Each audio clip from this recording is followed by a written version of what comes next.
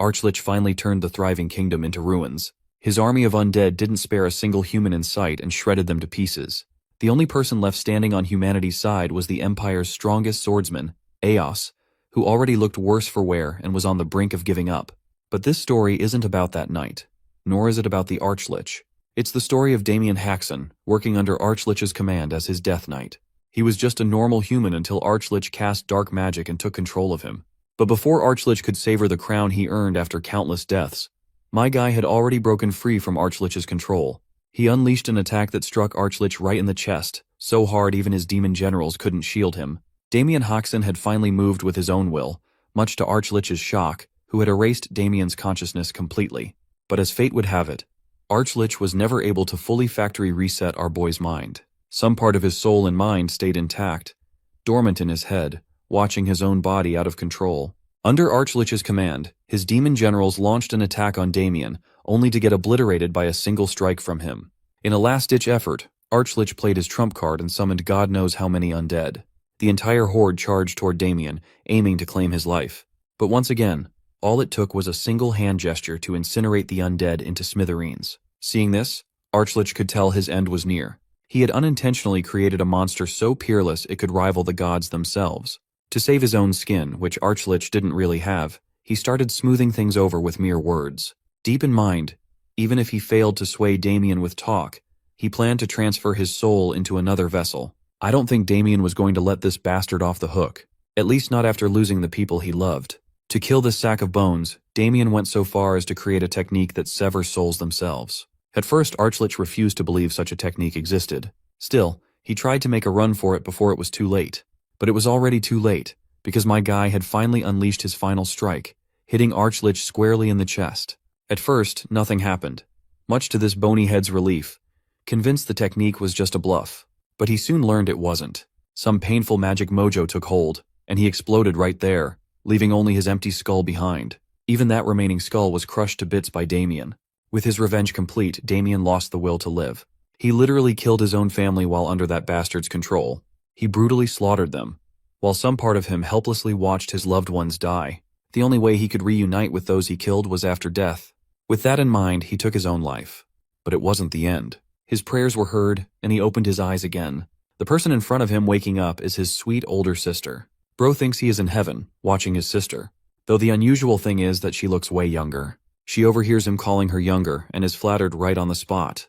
For a moment, she thinks he is trying to get on her good side, just so she can save him from their father's scolding. Being the good sister she is, she agrees to save his ass in desperate times. She eventually runs off to the mansion, not before telling him to get inside since it will soon start raining. Damien takes note of the mansion standing tall right in front of him, the same mansion he had burned down to ashes. He is clueless about what is happening. The closest thing to describe his condition is that he is dreaming. Or maybe everything he had endured in the past was just a big dream, and he has finally woken up in reality. But he is sure he will find out soon enough. He grabs a tree branch off the ground and stands in front of a giant rock to unleash his knightly prowess he had while he was acting as Death Knight. He takes his stance, and with the help of his past teachings, he pokes the hard rock with that mere tree branch. For a second, nothing happens. Then the giant rock shatters into bits and pieces, confirming that what he went through in the past wasn't just a vivid dream.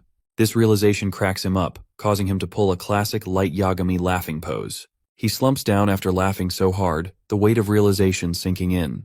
What he is witnessing isn't a mere dream, nor was his past experience just a dream. He has returned to the past, a realization that hits him deeply.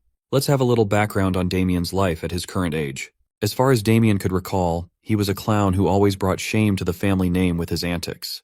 His father was always there to remind him how pathetic and loser-like a son he was, someone who only contributed by tarnishing the family's name. His antics only brought misery to the people around him. He stomped all over his family's future and even made sure their household's properties got confiscated.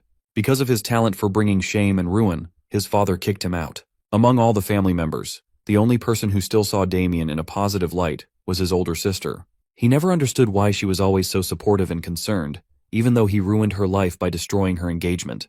Before he left, she offered him some money to ease his journey. He hesitated, but eventually snatched the sack of money and ran away as fast as he could, because he could barely look at her without getting embarrassed.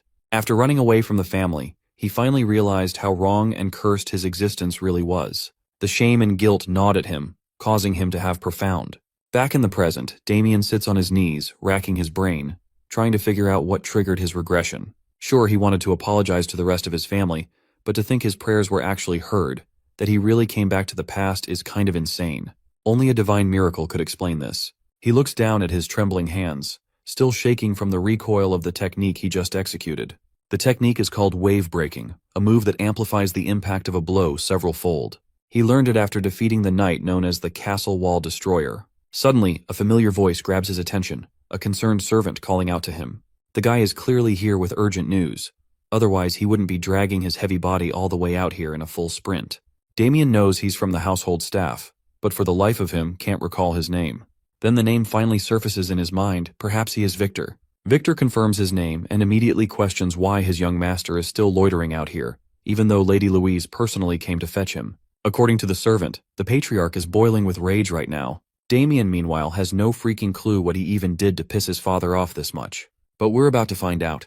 Back at the Hoxton Viscounty, the patriarch's furious and thunderous voice echoes through the mansion. The man is so pissed that he tries to strike Damien on the spot with an improvised swing. Luckily, Damien dodges just in time, thanks to his honed skills as a knight. Just then, his mother and sister rush in and arrive in the nick of time, grabbing hold of the patriarch before he actually shreds Damien to pieces. Turns out, our boy got kicked out of a bar for causing a massive commotion, once again staining the family name. The whole town is already talking about how the Hoxton heir is a good-for-nothing troublemaker. If it weren't for the mother and daughter duo, the old man probably would have cracked Damien's skull open right there. They're both trying to smack some sense into the furious father. Meanwhile, Damien is having a moment of reflection. He can't even remember the last time he got scolded like this. But now that it's happening, weirdly enough, he feels alive. Let's do some quick introductions. The angry old man is Paul Deesburn Haxon, the mother is Merlita Haxon, and the sister, his sweet saving grace, is Louise Haxon. It might be chaotic out here, but Damien missed this so damn much in his past life. Tears start leaking from his eyes, totally uninvited. The family stares in disbelief. Their son crying like this? That's seriously unheard of. Even Deesburn simmers down a bit. Before delivering punishment, he gives his son a chance to explain himself. But Damien's got nothing. No excuses, no deflections. Well, this response comes out as a shocker to his father. As far as his family is concerned, Damien is the guy who used to weasel his way out of everything with lame excuses. But now, he owns up to everything. He admits he brought disgrace to the Hoxton name. It's all his fault, and he's not ashamed to say it. Deesburn lets out a long sigh. This isn't how things usually go. Still, he's not sure if a bit of sincerity his son is showing is enough to let him go off the hook. With all due respect, Damien says he's ready to make up for what he did. He's willing to do whatever it takes to fix the damage and salvage the family's honor. And once he's done that, he's ready to face any punishment his father sees fit. The declaration leaves his family stunned. He sounds like a completely different person. The father even wonders if the boy hit his head or something. Scene cuts to Merchant City Landwork. Victor and Damien are sneaking toward the pub. The servant is visibly tense, full of apprehension. He's not sure this is a good idea. There are rumors that the pub is backed by a syndicate. If that's true, things could get ugly. But Damien, who was once a fearless death knight, just walks past his servant, casually giving him permission to head back if he's that scared. Victor, ever the loyal servant, shakes his head. He's duty-bound and isn't about to leave his master, especially not because of fear. Damien reassures him that they are only here to talk to the pub owner and sincerely apologize for the mess he caused last time. He just wants to make things right. As he walks, he hopes everything goes as smoothly as he's picturing in his head. He doesn't know how or why he came back to the past. But if some god really gave him a second shot at life, he's not about to waste it. If he wants to break the curse of always ruining his family's future, he has to start taking bold steps. Once he stands in front of the pub's gate, two thugs immediately take notice. They recognize the face and respond cockily and aggressively. Damien can't remember them clearly as it's been so long, but they do look familiar. Without getting aggressive himself, he keeps his tone calm. He lets them know that he's only here to apologize for the chaos he caused during his last visit. The two thugs freeze for a second, unsure how to react. When his words finally sink in, they burst into laughter. To them, it's hilarious to see Damien, the so-called disgraceful heir, suddenly acting polite and respectful. They've always seen him as the shitty elder son of a shitty household. But now, they're forced to admit he doesn't seem that bad. Damien just stands there, silent, listening to them yap. Then they take it too far.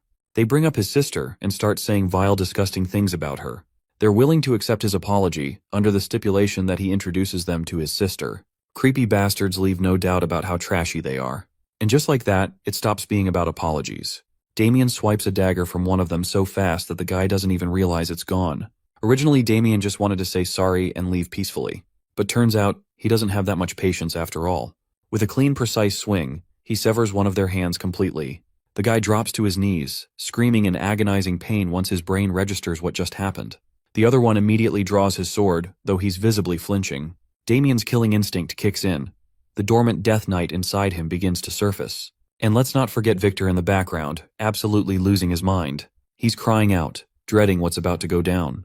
The screams of the injured thugs soon grab the attention of passers-by. One guy gets curious about the fight, while the other decides to keep walking before they get caught up in this mess. The thug who still has both hands tries to intimidate Damien with a few shallow threats. He brags about the gang he belongs to, the Black Snake. No one walks away unscathed after messing with Black Snake. Looks like these aren't just random street thugs after all. Even Damien has some memory of this faction. Black Snake is an organization expanding its influence in landwork around this time, and this pub is one of their spots. When Damien complained about their overpriced food back in the day, the only thing he got in the feedback was a brutal beating.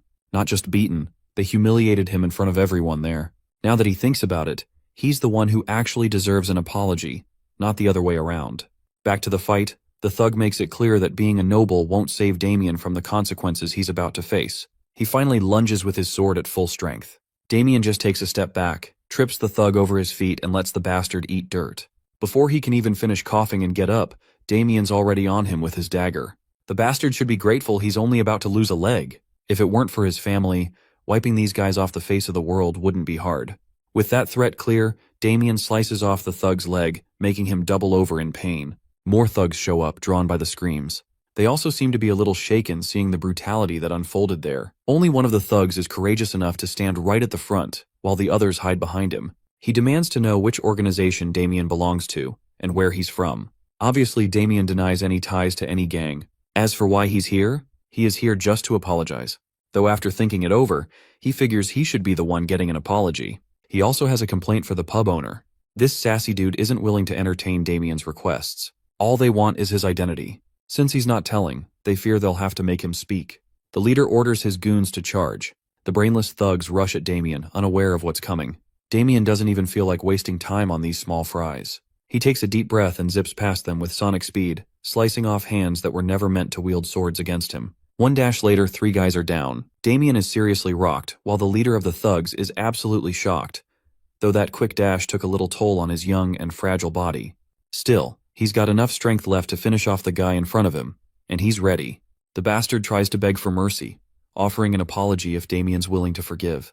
But it's clear this whiny little bitch isn't getting any mercy, at least not until Damien claims one of his limbs. The scene quickly shifts inside the pub, which is brimming with life. But the mood changes fast when everyone notices the whiny guy standing petrified near the entrance. Poor bastard couldn't outrun his doom. As his body falls to one side, Damien stands there, all eyes on him. He wipes blood from his cheek while the customers, who were enjoying their drinks seconds ago, scatter for their lives. Good thing that unnecessary nuisance left right away, leaving Damien alone to settle his score with the pub owner. The owner stands above in the corridor, furious about the noise. More than anything, he's mad there's no guard in sight. This bar owner looks like some goofy character straight out of One Piece. His name's Anderson Holm. Damien only adds salt to the wound by casually revealing he already took down the guards Anderson's talking about. The weight of the situation finally sinks into Anderson's mind. It's unbelievable that someone defeated members of Black Snake. He demands Damien explain why he's causing such a mess and disrupting his business. And more importantly, who he even is. Damien introduces himself without hesitation. He clears the air. He never meant to cause trouble. All he wants is a sincere apology from the owner. The place is way overpriced, and he's already filed a complaint before. The only feedback he got was a humiliating beating and being thrown out like a dog. Everyone misunderstood him and assumed he was the troublemaker. This misunderstanding hit his family's honor hard, causing some serious losses. Anderson, the big mustache dickhead, still hasn't realized what kind of situation he's in. Instead of feeling contrition, he mocks Damien and his family. He's heard the Haxon Viscounty has no honor left anyway, which is something this clown finds quite laughable. What's even funnier is that Damien actually expected him to apologize. Seems like my guy had already been expecting this exact response out of this bastard. Initially, he was planning to spare this bastard once he had apologized sincerely. But now, he's got the perfect excuse to exact a juicy revenge he's been craving. He won't forgive this bastard talking trash about his family.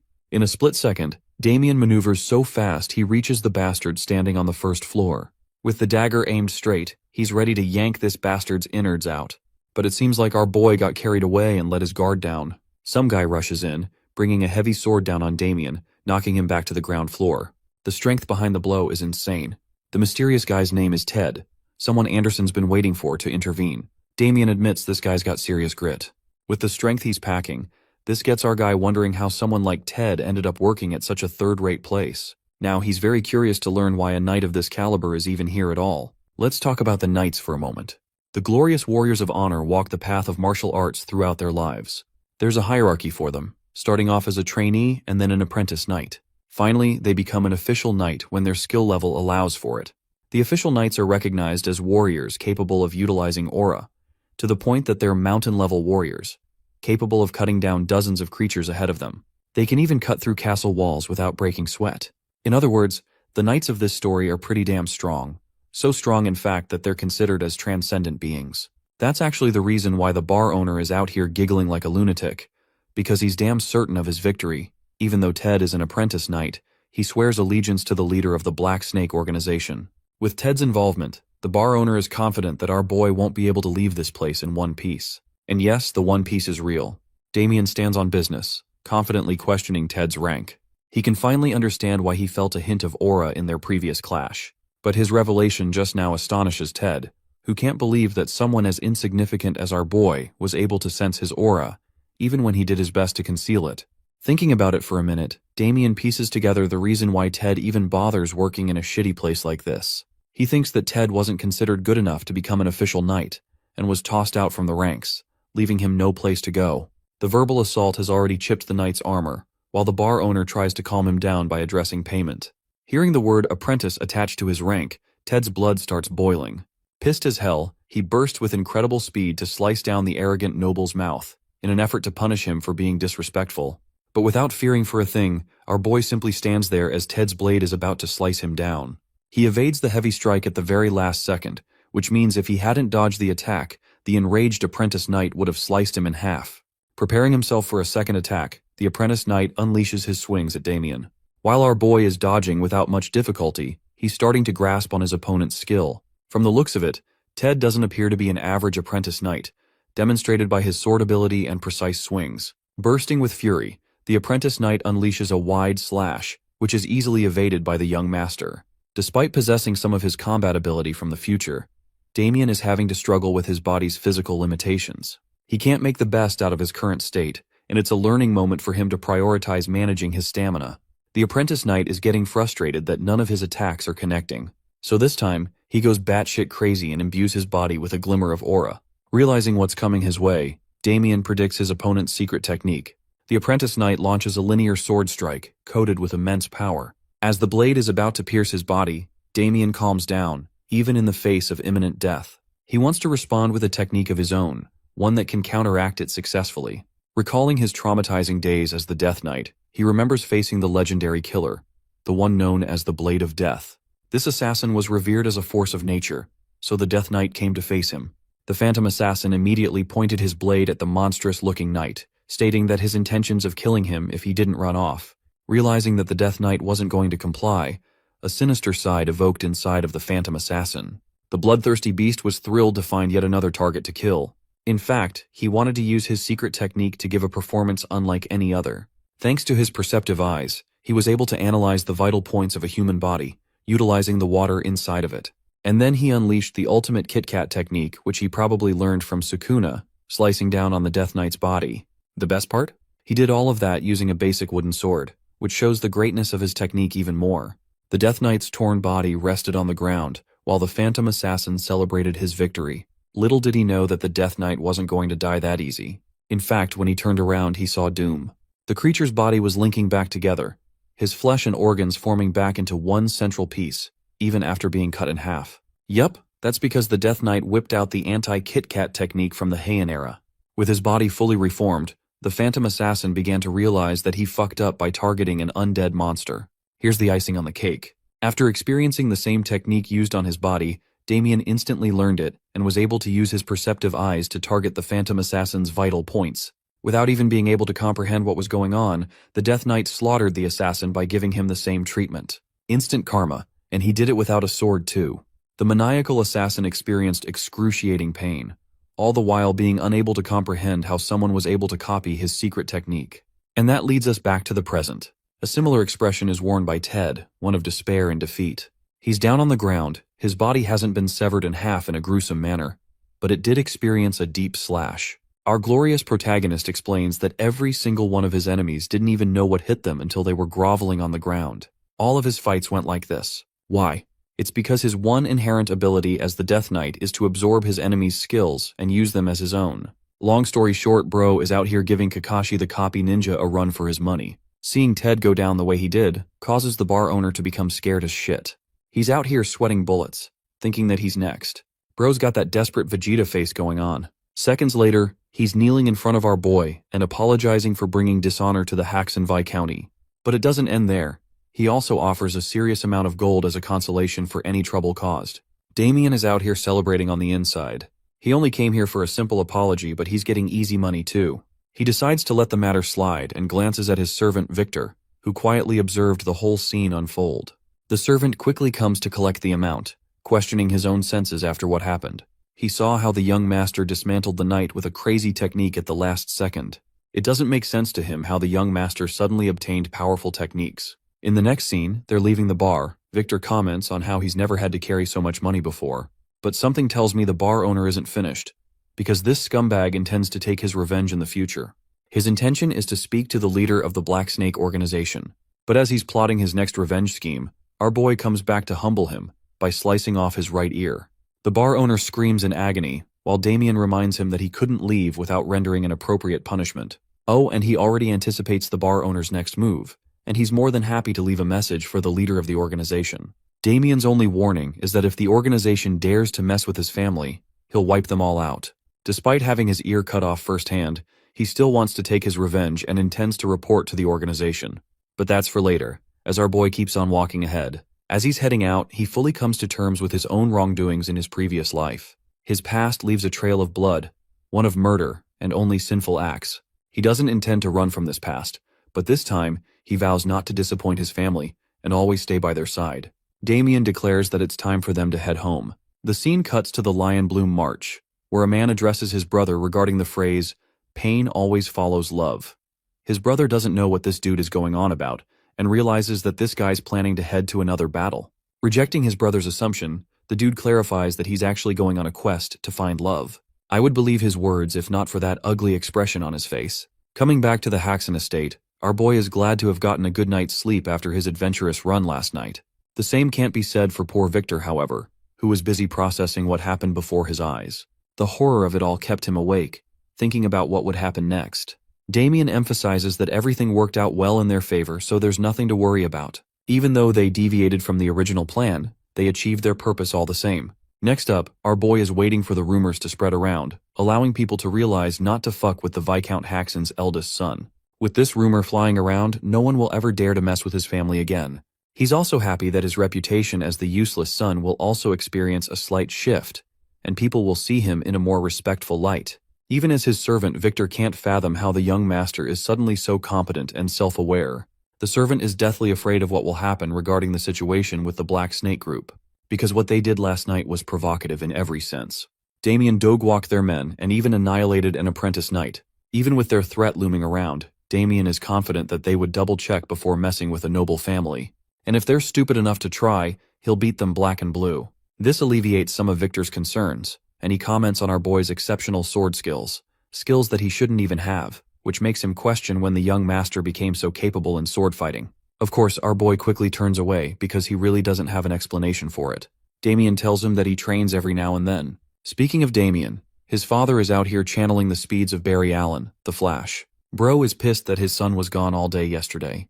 What's more, he's scared that the kid must have caused even more trouble again. Showing no signs of fear, Damien urges his father to calm down, because he handled everything and rectified his previous mistake. He then tells Victor to reveal their prized possession. The glimmering gold coins seduce his parents very quickly. It's the easiest way to make them happy. The young master informs them of his travels to the same tavern, and how he cleared up a certain misunderstanding, a miscalculation that they did, and because of that, They gave him consolation money for their mistake. I just love how he omitted the part where he cut off like 20 hands and plucked off the bar owner's ear. His parents are doubtful at first, but they're quickly persuaded because of the gold. The funny thing is that Damien even uses Victor to testify on his part, shoving him under the boss as well. In the end, Victor agrees with everything the young master said, which adds more weight to his words and helps his family's trust in him. Damien's parents are happy, while Victor is out here realizing that he's got a Gaslighter Pro Max as his young master. The scene quickly cuts to our boy sprinting in the fields in order to test his stamina. After a little while, he's already exhausted and dying for breath. This makes Damien understand his own limitations, and he has to deal with his shitty body at once, or he'll be at a huge disadvantage. Pulling out a purple gem from his pocket, he's lucky to have acquired a little something that's going to help him in the short run. Before leaving the tavern, the bar owner included this tonic in his list of treasures. A creation of Alchemy Academy, it allows a significant increase in one's stamina and energy. Damien found himself surprised to hear the Academy's name. They specialize in making these types of potions and tonics, and they're so good that their value is equal to a gemstone. All the good for this young master, who got his hands on it for free. At present, he quickly gulps down the tonic, and in mere seconds, experiences a jolt of electrifying energy brewing inside of him. The effects are working right away. He crushes the vial, reflecting that his most important goal right now is to build up his body back to the way it was. To become the unstoppable Death Knight. The Pookie Archlich Dorgo is bound to unleash his army of the undead, ravaging the world to ashes. Damien has to make sure to prevent that dark future from happening, no matter what. That's why he's hell-bent on regaining his powers. It's the only way he'll be able to protect what's dear to him, his family's safety and happiness. Pumped for another run, he bolts off, declaring that he'll kill the Archlich, and this time he'll make sure Dorgo stays down. That very night, the scene cuts to the Tower of the Black Snake Group. The grunting fatso is disappointed in the apprentice knight's defeat, especially since they spent a fortune hiring him. Ted's condition is really bad, so much so that even the underlings think they should get him treated. But off-brand Kim Jong-un over here is ruthless, and orders Ted to be thrown into the dumpster. Meet the boss of the Black Snake Group, Cedric Walker, who apparently doesn't believe in second chances and wants Ted to be disposed of right away. After all, they can just buy another one in his place. Mustering all of his strength, the apprentice knight takes a stand and comments on how disappointing this ending is. Cedric turns around, surprised to see the knight still capable of holding his ground. He actually offers Ted a second chance if he gets treated, but based on how he was about to dispose of him only a minute ago, the apprentice knight is so pissed off that he lunges at him with his blade. But despite his desperate attempt to kill the organization's leader, he is stopped by a shadow tendril, which quickly chains him and renders him harmless. The person responsible appears and prefers killing the apprentice knight as part of their contract. Cedric is more than happy to see how their newest hire will perform. The helpless knight can only shout complaints. The mage ends up chanting a command, unleashing demonic creatures from the dark upon the helpless knight. Before the knight can even comprehend what's going on, he meets his bone-chilling demise. Despite him begging for mercy, the 5 demonic beasts devour each of his limbs as well as his head, ripping his body apart as his screams reach the ceiling. By the end, the only thing that's left of Ted is a miserable foot. Bro probably got the worst death I've seen in a while. Cedric is disgusted, but at the same time quite impressed. He accepts the mage into his group and requests for cleaner deaths from now on. The mage is happy to hear that and awaits his next target. The leader of the organization expresses the recent incident, which included a noble who messed with their members. However, Cedric isn't going to be stopping. All he cares about is for Damien to suffer an agonizing and gruesome death, and he's even willing to increase the pay for it. Cedric pays the mage his commission in advance. The dark mage is more than happy to take up this task and execute it with success. Panting in exhaustion, our boy continues his epic training arc. He's out here doing squats with a heavy load on each side, helping him become overall muscular and amp up his stamina. This training regimen is doing wonders for him. But strangely enough, the past few days have been far too quiet, almost as if disaster is right around the corner. He was fully expecting the Black Snake organization to come and shoot him down by now. As he's about to drink from his bottle, he senses the presence of 2 assassins nearby. Realizing that they're the scumbags of the organization, our boy zaps in with incredible speed to pin them down. To his utter shock, the dude he ends up attacking isn't an enemy, but actually Abel, his nerdy brother. Bro immediately releases him, causing his younger brother to flop to the ground. Abel is awestruck by his older brother's incredible strength, and he was fully expecting to get his head popped just now. It's a good thing that didn't happen. Damien apologizes and offers him a hand, sharing that it was never his intent to treat him like this. Instead of accepting his older brother's apology, the nerdy brother reveals that he learned about Damien's situation at the bar, and how he got an apology out of the owner. However, from what he's heard, he knows that a fight broke out, and that dozens of people were injured. Abel accuses his older brother of lying to his own family. Instead of deceiving him, Damien actually confirms the facts as the cold hard truth. Abel jumps in his face in shock, questioning how the hell his brother was able to face off so many people. It doesn't make sense unless he hired Agent 47 or something. Even though Damien fully accepts that he's the one who did everything, Abel still isn't convinced. The only thing he cares about is that his older brother doesn't go around dishonoring their family's reputation. They're already sick and tired of cleaning the troubles he's caused in the past. Fully understanding his little brother's annoyance, Damien pats him on the head, reflecting that his little brother has a pure heart and has always wanted the best for his family. That's why he doesn't find himself annoyed at his attitude. In fact, he smiles at Abel, stating that there's nothing for them to worry about anymore. Their meeting is interrupted by Victor, who comes in panting to deliver some shockingly bad news. His sudden announcement causes both of the young masters to grow alert. In the next scene, they quickly dash into the family estate and burst open the door, only to find his parents sitting opposite to a certain man. This is the same dude from earlier, who wanted to go on his quest for love or whatever the heck he means. Seeing Damien arrive so quickly, the arrogant man expresses his innocent intentions of sharing what happened at the banquet hall. Meet Erwin Lionbloom, the evil and beta version of Erwin from Attack on Titan. Unfortunately, he shares some terrible ties with our protagonist. To understand what happened between them, we'll have to go back to the past. At the banquet hall, he and Erwin had a little beef. Apparently Damien was offended by something, while the calm and collected Erwin only riled him further. The drunk troublemaker reminded everyone that Erwin insulted his sister and spoke badly about him, so he has every right to take offense. Then again, Erwin smartly took advantage of our boy's drunk state and pinned the blame on that. To make matters even worse, this bastard went right up in his face to call him a retard, and reminded him that even if he did say all of that, Damien couldn't do shit about it anyway. It came as a shock to our boy's system. At the time, he made the biggest mistake he could possibly make in that situation. He chose physical violence and punched the bastard away. To be honest, that punch felt really satisfying, even if it was the wrong thing to do in the hall. Even after eating a clear hit to the face, the noble released a victorious smile, implying that he always wanted the situation to turn out this way. And that brings us to the present. Damien fully understands that Erwin deliberately chose to get hit, because he's actually pretty damn skilled, close enough to become a knight, so it would have been easy to dodge. As it turns out, the slimeball was waiting for this moment. In this family meeting, this man boldly tells our boy's parents that he shares admiration for Louise, their daughter. At first, the Viscount doesn't get what Erwin is trying to say. That's until Captain Douchebag over here boldly declares a marriage proposal between him and Damien's sister. The announcement rocks the Haxon family to their very senses. Damien internalizes his frustration, knowing that this is the exact sequence that took place in his previous life.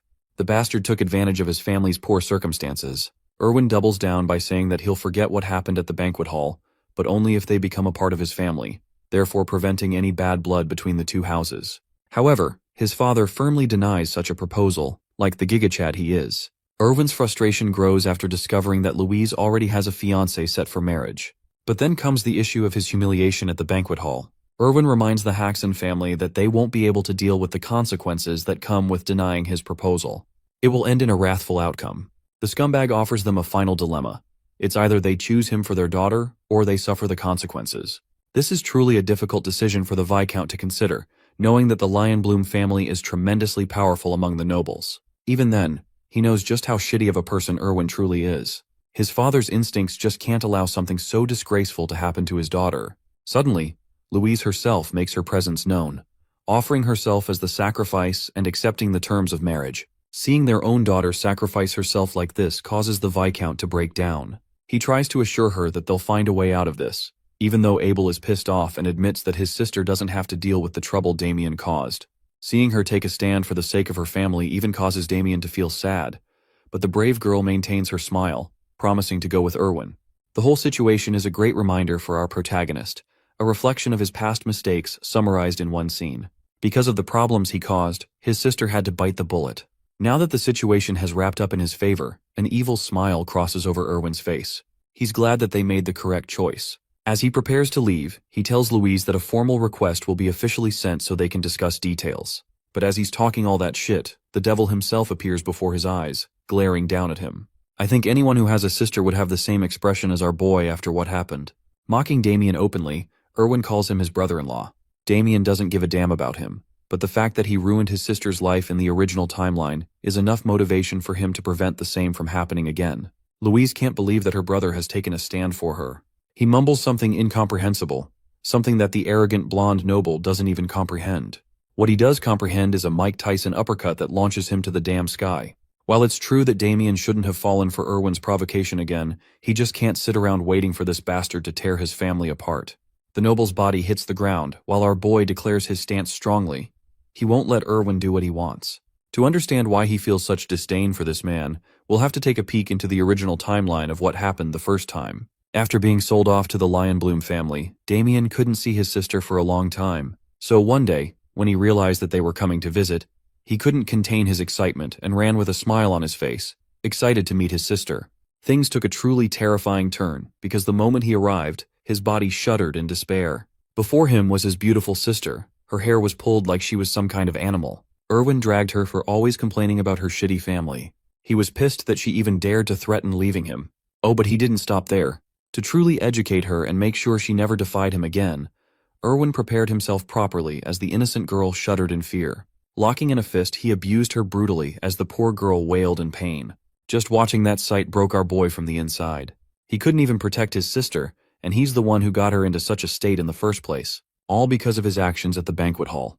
From then on, a deep hatred took root inside of Damien's heart, a hatred designed specifically for the bastard known as Erwin Lionbloom. That brings us back to the present, where he's just finished uppercutting this man into a knockout. The entire family is shaken. The Lionbloom guards concerningly show up after hearing the sound of their young master moaning in pain. At once, they unsheath their weapons to seize the person responsible for hurting the young master. Damien gave them one look and realized that they're his escort guards. Speaking of the bastard, Erwin snickers like the little pest he is and gets back up. He's done being bitch-slapped twice in the face by now. Taking the situation to violent means, he clenches his sword, while the Haxon family stares in horror. Finally revealing his true nature, Erwin unsheathes his blade, questioning if his brother-in-law is looking for a quick death. To prevent the situation from turning into a bloodbath, his escort guards quickly step in to handle the situation for him, since it could lead to a bad impression of him. But this time, the enraged bastard doesn't listen to reason, and demands that his guards move. When one of the escort guards resists the order, Erwin literally punches him into the nearest wall. I genuinely took him for a weakling, but damn, he really is close to the skill of a knight. Chillingly reminding his guards to move, Erwin glares at them with contempt. Abel and Louise are quivering for their brother's sake, while the Lionbloom young master strides forward to deal with Damien for good.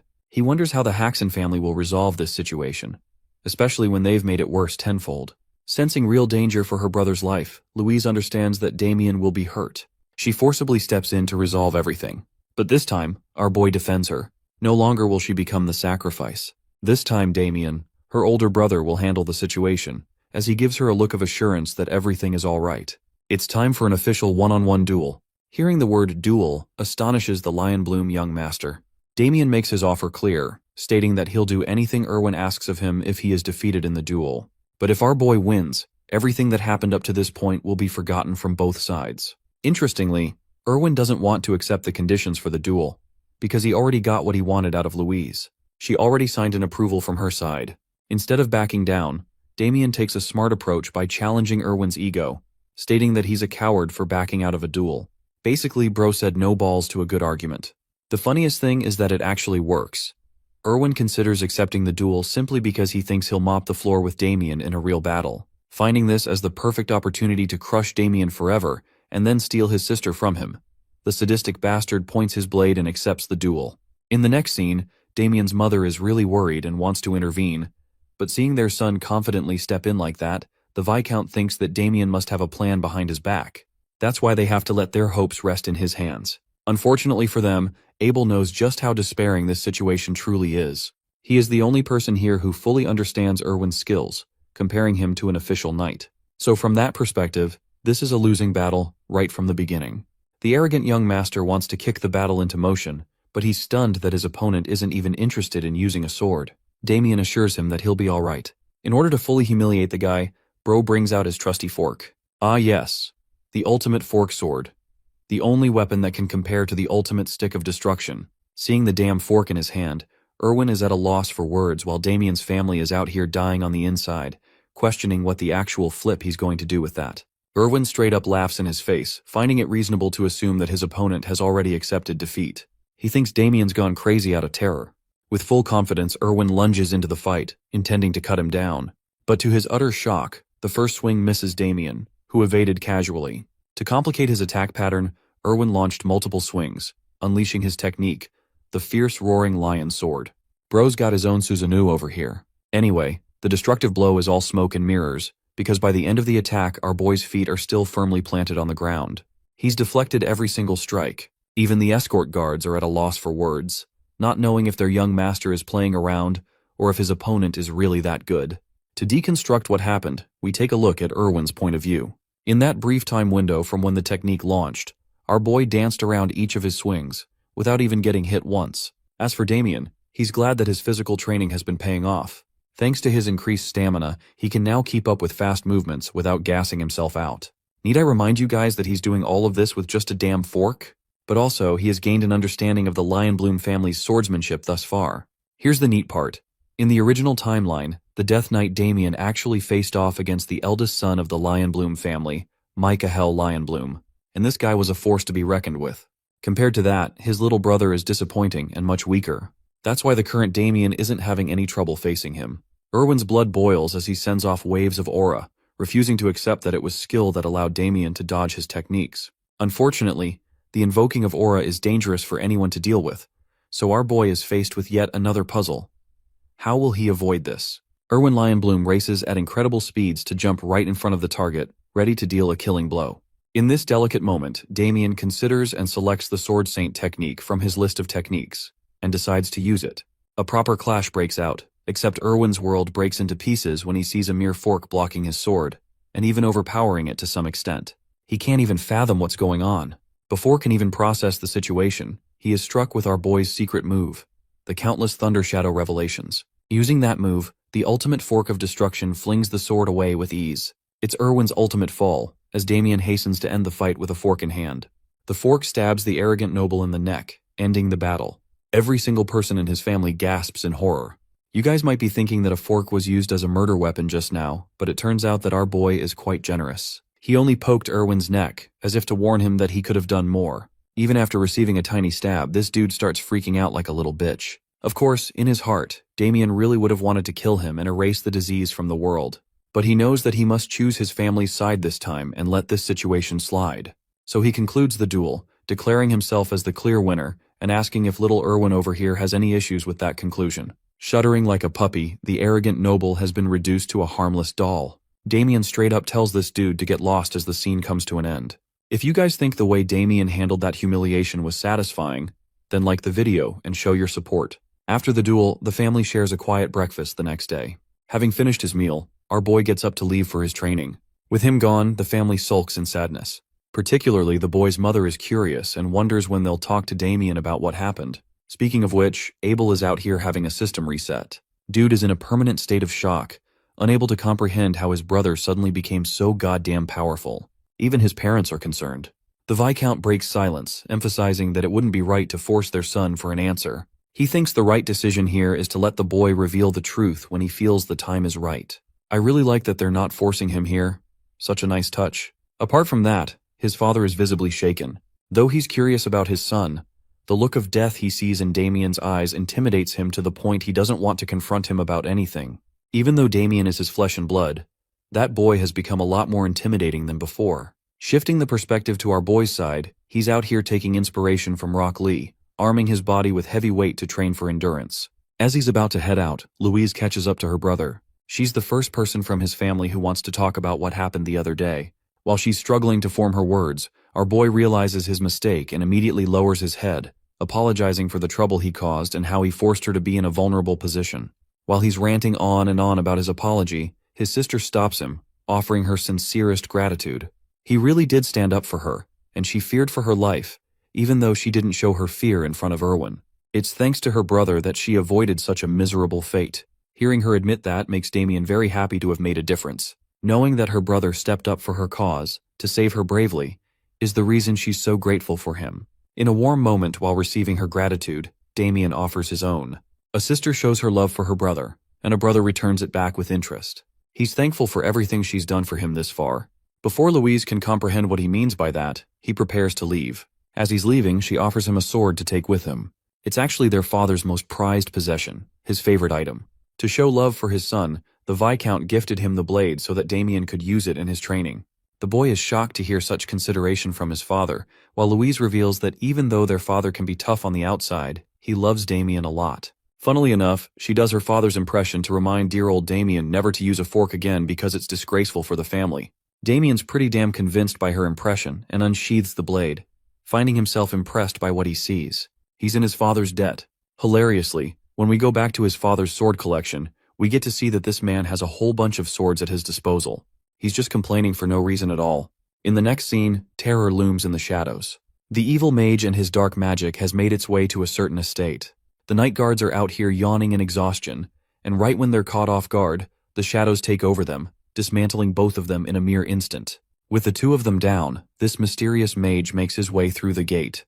In the few moments that followed, the mage slowly made his way inside the house. Abel and his parents are asleep. The mage quietly steps up to Louise's room, who is also dozing off, not knowing an evil man is hovering over her. This disgusting piece of filth is enjoying himself staring at her. Even though he came here on behalf of the Black Snake, he thinks he's found himself something fun to play with. The filthy mage finds himself startled when he discovers a voice from behind. It's our boy, who is aura farming at the door to look even more badass than he is. He gives the bastard a disgusting look and questions his actions. The call-out is real, as Damien goes on to express that he was able to sense strange energy lurking around their house, so he decided to check it out. The perspective of the dark mage is interesting. Even though he used a special type of magic to put everyone to sleep, it appears that Damien was unaffected by it.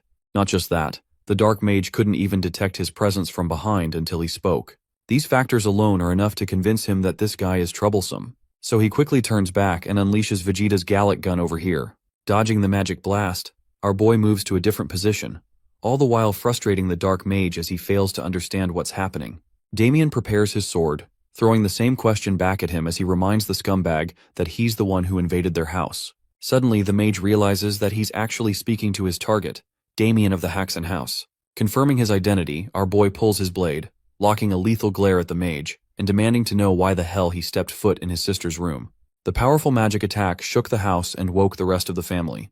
The mage realizes that he's going to be in deep trouble if the servants have already awoken. Since he's supposed to execute his task cleanly as per his orders, the dark mage decides to retreat for now. As he's fading away into a shadow mist, Damien tries to stop him. Unfortunately, there's little you can do while fighting the damn air, so his enemy escapes through the window and out the house, disappearing into the distance.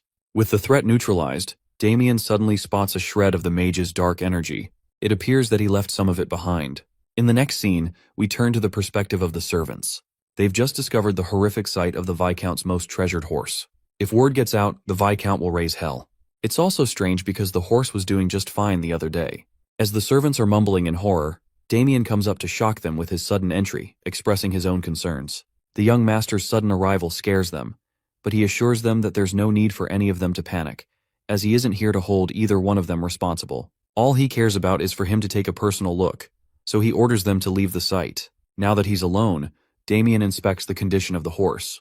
Turns out that the same shadow trail of energy is somehow connected to this dead horse. From the looks of it, he's confirmed the presence of dark mana based on the terrifying energy signature. This also confirms his suspicions that the man he faced last night is actually a dark mage who practices such mana. Now Damien understands that his family still doesn't know what happened. In fact, he has no intention of revealing anything as it will only create chaos and worry. Instead, he glares back to the trail of dark energy, looming in the atmosphere and creating a path into the forest. A while later, we get to see the hideout of the dark mage. Apparently, he's holding his valuables here while snickering like a Walmart villain.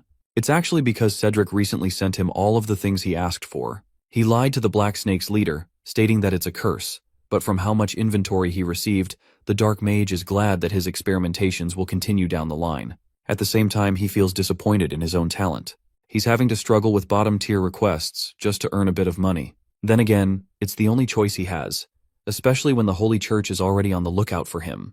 It's imperative for the guy to keep a low profile, or so he thought, because following the same trail of dark energy, our boy happily shows up. Think of it like returning a favor for invading his home. He calls out the disgusting stench. I bet it's comparable to that one stranger on the bus ripping one out and killing everyone with their mustard gas. The dark mage can't believe his eyes. The eldest son of the Viscount, the man he fought yesterday, has just showed up to his doorstep. It bothers him that Damien managed to discover his little hideout. I mean, it wasn't hard, I bet, considering the fact that his mana smells the same as the average gamer's room. The Dark Mage shares how he had heard about the rumors of the noble standing up to the members of the Black Snake, but now that he's seen the kid in person, he can tell that Damien is more powerful than people believe him to be. The young master is glad that he was sharp, knowing that the Dark Mage shares a connection with the evil organization. The Dark Mage confirms this, revealing that a part of their deal is to make sure Damien suffers an agonizing death. Hearing this makes him laugh, as he declares what's about to happen, pointing out that the mage will die for taking on such a request. Hearing such a ridiculous remark from him, the mage laughs, unveiling his sinister nature and finding joy in his victim's delusion. He's in the mood to make the perfect experimental pet out of Damien after capturing him. The swordsman prepares his sword, assuring the mage that it won't be the case, because in this life, he promised himself that he won't kill anyone unless absolutely necessary. However, the only exception to his rule are people as heinous as the Dark Mage, who are the definition of filth and disgust. Damien's more than happy to wipe them off the face of the planet. The Dark Mage is astonished yet again by the boy's knowledge, but he thinks it's all meaningless and blasts him multiple magic circle attacks. He's not going to let the Viscount's son escape at any cost. But lucky for him, our boy doesn't share that intention either. Looking cool as fuck, he sweeps right in with an incredible lunge and connects a clean upward slash, cutting his opponent in half. Diseases are hard to kill, and just like a bad disease, this guy is also hard to kill. Despite being split in half, he simply disintegrates into the shadows, reassembling his state. Damien internalizes that his opponent is using the same ability he used back at the estate, and that this guy is actually pretty damn strong, even if he took up a lower-tier request to kill someone. Maniacal laughter releases from his mouth, as the Dark Mage assumes his victory, maintaining that he won't be cut by ordinary means. So in order to deal with a pest like him, Damien decides to go ballistic and renders numerous cuts to make sure nothing remains. Even though it's a good effort on his part, it still doesn't change the fact that his opponent's body can reassemble with ease. The Dark Mage thinks he's dealing with someone powerful, but he makes it known that the moment Damien walked inside his hideout, he sealed his own fate. Speaking of sealing his fate, the scumbag uses the same attack he used against Ted, restraining Damien in place and letting his little demons of death devour the rest. The thing is, the Dark Mage knew that the church was on his tail, so he doubled down on his preparations with advanced spells. From the looks of it, the situation is getting really tense. Even our boy is tensed up considering his circumstances. The mage grimaces in victory, laughing at the demise of his opponent, who will regret challenging an officer of the Yulin rank. With Damien restrained, he's moments away from being ultimately devoured by the creatures of the dark and meeting the same fate as the apprentice knight. The tendrils of dark mummify their victim. It's like watching a spider webbing up its prey and tangling it into place. The Dark Mage returns to his tangible form and calls Damien arrogant for being reckless with his approach. He also remembers Cedric's order to make his target suffer as much as possible, which is made successful by the fact that he'll torture him for a long time. This bastard is also out here celebrating that now. He can feast on the beauty he saw at his house without any interruptions. That's until Damien drops a little surprising note for him. He breaks apart the decomposing curse spell that he just used. At a loss for words, the Dark Mage returns a look of despair, questioning how his prey is unaffected. It's impossible to dispel the curse unless someone knows about dark magic, which is exactly what our boy did. Here's the thing though, even Damien is taken aback by what he did. I guess his regression powers kicked in, because it appears he awakened an authority insignia on his body, even though he shouldn't have it at this point in the past. Let's talk about what an authority actually is. In this world, it's known as the power of a god being gifted to mortals. In this case, Dorgo favored his Death Knight so much that he infused the strongest magic and binded it into him. Even after giving him indestructible magic and power, Dorgo was left unsatisfied. He wanted more out of his Death Knight, the ultimate servant and the sword of evil. Hence, he decided to slit his own hand, unleashing a part of his dark power, turning the Death Knight into an ultimate weapon. A column of dark mana pulsed upon the Death Knight. Dorgo forced his authority upon him, and with a final hand sign, he imbued all of it into Damien's body, carving an insignia on his hand. That evil power ripped his body apart, giving him a world of pain unlike any other. By the end of the process, the Death Knight had transcended into a realm of becoming unstoppable. This Gigachad received the authority of God and became a force to be reckoned with. Side note, all of a sudden, I'm starting to realize why Dorgo got his ass nuked. Bro literally turned his Death Knight into a mini-nuclear weapon and thought things were gonna be fine. Back to the present, Damien remembers the mark of the authority of greed. It's his power as the Death Knight resurfacing again. Before he's able to process it fully, another magic blast comes his way, which he quickly evades. The Dark Mage raises an immediate question for him. Just how the hell was he able to survive his decomposition spell? Being a good sport, Damien funnily says that he had a trump card, and that's why. The most convincing explanation is actually the power of plot armor, and the author makes sure to slide that part in. Back to the battle, Damien has now gained an understanding of his opponent and his connection to Yulan. This Yulan is actually another organization, an even more sinister one that practices assassination using dark magic. Compared to them, the Black Snake is nothing. It's not a surprise that this guy is actually pretty damn skilled. The Dark Mage assesses the situation too, internalizing that he can't let this battle drag on for any longer, especially when his opponent is unpredictable. Even though he wanted to save his ultimate weapon for the church, he thinks it's an appropriate time to whip out the good stuff. With his bracelet glowing a bright green, the mage unleashes a wave of mana, exuding from his body as he slowly loses control of himself. Even Damien notices that this guy is using a dangerous amount of dark mana. From his understanding, the bracelet appears to be some kind of artifact to store mana. Well, things go from 0 to 100 really quick when this guy uses his full power. He summons an illusory beast that I don't even know how to describe. Let's call him the Ugly Five Eyes. Having lost control, the Dark Mage roars the demise for his opponent and declares Damien will burn in hellfire. The creature of destruction fully swarms in and connects against our boy's body. With a direct hit like that, the Dark Mage once again assumes his victory. How could anyone on Earth possibly survive such a hellfire after all? Hellfire is something that can't be expunged, even after one's death. Using the power of plot armor once again, Damien breezes through the green flames, pointing out the mage's miscalculation.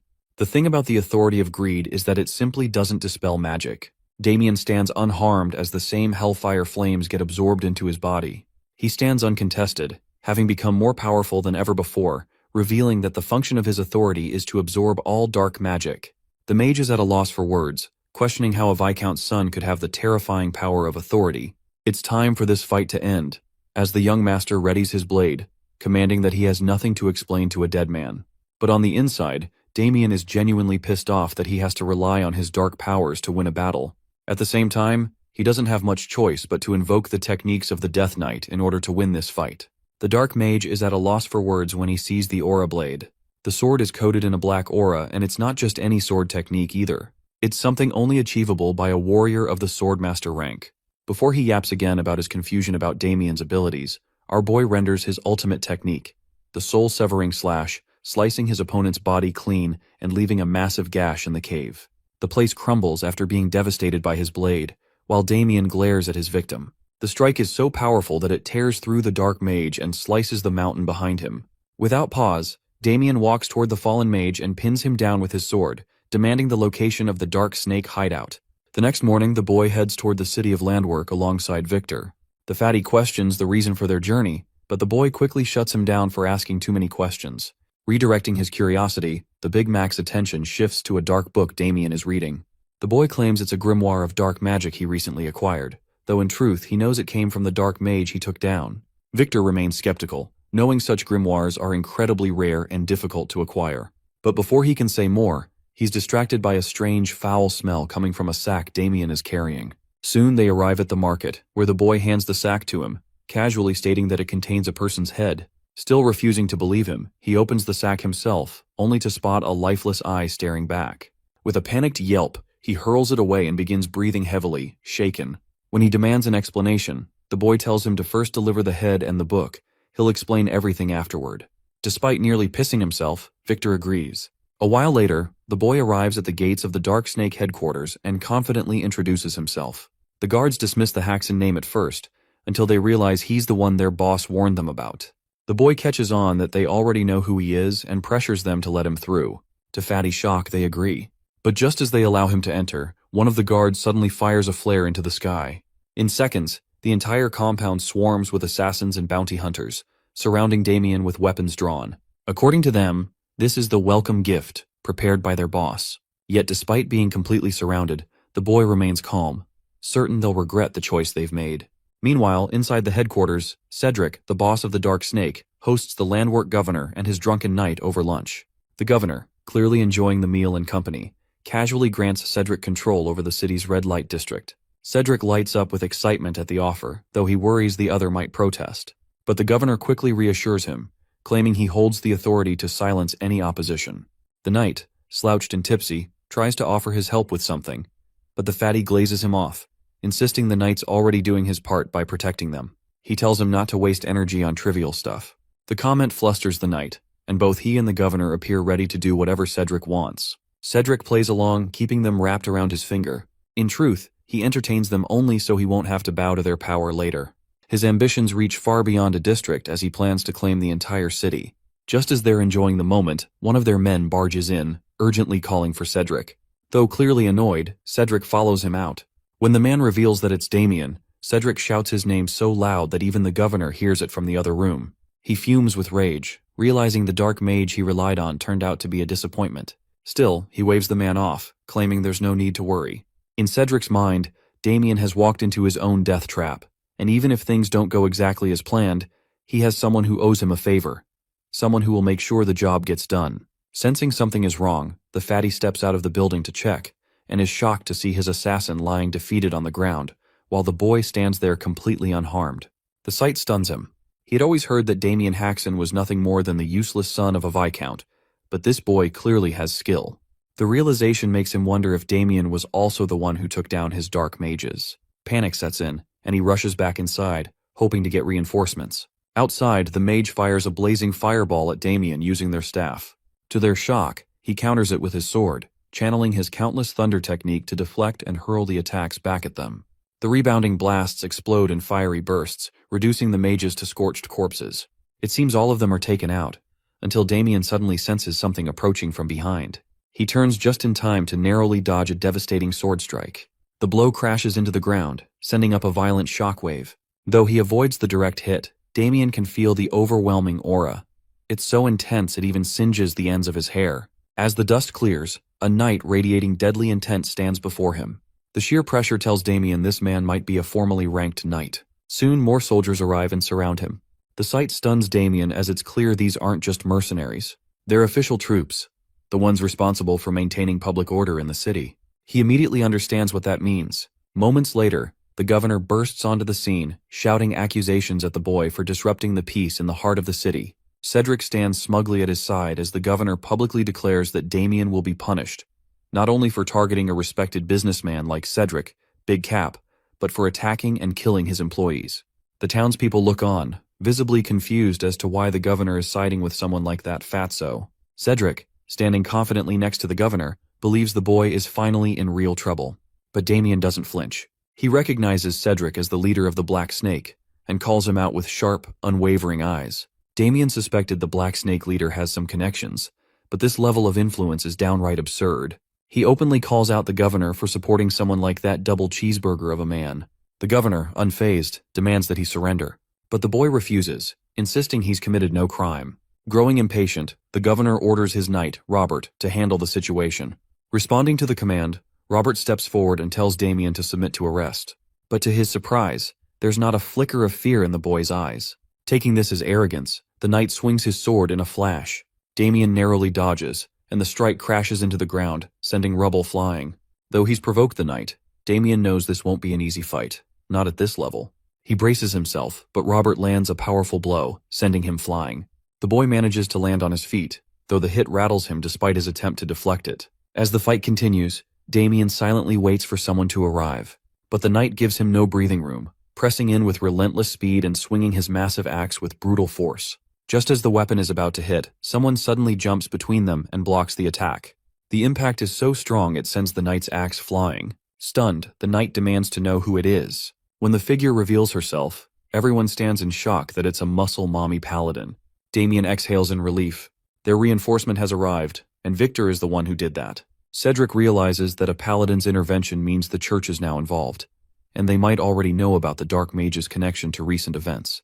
As it turns out, Damien had sent Victor to the church carrying the Dark Mage's head, and Victor followed through exactly as instructed, effectively saving him. A few hours earlier, Victor arrived at the church, drenched in fried oil sweat, carrying both the sack and the book that Damien gave him. He handed them over to a nun, claiming they were evidence of someone collaborating with dark mages. As she examined the book, she immediately sensed the dark energy emanating from it. Upon noticing the symbol inside, her expression shifted to shock. Without a word, she snatched the sack from Victor, and the moment she saw the severed head, she recognized it as the long-sought officer of Yulan. With no hesitation, she stripped off her nun attire, revealing a muscular mommy figure formed beneath it, and demanded to know who sent Victor with these items. Now, back in the present, she seems excited to finally meet Damien and assures everyone that the church will take over the matter from here.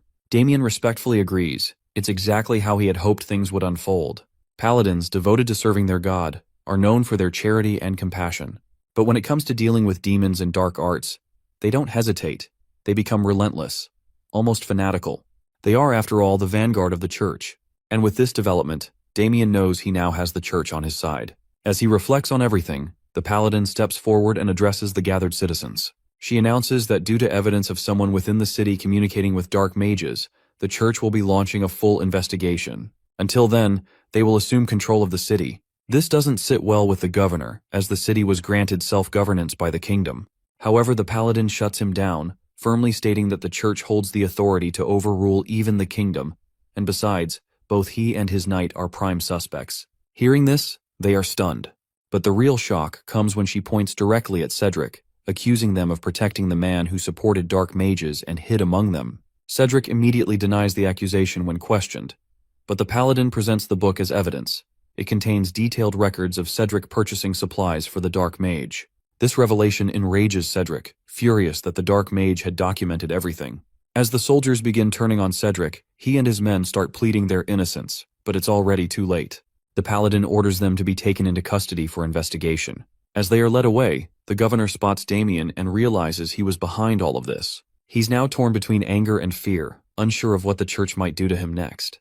Meanwhile, Cedric makes one last attempt to escape justice. He tries to provoke the governor's knight, urging him to act and not let a mere boy frame them. The knight pauses, thinking for a moment, and then, to everyone's shock, breaks free from the church guards and charges directly at the paladin, hoping to take her down and flee. But his strike misses entirely. To his horror, the paladin counters instantly, delivering a devastating punch to his gut, so powerful it kills him on the spot. According to the paladin, anyone who stands in the way of God will be punished according to divine will. After witnessing the knight's fate, Cedric wastes no time and drops to his knees while the governor still resists. Meanwhile, the boys are simply enjoying the spectacle, watching the leader of the Black Snake Gang kneeling in front of the crowd. For that, the boy quietly thanks Victor. From his observation, the paladin is even stronger than he initially thought. Judging by her aura and presence, she's likely an Azure Flame apprentice. The Azure Flame is known as the strongest warrior in the church, famous for taking down numerous powerful enemies.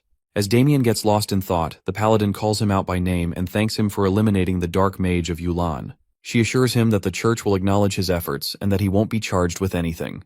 She reveals that the church is aware Damien contacted them not just to report the dark mage, but also to use the situation to cover his assault on the Black Snake faction. Hearing this, Damien apologizes and explains that the dark mage had tried to harm his family. The paladin, moved by this, agrees to absolve him of any wrongdoing.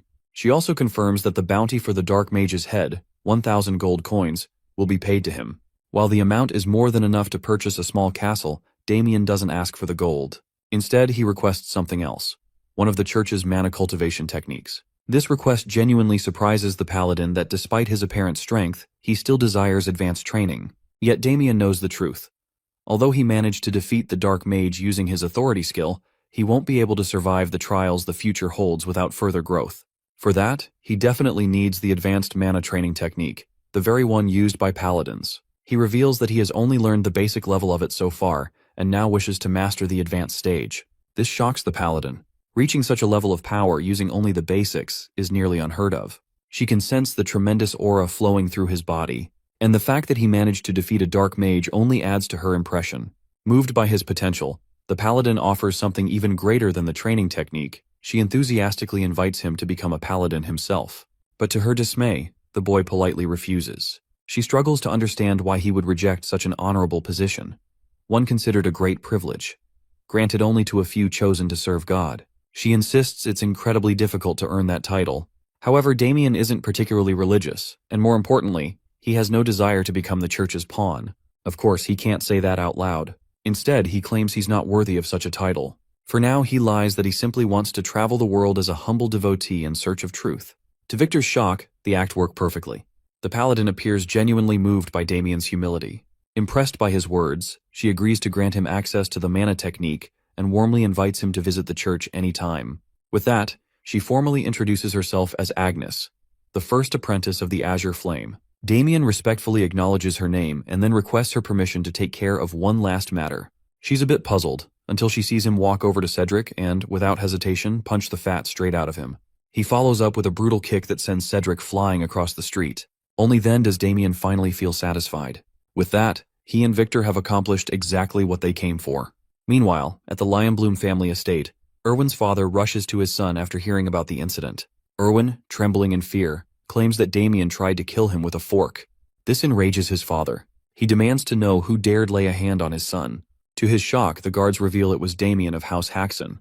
This intensifies his fury.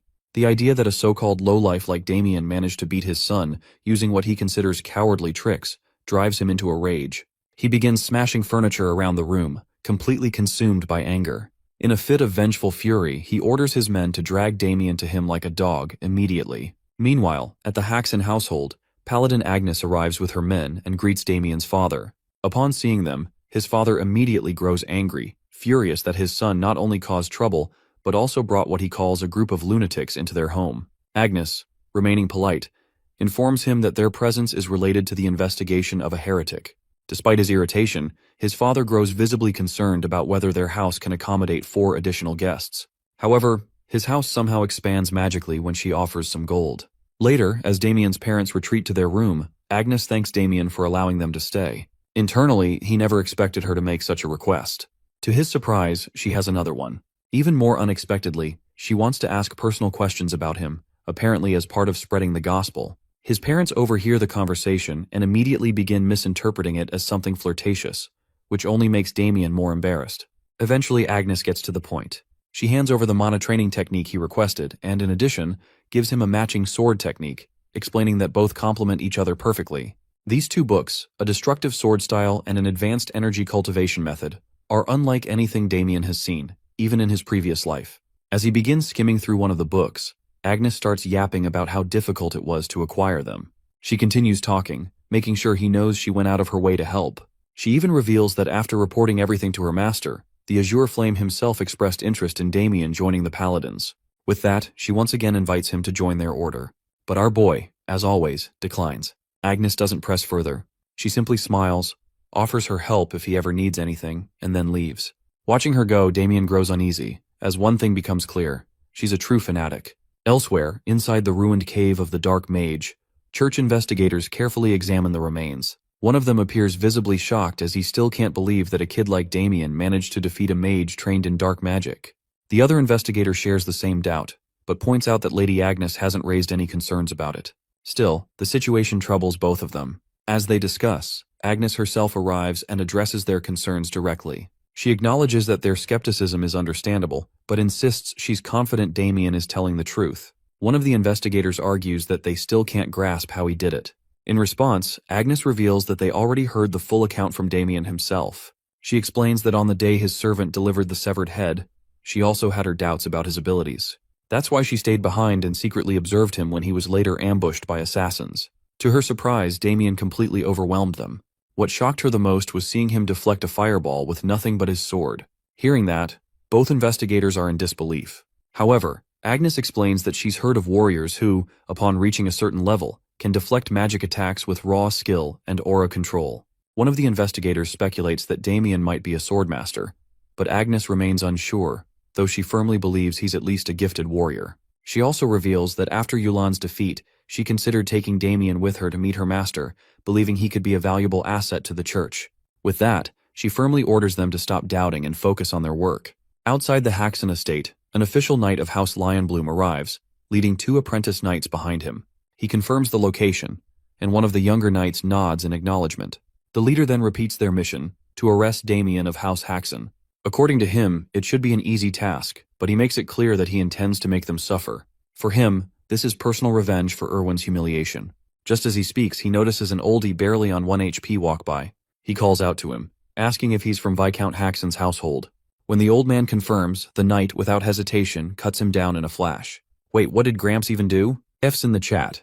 The knight thinks it's disrespectful for a mere servant not to bow before the lion crest. Meanwhile, the apprentice knight quietly realizes that the old man might have been blind. But the commander doesn't care. Without a hint of remorse, he orders his men to drag Damien out of the estate and to kill everyone else once they're inside. Upon receiving the command, the knights charge forward, heading straight toward Victor, who's casually standing at the front gate. busy cleaning. Deep in the forest, Lady Agnes's team stands together, casually chatting. Agnes explains that the site ended up collapsing, which made it harder to gather as much intel as they'd hoped. Still, she assures them it's fine since everyone did a solid job. But then, out of nowhere, something catches their eyes. Something that stops them dead in their tracks. Upon a rock sits a lone figure, calmly manifesting magic in the most mesmerizing way. Their jaws drop as they watch, stunned. Agnes stares in disbelief, wondering what on earth is happening and how he's even doing it. She finds the whole thing remarkable, even though she has no clue what kind of technique it is. In her mind, she starts piecing things together. That destructive energy technique she handed to Damien must be a cultivation method, and if taken to its highest level, it supposedly allows the user to absorb surrounding mana freely. What shocks her most is that he's reached such a height in just a matter of hours. As Damien snaps out of his focused state, he looks down to see three wide-eyed onlookers, Agnes and her team, staring up at him like curious baboons. Agnes can't hold herself back. She bolts straight to him. Damien, calm and casual, glances her way and asks if they're done with their investigation. Right then, Damien's feeling pretty good about the book in his hands, fully absorbed in its contents. Agnes, watching him closely, can't help but notice the impressive progress he's made. It hits him that Agnes wasn't exaggerating when she talked about how rare this book really is. It's the real deal. Hard to get and even harder to master. As a swordsman in his past life, traditional sword techniques don't hold much meaning for him anymore. But this cultivation method is a game changer. Something truly useful, even for someone like him. Come to think of it, the destructive energy technique was specifically designed to compensate for the insane mana drain caused by the destructive sword technique. Thankfully, it's built differently. It collects mana way faster than most other techniques, and can even temporarily pull in external mana from the surroundings. That alone makes it a powerful asset, especially for someone like Damien who needs fuel for high-level combat without burning out. Lady Agnes and Damien catch themselves locking eyes, and for a brief moment, everything seems to pause. The snow-white beauty blushes softly, while the weirdo himself breaks the silence, casually pointing out that it's already dinner time.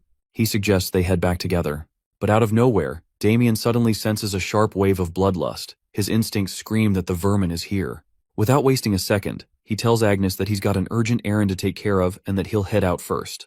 He kindly tells her to return at her own pace. Agnes is left stunned, watching him disappear with unbelievable speed, especially considering he used such a small amount of mana. She realizes then, he must be controlling it with incredible precision. Agnes quietly wonders just how far Damien's limits really go. Meanwhile, back at House Haxon, things have taken a violent turn. Knight Lavender is mercilessly beating Victor, landing a gut-wrenching punch straight to his stomach. Victor collapses, begging for mercy, but the knight isn't finished. He keeps cursing Victor with every hit, while Garrick and Ulpus stand by, enjoying the cruel display like it's entertainment. Victor cries out in pain, but it does nothing to move them. That's when Viscount Paul suddenly rushes onto the scene, demanding the knights hold their horses. Garrick instantly recognizes him. It's Paul Haxon, the Viscount himself. Paul hurries to Victor's side, catching him in his arms as the poor guy lies unconscious, bruised and battered. With fury boiling in his eyes, the old man demands to know what kind of knights assault civilians like this, especially when their estate has already done worse to House Lionbloom, and what Victor did is nothing in comparison. With that, Garrick steps forward and announces that the Marquis Lionbloom demands Damien Haxon. He coldly warns them to hand over the young master, or else the land of House Haxon will suffer dearly. The Viscount expected retaliation, but not on this scale. Still, Paul stands firm, calling it a bluff. He declares he won't hand over his son no matter what. In fact, he's certain that even if he did, Lionbloom would still reduce their estate to ashes. With a quiet yet defiant smile, the old man looks Garrick straight in the eye and makes it clear he refuses to give up his son. Garrick, gritting his teeth, says the fool will regret that decision. But it seems they've now left House Lionbloom's knights with no other choice. Garrick gives the order to his sidekicks to destroy everything until that jerk Damien shows himself. The Viscount shouts for them to stop, but a chilling voice suddenly cuts through the chaos, asking if the vermin have completely lost their minds. Everyone freezes as a dark, purplish, toxic aura seeps in from another direction. Garrick turns, sensing the pressure, but has no clue who the man behind that monstrous energy is. Meanwhile, Ulpus and Lavender are paralyzed on the spot. Damien's aura has them frozen stiff, unable to even lift a finger. With calm steps, Damien walks in and kneels beside Victor, checking if his loyal servant is still breathing. One glance is all it takes to stir his rage. His voice sharp but controlled, Damien tells the knights they're lucky Victor's built tough, because if he had died, Damien would have ended every last one of them right here without hesitation. Garrick stiffens at the sheer weight of that threat, and finally puts it together. This guy, This terrifying presence must be the infamous Damien Haxon, and clearly he's got the guts to defy the Marquis himself. Apparently, Garrick scoffs and confirms to himself that Damien's just some deranged madman who's too full of himself. Or maybe he thinks the kid's just gotten cocky after pulling off some cheap trick to beat a noble. Either way, the blonde gorilla has had enough. He snaps at his minions, ordering them to crush Damien's legs and make him kneel before him. Without hesitation, Ulpus and Lavender march forward in perfect sync, ready to carry out the command. But in a flash, Damien whips out his blade, meeting their attacks with flawless precision. Steel clashes and sparks fly. The ace isn't backing down. In fact, he's been looking forward to testing out the mana he's been gathering. With the destructive energy technique now coursing through him, Damien's just getting started. The hero doesn't waste a second. He grabs Lavender's arm and twists it with brutal force, making the knight scream in agony. Then comes a solid punch straight to his chest, launching him across the yard like discarded trash. Damien smirks, never expecting the guinea pigs to line up and come to him so willingly. Seeing his buddy wrecked, Ulpus rushes in to take a shot, but he gets met with a sharp kick to the chin that sends him flying like garbage. Damien's not holding back. He's out here, ready to use his abilities to the fullest. Garrick, the Lionbloom family's official knight, steps onto the scene, heading straight for Damien. He's shocked to see this guy not falling for Lord Irwin's cheap tricks. Still, it doesn't sit right with him how Damien practically crushed Ulpus. Those mad skills are not something Garrick ever expected him to have. Damien brushes it off, saying there's no need to go that deep. But Garrick suddenly shifts into this dramatic mode, like all the puzzle pieces just clicked for him. Damien's completely confused, and that's when this blonde gorilla of a knight claims that Damien isn't actually Damien Haxon, but an imposter. His father, Viscount Haxon, holding Victor, is completely stunned by such a wild accusation, thrown even deeper into confusion. Even Damien looks disgusted that this gorilla-brained knight could think he's dumb enough to pull a stunt like that. But the blonde gorilla keeps yelling, saying Damien must stop lying, that he's not the kind of guy who falls for traps, and that this is clearly a setup by the field dogs to stop the Lionblooms from rising. The man keeps going on, insisting that Damien isn't the real Damien Haxon. And honestly, the rant is starting to get boring for Damien. He calls him a fake poser, just some hired hand sent to take down Lord Irwin and drag the good name of House Lionbloom through the dirt. Garrick starts reaching for his sword, calling them all a bunch of lowly jerks for throwing mud at the Lionblooms and daring to mess with them. Damien can't believe this King Kong wannabe's got a brain the size of a pinball. Lavender's lying on the ground pretending to be knocked out just to stay out of the mess. Viscount Haxon calls out to his son, while Victor quietly prays for Lord Damien's victory against Garrick. That's when Garrick pulls out his sword and charges at Damien, probably aiming to chop his head clean off. No doubt he can tell this fake Damien's got skills, but he figures the guy's luck has finally run out. The old fool's got it all planned. Once Damien gets just half a step closer, the moment he's within his range in the blink of an eye, he's going to split him in two. With that thought, Garrick swings his blade right at Damien's neck, ready to slice it in half. But Damien dodges it fast, flashing a smirk. He knows the Lionblooms didn't send a clown this time. They sent a real knight. The gorilla can't believe this poser just parried his thrust, but brushes it off, thinking it's just a lucky fluke. The knight is furious seeing the poser deflect his attacks, so he charges at Damien again, this time unleashing a wave of fire with his strike. He shouts at the lad to try blocking this one, daring him to handle something with real heat. Damien stands there, cool as ever, blocking the attacks like they're nothing but a puff of air. He mocks the blonde gorilla for being too slow for such a big guy, and that pushes Garrick over the edge. But now it's Damien's turn. He whips out his sword and dashes forward at full speed, aiming straight for Garrick's forehead. Damien's so fast that Garrick can barely even see him, let alone his attacks. In a blink, Damien lands a solid kick to his face, sending him rolling across the ground like a piece of trash. The big guy's down, catching his breath, while Damien coolly says that kick was for Victor. Garrick pulls himself back up, using his bloodied arm for support and muttering curses under his breath. In no time, he charges at Damien again, sword blazing with fire. But even his ultimate lion's mighty sword of speed doesn't shake Damien's confidence. The ace meets it head-on, letting the tip of his blade collide with Garrick's. The impact shatters Garrick's sword into a spray of metal shards, leaving his jaw hanging mid-run. And before he can react, Damien's sword drives straight into his shoulder, slicing it off in one go. Garrick's mind was losing it under pain, with his mouth coughing up blood. Dude drops to the ground. Viscount and Victor can't believe it's Damien's strength to beat an official knight. Garrick whines that it's hurting, but applies warm pressure to his wound. Right then, Damien slides his blade closer to this gorilla's face, threatening to chop it off. Pretty quickly, this old fool starts begging for his life, not knowing who he messed up with. Damien tells him outright that he is Damien Haxon, saying that he should have begged for his life much earlier. Now it's a little too late when he messed up with his family and made his ugly servant even uglier. Now this begging session won't work. Garrick begs for forgiveness for what happened earlier. Damien isn't impressed by the way he apologizes.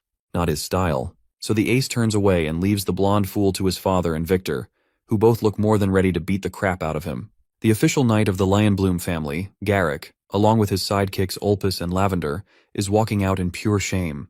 Their bodies are wrecked, all thanks to a guy named Damien Haxon, who even sliced off Garrick's hand. Turns out, Damien gave his not-so-pretty servant Victor full permission to beat them to a pulp. Victor still didn't feel fully satisfied and wondered if he could land a few more hits, but Damien told him that if he went any further, Garrick would definitely die. Victor casually suggested cutting off another limb or two instead, since Garrick looked close to crying. The old fool was dragging himself away like some horror-struck wreck, and Damien was honestly liking the idea of treating Garrick like their personal toy. Just then, Viscount Haxon stepped in and told Damien that it was enough. Right on cue, Garrick landed at the Viscount's feet, admitting he was totally in the wrong and apologizing for all the disrespect he had shown him. However, Paul isn't letting it slide that easily. The old man says that this gorilla's apology better be worth something after all the chaos he caused. He points out that if his son didn't have this level of strength, their entire territory could have been wiped out. On top of that, the Marquis family would have dragged them out by their limbs and made them suffer badly. Garrick slams his head to the ground, bowing and begging for forgiveness, pleading for mercy. But Viscount Haxon's anger isn't cooling down. With just a glance from Paul, Damien finally slides his blade back into its case, saying he wasn't actually planning to kill this trash. He knows that taking Garrick's life would mess up the relationship with House Lionbloom and tear their ties apart. Honestly, Damien admits that if it were just him, he wouldn't hesitate to take on the Marquis family alone, no matter the odds. But he can't afford to act solo when he's got his own family to think about first. And he's not that stupid either. He's well aware that if he sends these dumbnuts back like this, they'll definitely try to retaliate. Now it's just plain tiresome to figure out what to do with this troublesome trio. Then, out of nowhere, Lady Agnes comes running in, calling out to Damien and demanding to know what's going on. The ace is completely thrown off by her sudden appearance, but then it hits him. Lady Agnes might actually be useful right now. So he quickly fills her in on the whole mess, and she gets the picture. Once she understands Damien's concerns, this beauty's fully on board to back him up. Damien asks if she's got any clever ideas up her sleeve, and she pauses. Then thanks House Haxon for successfully taking down one of Yulin's executive officers for the first time ever. That's no small feat. With that win, Lady Agnes figures she can officially recognize House Haxon as an allied household, which honestly does ease Damien's mind a bit. Not to mention, Viscount Haxon and Victor exchange a knowing glance, both realizing that if this plan works out, their family might just dodge a major crisis. Meanwhile, Damien's pulling his best puppy-eyed look, trying to charm Lady Agnes into accepting his request, asking if she can really make it happen. The girl's clearly dazzled by him and is totally ready to grant the favor. Deep down, this wicked smooth talker had been aiming for something like this all along. Protection from the church. In the back, Paul and Victor watch their son's little flirt game work like magic on the noble lady. Lady Agnes agrees to Damien's request without a second thought. With that, Damien makes sure everyone hears him loud and clear, ordering that this matter be reported to House Lionbloom immediately. He tells the troublesome trio of knights to go back and inform their boss that House Haxon is now under the protection of the church. The ace straight up said that if they tried to force again, the church would hit them with everything they've got. Damien shoots a deathly glare at those scumbags, giving them one final warning without saying a word. Then he tells them to get the heck out. Right away, Garrick and his sidekicks, Ulpus and Lavender, dash toward the exit like their lives depend on it, thanking Damien for his mercy as they flee. The whole thing fires up Victor's spirits, and he mocks them, saying they got lucky today. He's clearly thrilled to see how Damien's strength made those brutes run off with their tails between their legs. Now they can finally catch their breath and relax a little. However, Paul's not so sure about that. He reminds them they still need to figure out what happens next. For now, he decides to hold a family meeting to discuss everything further. Later, once all the high officials are gathered, the meeting kicks off. Paul opens by briefly touching on the issue of how to handle their feud with House Lionbloom, which has definitely become a growing concern. Abel, fully suited up in the nerdiest way possible, turns to his father and asks why this meeting even matters if they're already secured by the church. He doesn't quite get the point of worrying about the feud at all, now that they've got the church watching their backs. That said, Louise steps in and points out that they're not really in a position to expect the church to fully protect them or step in when things get serious. Come to think of it, Paul agrees with his daughter. He explains that the church usually avoids getting too deeply involved in noble affairs, especially ones that could spark political backlash. Besides, the true power of the Lionbloom family doesn't just come from their military strength, it runs much deeper than that. The Viscount is fully aware of the power struggle they're caught in against the Lionblooms, who could crush smaller noble families like theirs in countless ways if they really wanted to. Thinking about the wisest way to handle the situation, he figures the most realistic option is to pay them off, a decent sum to keep House Haxon out of further trouble. If that doesn't work, the second option would be to seek protection under a high-ranking noble who could shield them from the Lionbloom's reach. Lady Agnes listens to Paul's reasoning and understands that, realistically, entering the protection of another great house might be their safest move. Still, she speaks up, suggesting there could be one more option. Without missing a beat, she slides in her favorite idea, making Damien a paladin. She says that if he becomes one, it would solve all their problems at once. Damien's face says it all. He's had enough of this nonsense. He didn't expect this to be tossed into the middle of a serious meeting, but it's too late now. With everyone in the room staring at him, waiting for a response, Damien straight up rejects the idea. Paul doesn't try to force it either. He respects his son's decision and considers the option off the table. On the other hand, Abel is clearly flinching at the mention of it. Suddenly, the nerd slams the table, demanding his father's attention.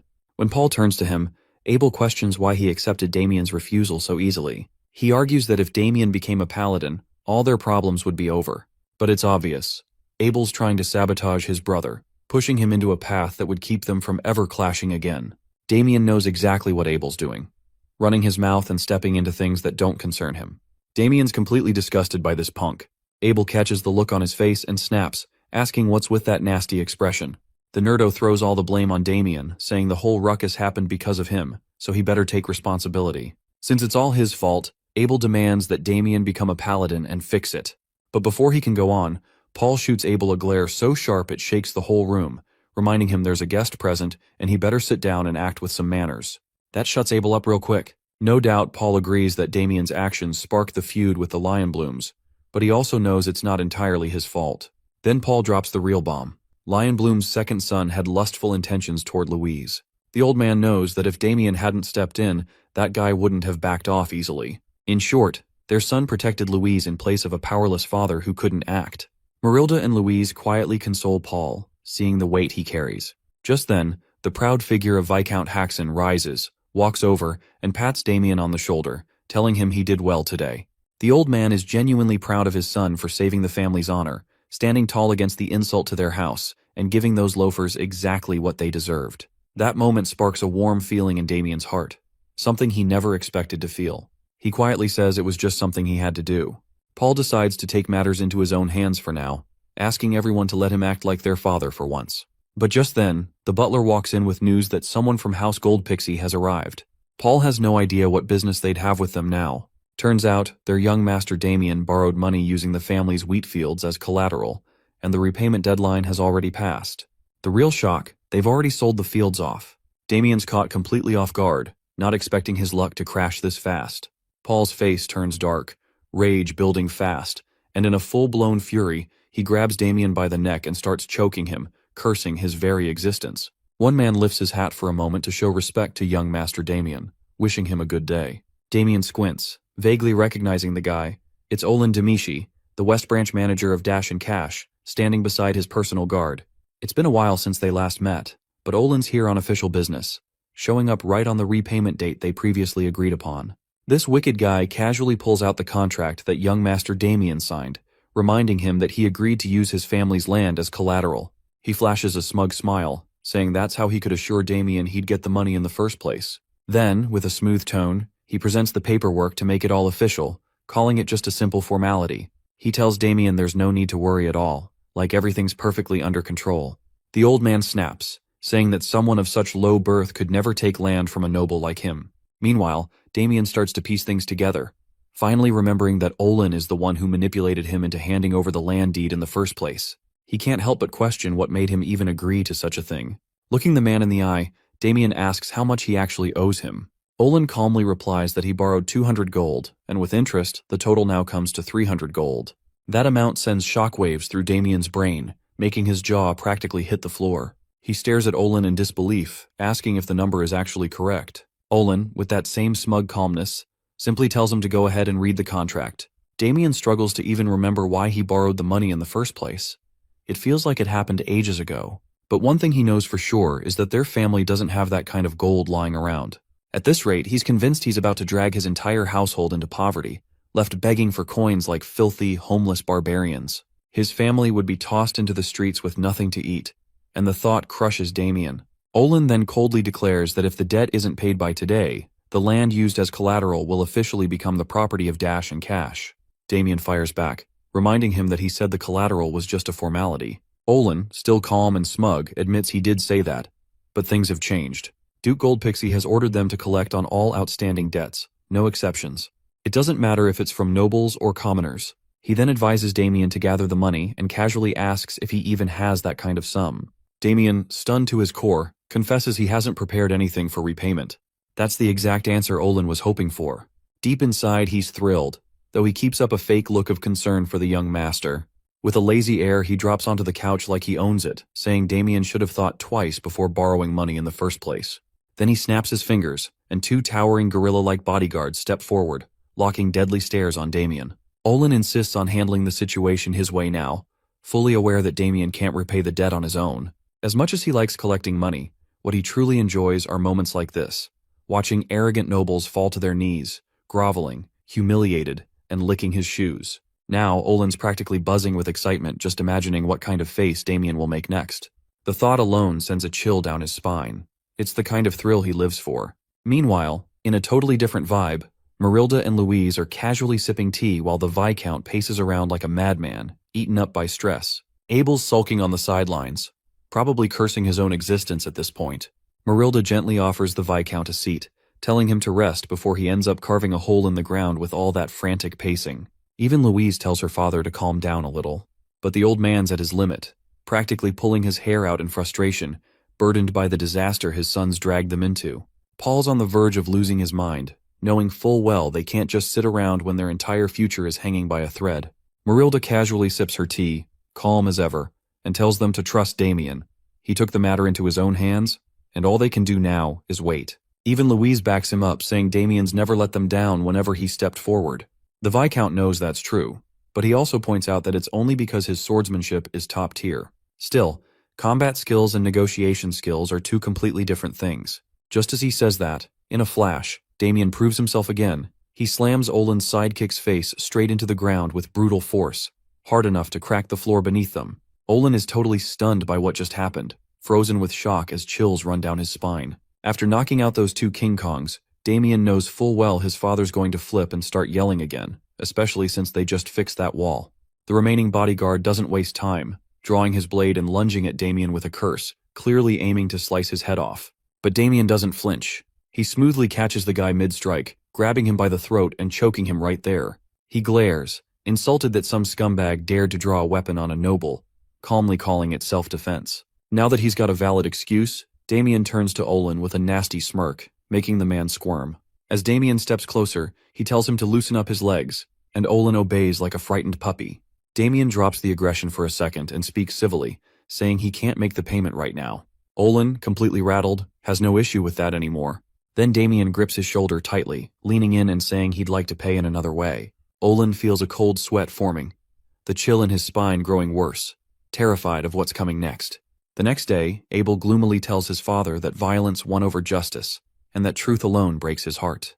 Meanwhile, Marilda and Louise warmly chat with Damien, reminding him to eat well on his trip and take care. On his knees, Abel looks up to the sky, asking God why, but Paul shuts him down, telling the nerdo to cheer for his brother instead of crying like a baby. Even so, the Viscount has second thoughts, wondering if their plan will actually work out in the end.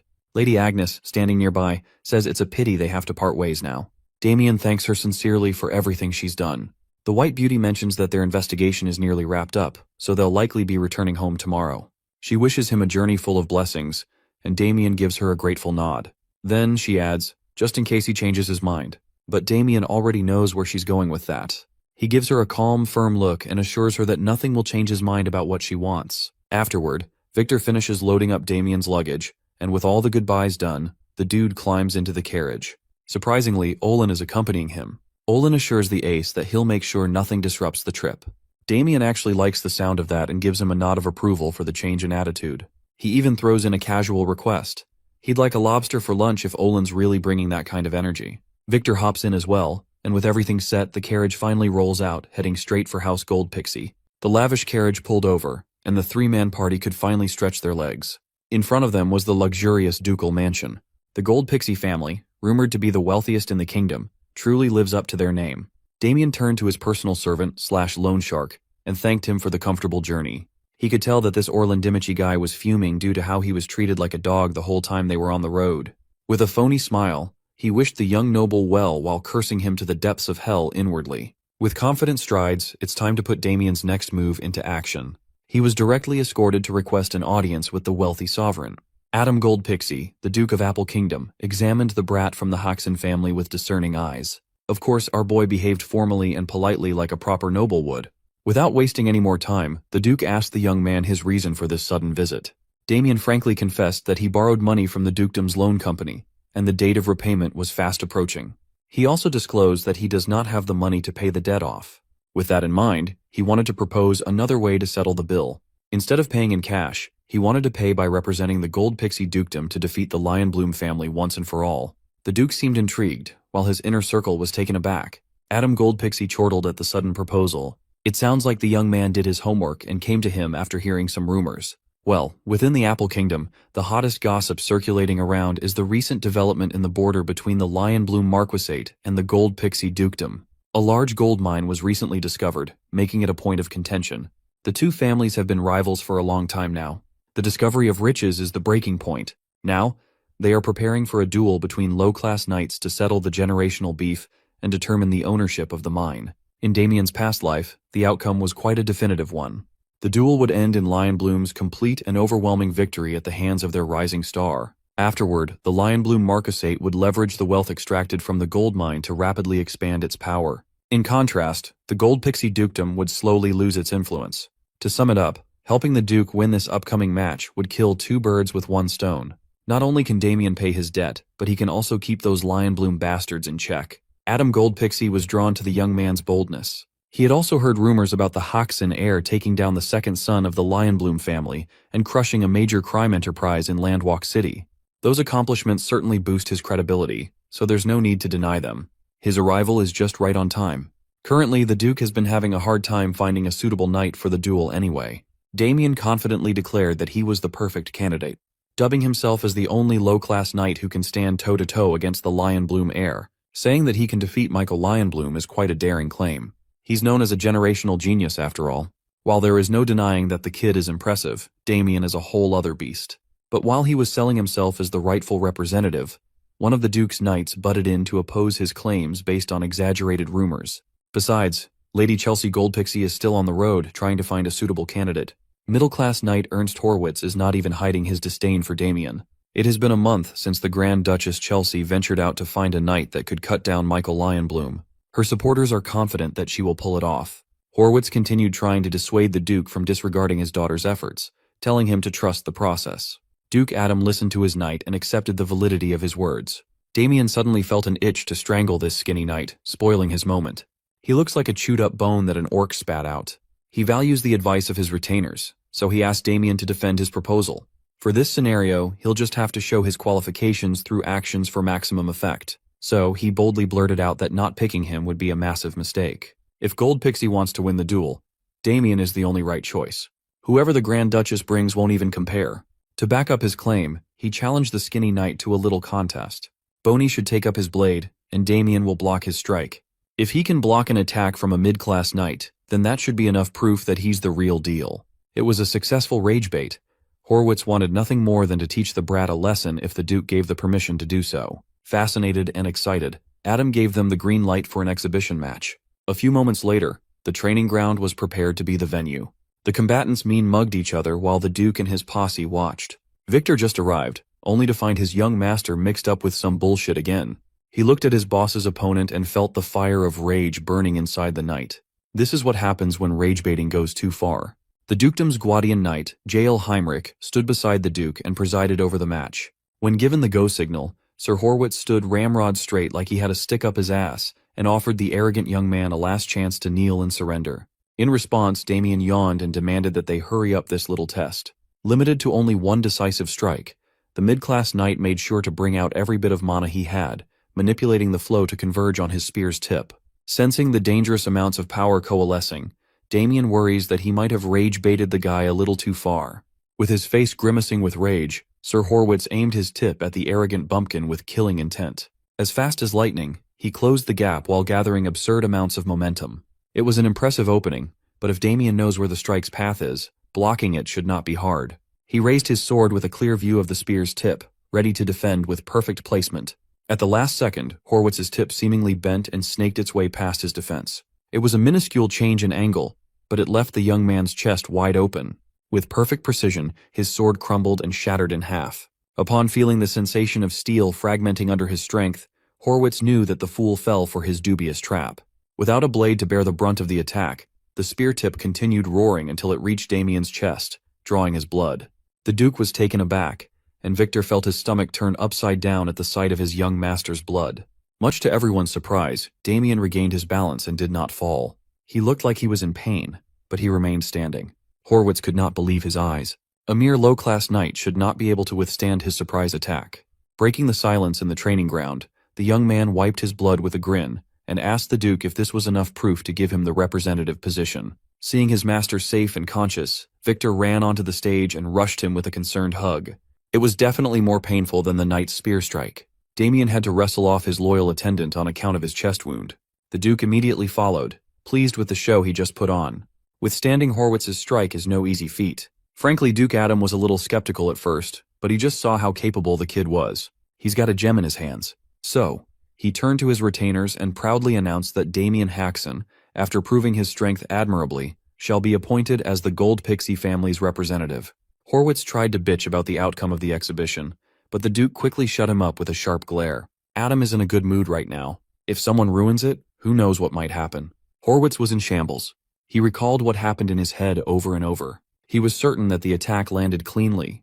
There's a reason why he has mid in his title and whore in his name. Honestly, Damien, as he is right now, is already beyond the middle class of the knight hierarchy. Since only low-class knights are permitted to participate in the upcoming duel, he has to hold back and fake his level. He had to make sure that his performance was convincing enough to fool anyone.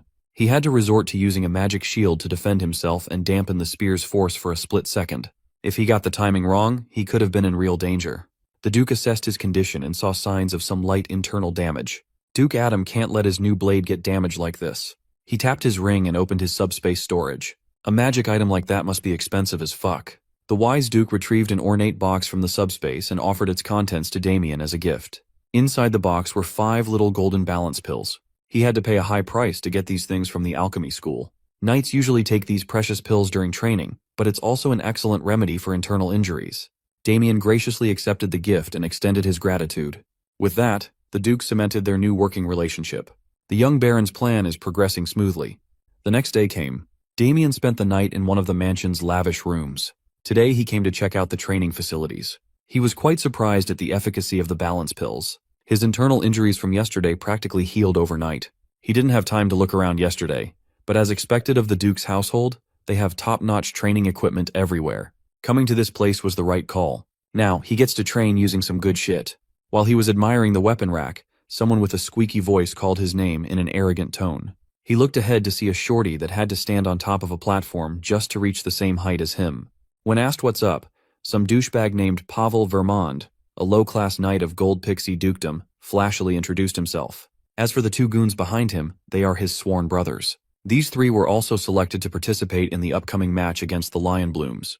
Pavel claimed that they were out training in the field yesterday, so they were not around to witness the shit show. He claimed that if they had been there, they would have stepped in and easily dispatched Damien instead of getting Sir Horwitz involved. Pavel sees the duel with Lion Bloom as a matter of honor for their house.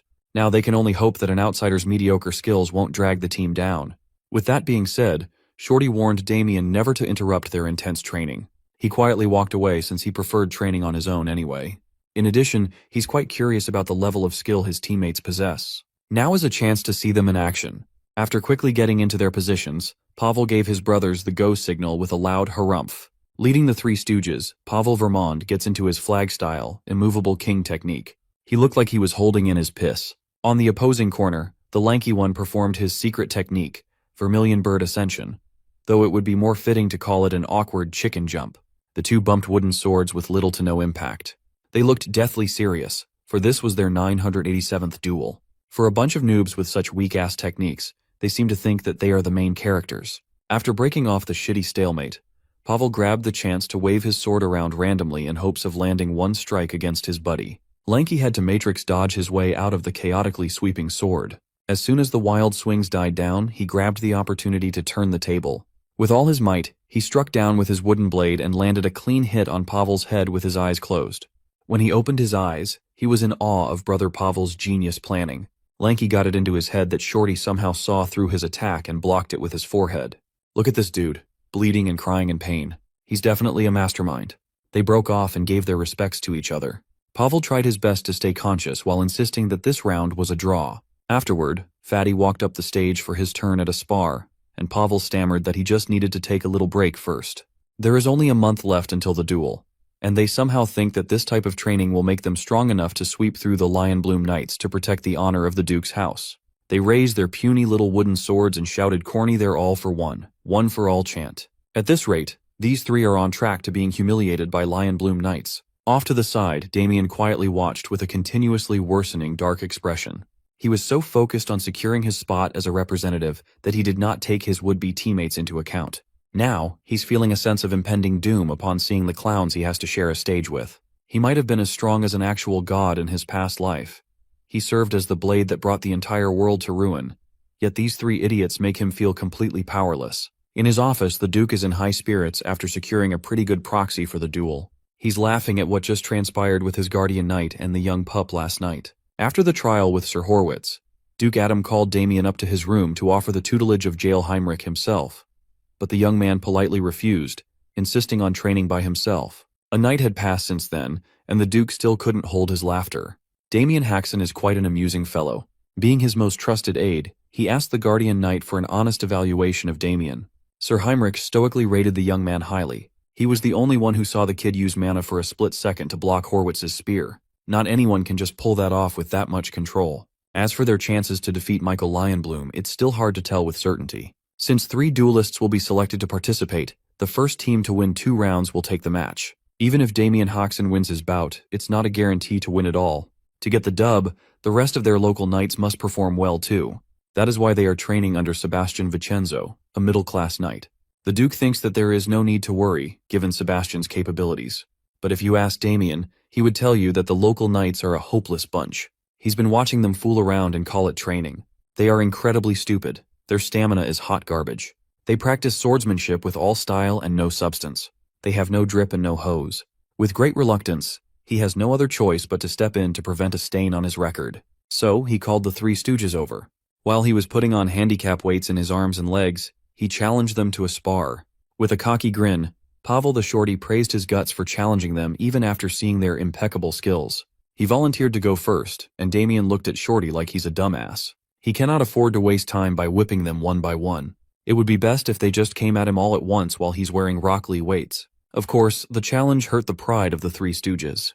To demonstrate their stupidity even further, they tossed their wooden swords away, thinking they could pummel Damien with their bare hands. Even though it's against the chivalry code, the 3 jumped into action with a synchronized attack. With angry fists a few inches away from him, Damien was not in the least bit threatened. 5 minutes later, Pavel woke up discombobulated.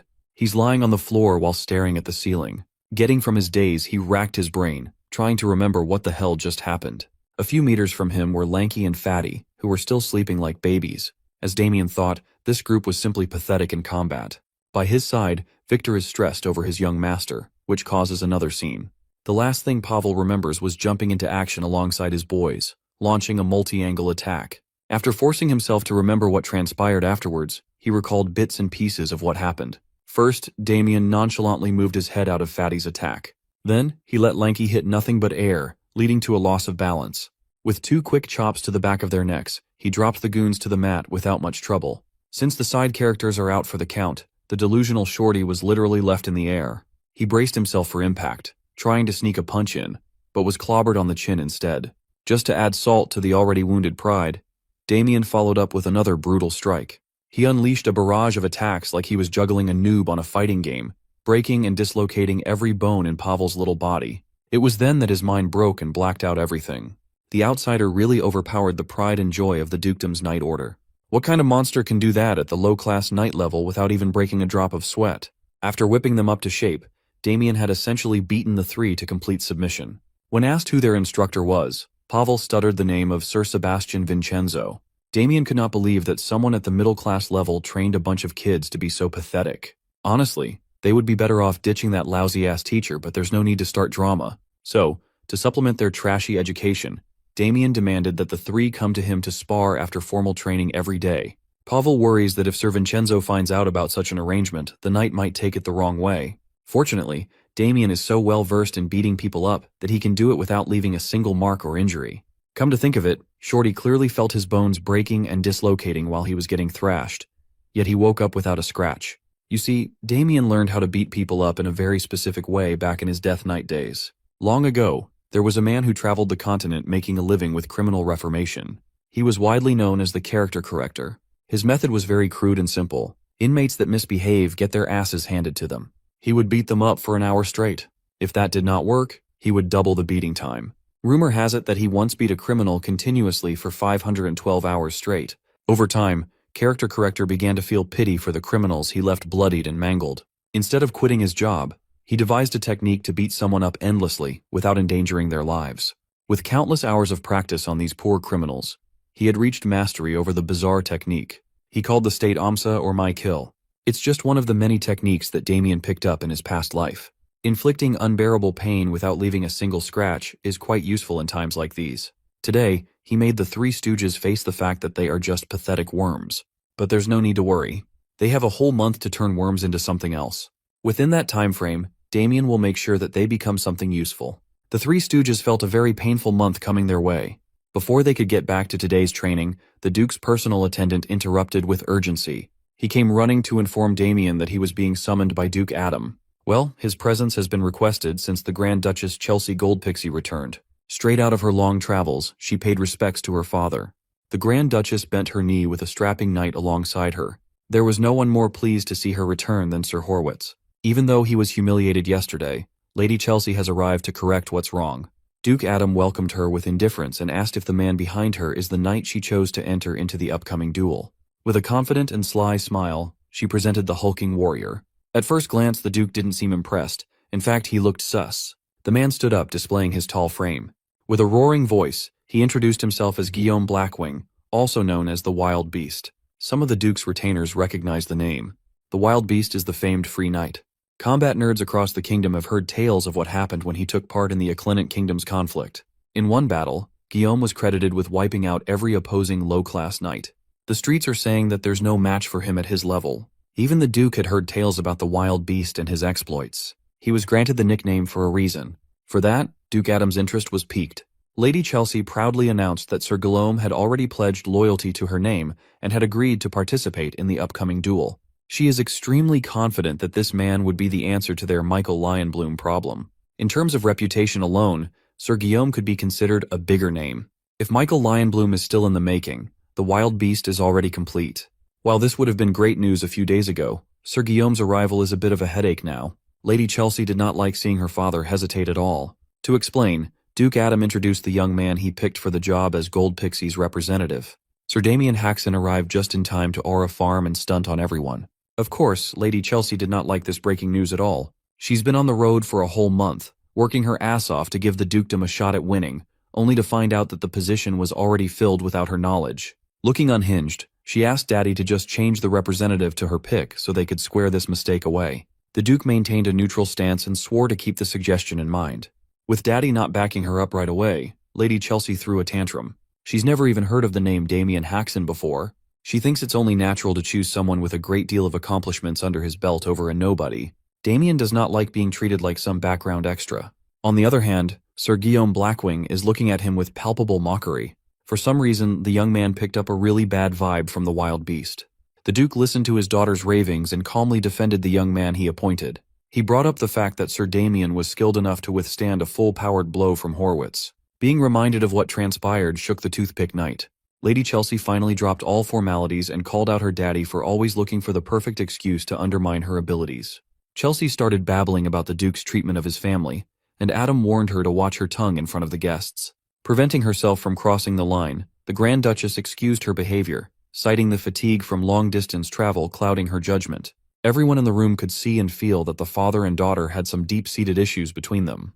Declaring the meeting over, the Duke dismissed everyone and promised to consult his retainers before coming up with a final decision on who would get the job.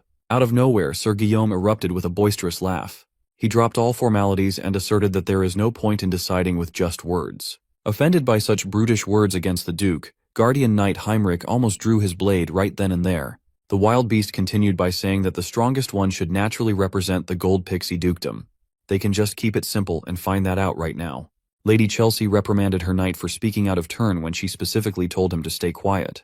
Knowing that the brute's words have some truth to them, the Duke asked Damien what he thinks of the veiled challenge. To be frank, all these tests are getting tiresome. Either way, he's also aware that the fastest way to resolve the situation is by showing a bit of force. So he agreed with Sir Guillaume's sentiment, but proposed that they settle this dispute without an actual fight. He extended his hand, wordlessly offering a simple contest of sheer strength. In addition, there is something he would like to confirm by touching hands. Once again, Sir Guillaume laughed his ass off and warned the young man about the dangers of losing an arm. Matching his threats, Damien announced that he would be nice and settle for just pulling the brute's shoulder out of its rightful place. Feeling offended by the trash talk, the wild beast pounced at the young man's arm like it owed him money. He moved as fast as he could and with as much intensity as he could muster. But in the end, his whole body got flipped upside down in front of everyone watching. Damien showed off his judo skills by taking down an opponent much bigger than he is. You know you just did something shocking when even old Heinrich here is at a loss for words. Sir Horwitz, on the other hand, felt his already sunken cheeks sink even deeper. Lady Chelsea was closer to the action than everyone else, but it happened so fast that she could not make sense of what transpired. Sir Heinrich inwardly praised the young man for such a remarkable show of skill and finesse. With his veteran vision, he clearly saw Guillaume go for Damien's hand first. But that young pup skillfully turned the giant's raw power against him, flinging him aside like a sack of shit. His physical ability is top-notch, but his technique is the aspect to watch out for. Instead of accepting his loss like a real knight, Sir Guillaume quickly collected himself while cursing the young man out for humiliating him in front of everyone. Damien had already expected this kind of reaction, so he decided to fan the flames even further and snidely remarked that he unfortunately failed to dislocate the brute's shoulder. His vision went dark with rage, and the wild beast motioned to draw his weapon as his dark mana circulated. With dual axes in hand, he assumed an offensive stance, ready to slice and dice the young man. Lady Chelsea tried to stop her champion, but her words were not reaching his ears anymore. He rushed towards Damien, eager to shred him to bits as painfully as possible and split his skull open. Before his mana could manifest itself into a full-blown attack, he was interrupted by a more dominant power. When his circulation stopped, Sir Guillaume immediately knew that someone had stepped in. Damien stood on business while the dukedom's guardian knight unleashed some of his energy, angered by the audacity of the outsider. Swinging a weapon so carelessly in front of the duke is a grave sin. The guardian knight imposed upon the wild beast and asked if he had a death wish. Guillaume felt all his animosity melt away as the old man's mana suppressed him. Damien was quite impressed with the pressure that the old knight could muster just from a basic aura release. No wonder he's a high-class knight. Out of respect for Lady Chelsea's dignity, the guardian knight would overlook this disrespect once. Still, he left a warning that this will be the last time the brute can act so callously. He doesn't believe in second chances. Feeling the cold embrace of the old man's aura leaving his body, Guillaume slumped down to the floor, huffing for air. With that settled, the Duke demanded everyone's attention. Judging by what he saw from this unruly commotion, it would be best for their house to keep Sir Damien as representative. Once again, Sir Horwitz protested that what transpired was not a fair match at all. He excused that Sir Guillaume Blackwing had yet to fully recover from his travels, giving Damien a clear advantage. The young man is starting to regret not slitting this toothpick's throat when he had the chance. In addition, he whined that Sir Guillaume is a knight versed in weaponry, and he should not be judged based on a brief hand-to-hand combat test. This time, Lady Chelsea backed his protest. She argued that they should not make decisions based on childish scuffles. An official duel must happen between the two. The Duke is starting to get irritated by the other camp moving their goalpost. Disappointed and angered by her daughter's demands, Adam struck his desk and yelled at her for being such an incompetent brat. Lady Chelsea was shaken to her core. After calming down, she stammered an apology for overstepping. The toothpick knight gritted his teeth and held his tongue on the sidelines. With an awkward silence hanging in the air, Damien raised his hand and addressed the Duke. Looking mischievous as ever, he asked if he could share something. Much to everyone's surprise, he accepted Lady Chelsea's proposal. a formal duel to determine who would represent the Duke. Since that is his wish, Duke Adam had no choice but to relent.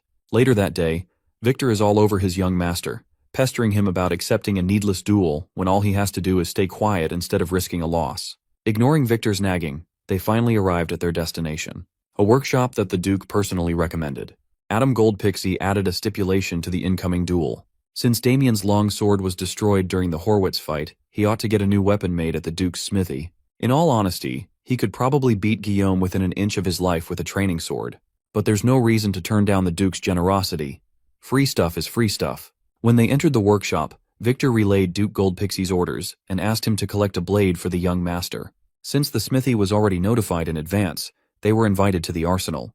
Inside was a lineup of high-quality blades in all shapes, forms, and sizes. Even someone like Damien, who had seen a fair share of legendary weapons, was quite pleased by the workshop's collection. Among all the glittering blades displayed in cases, only one firmly caught his attention. Seeing that he's interested in such a unique blade, the owner shared that it was commissioned by a valiant knight once employed under the Duke's family. Before the blade was finished, he had to leave for unknown reasons.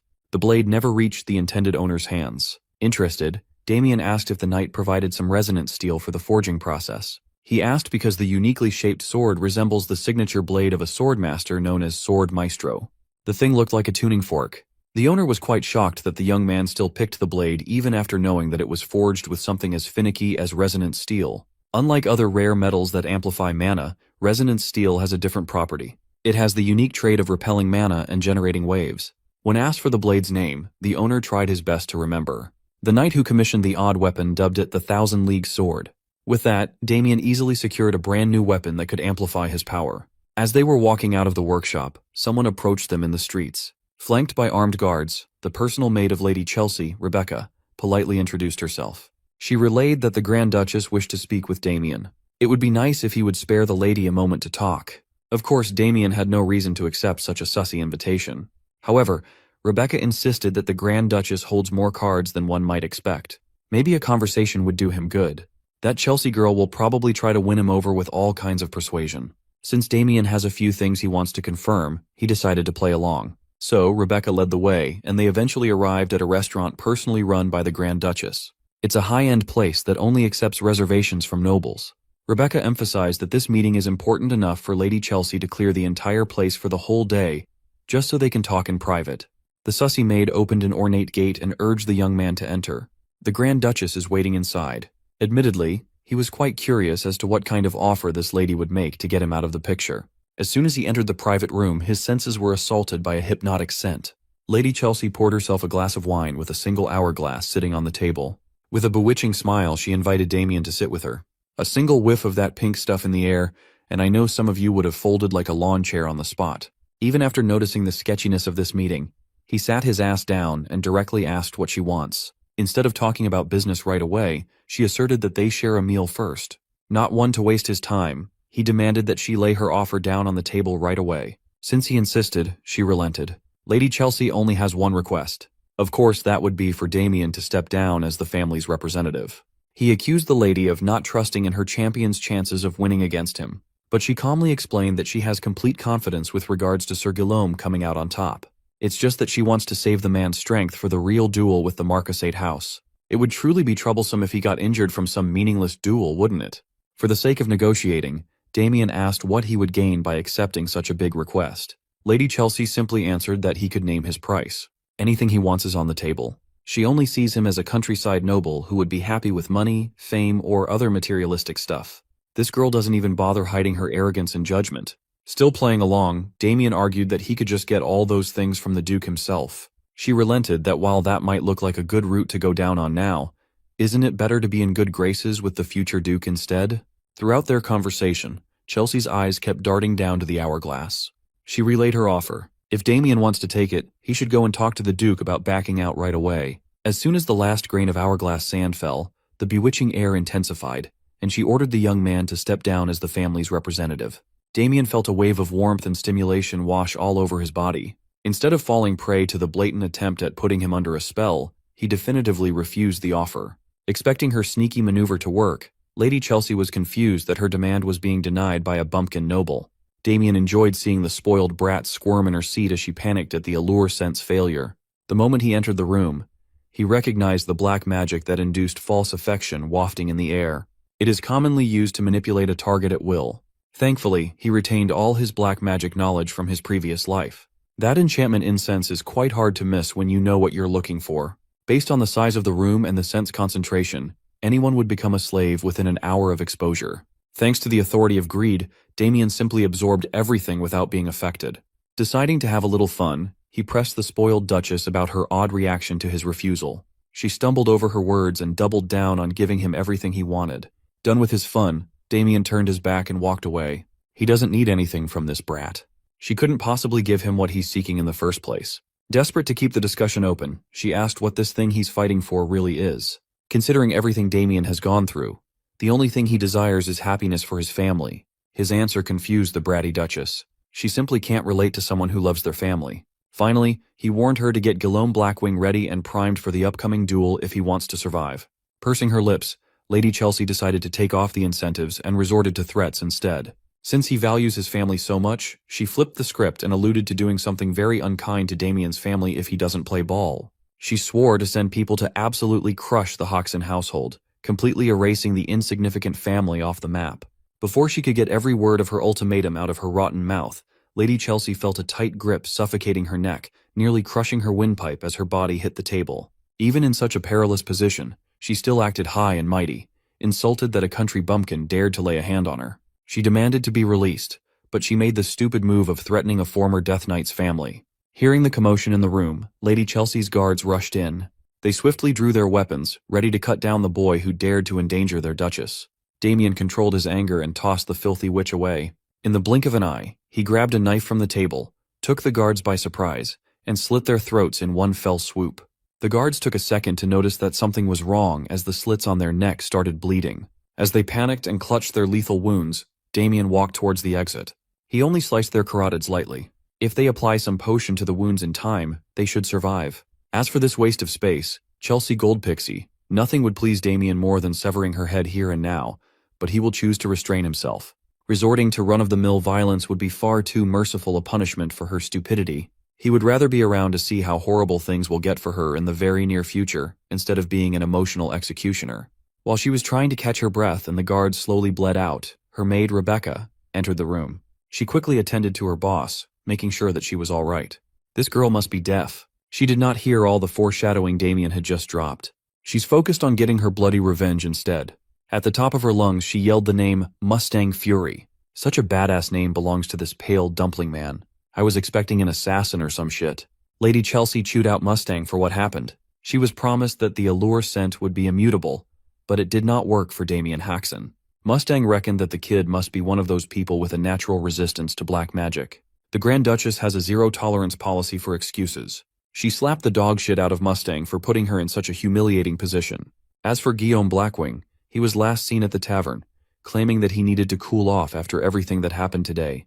Hearing that her champion is getting drunk the night before a pivotal duel exasperated Chelsea even more. For one last time, she asked Mustang if their beast would win against that Hoxton kid. Of course, Mustang Fury vouched for Guillaume. That guy is Yulan's pride, after all. There has never been a knight more gifted for black magic than that man. Mustang asks the lady for a little more patience. Yulan is working hard behind the scenes to give her the gold pixie dukedom. As usual, she threatened to kill Mustang and everyone in Yulan if they failed to deliver on their promise. This girl has no other moves, bro. While she was blatantly discussing a collusion with a heretical organization, Damien was listening just up on the roof. Even while eavesdropping, this dude has to aura farm. After this, Damien heads to the training room. He sits in a cross-legged position to meditate while Victor is busy snoring. Damien doesn't believe that he would run into Yulan again so soon. He already has his suspicions that Chelsea was involved with the dark mages. This tells him that the energy he felt when Guillermo was standing in front of him is dark magic. Damien starts tapping his new sword, creating sound waves from it. Instead of going to the Duke to explain the situation to him, Damien thinks of showing it to him directly. The following morning, Guillermo arrives at the arena, totally confident that he has the win in the bag. Pabel and his brothers are there to watch the fight. They ask Pabel who he thinks will win the fight. Pabel says, considering their reputation, he thinks Guillermo will win. When he says this, his brothers immediately start to rejoice because they will finally be free of Damien, because he has really done a lot for them in just 2 days. Damien has been beating them up, and they even conclude that he is having fun with it at this point. Pabel lets his brothers know that he would be happy if Damien also loses, but he doesn't think there is any reality where he loses to Guillermo. Damien steps into the arena, looking casual as usual. Guillermo tries to act tough, telling Damien that he is impressed that he didn't run away. Damien taunts him, telling him that he is blabbing nonsense. Adam finally arrives on stage and he reminds them that whoever wins will be given the position to represent the family in the duel against the Gold Pixies. Adam hopes that everyone will accept whatever the outcome is, and by this, he is indirectly speaking to Chelsea. Deep down, Chelsea is confident that Guillermo will win the battle. Adam raises his handkerchief and he starts the duel. Guillermo whips out his 2 axes. He starts spinning them aggressively, telling Damien that he has made a huge mistake in accepting the duel. He is prepared to show Damien why he is called the Wild Beast. He rushes toward Damien, but before he reaches Damien, Damien taps his sword just as he has practiced. With this, he creates a sound wave that hits Guillermo. The effect of the wave sends him flying backwards. Guillermo angrily asks Damien what he just did to him. The same way Guillermo is shocked is the same way everyone else watching can't comprehend the unusual technique that Damien is using. Guillermo is pissed, and he claims that Damien is using a weird sorcery technique. He rushes toward Damien again, but Damien doesn't move from where he is. He just continues tapping his sword to create the sound waves one after the other. This continues hitting Guillermo in his insides. Before he knows it, he is already panting from the excessive breakdown of waves splitting his insides. The waves soon reach his brain, causing him to start vomiting black substance. Guillermo still has enough strength in him to call Damien the B word. Damien then decides to finish everything at once. He unleashes a huge wave and hits Guillermo with it. This finally breaks through his armor and shatters whatever dark attribute that has been infused into him. This leaves everybody shocked. And right in their presence, Guillermo starts to vomit a large quantity of dark substance from his body. Adam is left confused as he asks Jael why Guillermo is acting all weird. It starts to dawn on Adam and Jael that it might be what they are actually thinking. At the same time, Chelsea realizes that she is screwed. Guillermo cannot control himself as he spills every dark substance stored in his body. He loses body fat while vomiting everything inside him. Damien walks up to him saying Guillermo's true nature has finally been exposed. Guillermo crashes to the ground, looking totally drained of life, and Damien calls him a fake knight. Adam is confused when he hears Damien call Guillermo a fake knight. Damien then proceeds to tell the Duke that Guillermo is a fake knight because he was enhancing his physical abilities with dark magic. Everyone present at the arena is taken aback when Damien makes mention of dark magic. One of the butlers knows that they are done for if the church finds out that they are involved with dark magic. Adam then asks Damien if he already knew about Guillermo's true identity before the match, and he says yes. Damien apologizes for not telling him beforehand. However, he lets the Duke know that he didn't want to tell him because he wanted to figure out who the real culprit was. The Duke is shocked to hear this, and he becomes even more curious about the whole thing. Damien lets Adam know that dark mages have infiltrated the Duke's house. He then drops the bombshell, saying the person working with them is Chelsea. Chelsea freezes up when she hears her name coming from Damien's mouth. Chelsea tries to defend herself, telling her father that she has no idea what Damien is saying. Adam holds his head in his palm, looking all disgusted. He has always suspected this, but didn't want to believe it. Adam is pissed that Chelsea brought the dark mages into his house. Enraged, Adam tells the soldiers to arrest Chelsea and all of her accomplices. He orders that they be locked in the prison until they figure out who they really are. Chelsea still tries to argue her case, telling her father that she has been framed. 2 of the soldiers grab Guillermo in his weak state and disgustingly drag him off the arena. 2 soldiers approach Chelsea, and she realizes that everything will be exposed if she is captured. Chelsea then screams at her accomplices among the knights, telling them to protect her. They all rush at the soldiers to take them down and try to get Chelsea out of there. Adam realizes that things are already getting out of hand, and he tells Jael to apprehend his daughter. Jael acknowledges the order and swings into action. Jael steps onto the arena and urges the knights protecting Chelsea to step aside. Jael's aura overwhelms the entire arena as his eyes glow. The knights realize that they lack the capability to actually deal with Jael. Even though they know that they are not capable, they still scream at Chelsea, telling her to run away while they hold Jael off. Jael finally unleashes his sword, letting the knights know that they have taken the very wrong turn. Jael swings his sword, and just the aura from it cuts through the knights, leaving destructive damage in its wake. Chelsea barely manages to survive the swing, but the knights protecting her have been sliced in half by Jael. At this point, Chelsea screams out in horror as she sees the scary image of Jael walking toward her as she sits in a pool of blood. Chelsea starts crying, telling Jael to stay away from her. Chelsea then turns to Ernst, begging him to save her. Ernst then makes the tough decision of jumping between Jael and Chelsea. Damien sees this and realizes that Ernst is basically asking for death at this point. Before Jael does anything, he acknowledges every good thing that Ernst has done for the growth of the house. He adds that Adam considers Ernst a valuable person, but Jael lets him know that if he insists on protecting Chelsea, he will have no choice but to execute him. Jael's aura swirls like a scary wave while telling Ernst what will come of him if he doesn't back down. Ernst finally comes to his senses, and he realizes that he is asking for death. He drops his weapon and falls to his knees, giving the soldiers the opportunity to grab Chelsea. Chelsea still tries to convince her father that she is innocent, but Adam tells her to shut her mouth while calling her a worthless piece of trash. Adam lets her know that her actions might come back to bite the family. Adam is pissed that Chelsea has managed to drag the entire household into the mud. Adam stares at Chelsea in a very disgusting way while letting her know that the greatest mistake he made was making Chelsea a part of his life. Tears run down Chelsea's face when she hears this, and she starts screaming at her father that she has nothing to do with everything that is happening. Adam then tells the guards that he is done hearing her annoying voice. He orders the guards to silence her and remove her from his sight. The guards do as told, and they cover Chelsea's mouth before she is dragged away from the scene. Damien can only smile as he has finally taken out one more enemy from the board. A few days after the match, the soldiers are working on the captured knights by inflicting pain on them so that they can confess everything that they know. One of the knights reveals that he fell for Chelsea's suggestion after smelling a strange scent. Jael finally realizes that Chelsea has been expanding her influence in the Duke's household with the help of the Dark Mages. Jael is utterly disappointed, and he wonders why Chelsea will do such a thing. Chelsea is also in her cell, and she has been tortured too. Chelsea blames her father for everything that happened. All she wanted while growing up was to be acknowledged by her father. However, no matter what she does, Adam doesn't seem to be satisfied. Even when she brought him flowers, he threw them away while staring at her like a piece of trash. Chelsea never understood why her father looked at her with such cold eyes.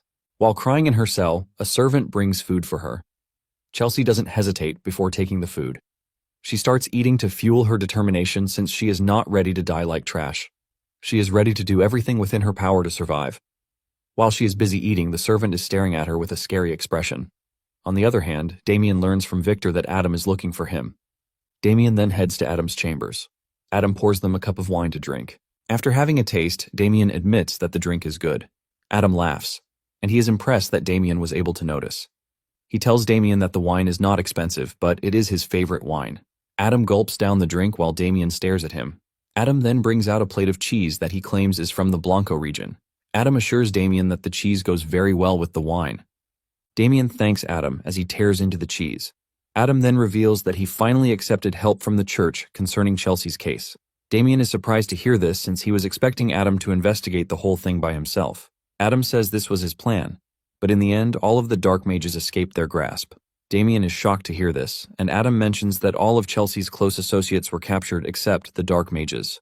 Adam is telling Damien so he will know the current status of things since he helped with the entire case. Damien is disappointed that not a single mage was captured, and he starts wishing he had gotten involved in the whole thing. Adam then reveals that he is no longer involved with tracking down the Dark Mages, as he has left the responsibility to the church. Damien then asks Adam if Chelsea said anything about the identity of the Dark Mages, and Adam says she refused to say anything. Adam mentions that Chelsea's lips remain tight even though they have tortured her over and over again. Adam admits that she is a tough girl. Adam then confesses that Chelsea was never the way she is. Adam then narrates the story about Chelsea's background. Apparently, her mother was a commoner. Adam was out hunting when he was still very young, and this is when he met her. Something happened between them, and in no time, she became pregnant. Adam couldn't believe that a one-time thing with her would make her get pregnant for him. After this, Adam doesn't want to accept the fact that a commoner has his blood running through them. This was why he chased Chelsea and her mother away when they came to him. Later on, Adam got curious about Chelsea and he made inquiries. This was when he learned that Chelsea's mother had already died of the plague, but Chelsea survived. Adam then brought Chelsea into the household. After narrating the story to Damien, Adam wonders why he even brought Chelsea into his household in the first place. Damien then subtly tells Adam that he might have done it because Chelsea was family to him. The mention of family strikes something in Adam, and he starts wondering if Chelsea really wanted to become a member of the family. It then dawns on Adam that Chelsea doing everything that she has done is a way for him to acknowledge her. Adam is disappointed because Chelsea could have just lived a normal, noble woman's life. Adam realizes that he is saying too much and figures out that it is the effect of the wine. Adam apologizes for dumping his life story on Damien. Just then, a butler runs into the room, telling Adam that something bad has happened. Adam hears this and fears the worst. It turns out that the guards arrived in Chelsea's cell to find her swinging from the ceiling. 4 days after Chelsea's death, everything pointed to the fact that she sent herself to the afterlife. Since she is dead, the investigations into her accomplices also came to an end. As punishment for dragging her family through mud, her grave was made plain. Damien knows that the crisis that struck the Gold Pixie Duchy seems to have ended at the present moment, but he is confident that it is not the end. Damien is confident that Yulan will not give up. Damien is lost in his thoughts until his annoying servant calls him back to reality. Apparently, Victor was complaining about how Damien arranges his dirty laundry without considering who is washing them. Later on, Ernst is seen drinking himself to a stupor in the middle of the street. He is mourning Chelsea's death by drowning himself in alcohol. He soon crashes to the ground while thinking about Chelsea. Apparently, he has been Chelsea's personal guard since she was little. They have always spent time together. He listened to all of her stories about how she wants to win her father's trust by giving him flowers. She plucked flowers from the field where her parents met, aiming to make her father happy with them. But this was the flower that her father threw away like trash. Ernst is heartbroken that he couldn't protect her beloved Chelsea. To punish himself, he starts hitting himself, regretting why he didn't die alongside Chelsea. Ernst is in the middle of his depressing moment when Rebecca shows up. She approaches Ernst, looking all bright, but the moment Ernst spots her, he attacks her. He grabs her by the neck, asking her why she is so brave to show herself. Ernst blames Rebecca for what happened to Chelsea. Rebecca is choking while trying to calm Ernst down. Ernst is not ready to hear what she has to say as he prepares to snap Rebecca's neck. He finally calms down when Rebecca reveals that she is trying to get revenge for her late mistress. She tells Ernst that the house claimed that Chelsea sent herself to the afterlife, but this is not true. Rebecca says Chelsea died because she was not able to withstand the torture inflicted on her. Ernst is enraged when he hears this, and he asks Rebecca if he has any proof to support her claim. Rebecca reminds Ernst that Chelsea is not the kind of person to terminate herself. In addition to this, she claims that she heard from those who recovered Chelsea's body that there were torture marks all over her body. These are wounds that are so severe that no normal person would have endured them. Rebecca claims that the wounds are deep enough to cause death. Rebecca then finishes her argument by saying the duchy terminated Chelsea and covered it up by saying it was a self-termination. After hearing this, it dawns on Ernst that the Duke is actually capable of doing such. Rebecca then continues by saying she actually approached Chelsea because she had an ulterior motive, but she was treated like a human by Chelsea. Because of what she feels for Chelsea, Rebecca tells Ernst that she can't look over what happened to Chelsea. Rebecca reveals her determination to get revenge for her beloved master. Rebecca tells Ernst that if she is going to do this, she is going to need his help. While saying this, she holds Ernst's hand while releasing the charm fragrance. Since Ernst is in his weak state, the charm easily captures him. Since he is already under the influence, Ernst then asks Rebecca what she wants him to do. After she is done giving him instructions, Ernst walks away. Mustang Fury appears on the scene, commending Rebecca for a job well done. Mustang was initially worried that the spell might not work on Ernst since he is a middle-class knight. Rebecca grins like a maniac while revealing that no matter how strong someone is, they always have a weakness in their heart. If that weakness grows, it is much easier to get the said person under the influence.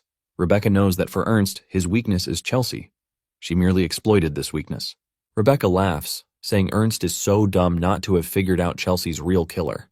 Rebecca knows that Ernst will basically lose his mind the moment he finds out who is behind Chelsea's mysterious death.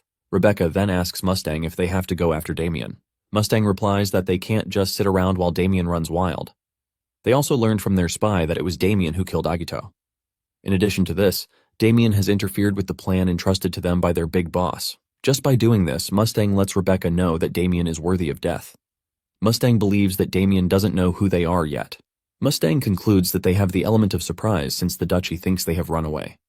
Mustang's prime aim is to make sure that they use their golden chance to kill Damien. In the training hall, Damien is meditating when some figures appear behind him to ambush him. 3 wooden swords come at him at the same time, but he easily parries all before dealing severe punishment to the 3. It turns out that these 3 dudes are Pable and his blood brothers. Damien is disappointed at the trio because even though he gave them the chance to ambush him, they still could not land a hit on him. The trio falls to their knees, apologizing for being a total waste of semen. Pable concludes that they are dead because they failed the mission. Surprisingly, Damien tells them that training is over. This shocks the trio, who are forced to ask again. Damien then subtly demands to know if they are still interested in training more, but the trio quickly says no. Pable wonders why Damien is not beating the crap out of them like he usually does. Damien lets them know that he is dismissing them so that they can rest. Since the match against the Leon Blooms is in 2 days, Damien believes that it is appropriate for them to rest. He then tells them to think carefully about everything that he has taught them. The trio is genuinely confused about this, since they can't recall learning anything other than getting battered every day. Damien is disappointed that none of them actually understood what he was doing for the past couple of weeks. Apparently, the reason he has been sparring with them is not something as simple as physical training. Damien has something else in store for them the entire time, but he is disappointed that not even one of them was able to grasp the idea. Just then, he notices that Pable is silent and thinking hard about something. Damien smiles because Pable seems to have gotten the hang of what he was teaching them. Damien takes off the sandbags on his body while looking forward to the duel. Soon afterward, Adam and his men arrive at the leafy plains where the duel is to take place. They can see House Leon Bloom in front, and Adam asks Damien how the house appears to him. Damien takes a closer look and reveals that they appear to be a very high-level army. Damien says their individual skills appear to be quite at the top, too. Adam laughs after hearing Damien's take, and he reveals that Leon Bloom takes pride in training his soldiers well. Just then, a messenger from the opposing side comes over to deliver a message. Apparently, Leon Bloom wants the representatives to meet before the duel begins. Adam then agrees to the suggestion since there is no reason not to. At Leon Bloom's camp, Holland walks into his son's tent to find him still sleeping. He kicks Michael on the bed, telling him that they need to meet Adam's men and he is busy sleeping. Michael rolls on the bed while telling his father that he is being too loud. Holland reminds Michael how important the duel against the duchy is. Michael returns to the bed, telling his father that he is not interested. When Holland realizes that he can't get Michael to stand up, he starts talking about facing Damien himself. This immediately catches Michael's attention, and he asks to confirm if Damien is in the Duke's group. Holland mentions that Damien was the one who was selected by the Duke to represent them. The moment Michael hears this, he goes into overdrive mode, and he finally shows interest in the battle. Not long after this, the two camps meet. Adam berates Holland for coming late to the meeting when he was the one who basically asked for it. Holland teases Adam, asking him if he is angry about something so minor. The two laugh at each other, but the tension between them is glaring. Jael then calls them back to the real reason why they are there by clearing his throat. Holland then greets Jael, since it's been a long time since they saw each other. Holland then urges Jael to join his household because the duchy's house must be boring him to death. Jael simply lets Holland know that he has no desire to join his household because he has pledged his allegiance to the Duke. Holland uses the opportunity to take a dig at Adam. Just then, Holland spots Damien behind Adam. A wave of rage takes over Holland because he would have personally preferred to beat Damien up himself for what he did to his knights and son. Damien can sense Holland's intentions, but he just stands there, smiling at him like he doesn't care. Just then, Holland feels something strange in him, and he realizes that this is because of Damien. He can't believe that a high-class knight like him is feeling tense in front of Damien, a low-class knight. Holland then wonders if he is getting the chills because of Damien's hidden potential, but he admits one truth, and that is the fact that Damien might actually be at the same level as his son, Michael. Suddenly, Michael gets triggered by Damien's presence, and he angrily reaches for his sword without even thinking twice. He takes a pose and aims directly for Damien, while Damien remains unfazed. Thankfully, Holland is able to caution his son, telling him to drop his weapon. Michael finally returns to his senses, leaving him stunned because he didn't even realize that he had pulled his weapon. Jael berates Michael for pulling his weapon in front of the Duke.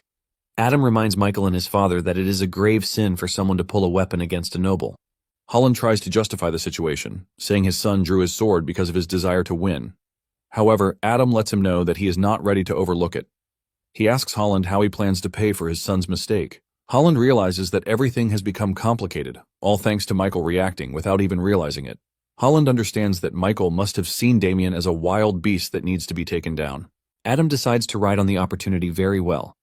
He tells Holland that he would have suggested they cancel the duel, but he would not. Holland already knows that Adam is not the type to let things go without gaining something from it. Just as he expected, Adam tells Holland that he would like to add a few more terms to the duel. After hearing the terms presented by Adam, Holland groans but has no choice but to accept the terms. With this, Holland and Michael start going back to their camp.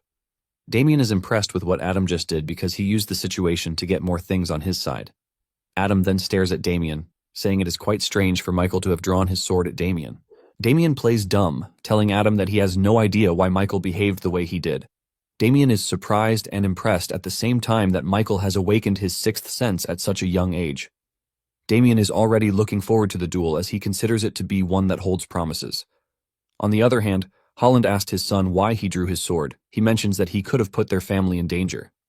Michael then asks his father if he saw Damien's reaction.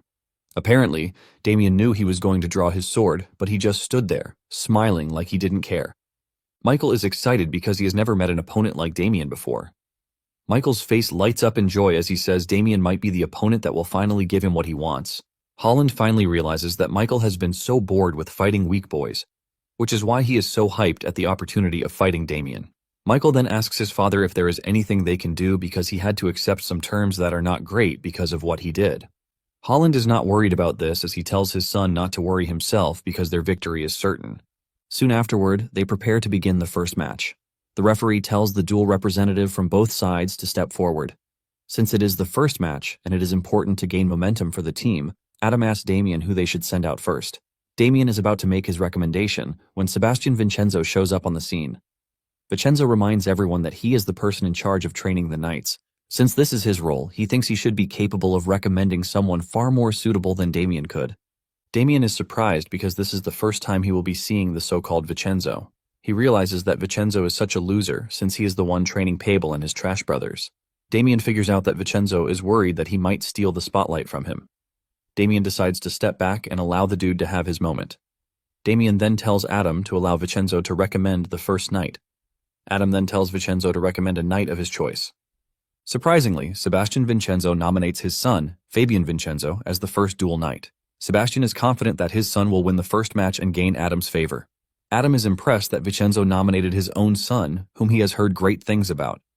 Adam genuinely hopes that the kid wins. Lion Bloom then presents their own representative, a chubby, ugly dude called Ronald. As the duel begins, Fabian excitedly announces his name and demands Ronald's name and house. Ronald replies that he is Ronald and he has no family or house. The moment Fabian hears this, he realizes that he is about to fight a commoner. His blood starts boiling as he prepares to teach Ronald a huge lesson. Ronald doesn't seem to care so much, as he tells Fabian that he is like the rest of the nobles, who like running their mouths. This is enough to get Fabian to attack, and he charges at Ronald with the blue aura swirling around him. Fabian tries to cut Ronald down, but he easily dodges the strike. Since he had lost balance while trying to take Ronald down, it gave Ronald the chance to easily launch a counterattack. Ronald continues teasing Fabian with no stress while calling him a pathetic loser.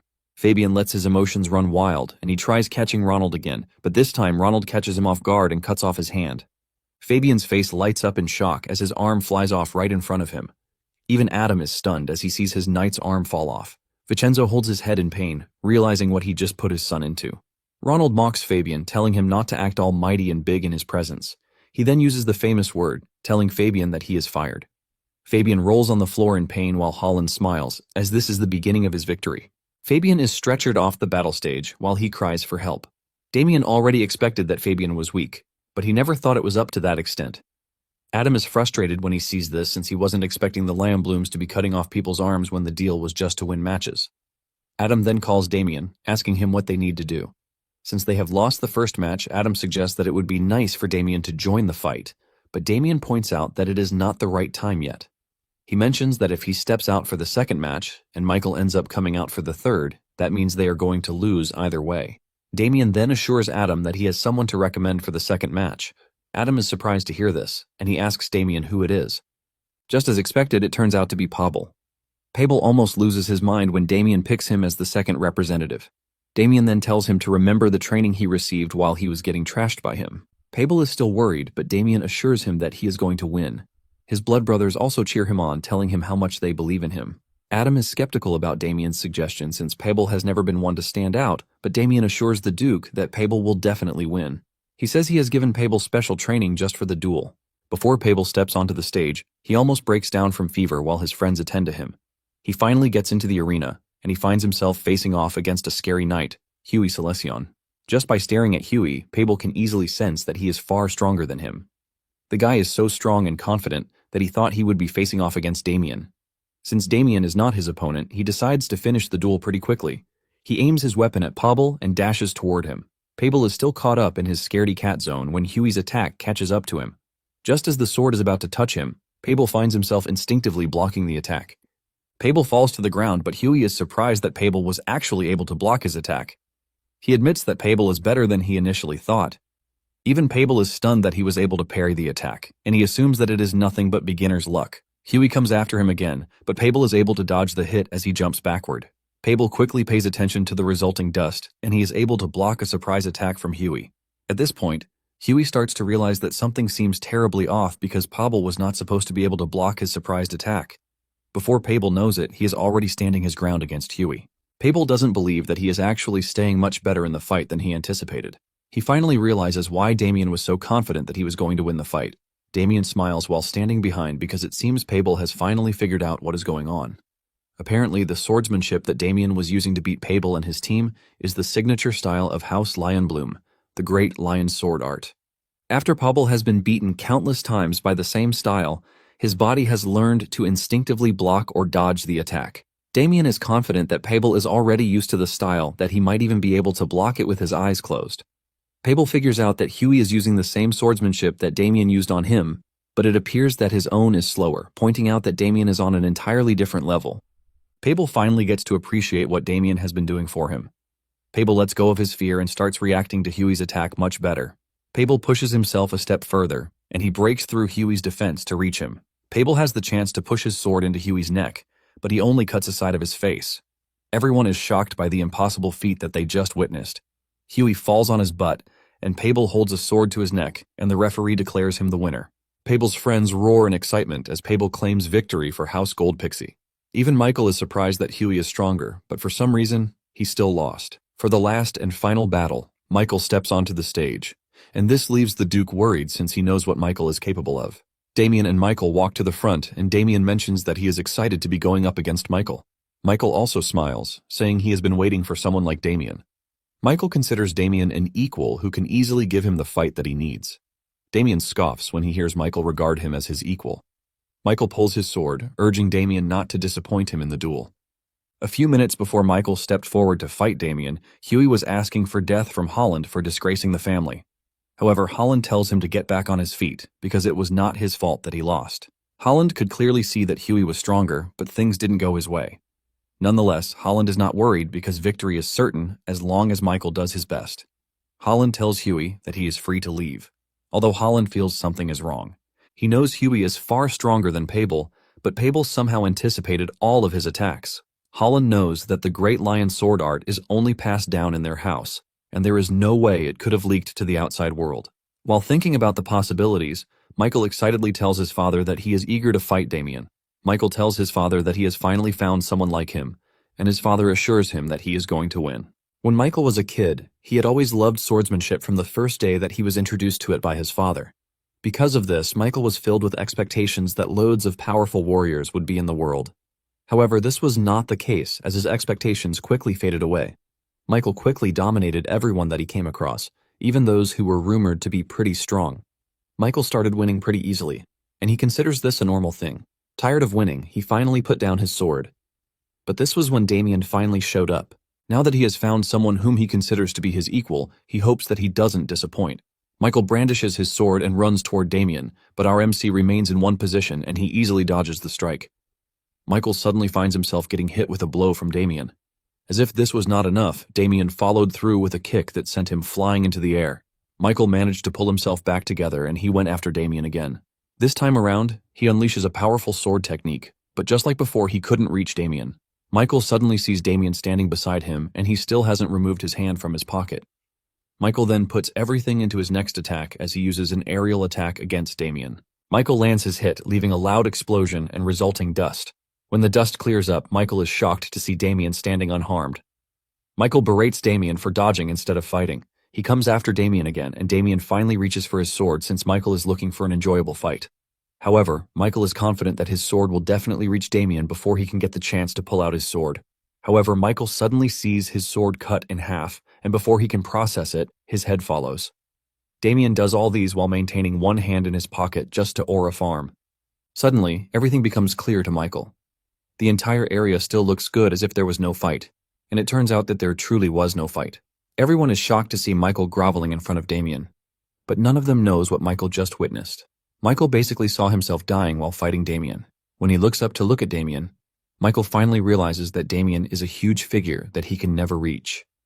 Everything that he witnessed was nothing but a mirage, or basically what would have happened if Damien had decided to fight him. With this in mind, Michael bows to Damien, admitting defeat. The third victory then goes to House Gold Pixie, basically making them the winners of the duel. After the battle, the Duke holds a banquet, hosting House Leonbloom too. He urges them to drink and have fun. The Leonbloom Knights want to thank Adam for his generosity, but they dare not because their master is staring at them like some rabid dog. Adam tells the Marquis to forget the beef and enjoy the moment. Adam even pours Holland a drink, since it is his duty as the victor. While getting the drink from Adam, Holland is busy thinking about what made Michael surrender. Holland assumes that he was struck with some sort of misfortune. In addition to this, Adam is hosting a party, which is basically a party to mock him for losing the battle. Elsewhere, Damien is staring at the fireplace, thinking about how he managed to achieve his original objective. He was able to bring victory to the Duke's household, and at the same time, he made sure to show the Lion Blooms not to mess with his family. However, he knows that he still has the Dark Mages to go after. Suddenly, Michael shows up, asking to sit beside Damien. Damien is surprised to see this, but he is more surprised when Michael starts to glaze him, telling him that he really respects him. Michael even pours Damien a drink, leaving him more confused. Michael admits that he never thought he would meet someone at his level or someone who surpasses him. However, he is happy to have met Damien. Michael considers them the same level but corrects this, saying Damien is far greater than he is. Damien is shocked that Michael is all nice to him, even though he beat Erwin up.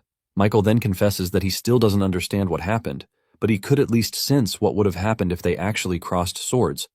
Damien finally realizes that Michael doesn't know that he has awakened his super senses. Because he possessed this super sense, Michael was able to fight Damien in his mind. And this is when he realized that Damien is way above his league. For the first time, Michael felt true fear like King Meruem. Damien is happy that Michael has the super senses because this is what really saved his life. Damien knows that Michael would have lost not only his arm, but his life if he had tried to fight him. Michael looks into the sky and declares that the world is bigger than he thought. Damien then asks Michael if he would like a word of advice, and Michael says yes. Damien then points out that the world is vast, just like Michael has said.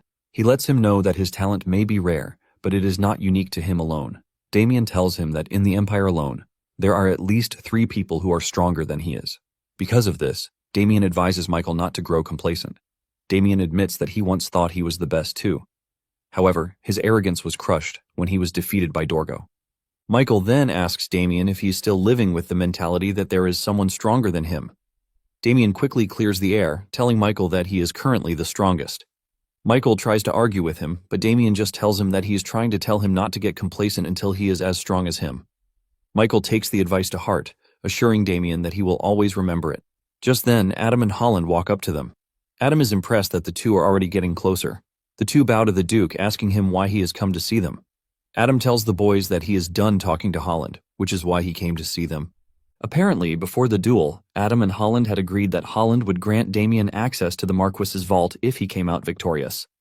However, Holland was being stingy, and Adam had to persuade him to another arrangement. Holland is pissed at the entire thing because he clearly cannot forgive Damien for what he did to Erwin. However, he has no choice but to let his anger pass for the meantime. Holland then apologizes to Damien for sending knights to his home as a show of force. Damien can sense that Holland is not being sincere with his apology because he left out the Erwin part. Holland then reveals that he cannot open the vault to Damien, but in return, he has something else to give him. It turns out to be a ring imbued with spatial magic, which was crafted in the White Tower. The ring can store up to 100 kilograms of items. Damien is impressed when he sees this because it's a dimensional artifact, which is worth at least a small castle. Damien doesn't like the fact that Holland is straying away from the actual deal, but he decides to just let it pass. Damien takes the ring and thanks Holland for it. Holland lets Damien know that he is ready to give him something else if he wants, but he can't open the vault for him. Since the Marquis household still has many fine weapons, Damien starts thinking of what to pick. Suddenly, it dawns on him that there is something he wants, which should be in the Lion household at the moment. Damien then tells Holland that he would like a bow. Holland considers this a weird and unexpected ask. Damien then reveals that he needs the bow because he is planning to marry off his younger brother Abel. Abel is at the estate having fun when he suddenly feels a chill run down his spine. After they return from the duel, Damien informs the Duke that he is ready to leave. The Duke is surprised that Damien is already heading back to his estate. Adam lets Damien know that a banquet is being prepared for him, and he suggests that he wait till after the banquet.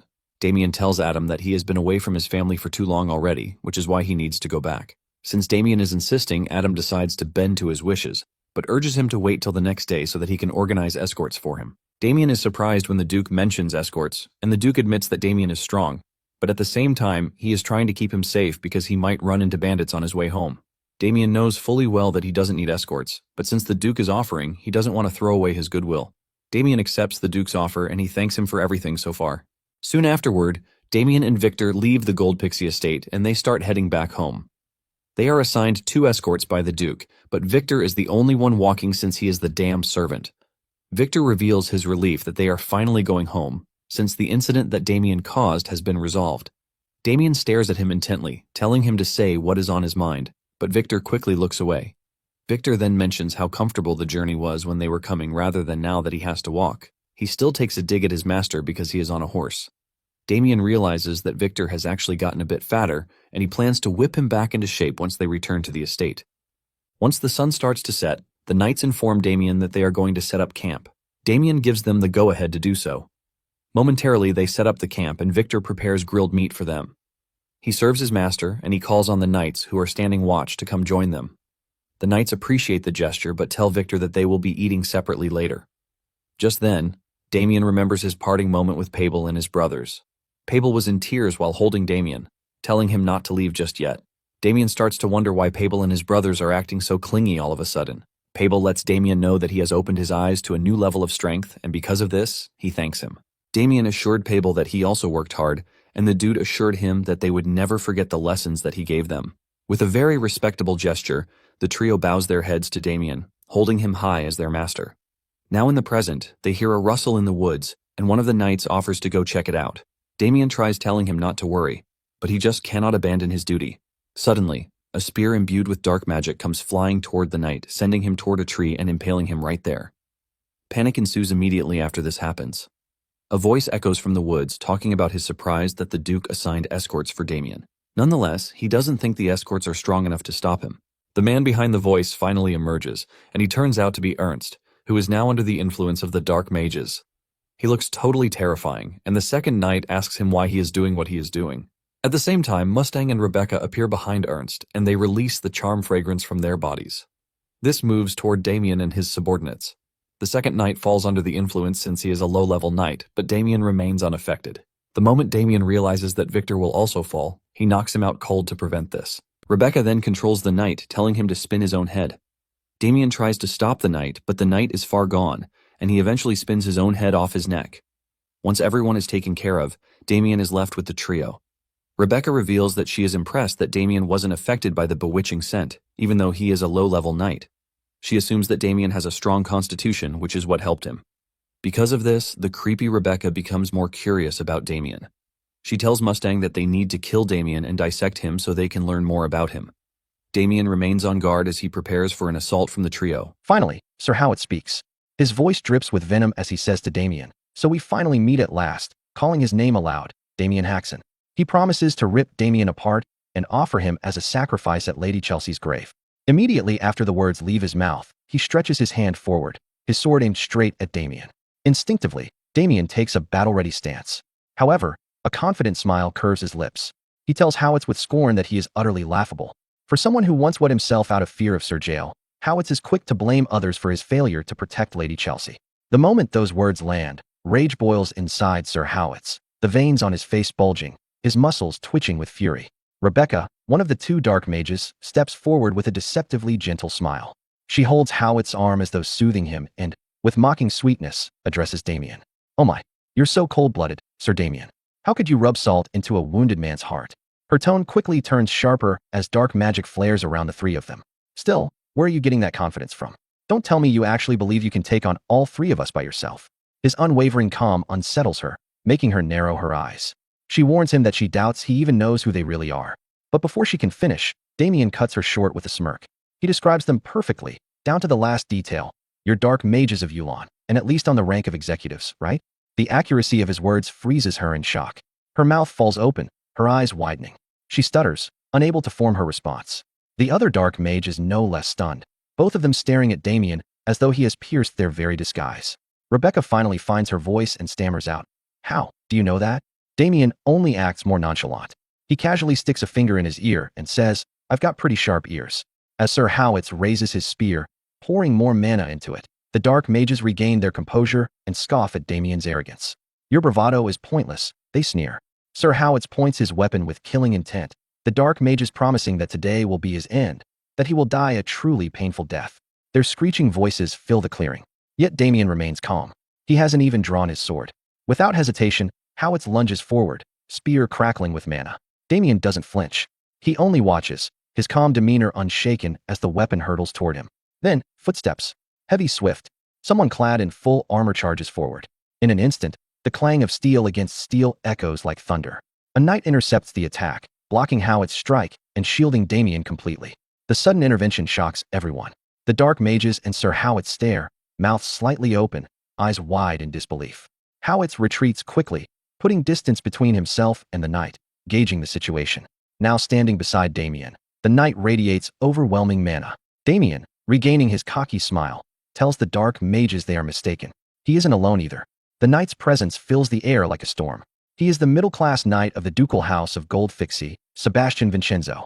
Damien's mind drifts back to that day in the Duke's office. He remembers bowing low, thanking Duke Goldfixie for permitting his return home. "Understood, Your Grace," he had said with a genuine smile of gratitude.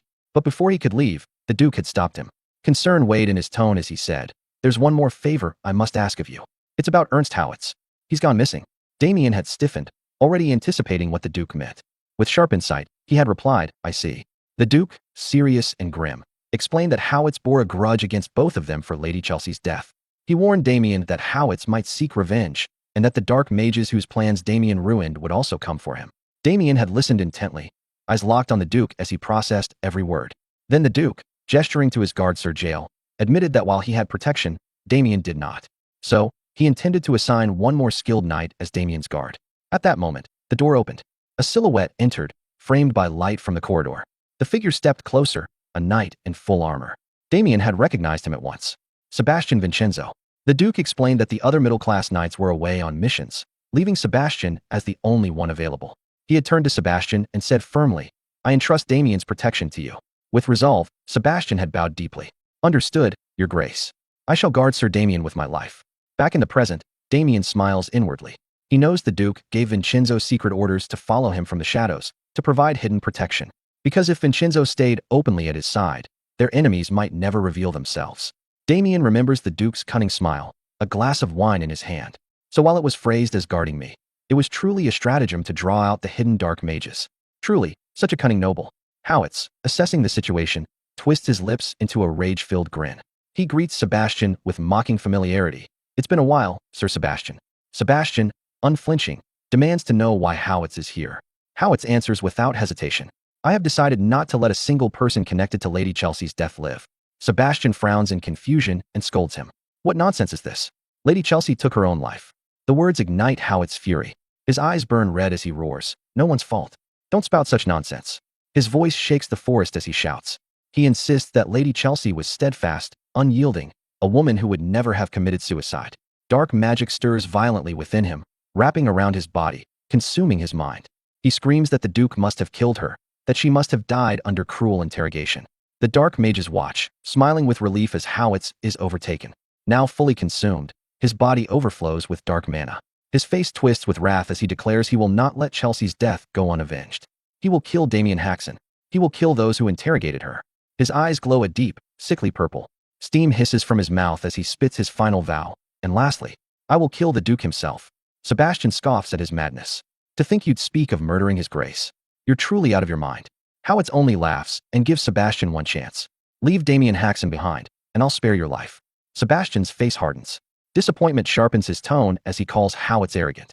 Then, with aura surging, Sebastian ignites his entire body and blade with overwhelming power. "A worm like you dares claim you'll spare me?" Damien, watching Sebastian's fury, smiles inwardly, as expected of a middle-class knight. But Howitz doesn't falter. He chuckles darkly and admits Sebastian is right. He used to be stronger than him. Not anymore. He tears away his clothes, revealing a body warped and enhanced by black magic. His grin stretches wide as he announces, "Not anymore." Sebastian's eyes widen in disbelief. He shouts at him, calling him a fool. "You've resorted to black magic." The dark mages beam with pride. With Howitz's eyes glowing bright purple, they declare that he has undergone the same enhancement as Guillermo Blackwing. In exchange for his life force, he has gained immense mana and strength. Howitz, sneering down at Sebastian, commands him to open his eyes wide and witness the power he has seized. With a serious stance, he lets loose an immense surge of dark mana. The air twists under its pressure, forcing Sebastian to grit his teeth just to remain standing. What overwhelming aura, Sebastian thinks, sweat beading on his brow. Could he already have surpassed middle-class level? Howitz sees his struggle and mocks him coldly. "What's wrong? Surprised?" Gathering dark mana into his spear, He prepares to strike. I warned you. All you had to do was leave Damien Haxon behind, and I wouldn't have killed you. He unleashes the attack, a massive blast of compressed purple light. Damien and Sebastian both feel its intensity, the brightness burning their eyes. It tears through the forest with explosive force, carving a straight path of destruction and ending in a blinding detonation. When the smoke clears, Damien stands unscathed, having dodged. His sword is still sheathed, his calm intact. He studies the vast destruction carved into the forest with silent curiosity. Howitz stands where he struck, spear still raised. Damien turns back, eyes narrowing as he fixes on Howitz, deep thoughts swirling within him. Howitz's veins bulge, his grin twisting sinisterly. His glowing purple eyes burn with maniacal light. Steam escapes his lips with every breath, and his expression contorts with unhinged rage. As the smoke clears, Damien stands unscathed, having dodged the blast. His sword remains sheathed, his calm unshaken. He studies the vast destruction carved into the forest with silent curiosity, eyes narrowing as he turns back toward Howitz. Thoughts swirl in his mind, sharp and deliberate. Howitz's veins bulge, his grin twisting into something sinister. His glowing purple eyes burn with maniacal light, steam curling from his lips with every breath. Rage contorts his expression into something nearly inhuman. A voice cuts through the settling dust. That strength there is incredible, for sure, Sebastian Vincenzo says, his words carrying a sharp edge. Hearing him means the destructive attack failed to take him out. Shock flashes across Howitz's face, and on the faces of the two dark mages behind him. The smoke continues to thin until Sebastian stands clearly in view. With a confident smirk, he waves his hand to sweep away the last lingering haze. However, he says, I'm not as weak as you think. Such a simple attack wouldn't work on me. Inside, though, Sebastian admits to himself that he is only putting on a show. How much longer can I keep this up? First, I'll need to. He cuts off his own thought and calls out sharply, Sir Damien, please leave this place to me and head to the Duke's estate to request help. Damien blinks at him, confused by the sudden command. He stares at the enemies in silence, weighing his options. Finally, he comes to a decision. All right, he says evenly. Without wasting another second, he lifts Victor and hoists him onto his shoulder. He and Sebastian exchange a brief nod of confirmation. Then Damien moves, like a blur. The dark mages jolt in alarm as they spot him fleeing. You're not going anywhere, they shout, panic edging their voices. Instantly, they surge forward, dark magic propelling them through the forest in a desperate attempt to catch him. Howitz watches them go, worry flickering across his features. He gathers dark mana over his entire body, positioning himself for a throwing strike. Not so fast, Damien Haxon, he roars. But a sudden flash interrupts him. The sharp tip of a sword comes for his neck. Howitz barely notices in time, blocking at the last instant. It's Sebastian Vincenzo, blade aimed to kill. The unexpected attack stuns him. Their clash drives both men back, leaving a narrow gap between them. They stare at each other in taut silence. Sebastian floods his body with mana, his voice a furious roar. No chance, Howitz. We fight to the death here. Howitz answers in kind, dark mana spilling out in waves, his rage mixing with raw frustration. If that's what you want, he snarls, then I'll kill you. The forest erupts as their battle begins. Blinding flashes ignite with every strike, their violent clashes shaking the trees.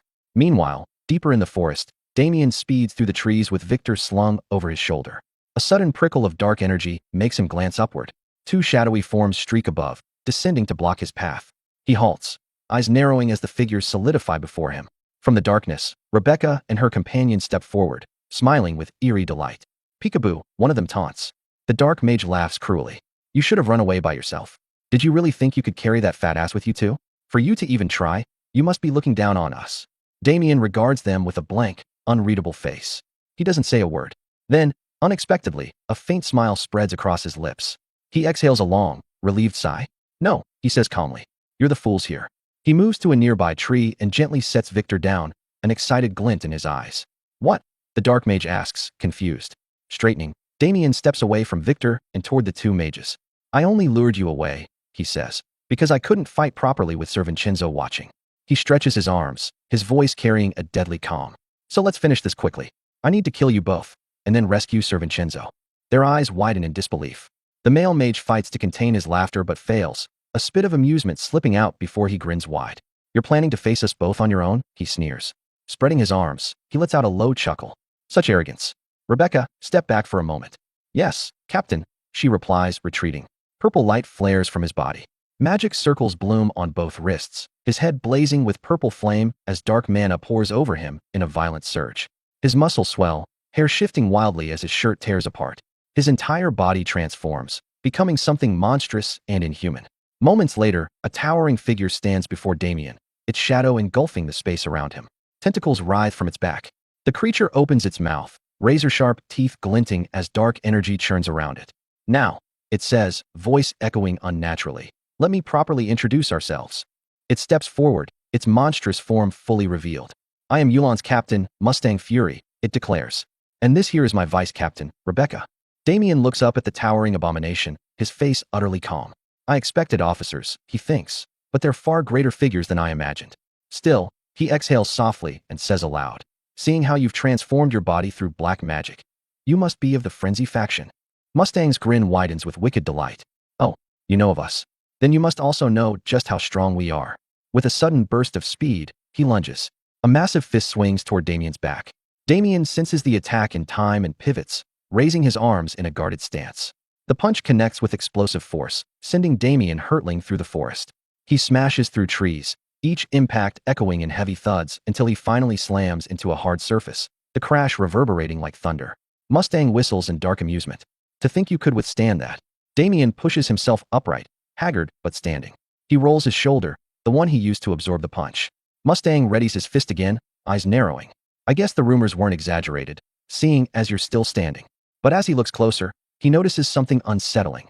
Damien appears completely unharmed. The young man stands steady, silently gauging his opponent's strength.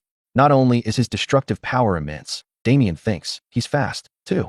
Based on his physical abilities alone, he's at least above middle class. Mustang attacks again, tentacles whipping through the forest in a storm of destruction. Trees splinter and shatter under the relentless assault as Damien darts and weaves, narrowly evading each strike. But after a relentless barrage, Damien's back collides with a tree. He freezes, eyes sliding to the side in surprise. "Gotcha!" Mustang growls, charging forward with a devastating punch. As the massive fist closes in, Damien's eyes flash. Time itself seems to slow. Within that frozen instant, his hand moves with serene precision, gently redirecting Mustang's fist. He twists the blow with a special technique, Myriad Insight. Time snaps back to normal. Mustang's fist jerks violently off course, the force of the redirection wrenching his arm as pain shoots through his body. He stumbles back, coughing in shock. A faint smile of relief touches Damien's lips. He recalls a memory, sitting in the Duke's estate, munching on an elixir as Victor teased him. "Lord Damien, is it so tasty you have to eat it every day?" Myriad Insight, Damien thinks, perfected through countless elixirs bestowed by the Duke and relentless training. "I've finally reached the level where I can wield it freely." Mustang roars in fury. Such cheap tricks. He launches another storm of tentacles, filling the forest with deadly strikes. This time Damien doesn't dodge. With one hand alone, he deflects every attack, Myriad Insight guiding his movements as he stands perfectly still. For the first time in the fight, he reaches for his sword. His fingers curl around the hilt. In a blur too fast to follow, he draws and strikes. Clean, precise cuts flash across Mustang's body. The draw and the cuts happen in the same breath, too swift for the eye to register. Damien's foot touches the ground. He stands motionless, sword in hand. A heartbeat later, deep slices bloom across Mustang's body. Blood sprays. His neck bears a half-severed gash. His eyes go cold as his butchered body collapses piece by piece. Damien turns away, swinging his sword to fling the blood from its blade. Mustang's eyes flicker back to life, disbelief etched across his monstrous face. "You," he rasps. "How could a mere low-class possess such strength? Don't tell me he's been hiding his power all along." Then his flesh begins to stretch and twist, dark energy knitting his body back together. "Indeed," Mustang growls, voice low and dark. "You're strong enough to have defeated Agito." But his limbs reattach, tentacles regrow, his neck seals shut. The monstrous body stands whole once more, pulsing with dark mana. "Your tricks are useless against me," he finishes, laughing loudly. This astonishing regenerative power is the might of dark mana. Damien only sighs, a mocking edge to the sound. I was worried it would end too soon," he says softly. "But this works out even better." Mustang's eyes narrow, confusion flickering behind his menace. Damien raises his sword, bringing the blunt edge to his own side. He flicks the blade with a single finger, releasing a faint, resonant note. A devious grin spreads across his face, eyes gleaming with excitement. "Isn't it more fun," he says, "when you can cut loose as much as you want?" The fierce battle between Sir Howitz and Sir Vincenzo rages on, tearing the forest apart with every clash that detonates like thunder. In a close-up moment of their struggle, Sir Howitz drives his spear in a murderous arc, aiming to cut Sir Sebastian Vincenzo clean down. The knight dodges by a fraction, feeling the gust of death scrape past as the weapon carves into the earth with catastrophic force. Staggering back, Sebastian jerks away 3 desperate steps before Howitz can swing again, clawing for distance to breathe. Now rooted at a safe gap, he bends forward, chest heaving, lungs burning as his eyes lock on his relentless foe. Howitz notices his faltering breaths and lets a crooked smile spread across his face. His voice drips with mockery. You seem to be struggling badly, Sir Sebastian. He tilts his spear toward him, smirking. Still, you managed to last this long against me. That's worthy of respect. Sebastian's face twists with disgust. Respect, huh? His lips curl into a bitter snarl. This is humiliating. To think I'm losing to someone who clawed his way up through black magic. Howitz chuckles darkly, shaking his head. You still don't understand your place, do you? He raises his spear, its tip glinting with malice, and points it at Sebastian. No matter what you spit from your mouth, the outcome is inevitable. You'll fall. He plants his stance, spear drawn back, body primed to surge forward. Let's see how long you can endure. Sebastian steadies himself, shoulders trembling, breath still ragged. Inwardly, his thoughts churn. It's infuriating, but he's right. All I can do is hold on. His eyes drift toward the distant side of the forest, where Damien wages his own war. Please, Sir Damien, hurry. On the other side, Damien regards Mustang Fury's regenerating flesh with cruel amusement. This is great, he says, smiling faintly. I worried this would end too quickly. His taunt gnaws at Mustang Fury's mind. With a flick of his finger against the sword's edge, Damien sends a ripple humming down the blade. His grin widens. Even better. That means I can let loose. Mustang Fury scoffs, masking unease with a mocking sigh. You're even more arrogant than I thought. His monstrous maw yawns wide, throbbing with roiling shadows. Dark energy condenses in his throat, swelling with destructive promise. Let's see if you can dodge this. Damien's gaze sharpens. He watches the gathering storm of black mana, an impending dragon's breath waiting to engulf everything. Yet he doesn't move. He stands there, still as stone, letting the air quake around him as the mass of energy swells into a sphere of annihilation. At its peak, Mustang unleashes the beam. The explosion of darkness surges forward, a cataclysm roaring to erase Damien from existence. But Damien remains calm. His fingers twitch once. His sword rises. With a flick, the tip radiates concentric ripples of pure energy. They spread outward in a wave, dense as iron, colliding with the torrent. The explosion halts, swallowed and diminished by the rippling wall until it vanishes entirely. Mustang Fury's eyes bulge in horror. His jaw trembles. How did you block that? Damien answers with silence. He launches upward, sword blazing. With ruthless precision, he slashes down. Blades of light rain across the monster's body. One cleaves his eye, splitting his skull. Another hacks his writhing tentacles apart. 2 more carve through his chest. Damien lands as Mustang Fury's form collapses, torrents of blood drowning the soil. But already the torn flesh writhes, knitting itself together. With a shaky grin, the monstrosity snarls. Even so, you won't be able to do that again. Damien still gives no reply. He charges again, so fast the air screams. His sword cuts the monster's body into ribbons in the blink of an eye. Mustang crashes down, face first, groaning. I need to regenerate fast. But nothing happens. Damien steps closer, shadow swallowing him. His eyes are lifeless, chilling. Mustang's expression curdles into panic. My regeneration. Damien's voice cuts like a blade. It's not working, is it? Regeneration depends on dark mana. And that is not infinite. Why, you bastard? Mustang snarls through gritted teeth. How do you know so much about us? Damien raises his sword, the tip hovering over his neck. His voice is low, certain. That doesn't matter. If I sever your head, you won't return again, will you? But suddenly, Mustang's lips twist into laughter, all his fear draining away in an instant. Damien halts mid-strike. You were so focused on me. Mustang sneers, eyes gleaming. You forgot, didn't you? His gaze snaps sideways. Now, Rebecca. Rebecca stands in the shadows, dark mana coiling violently around her hands. The circle of a spell turns like a burning wheel. With a guttural cry, she completes it. Purple mana surges, bursting outward. Her voice trembles with exhilaration. 7th circle black magic, instant death. A towering reaper descends, its vast form materializing above Damien, scythe arcing for his neck. Mustang and Rebecca smile with cruel satisfaction. Inside, they whisper, got him. The scythe drops, slicing through the air, seconds away from decapitating Damien. But then, the tattoo on Damien's palm ignites, burning with the same purple hue. The light blazes, fierce enough to blind. The reaper recoils, its form sizzling. It shrieks, body convulsing as the brilliance consumes it, until it rides into nothing, erased by the glow. Within heartbeats, it is gone. Mustang and Rebecca stand frozen, mouths slack. Mustang's face drains of color. Impossible. How could this? Damien regards them with disdain, voice thick with scorn. That pathetic trick? Was that your last card? Mustang trembles with rage. Ranops. That spell was Yulan's masterpiece.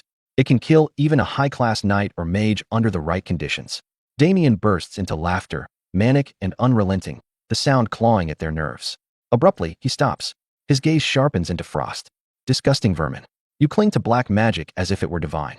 But it's nothing but a parasite, feeding on stolen souls, fattening itself on corpses. Then his lips curl into a wicked grin. Still, perhaps I'll indulge. I'll take the very power you worship and use it to butcher you. The bracelet on his wrist erupts, vomiting black energy that climbs his arm, then consumes his entire form. The pressure blasts outward, so fierce it nearly hurls Rebecca into the trees. The darkness twists around him like a second skin. Rebecca screams, "Captain," while Mustang stammers, wide-eyed. That's black magic? Yes, Damien answers coldly. But you've never seen anything like this. Reality itself distorts. Space bends, and in an instant they are trapped inside a sealed void of darkness. His voice echoes everywhere at once. Ninth circle black magic. Pitch darkness. A single finger, coated in black mana, tethers him to the sphere.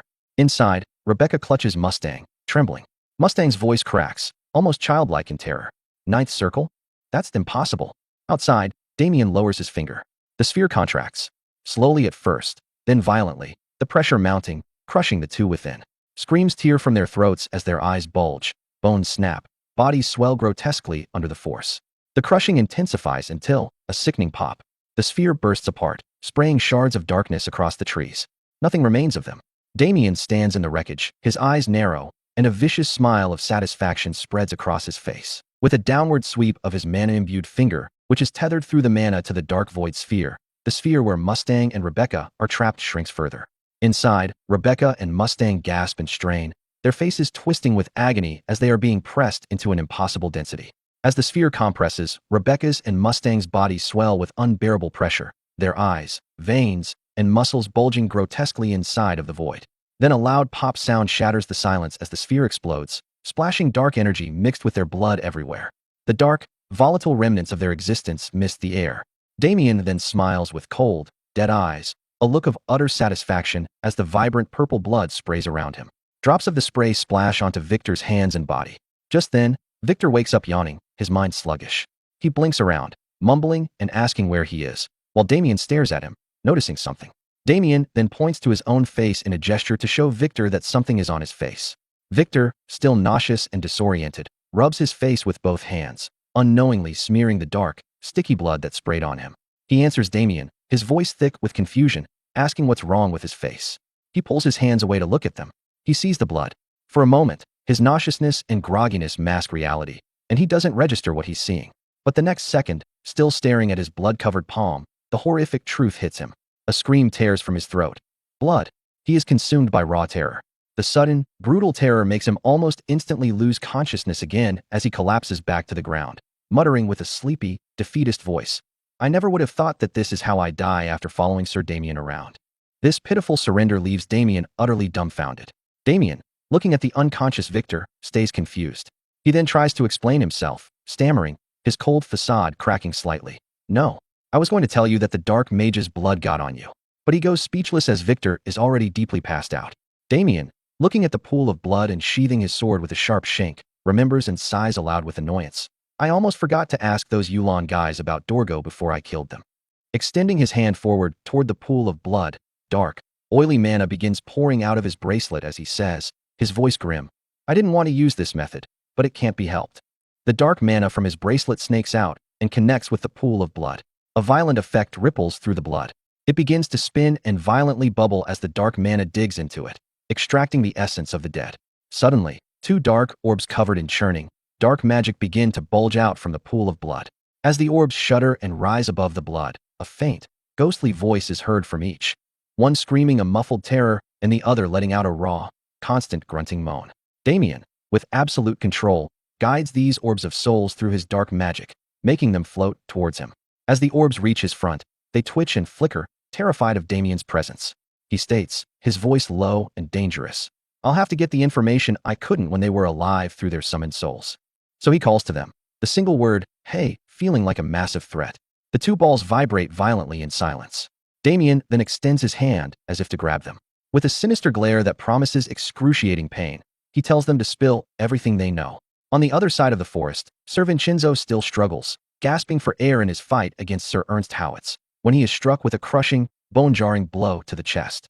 The force sends him flying like a rag doll all the way until his back slams against a thick tree, snapping it in half with a deafening crack. After crashing against the tree, Vincenzo's body goes limp, losing balance. His chest plate shatters into useless fragments from the devastating strike Howitz landed on him, and he also suffers severe internal injuries, which force him to cough up a gout of bright blood. His loss of balance almost makes him fall, but a fierce will rejects defeat. He refuses, stomping one armored foot to the ground with a grunt, barely regaining a trembling balance. As he continues to force himself to remain standing, his whole body shakes violently from sheer exhaustion and the waves of agonizing pain that flood his nerves. But the effort is too much. His defiance fails. He finally gives up and falls heavily onto the ground, collapsing into a fit of pain-racked coughing. Meanwhile, Howitz stands tall in all his dark, intimidating glory as he walks with a slow, majestic confidence toward him. Upon getting close enough, Howitz, with an excited smile of mockery, savors the moment. He says to the broken knight, "This is the end of the road, Sir Sebastian Vincenzo." He tells him, his voice dripping with condescension, "I'll make it quick for you." Sir Sebastian Vincenzo, panting as he tries desperately to draw a steady breath, grunts inwardly as he thinks, is this truly it? His spirit refuses to break. He vows not to let Howitz reach his grace the Duke of the Gold Pixie estate. "Even if I die, I'll bring Howitz down with myself." But suddenly, a calm, cold voice breaks the tension, telling Sir Vincenzo that he's impressed by how long he held out against his foe. This makes Vincenzo's eyes snap open. He turns his head immediately to see who it is. The person is Sir Damien, who walks calmly towards the two as they both stare at him in quiet astonishment. Suddenly, Howitz's eyes gleam with manic excitement as he sees Damien, roaring and calling him a bastard, and telling him, his voice thick with murderous glee, "I was already planning to find and kill you, but you walked right into your own grave." Damien then holds the two flickering souls in ball form out in front of him, and with a slow, sarcastic smile, asks Howitz if he truly means that, and tells him, "We'll see about that." Focusing on the souls, he thinks inwardly, one more step from Howitz, and he'll be the one to die. Sir Howitz then snarls, grinding his teeth hard in furious anger at Damien's cold provocation, and tells him, "I don't know where your confidence is coming from, but that's enough talk." He then charges straight at Damien, his spear aimed and dark mana swirling violently around it, shouting to Damien that it's time he dies, while Damien stays absolutely still, unmoving. As Howitz's spear reaches mere inches away from Damien's face, a faint, utterly confident smile plays on Damien's lips. And in that very instant, he clenches his fist hard enough to brutally crush the souls of both Rebecca and Mustang under his palm. The souls extinguish with a soundless pop. All of a sudden, Sir Howitz's spear halts mid-attack, stopping completely less than an inch away from gouging Damien's eyes. Then, Howitz, in shock, his entire body beginning to violently tremble with uncontrolled vibration, struggles to form a word. He manages to choke out to Damien, "How is this happening?" But Damien just continues to look on at him with that terrifying, serene smile. Sir Sebastian Vincenzo, from where he sits, clutching his life-threatening wounds, stares in stunned, disbelieving silence at the impossible scene before him. Damien now opens his clenched fist, letting out the residual dark energy left from the pulverized souls. As the dark magic disperses, Sir Howitz's mouth opens wide in a loud, primal roar of agony that forces all the dark magic stored within his body to violently disperse with the sound. As the dark magic is being dispelled, the black crystals used for his body modification embedded directly on his skull also begin to crack and shatter. And just after a few agonizing seconds, almost all of the dark magic stored in his body is violently ripped out, reducing his once muscular, imposing body to a frail, bony structure. Now staring at Damien, his eyes burning with hate, he musters all the strength he can and spits out the word, "bastard." So, with his skinny, trembling body, he begins to drag himself towards Damien, hoping to inflict any harm he has left as he continues to hiss that he'll kill him. But Damien doesn't move an inch and just lets him come. And just before his hands could touch Damien's boots, his full body collapses with a sickening thump to the ground in front of Damien, who looks down at him with grim excitement. Then, with a sigh, Damien clicks his tongue in mild irritation and thinks inwardly, that foolish man. He's sure Howitz wasn't aware of it. If the soul of the dark mage controlling a person is destroyed, all the spells they cast disappear along with it. So he looks down at the helpless Howitz, trembling and defeated on the ground in front of him. Sir Sebastian Vincenzo finally speaks, his voice raspy, asking Damien what this horrifying sight is. Damien had almost forgotten about his injured companion. Damien then looks at him and tells him, it looks similar to Guillermo, and that it's probably a side effect of the dark mana leaving his body so quickly. And Sir Sebastian, laboriously trying to rise from the ground with his aching body, having no other explanation in mind that makes sense, agrees with Damien that it seems that way. Then he asks Damien, his tone serious. What happened to the dark mages?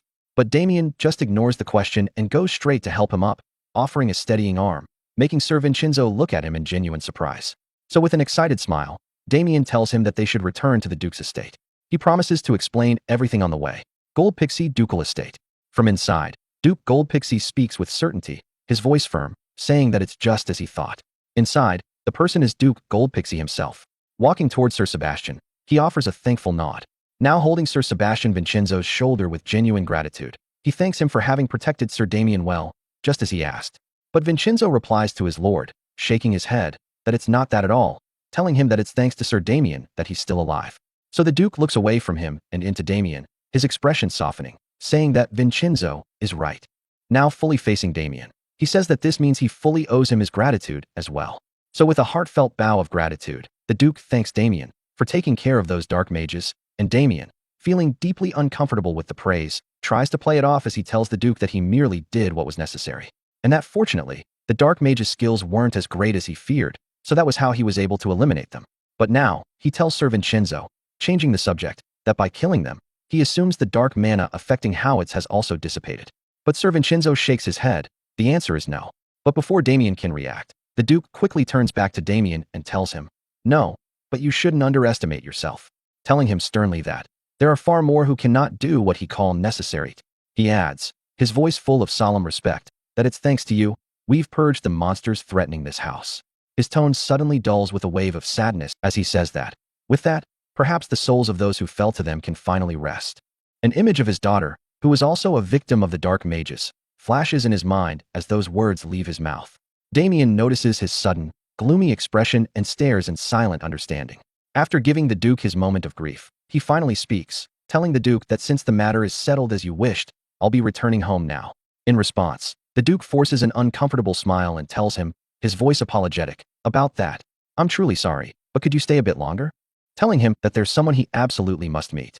This leaves Damien staring, completely clueless, as he asks, repeating the words, his brow furrowed. Someone I must meet? And as if on cue, the person the Duke speaks of gently opens the door to enter the room where they all are.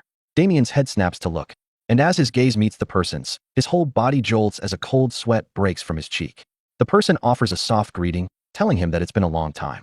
As she enters, her eyes gleam with excited pleasure as she calls his full name, Sir Damien. In the garden of the Gold Pixie estate, Damien and Agnes sit alone, drinking tea. But somewhere nearby, out of curiosity, Duke Gold Pixie and Victor hide to watch them. Watching the two, the Duke whispers to Victor that it's hard to believe this even though he's seeing it for himself. He asks if that tiny, frail-looking girl really is from the church. Victor whispers back that that's right and adds that she's acquainted with his young master, Damien. Sir Jael stands guard, watching in silence. The Duke comments that this is quite different from what he imagined, that now he can see appearances aren't everything, adding that she truly is a terrifying person. Taking his time to observe them closely, he says he's been feeling this since earlier. From the Duke's point of view, it looks like the two are having some kind of romantic conversation. He tells Victor he feels a strange tension in the air between them. But the real situation is that of Agnes intensely interrogating Damien, trying to know more about the incident with the dark mages. After a long explanation, Damien tells her that was how he cut down the heads of the dark mages. She replies that it all now makes sense, but adds that it's a pity she couldn't see it in person. Now that the tension is lifted, she jokes that it seems he's got quite the history with dark mages. Damien tries to play it off with an uneasy chuckle. Lifting his cup to drink, Damien stares curiously at her and says he knows she's here as an investigator from the church, but wasn't expecting to meet her again so soon. Agnes's face turns red as she blushes and replies that she volunteered for this after hearing he'd be here. This makes Damien freeze with an awkward laugh while she stares at him with glowing eyes. She suddenly remembers and asks if he found out which group the dark mages belonged to before he killed them. About to answer, Damien pauses, thinking that if he tells her the truth, this could get complicated. He decides to make something up. He tells her he didn't get any information on that, and adds that since they weren't particularly powerful, they might not belong to any group. Hearing this, Agnes lowers her head with a resigned sigh and says she understands, adding that she was wondering if they could have been from Yulon. Damien, now curious because of her Yulon comment, calls her Lady Agnes and says it looks like she's been pursuing Yulon for quite some time. So he asks if she doesn't mind. Why? Feeling uneasy, she grabs her cup with both hands, using it to steady herself. Still with a lowered gaze, she says that, to be precise, she's after a particular dark mage who was once associated with Yulon. Damien asks who this person might be. Just the thought of him makes her bite her lip tightly as dread fills her. She says the person is a murderer infamous for slaughtering thousands. With the image of the man in her head, she tells Damien that the person is a monster known as Corpse Play. Hearing the name jolts Damien because he knows who that is. He repeats it, asking if that's correct. She says yes, adding that she's sure he must have heard the name before. She speaks with a clenched fist, veins bulging, her mana already seeping from her hand. Her anger toward Corpse Play is clear as her mana covers her body. Trying to bottle up her emotion, she says no one knows Corpse Play's real name. With a flashback of a burning city in her mind, she says that strange title became infamous after a certain event. Her memory shifts to that past as she explains that one day, a noble's territory was completely overturned by the undead overnight. By the time the knights arrived and exterminated the creatures, they found something horrifying in the center of the town square, a grotesque structure made entirely from the corpses and entrails of the townspeople. Across it was written, in bloody flesh letters, Corpse Play. After explaining, she covers her mouth to keep from vomiting at the memory of that terrible event. She grows even angrier as she remembers that the demon committed the massacre solely to announce his name to the world. Damien watches her body tremble in anger and disgust, and thinks that even now, her reason for chasing Yulon isn't entirely clear. Yet he wonders what this strange emotion he senses from her is. With his eyes still fixed on her, he concludes that he can't tell her this, but he already knows the real name of Corpse Play. Remembering his time as the Death Knight before regression, he recalls that in the distant future, Corpse Play gains the trust of Dorgo, the Grand Lich, and rises to the rank of Legion Commander. His undead army stands on the front lines, brutally slaughtering millions of humans.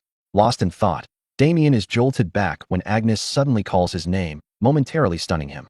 Having calmed herself, Agnes tells Damien that if he ever learns anything about Corpse Play, he should please tell her. He stays quiet for a moment, then with a resigned sigh lowers his head and says it's all right, that he will. He gets off his chair and tells Lady Agnes that that's all the testimony he can offer on the Dark Mages for now. So he asks if she's satisfied so they can end the interrogation here. With a calm smile, she tells him that of course it's all right and thanks him for cooperating. He replies that it's fine. Turning away from her, he looks toward the flowers where Duke, Gold Pixie, and Victor are hiding. He then speaks to his grace, saying the questioning is complete. This leaves both the Duke and Victor stunned because they didn't expect him to know they were there. Before the Duke can respond, Damien asks if he can now return to his original schedule. The Duke finally hides no more, stepping out when he sees that Damien has caught them. Dusting leaves from his clothes, with Victor smiling behind him, he accepts and tells Damien there's no longer any reason to hold him here. As Damien prepares to leave, the Duke wishes him good luck and tells him to be careful on his way back. Outside, at the Haxon estate, Damien Hayden's elder sister stands quietly outside when her attention is drawn by someone calling, asking if she's really outside again. Surprised, she sees it's Abel, their younger brother, and asks what brings him here. He replies, asking what she means, saying that she suddenly disappeared, so he came to find her. Looking slightly annoyed, he asks if she really thinks standing out here will make Damien come back faster, and advises that they just wait inside. But with a playful smile, she says it's all right, and that she'll go back in after a little while. Abel, having no more arguments, sighs and asks if she's really that worried about him. She replies straight away that yes. She tells Abel that Damien is such a gentle boy and that now he's gone alone to the Duke's estate. While she talks, Abel recalls the many times he's seen Damien being brutal and wonders if she's really calling that same Damien gentle. She continues, asking Abel what if the knights at the Duke's estate treat him poorly, how frightening that must be for Damien. But Abel, worried for her innocence, thinks that if anything, Damien would be the one intimidating them, not the other way around. Still, he says nothing and stands quietly beside her. After expressing all her worries, she prays with an anticipatory smile that Damien please come back safely. As if on cue, her eyes suddenly widen as she spots something in the distance. She stands frozen, making Abel worry and call out to her.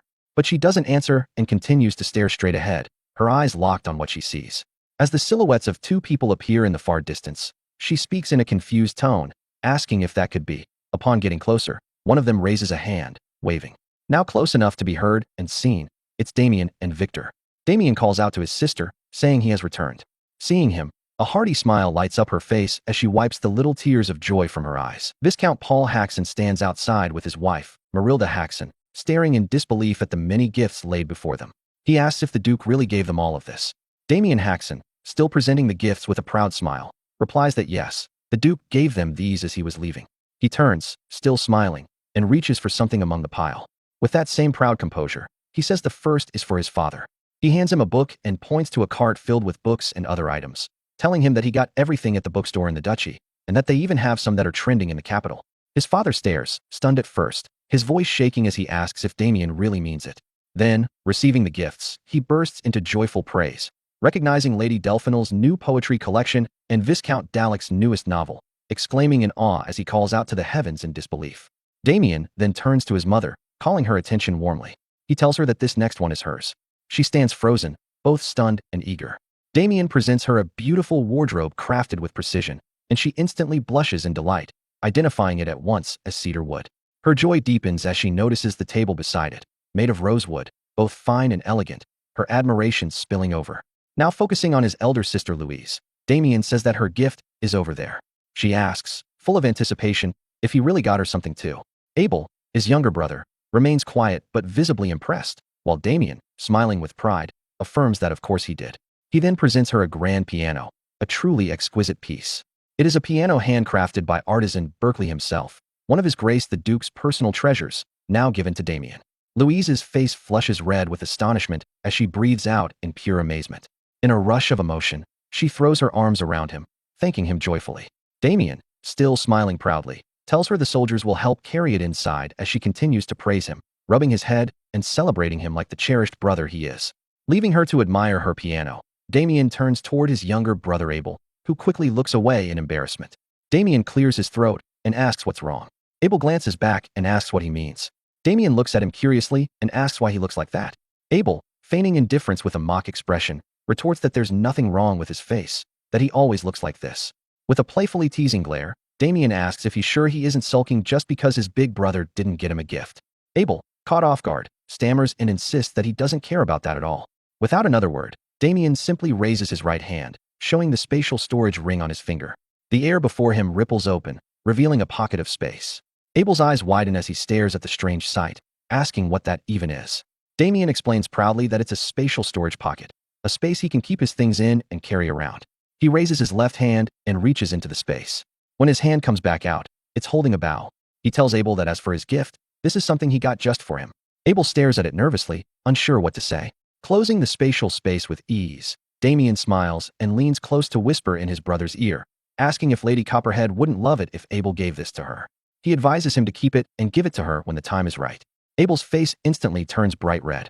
Damien exhales proudly, satisfied with himself, saying that since his little brother wants to get married, it's only right for his big brother to lend a hand. Abel shakes his head, waving his hands nervously, asking what on earth he's even saying. Damien, still teasing, asks why, and whether he doesn't like Lady Copperhead. Abel's protests falter, and though he tries to deny it, he soon gives up. Lowering his head, he admits quietly that Lady Olivia doesn't even know who he is. Damien hums, thinking for a moment, then smiles with confidence. He tells Abel not to worry about that as his big brother, he has a plan. Abel, shyly curious, asks what he means. With a hand on his chin, Damien explains that when he was at the Duke's estate, he heard that the Copperhead family will soon host a martial tournament to celebrate the lady's birthday. He says Abel will join that tournament and use it as a chance to approach her. Abel blinks in surprise, asking if a martial tournament isn't a contest for knights to display their swordsmanship. Damien affirms that it is. Abel grows more confused, reminding him that he can't fight at all. Damien, unfazed, tells him not to worry about that part. Pointing to himself with his thumb, he grins. Abel stares at him, puzzled.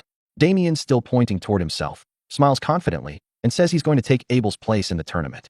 A few days later, on a night in the small town of Rivercross, the sound of laughter and clinking mugs fills a tavern lined with barrels of ale. Around one table, a few knights sit drinking and talking loudly. One leans forward, asking if they haven't heard about the martial tournament being hosted by the Copperhead family. Another replies that he has, adding that the prize is massive, and that one might even win the lady's favor. A third joins in, saying that they say she's unbelievably beautiful, and maybe he should give it a try. The others burst into laughter at that, one telling him not to embarrass himself because he'll just get his ass handed to him. The man grumbles and tells them to shut up. Then, remembering something, one of them says that Viscount Haxon's oldest son is joining too. He pauses, trying to recall the name, before saying it, Damien Haxon. At a nearby table, two people, a man and a woman, hear the name and go quiet, listening in silence. The first knight continues, saying there's a rumor that Damien Haxon defeated Lionbloom's heir without even drawing his sword. Another scoffs, saying there's no way that's true, that it's impossible he beat the Lionbloom prodigy. The first smirks, saying that's not all, and adds that they say Damien is as handsome as he is. The others stare at him blankly, one of them thinking he might just kill him for saying that. Suddenly, a loud burst of laughter comes from the other table. The woman laughs uncontrollably, pointing toward the knights while looking at the man beside her. She asks him if he just heard that, and the man, Jackson, finishes his drink slowly, smiling smugly with his eyes half closed. He says what a joke. The knight who had called himself handsome gets up angrily and strides toward them, demanding to know what they just said. He glares at Jackson and asks if he just laughed at Rivercross's most handsome knight. His friend tries to calm him, but Jackson ignores them. The woman, still with that playful smile, explains that they misunderstood, that she and her companion weren't talking about him, but about Damian Haxon. Jackson sits silently, as if waiting for something. The knight insists that she shouldn't try to talk her way out of it, that he heard everything. Before he can finish his words, Jackson rises from his seat and, with an icy tone, asks if the man is flirting with his fiancée right now. The knight, bewildered, asks what nonsense he's talking about. Jackson presses, asking again if he isn't talking to her right now. The knight starts to shout back in confusion, but before he can finish, Jackson's fist crashes straight into his mouth. Teeth shatter, blood splatters, and the knight is sent flying backward with violent force. The tavern goes silent as Jackson, radiating fury, glares at the remaining two knights and calls them bastards for daring to flirt with Jackson Cutter's fiancée. One draws his sword in panic, asking what the hell he's talking about, while the other draws his in anger, yelling that he dares provoke him and his squire, declaring that Jackson is dead meat. Jackson only sighs, disappointed, calling them arrogant fools who clearly don't know who he is. They charge toward him, shouting to know who the hell he's supposed to be. Jackson remains calm, drawing his sword with steady precision. The fight erupts instantly. The lady sits still, calm and almost bored, as the sound of steel and screams fills the tavern.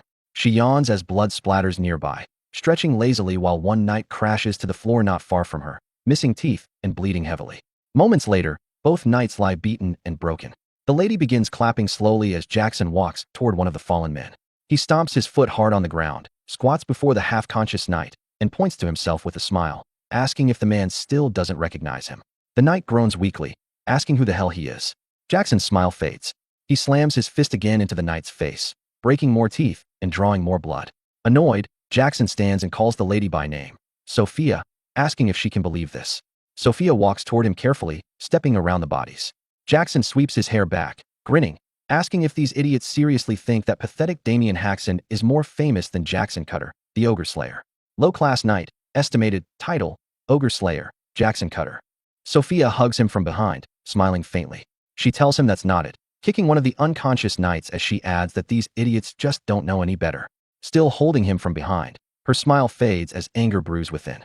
In her thoughts, she curses Damian, remembering how he was a complete nobody until recently.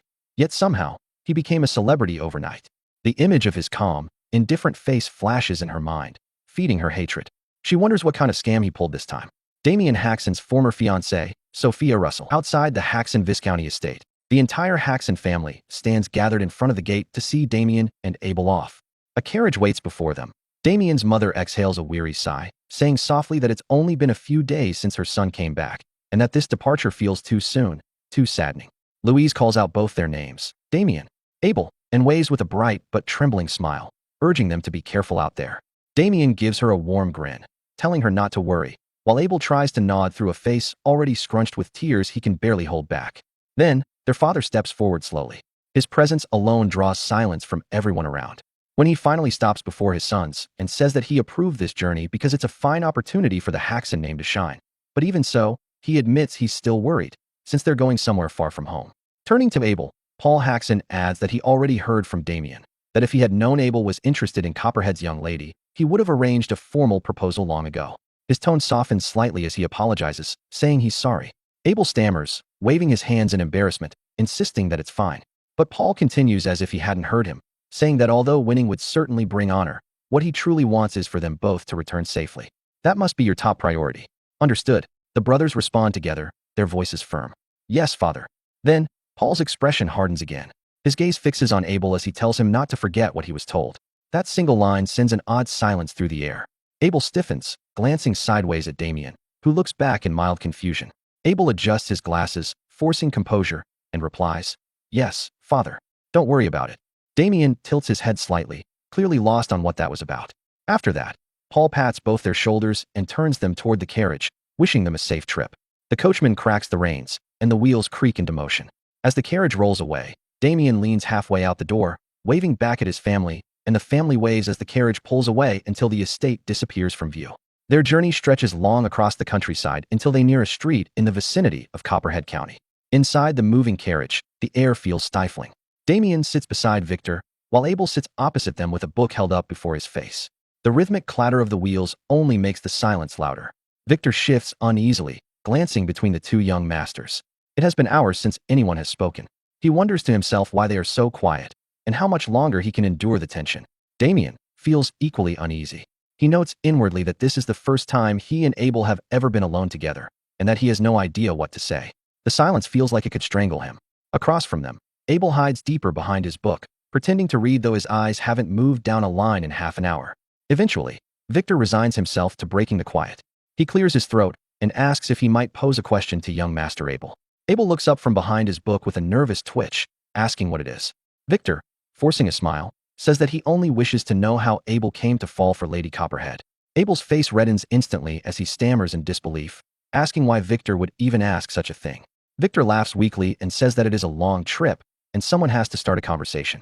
Damien, watching his brother's flustered reaction, thinks privately that he never actually knew how Abel's interest in her began in their previous life, and admits inwardly that he is curious too.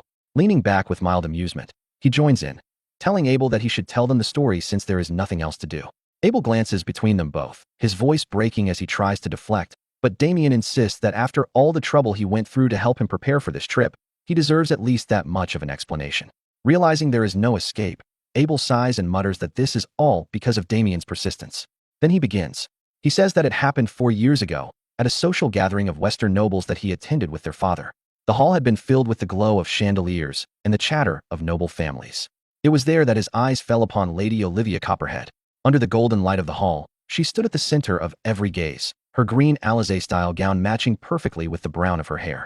Surrounded by the admiration of others, she had looked to him like something out of a painting. Remembering that moment, Abel's voice softens as he mutters that she was beautiful. In the carriage, that single word trails off into the air. Victor stares blankly at him for a long moment before shaking his head, and Damien, beside him, suppresses a sigh.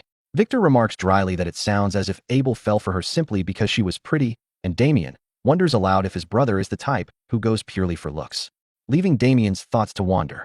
Whatever connection Abel and Olivia had, it was certain that in their previous lives they had been lovers. But he remembers clearly how the Count of Copperhead had rejected Abel's marriage proposal, not merely refusing it, but insulting the Haxan name outright.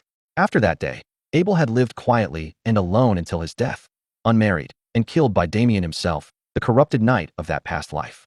Looking now at his brother, sitting across from him with an embarrassed flush, Damien feels a dull ache of pity and regret. The memory weighs on him, and he silently vows that this time, things will be different, that he will make sure Abel does not walk the same miserable path again. When Abel notices the steady, burning stare from the other side of the carriage, he begins to fidget uneasily. 3 days later, they arrive at Copperhead County where the surrounding grounds are bright with decorations and people hurry about. Damien, Abel, and Victor stand before the grand entrance, where a massive happy birthday banner stretches across the gate, swaying gently with the breeze. Victor looks around in awe, remarking that the scale of the place is incredible. Damien, amused, says that the Copperheads must have spent quite a bit of money on it. Before they can move any further, a man steps out from the entrance and raises a hand for them to stop. His tone is firm as he asks who they are. Still caught up in the excitement, Victor steps forward and replies that they've come from the house of Viscount Haxan. The man checks the guest list in his hand, repeating the name aloud. Then, as his eyes lift to Damien, his expression shifts. After a brief pause, he asks if he could be Sir Damien Haxan. Damien places an arm around his younger brother's shoulder and nods. He confirms his identity, saying that he's come with his younger brother, Abel. At once, the man bows deeply, apologizing for the abrupt tone earlier. Introducing himself as Connor, the head butler of House Copperhead, he gestures respectfully for them to follow him. Anticipation written on their faces. Later, at a large tinted lodging within the venue, Connor shows them in, stating that this room will be theirs during their stay. Victor turns in place, eyes wide, commenting on how huge the space is. Connor, standing by the exit, bows once more and tells them that if they need anything, they shouldn't hesitate to call for him. With that, he steps out, the curtain falling closed behind him so smoothly, it's almost as if he was never there. Abel looks around and nods approvingly, saying it's quite fine lodging, and that the Count must be a generous man to host them in such comfort. Victor agrees, adding that even he has a separate room arranged for him. But Damien remains quiet, his gaze moving slowly across the room. The Count, he remembers, was never the type to be this courteous. A faint unease settles in his chest. He suspects that the Count might be trying to win his favor, now that his reputation has grown, and that thought alone doesn't sit right with him. He lifts the curtain aside and tells Abel and Victor to stay and rest, saying he'll go take a look around. Victor waves him off easily, but Abel stiffens. Abel suddenly calls out for him to wait, insisting that he'll come along. Damien turns, confused, asking why. He tells Abel to just stay and rest, but Abel shakes his head, saying he can't. He made a promise to their father. Damien pauses, asking what promise. Adjusting his glasses, Abel explains that their father told him if it ever seems like Damien is about to cause trouble, he must stop him. Damien lets out a quiet laugh and asks if Abel really thinks he's some reckless child. Still wearing that amused smile, he turns to leave again, but Abel refuses to back down. Out in the open, Damien finally sighs and tells him to do whatever he wants. Just as he turns fully, someone walks straight into him. The collision knocks the other person off balance, sending her to the ground. Damien looks down, caught off guard. From a distance, a man's voice calls out her name, Sophia, and comes running toward them. He reaches them quickly, grabs Damien by the collar, and shouts at him to watch where he's going. Damien doesn't react, standing still with that calm, detached look. The man's anger fades as he looks more closely, recognition dawning on him. His expression twists into a mocking grin as he says Damien's name aloud, Damien Haxon. The woman gets to her feet, brushing off her dress as embarrassment flushes her face. She mutters under her breath, wondering why it had to be him, and why here, of all places. Then, forcing composure, she greets him awkwardly with a quiet long time no see. Damien finally speaks, letting out a faint, weary sound before asking who they are, and whether they know him from somewhere. The words strike both of them silent.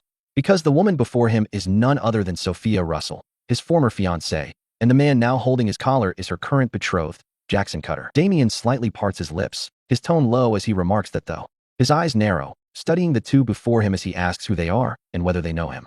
The question itself is enough to make Jackson's face twist with irritation, while Sophia stiffens, disbelief flashing across her eyes. Feeling humiliated, Sophia bites her lip.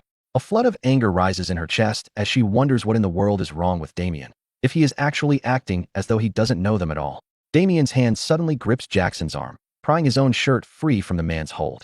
His voice remains steady as he tells Jackson to let go first, that afterward they can talk it out. Just then, Abel and Victor step out from the tent. Abel calls out to ask what the matter is, while Victor follows, his own voice more formal as he calls out, "Young Master Damien," demanding to know what's going on. Abel takes one look at the people standing before Damien, about to greet them, until recognition stops the words dead in his throat. Victor, too, upon recognizing them, clenches his jaw and mutters a faint, uneasy sound. Abel turns toward the woman, his voice tight as he calls her name. Sophia. Damien glances at his brother, curious, asking if Abel knows her. Abel stares at him, dumbfounded, before saying the name again, as though the reminder alone should be enough. Sophia. With her cheeks flushed from embarrassment, Sophia averts her gaze. Abel reminds Damien that Sophia was once his fiancée. Damien looks back at the pair, his expression unreadable, his eyes fixed on Jackson with detached curiosity. Jackson meets his gaze with a glare, barely containing his anger. Then, as Damien continues to stare, the echoes of a memory forcing their way back. He remembers being dragged out by security guards, under the rain soaked and desperate, shouting Sophia's name again and again, pleading for her to talk to him, begging her not to do this. He remembers calling out that she couldn't just leave him like this. And then another voice had called out from the porch, someone asking who Damien was. He remembers that too. Jackson stood there that night, one arm around Sophia's waist as she told him that Damien was the ex-fiancé she had mentioned before. Jackson's reply came sharp and dismissive, saying he remembered that Damien was that good for nothing. The words had pierced deeper than fists. Damien had stammered in disbelief, asking what Jackson had just said. When the guards let him go, he stood drenched, his eyes locked on Sophia as he called to her again. He had asked who the man beside her was, demanding to know how she could end the engagement so one-sidedly. His voice broke as he said it must be false, that it had to be. Sophia had only sighed. She had spoken his full name, Damien Haxon, and asked if he still didn't understand the situation. Holding on to Jackson, she explained coldly that their engagement had only ever been because of their grandfather's promise, but that all of that was already in the past. She asked him if he really thought anything she said wasn't true. The rain mixed with tears on his face as she went on, asking if he thought it made sense at all. She reminded him that she was Sophia Russell. Her words cut deeper with each syllable as she questioned how a good-for-nothing from a small, noble house could ever be compatible with her. He had sobbed through the rain, asking how she could say such things. Jackson had then led her away, telling Damien he'd let him go quietly out of respect for Sophia. Sophia had chuckled at that, remarking that the good-for-nothing was so embarrassing. Jackson told Damien not to appear before them again, his arm wrapped casually around her. As they walked off together, smiling like new lovers, he had told Damien that if he understood, he should get lost. Damien had stood alone in the rain, his head bowed, his chest hollowed out. Then his trembling hands had clenched tight. Rage overtook heartbreak. He'd charged forward, shouting, determined to at least land a blow. Jackson hadn't even turned at first. Hearing Damien's rush and recognizing the sound, he had sighed. Then his fist had lashed out like a blur, striking Damien squarely across the face. Punches had fallen like rain. Damien had hit the ground hard, coughing up blood, the world spinning. Still, Jackson had stepped closer, grabbed his collar, and mocked him, saying he'd tried to show mercy, but Damien didn't know his place. Calling him filth, he'd grinned, then beaten him until the world blurred white. And even then, Damien's gaze had found Sophia. She had stood there, arms folded, silent. The image lingers still when Damien returns to the present, his eyes narrowing slightly. It had been raining that day too, when he was beaten to a pulp and dumped like trash. Now, Jackson calls out to Sophia, asking if she's all right, checking that she isn't hurt. She answers that she's fine. Damien watches the pair in silence, his anger carefully contained. Deep down, though, the fury hasn't faded. Even after all this time, he's still furious. Sophia scoffs, her tone sharp as she says she sees now. He must be embarrassed about what happened back then, pretending to be calm and collected. Damien frowns faintly, uncertain what she means. She continues, accusing him of acting like he doesn't know her, saying he hasn't changed at all, that he's still just as pathetic. Jackson lets out a mocking laugh, wide and loud, asking if that's what all this is about. He says he thought maybe Damien had become someone important and was trying to cut ties. Then a flicker of mischief enters his eyes, a cruel idea taking root. He straightens his expression and stretches out his hand, saying he hadn't thought he'd ever see Damien again, but that it was good to see him. Damien studies him in silence, then asks what kind of act this is supposed to be. Jackson feigns confusion, saying there's no act, that he only wants to shake hands since he's happy to see him. Inside, though, Jackson's thoughts twist darkly. He mocks Damien inwardly, thinking the fool must believe himself famous now. He decides he'll teach him a lesson he won't forget. Damien looks at the extended hand for a moment longer, his expression unreadable. Then he lets out a short, quiet chuckle and agrees, saying that if this is what Jackson wants, so be it. Jackson's grin widens, his aura shifting as he prepares to strike. For a heartbeat, he's triumphant, until he finds himself suddenly lifted off the ground, Damien's cold eyes locked on him. Sophia gasps, horror seizing her as she sees Jackson's body hanging in the air. The air grows heavy with killing intent. Damien's eyes burn cold and bright. A second later, he slams Jackson down with brutal force, the impact cracking through the dirt. With a falsely clumsy smile, Damien apologizes lightly, saying he couldn't control his strength. Inside, his darker voice laughs, admitting he'd wanted to beat Jackson anyway and thanking him for the opportunity, calling him a bastard in silence. Sophia, shocked by the display, covers her mouth and calls Jackson's name, her voice trembling. Jackson's hand twitches on the ground, then his body jerks upright. Blood drips from his nose, but rage drowns out the pain. Sophia's relief flickers back to life as she sees him rise. Laughing low and dangerous, Jackson grips the hilt of his sword. Abel, seeing it, tenses with sudden panic. Mana surges from Jackson as he begins to draw the blade, shouting furiously and calling Damien a son of a bitch. But Damien only laughs softly, tilting his head as though amused, and points at Jackson's face, teasing that whoever bleeds first loses. Abel's eyes go wide. Sweat runs down his temple as he stammers Damien's name. Before Jackson can move further, a voice cuts through the tension, a deep, commanding tone telling him to stop. The authority in it freezes Jackson mid-motion. He turns, sees who it is, and his voice falters as he calls the man master. The figure approaches, each step exuding oppressive dark energy. His tone is calm yet deathly as he says it's remarkable that Damien, the useless brat, has become this strong in such a short time. Damien remains composed, though his gaze sharpens.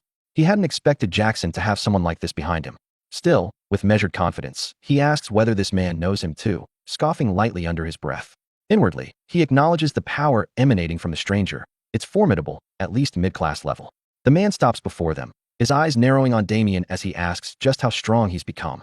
Then he turns to Jackson, telling him that if he's done fooling around, they're leaving. Jackson bristles, shouting that the bastard hit his face, but the man's glare silences him before the words finish leaving his mouth. Without another glance, the man orders him to follow. Jackson clicks his tongue, sheathes his sword, and mutters in frustration, damning it all. As he turns away, he sends Damien a final, venomous thought, just wait and see.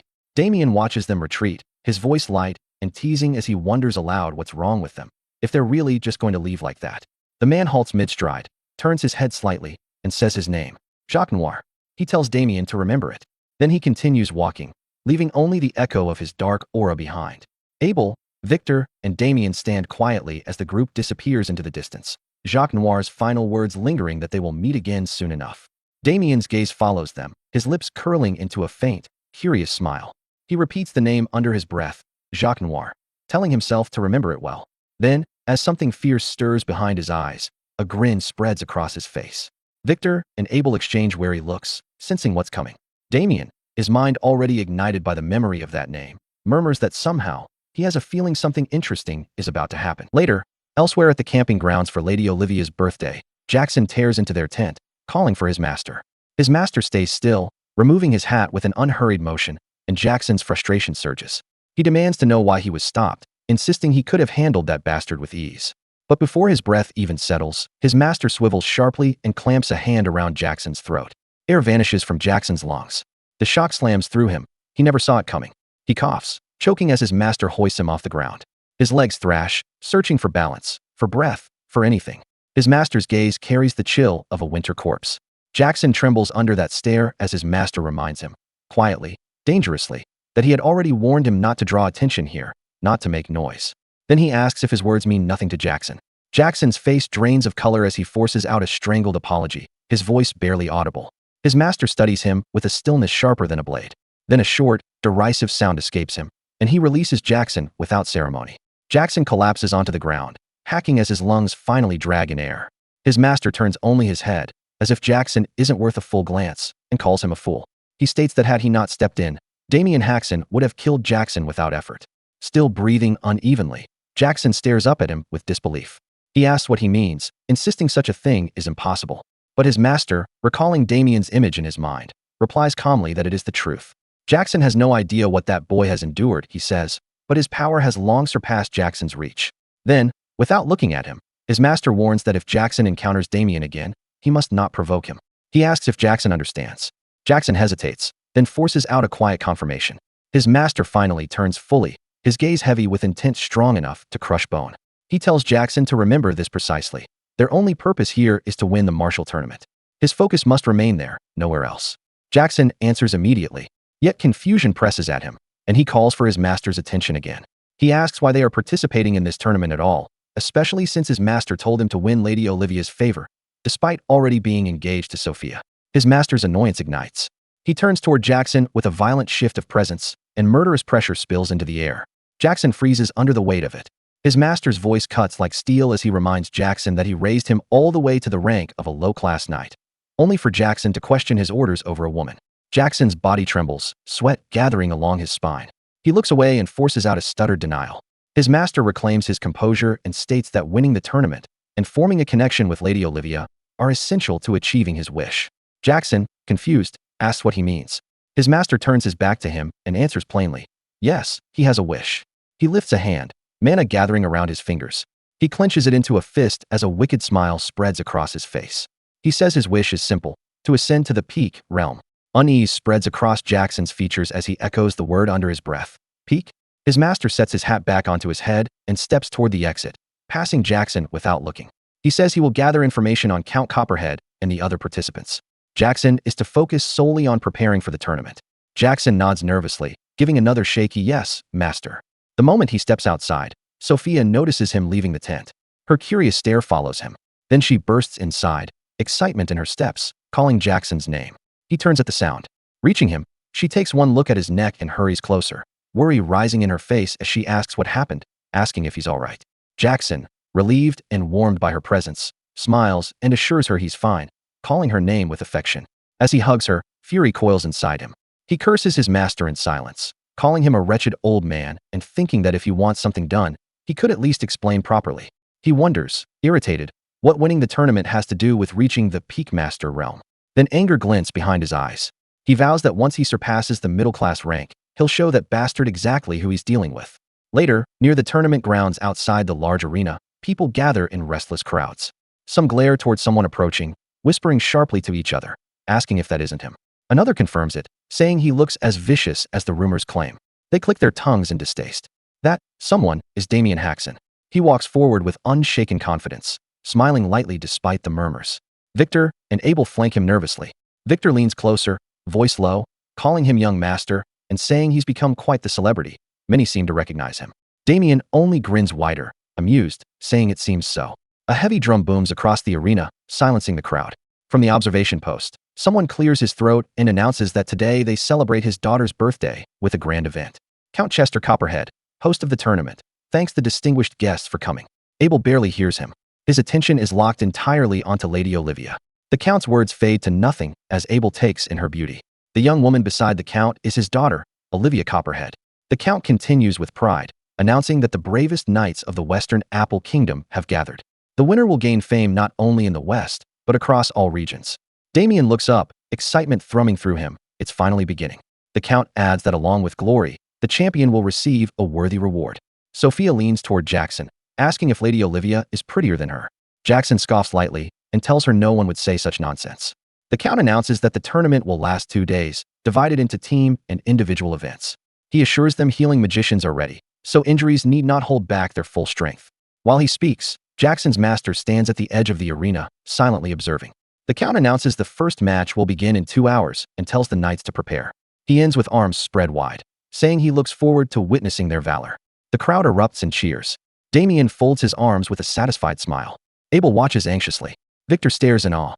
Damien steps away, then pauses to wave back at Abel and Victor. He tells them he'll see them later. Victor answers with urgency, calling him young master, asking him to be careful. Abel simply nods. Hours before the match, while waiting with his daughter, the Count eyes Olivia suspiciously. She shoots him a resentful side glance.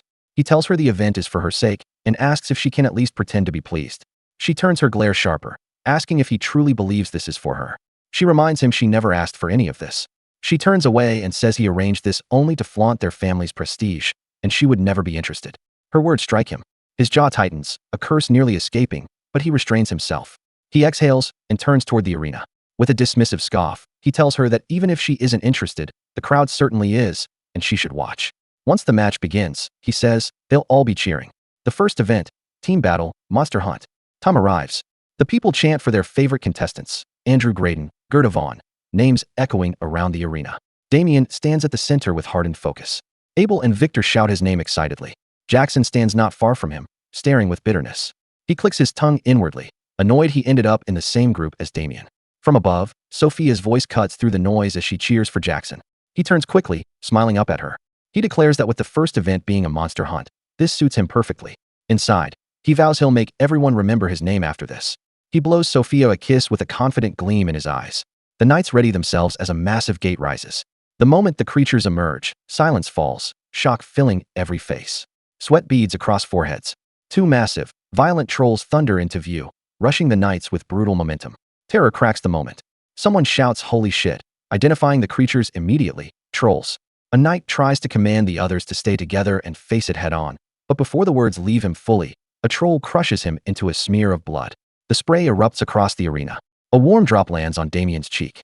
He inhales slowly, and a twisted smile lifts his mouth. He wipes off the blood, murmuring to himself that he didn't expect that. He looks up toward Count Copperhead with dark amusement, noting that the Count seems to enjoy dangerous hobbies. Even as the trolls charge straight for him from the front, he doesn't lose that smile. His gaze stays fixed upward, watching Count Chester Copperhead revel in the chaos with disturbing delight, almost trembling with pleasure. The man, frozen in fear, only stares as the troll barrels toward him. In the next heartbeat, the creature drives him from head to ground with overwhelming force, the impact bursting him into a violent spray of blood that fans across the arena. A single warm drop flicks on a Damien's cheek. The crowd recoils as one, breath catching, throats tightening in collective disbelief at the horror unfolding before them. Blood continues to arc outward, and a streak lands directly across a noble woman's eyes, the metallic scent hitting her before the wetness registers. Terror floods her face and she erupts into a shrill, shaking scream while the men beside her try to restrain her and wipe the crimson from her lashes. Panic fractures the stance. Scattered voices tremble through the chaos, some stuttering out whether that really is a troll, others repeating with growing desperation that it is a troll. Several fixate on the crushed knight, blurting out broken questions about what in the hell is happening and if he is actually dead. Lady Olivia, watching from her seat, lifts a hand to her mouth as grief and revulsion swell in her eyes. Her father beside her clicks his tongue, displeasure tightening his expression as he mutters that a knight dying so easily is pathetic. Olivia wipes her tears, hears him clearly, and turns toward him with heat rising through her chest. She calls him father and demands to know what he was thinking, how he could release a troll for something that is supposed to be a simple match. He only lets out a dismissive breath and waves off her distress, insisting there is no need for such fuss. They must do this to weed out chaff, he tells her, so a true winner can emerge. His indifference stings her raw, and she draws breath to argue again, but the crowd explodes with cheers for someone named Andrin Graydon, their roaring voices rolling through the arena with wild exhilaration. Count Copperhead's eyes narrow with dark satisfaction as he gestures toward the sound, urging his daughter to look. The audience always wants something thrilling and stimulating, he says, watching the battle below as if lecturing her. The more intense the spectacle, the better. Then he asks if she knows why. Down in the arena, Jackson Cutter darts low in a precise slide beneath the troll, leaving a clean slice across its massive leg, still crouched in the motion of the cut. He tilts his head toward the crowd, attempting to strike a bold, gleaming pose. Count Copperhead answers his own question. Someone else risks their life while the spectators sit safely above. The troll bellows, rage vibrating through its chest. But even as its roar rips through the air, its torn flesh quivers and knits itself together in a grotesque, crawling motion. Jackson's expression hardens. He clicks his tongue and thinks that, as expected, the troll's regeneration is monstrous. An attack like that is nowhere near enough. A low curse grinds out between his teeth. Damien stands at the far rear of the battlefield, silent, watching the others clash with the creature. As his thoughts deepen, he recalls the strange waiver they forced him to sign before the match and mutters inwardly that it makes sense now. Of course, they would pull something this reckless.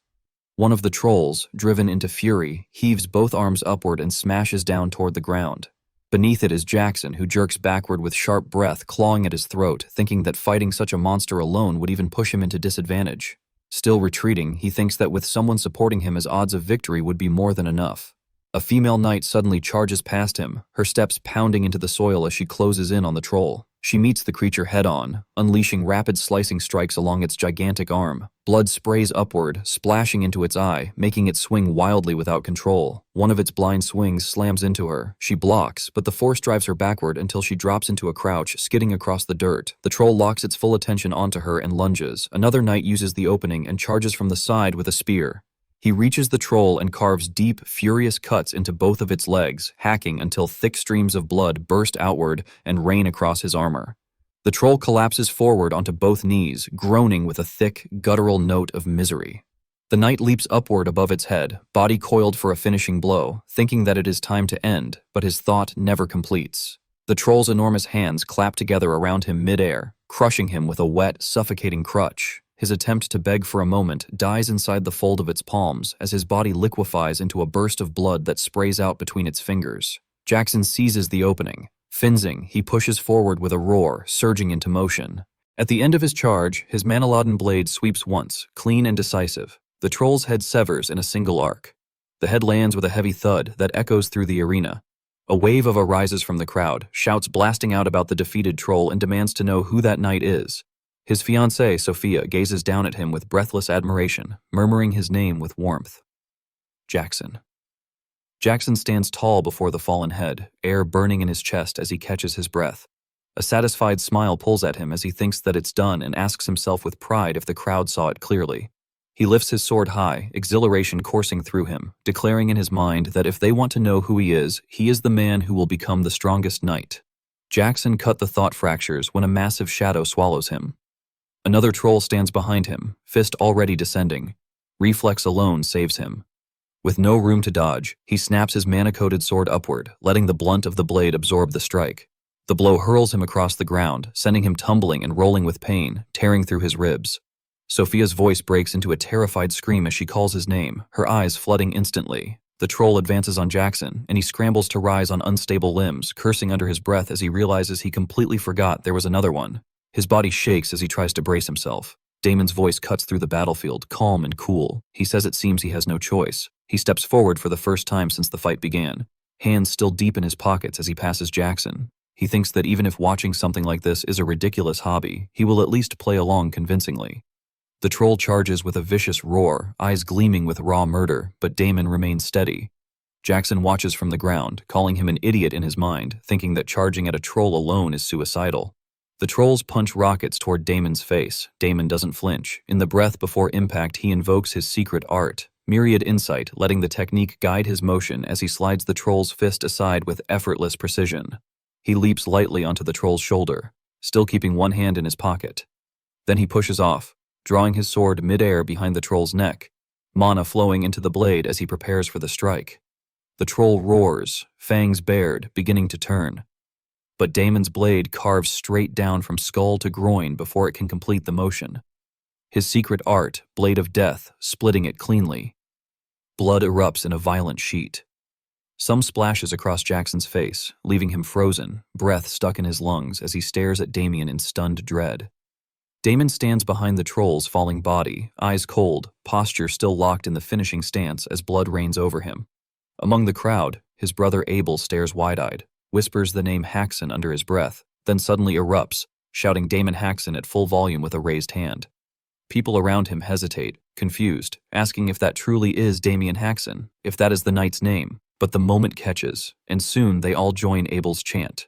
Damien, Damien, Damien. Count Copperhead claps rapidly, exhilarated, astonishment flickering in his gaze as he thinks that so this is Damien Haxon.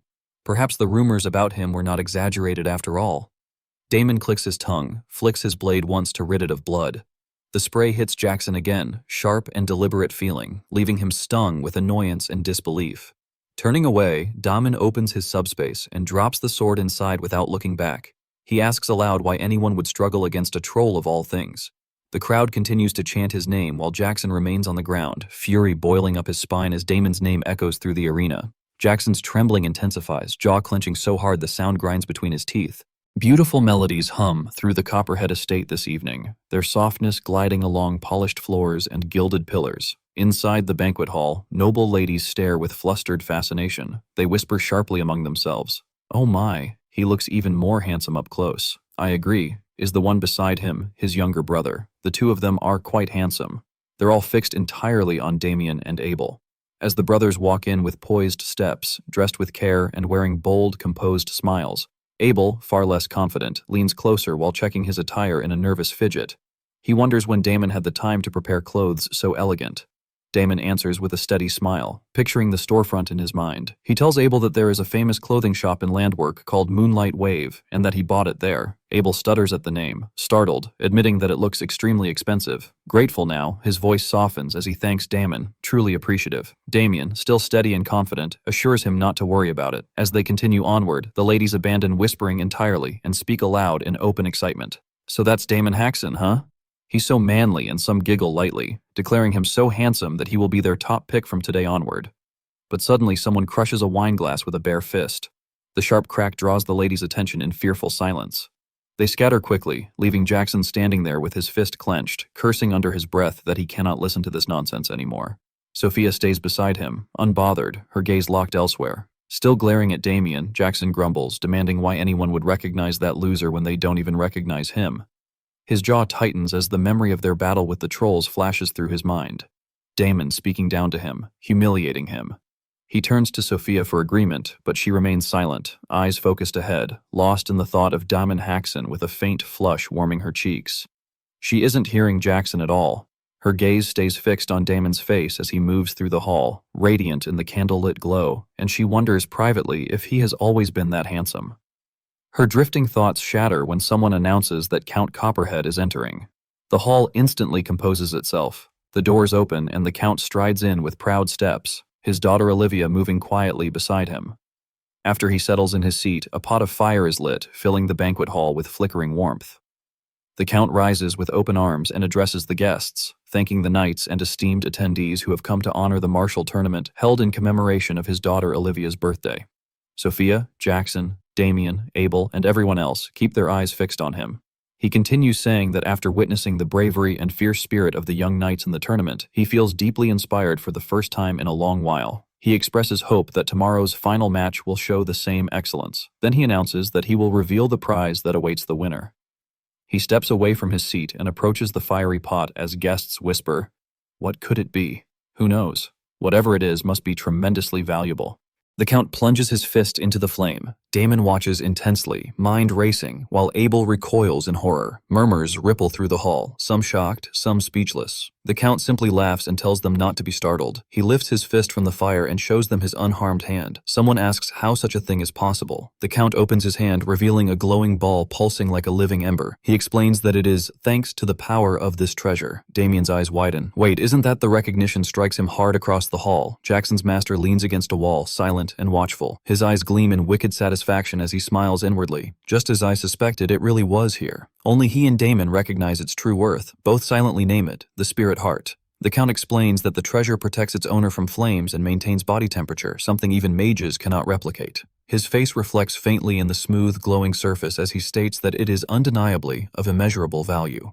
He raises it high to incite excitement, announcing that this will be the prize awarded to the winner.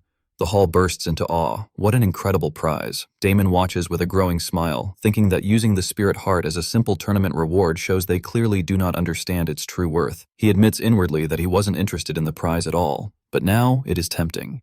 Count Copperhead concludes his announcement, hoping everyone enjoys the banquet to their heart's content. He snaps his fingers and the musicians resume playing, their melodies warm and lively. A giant birthday cake is revealed as the music swells. Soon after, a young man approaches with practiced politeness before the seated Count Copperhead. He bows deeply and thinks that it is an honor to meet the Count as he introduces himself as friends of House Nason.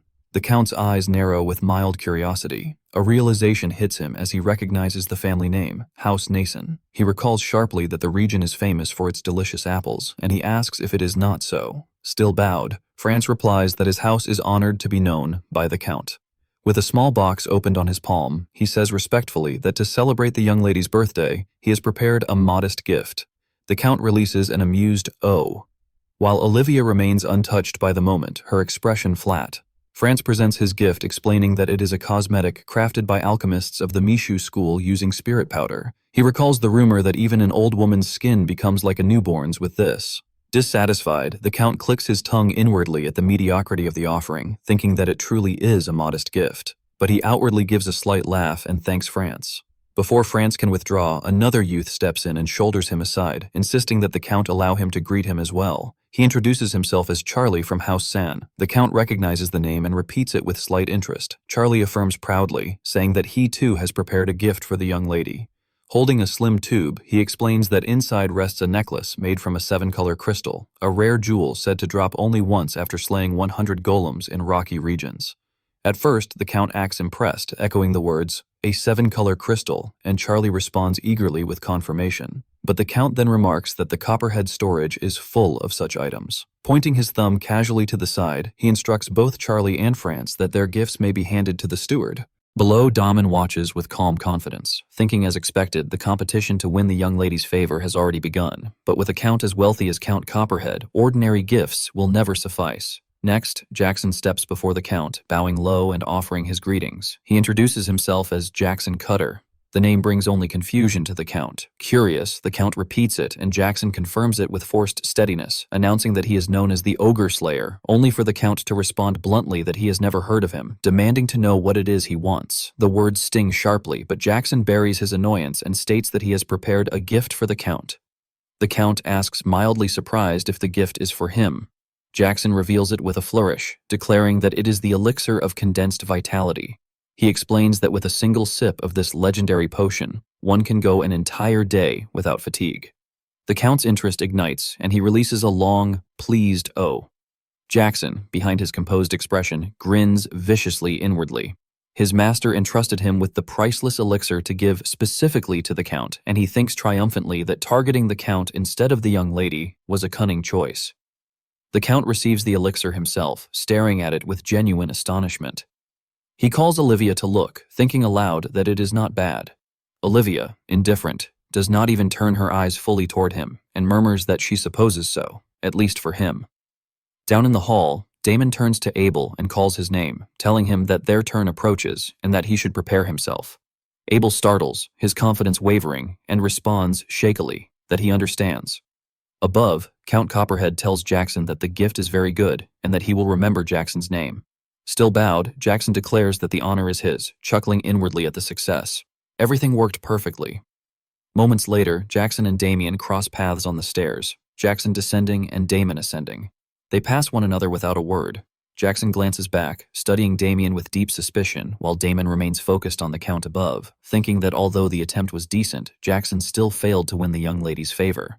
The Count brightens instantly upon seeing Damien. He calls out that surely this is Sir Damon Haxon and praises Damon's feats earlier in the team battle competition as truly impressive. Damien and Abel bow respectfully. Damien states that he is honored, but the Count insists that the honor is his, declaring that Damon's reputation has been spreading rapidly. Damon smiles with tempered confidence, telling him that it is nothing but empty praise, and the Count laughs, calling him modest. Observing Olivia, Damon notes inwardly that she shows no interest whatsoever in the banquet held for her sake, and her tastes appear far more difficult than expected. But glancing subtly toward his anxious brother Abel, he reassures himself that Abel need not worry. When she sees their gift, surely even she will react. Composed and confident, Damon addresses the Count and announces that he and his brother have prepared a gift for the young lady. The Count lights up, eager and curious to see what someone of Damon's caliber has brought. Damon affirms and opens his spatial space. The Count recognizes it instantly with amused approval, noting aloud that it is a spatial magic tool. Damien reaches inside and begins to draw out a wooden item. For the first time, Olivia's attention sharpens. She turns slightly, curiosity stirring. Damon pulls out a wooden bow and lifts it, declaring at the present he and his brother prepared. The Count's expression shifts uncertainly as he studies it, only for Olivia to react at once, her eyes widening, her mouth parting as she leans forward in open astonishment. One guest leans toward another in uneasy confusion and whispers that they don't understand what it is, that it looks like an ordinary bow. Another smirks and mutters that it looks cheap, as if Damon picked it up from some street vendor. The Count's expression deflates. He sighs, thinking that Damon is giving them something that looks utterly unimpressive, that there's no way his daughter would appreciate it. Yet, Olivia suddenly shoots up from her chair in a burst of excitement, calling it an amazing bow, leaving her father in stunned silence. Her face flushes with a rising heat as she asks if she may touch it. Seeing how deeply she's already invested, Damon lets pride curl into his smile and thinks that it succeeds just as he expected. He grants permission at once and tells Abel not to just stand there, but to bring the bow to her. Later that same evening in the Copperhead estate inside the banquet hall, Olivia drags the string with all her strength. Sweat beads along her brow as her hands tremble under its fierce elasticity. Damon, still carrying that satisfied smile, watches her test it and thinks that he now sees the truth. Information about her hunting hobby was real. He concludes that to win someone over, one must understand their needs. After enough testing, she lowers the bow and stares at it with breathless delight, declaring that its elasticity is truly formidable. She turns to Damien and asks if it is made from the horn of a manure. He answers yes and admits he knew she would recognize it. He then explains further that this bow was crafted from the horn of a minotaur that led an entire group. Jackson freezes at that, frowning as he wonders if they're truly referring to the monster a middle-class warrior would struggle to fight alone. Olivia peers into the inside of the bow, sees an inscription, and stutters as she reads the artisan's name, August. She clutches the bow to her chest and asks if this is really made by the blacksmith known as August. Her father snaps upright at the name, shouting in shock. Damien, warm and calm, confirms it. The Count rises fast, snatching the bow from Olivia's hands. He inspects it in a near-reverent daze, asking if this equipment is truly made by August. He recalls aloud that August is the finest blacksmith in the entire Apple Kingdom, and that a shield crafted by him once sold at an astonishing price at auction. He practically declares this moment a windfall, clutching the bow close and staring with an overwhelmed joy, thinking that never in his life did he expect to receive something so precious. Olivia immediately yanks it back from him, calling him father and insisting that it's hers. Reclaiming the bow, she turns glowing with gratitude toward Damien, calling him Sir Damien and thanking him for such a priceless gift. Damien redirects the praise, telling her that he is not the one who procured it. She blinks, confused, and asks who did. He gestures toward Abel and tells her it was his brother, that Abel went through great lengths to obtain it for her. She fixes her eyes on Abel and asks if that's true, if he did all that for her. While Abel trembles with nerves, Damon answers for him that yes, that is correct. Olivia looks at Abel with rising admiration and says she is genuinely curious how he managed to acquire something so valuable. Damon nudges his brother forward, asking Olivia if she would like to hear the story from Abel himself. She answers eagerly, gaze locked onto Abel. Damien then turns to the Count and asks if that arrangement will be acceptable. The Count replies with enthusiasm, saying, "Of course," adding that he himself is curious but will hear the story from his daughter later. Damon faces Abel again with a coaxing smile and calls his name. Abel startles, stammers, then forces out an answer. Blushing and drenched in nervous sweat, he tries to gather the courage to approach Olivia. He takes a shaky first step, and Damien watches with patient pride, thinking that this is right, that Abel must seize this opportunity with his own hands. Abel finally reaches her, and in a trembling but earnest voice addresses her as Lady Olivia, and says it is an honor to meet her. Seeing him up close, Olivia lets out a soft, astonished, "Oh my." Damon watches internally with absolute satisfaction, declaring silently that tonight's protagonist is Ael. Abel takes Olivia's hand, lifts it, and moves to kiss it as the atmosphere around them warms into something subtly romantic. From the corner, Jackson's master finally steps forward. Reaching Jackson, he mutters that it seems their plan has hit a snag. Jackson jolts in disbelief at the sight of his master.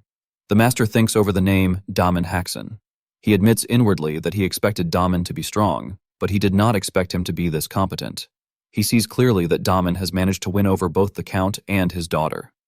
Frustration twists through him. He clenches his teeth while thinking that at this rate the Haxon brothers will take both the tournament victory and the Count's daughter.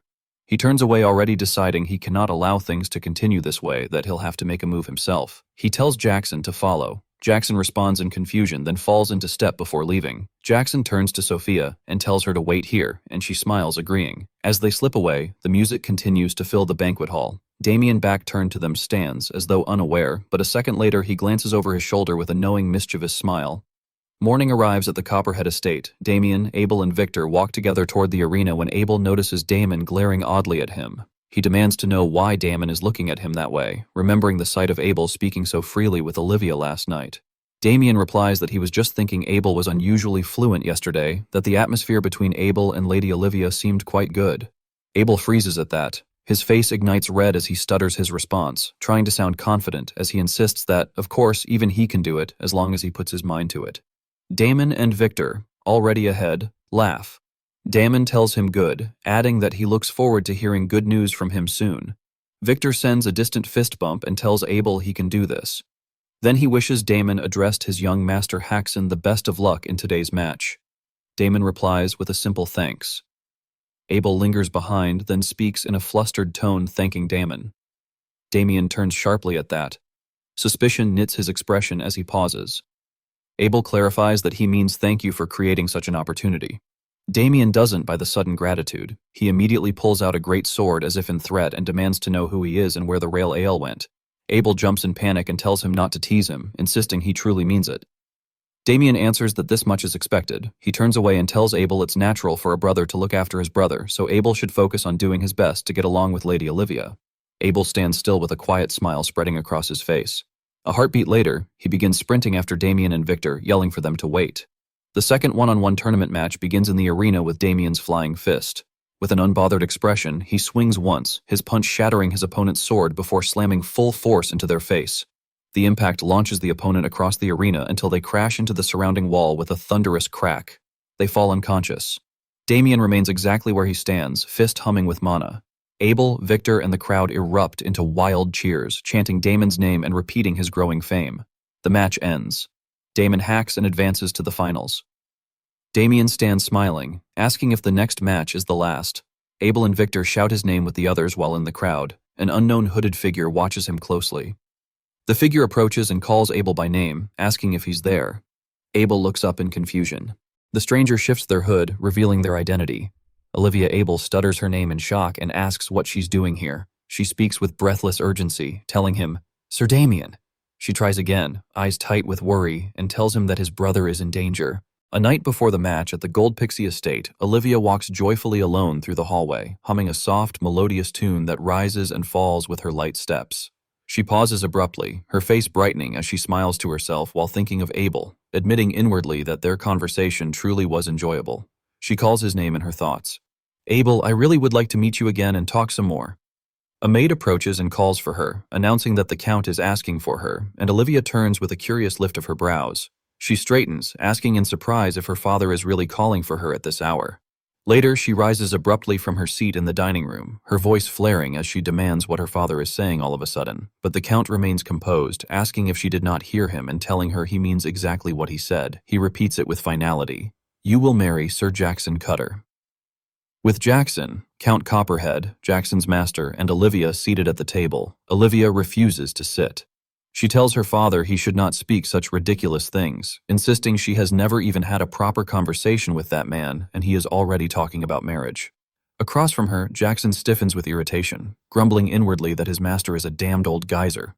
He recalls how Jacques suddenly told him to follow, so he rushed over without hesitation, only to hear this nonsense, noting that they never even discussed any of this beforehand. He wonders what all of this is supposed to be. Olivia continues pressing her father, demanding how he could make such a decision without discussing it with her even once.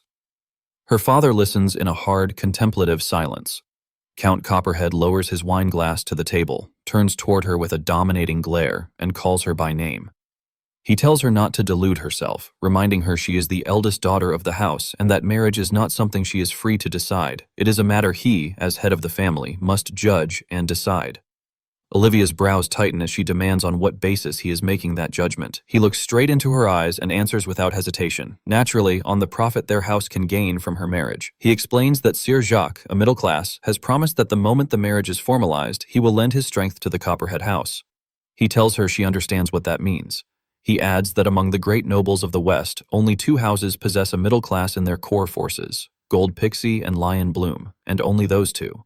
Focusing on Sir Jacques, he explains that if the marriage goes through, the Copperhead house will obtain a mighty fighting force like those two houses. Not only that, Jacques has promised to provide weapon techniques and mana cultivation methods for their knights, the very ones a masterclass uses. Jackson almost jolts from his seat at that, fury surging through him because Jacques has never taught those techniques to him, his own disciple. Olivia feels her arguments collapsing around her and breathes out a frustrated sigh, glaring at her father. She forces herself back into her chair and mutters that he is going to sell her off for the benefit of the house. He shoots her an irritated glare, calling her a brat and telling her to watch her tongue. Sir Jacques finally speaks, asking whether the proposal will be accepted. Count Copperhead thinks for a moment and says the conditions are satisfactory, but there is one small problem. Jacques then asked what that problem would be. The Count stares and states that Jackson is a completely unknown knight who has never made a name for himself, and after the trouble of hosting a tournament, taking in a nameless knight as their son-in-law would tarnish the Copperhead family's honor. He clears his throat. Jacques considers this, noting inwardly that in short, it means Jackson is unfit in status. He tells the Count not to worry, asserting that in tomorrow's match, his disciple will be the one who wins. The Count's expression tightens with uncertainty, and he asks if Jacques is sure. With Damen Hacken present, he states, "It will not be easy." Jacques remains calm and says it is possible, adding that as long as the Count offers just a little help. The Count looks curious and warns that he cannot offer unreasonable assistance. A grin begins to form on Jacques' face as he says it is simple. With a smile steeped in devious plotting, he tells the Count all he must do is not interfere, even if Damon Haxon dies. His words crash into the room like a cold wind, silencing everyone as they stare at him in stunned disbelief. Olivia instantly turns to her father to protest, but the words catch in her throat as she sees him actually considering it. Her voice breaks into a trembling father. After a long, heavy moment, the Count lifts his glass and swirls the wine. He drinks and speaks a quiet "very well." Olivia stares at him with burning, helpless anger, her fist trembling as she clenches them on the table, powerless to stop any of it. Back in the present, Olivia stands before Damien and Abel with a strained, apologetic expression. After recounting everything to Sir Damon Haxon, she tells him she is truly sorry and admits she could not stop her father with her own strength. Damien remains calm, fingers thoughtfully resting on his chin as he considers her words and says that, so that is what happened. Abel trembles beside Victor, fear tightening his voice as he says they have to run away, that who knows what Sir Jacques might do. Victor, just as frightened, agrees with Abel while addressing Damien as young master. But Damon stays composed, thinking of Jacques Noir and noting inwardly that he had assumed Jacques simply gave off a bad impression. He did not expect Jacques to pull a stunt like this, and when he considers Count Copperhead, he sees too clearly that the Count is acting no differently from Damien's previous life. Count Copperhead will do anything if it benefits his house. He finally speaks, saying no, that he will not run away. Abel jolts in disbelief and demands what he means. Fear returns to Abel's trembling voice as he insists that Jacques Noir is middle class, far too powerful even for Damien, and Victor shakes just as violently at his side. Still, Damien smiles and tells them not to worry, assuring them he has a plan. He turns toward the arena and says that for now, they should simply finish the match. Moments later, Damon walks with unhurried composure into the fighting grounds, his hands tucked in his pockets and his steps carrying quiet force. Inside, he finds the other fighters gathered together in one tight formation. As he closes the distance, they all shift their heads in unison, staring at him with wary, sharpened eyes. A heartbeat later, someone above strikes a drum to signal the beginning. The drummer continues beating until the Count stretches out his hand to stop him. The Count looks back at Olivia's empty chair and grumbles inwardly. Irritated that the finals are about to begin and wondering where on earth Olivia is, he sets the thought aside and lifts his face with a bright expression to begin his speech. He announces to the honored guests that the final match of the martial tournament will begin shortly, congratulating the knights who have reached the finals. He explains that there will be only one winner and that the last person standing will be the champion of the tournament. With a graceful bow and an extended hand, he states that there are no other rules and tells them to fight as they please. His head remains lowered as his eyes sharpen with hidden mischief, and inwardly he tells Damon not to hold this against him, deciding that for Jackson's victory, this is the only way. The drummer resumes beating the drum, each strike echoing across the arena. The audience erupts in whispers, calling it a death match and sounding excited by the danger. Victor, pale with worry, asks Abel if the young master will be all right. Abel answers that he believes so because Damon said he had a plan, so they should simply watch for now. Damien stands unbothered in the center of the grounds, noting inwardly the real meaning behind the counts. No rules. It reeks of something dirty around him. Swords are drawn and pointed together in the same direction. Before he can blink, he is completely surrounded. Someone in the crowd shouts in disbelief, questioning what kind of development this is. Hidden among the spectators above, Jacques watches with a satisfied smile as the crowd cheers wildly. Jackson, standing just outside the tightening circle around Damien, slowly draws his sword with clear frustration etched across his face. He curses under his breath, admitting inwardly that he hates it but can't help it. Everyone else is clearly thinking the same thing.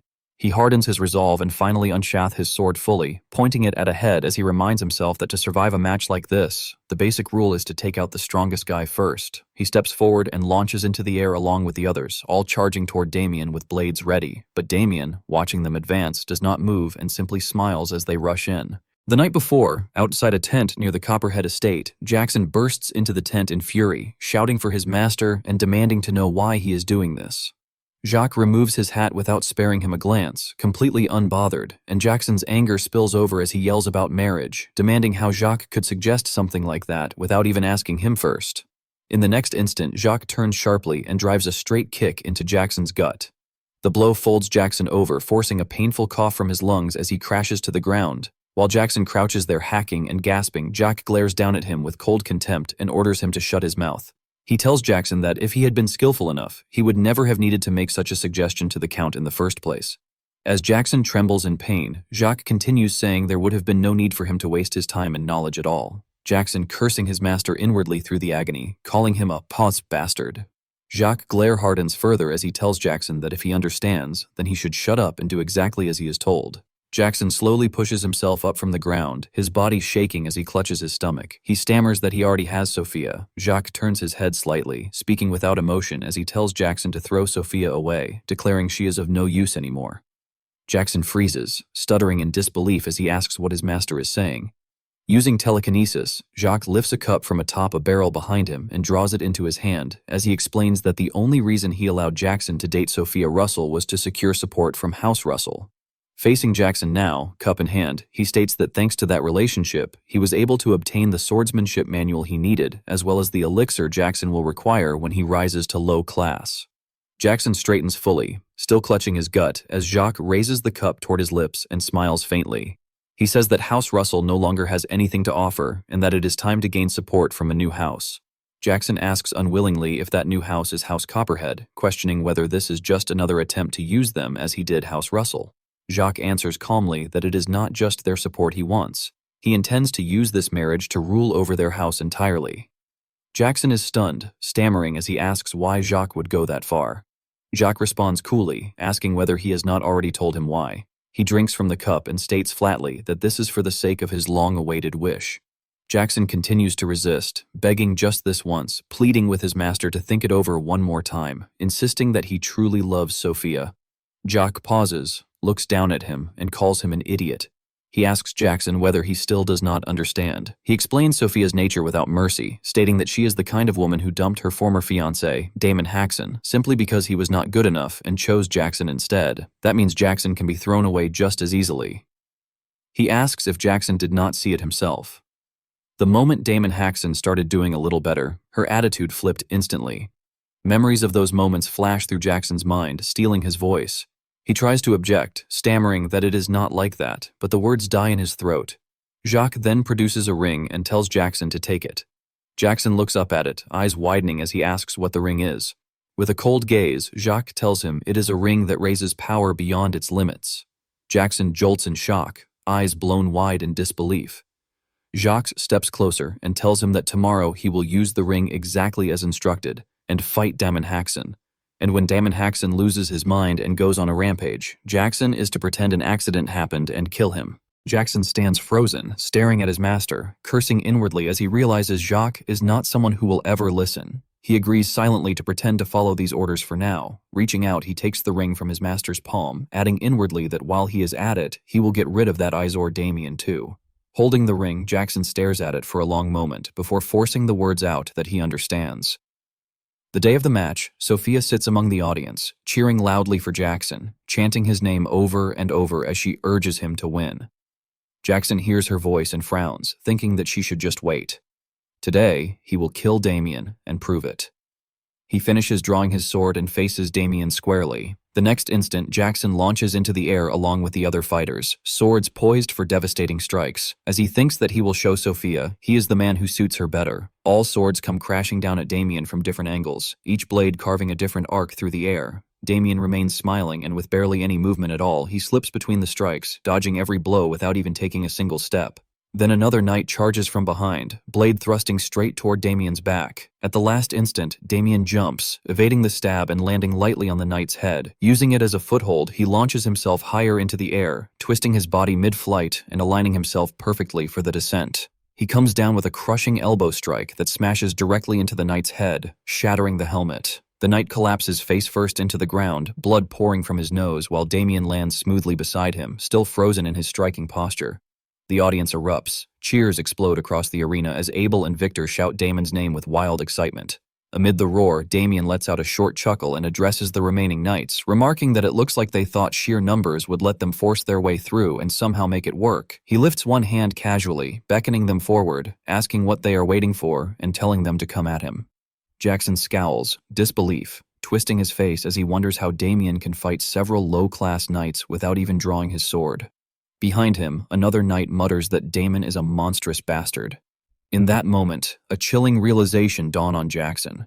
Could it be that Damien has already surpassed low class? His eyes sharpen at the thought.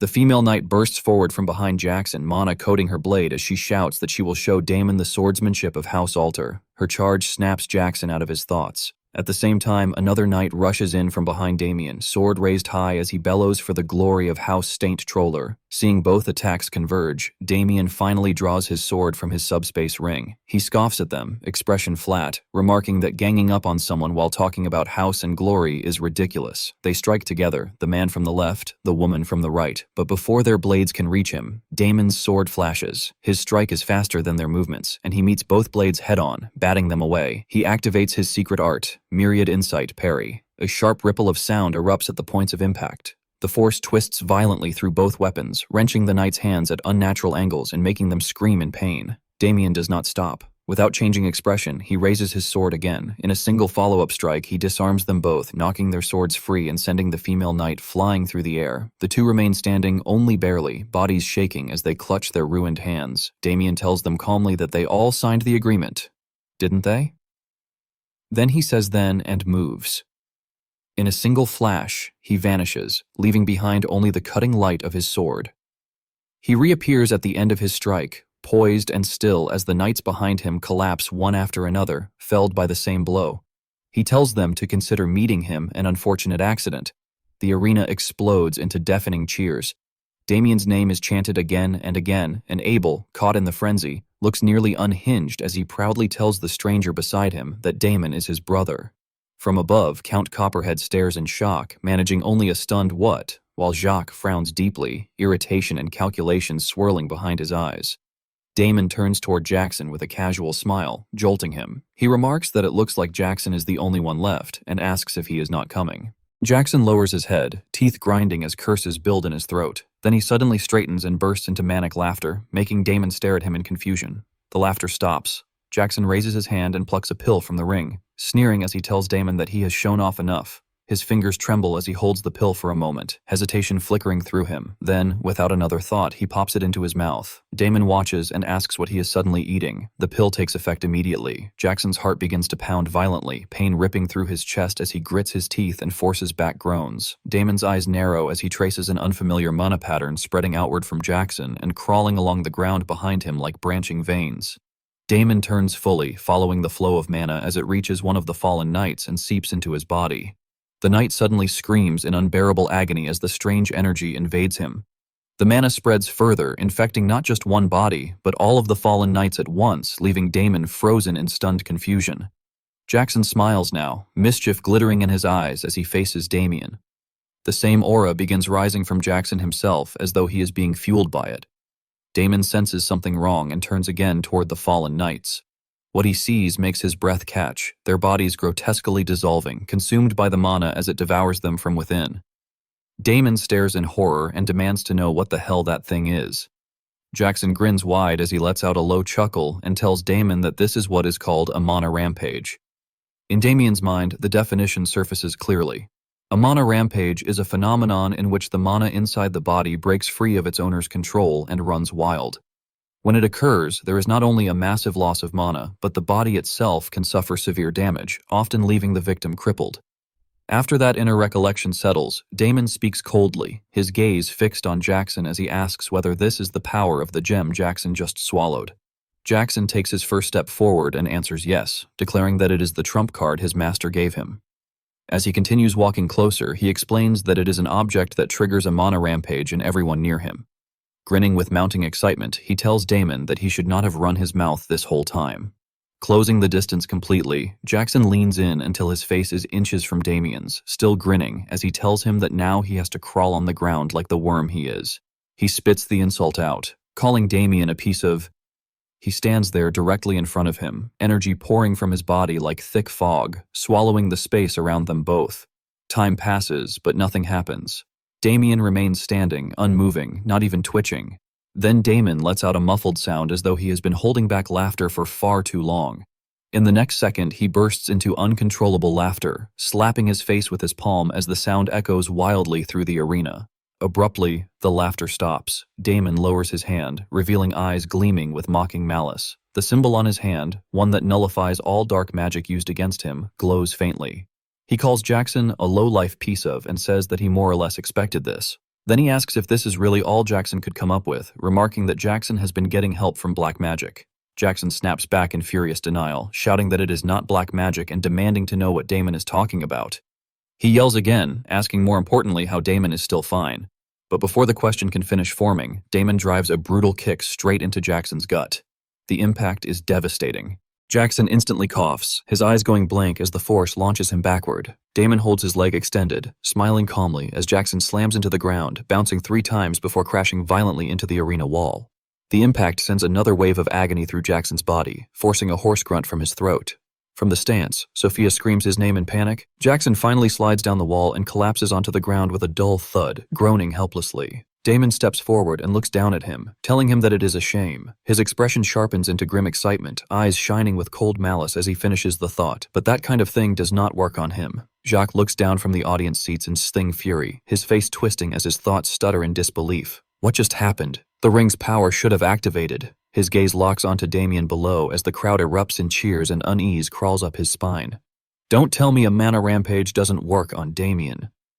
Down in the arena, Damon feels the sharp weight of Jacques stare from afar. He scoffs inwardly, realizing that Jacques nor has teamed up with the Count to get rid of him and has even used his own disciple to do it. But then a realization strikes. Wait. A calculating smile forms as he considers that if he uses this opportunity well, he might be able to make all those bastards eat at once. That thought is cut short as Jackson suddenly appears in front of him, rage contorting his face as he brings his sword down in a furious man-imbued downward strike meant to crush him. Damon sidesteps effortlessly, the blade slamming into the ground and pulverizing it. Jackson whirls instantly to follow up, but Damon jerks back just as cleanly, creating distance in the same heartbeat. Jackson plants his feet and takes a battle-ready stance, mana flooding over his body and sword as fury pours from him. He screams that Damien is a son of A and declares that since it has come to this, he will kill him with his true strength. He launches forward, exploding off the ground in a violent charge. Damon clicks his tongue, smiling faintly as he brings his sword forward and tells Jackson to remember his place. Damon's blade begins to hum, rippling waves of mana surging along its edge. He swings upward in a clean arc, sending those waves blasting outward in a wide spread. The attack strikes Jackson before he can close the distance, ripping the sword from his grip and halting him instantly. Jackson screams in searing agony as the mana waves engulf him, light flaring blindingly. And in the next second, a massive explosion tears through the arena with a thunderous roar, the ground trembling violently beneath everyone's feet. Panic erupts in the stands as dust, smoke, and debris surge upward. Spectators scream, shielding their eyes, shouting in confusion as they demand to know what is happening. Jackson crashes down onto both knees. He clamps a hand over his mouth, gagging as if about to vomit, while dark mana begins leaking slowly from his body. Then suddenly, he throws his head back as a torrent of black energy bursts violently from his mouth. The audience freezes in horror, every familiar face staring with eyes wide and mouth agape.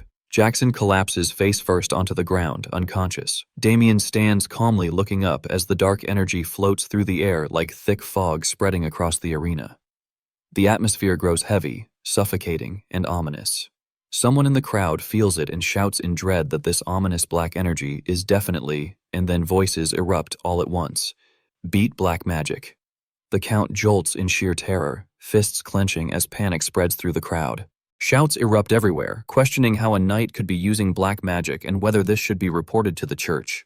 The Count trembles, teeth grinding as sweat pours down his face. Damn it, why did this have to happen in my domain? He turns sharply as his butler rushes toward him in panic, shouting his title and demanding to know what they should do, warning that the crowd is becoming restless and that at this rate, word will reach the church soon.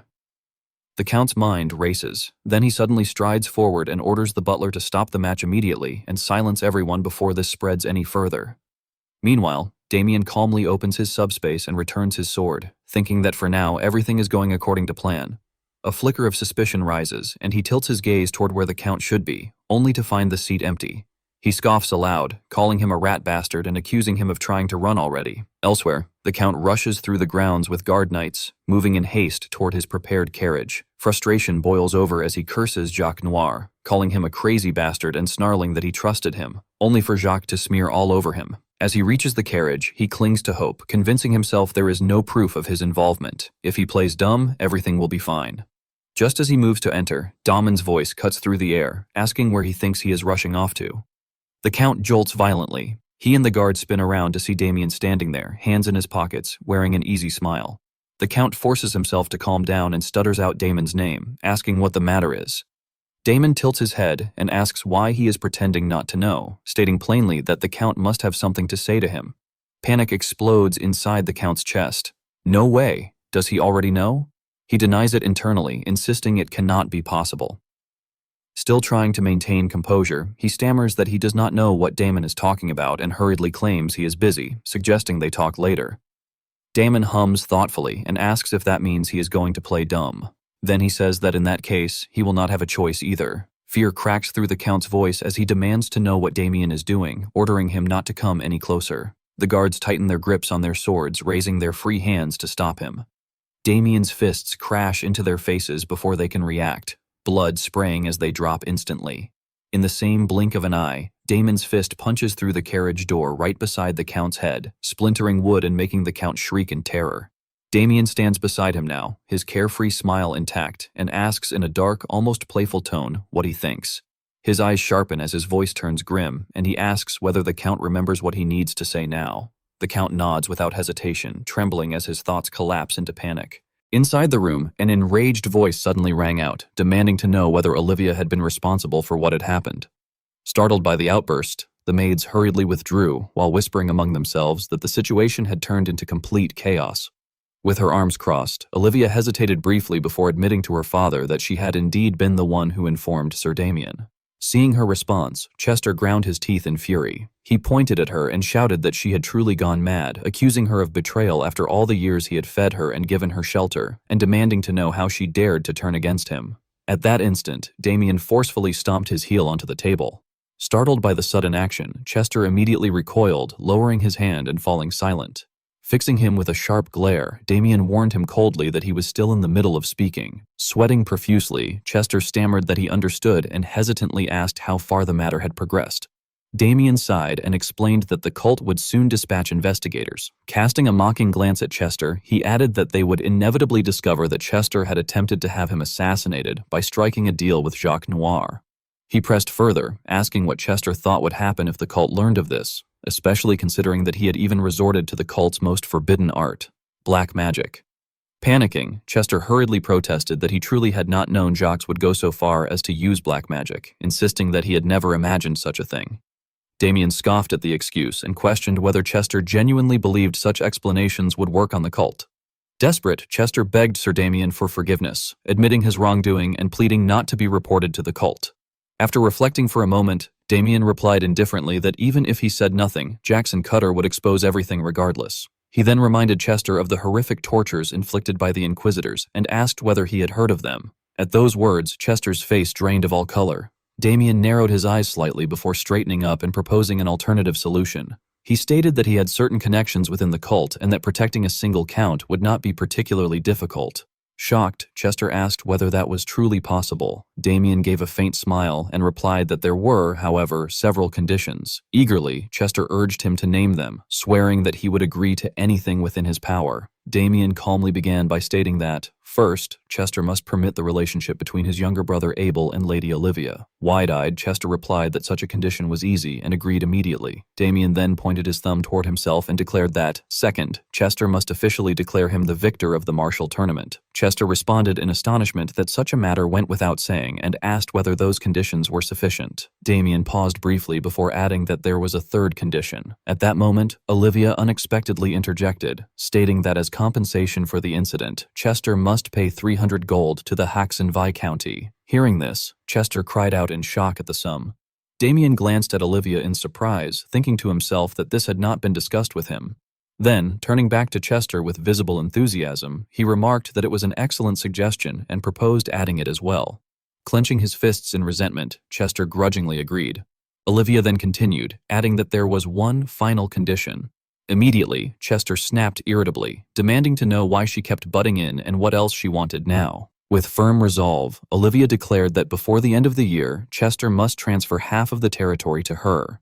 Damien was momentarily taken aback, silently questioning what he had just heard. Chester frowned deeply and asked her to repeat herself, then slammed his hand on the table and shouted furiously, accusing Olivia of utter madness and questioning why she was the one constantly laying down conditions.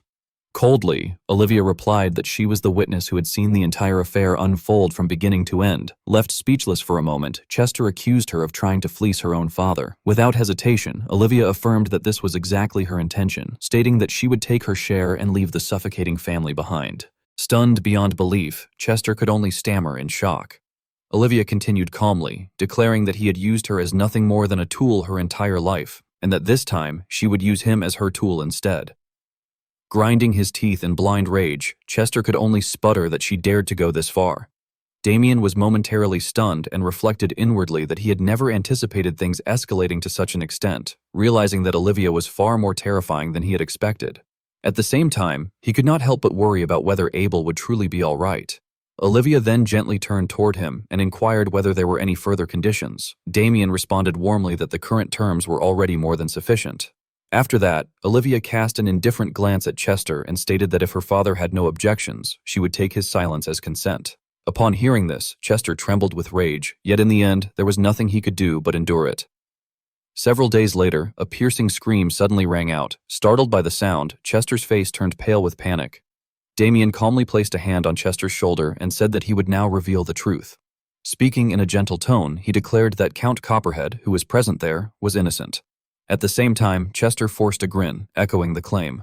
Thomas, the second-rank holy knight of the cult, frowned as he stroked his chin and expressed confusion, saying that they had already obtained a confession from the criminal, Jackson Cutter, who had admitted to conspiring with the Count to target Damien's life.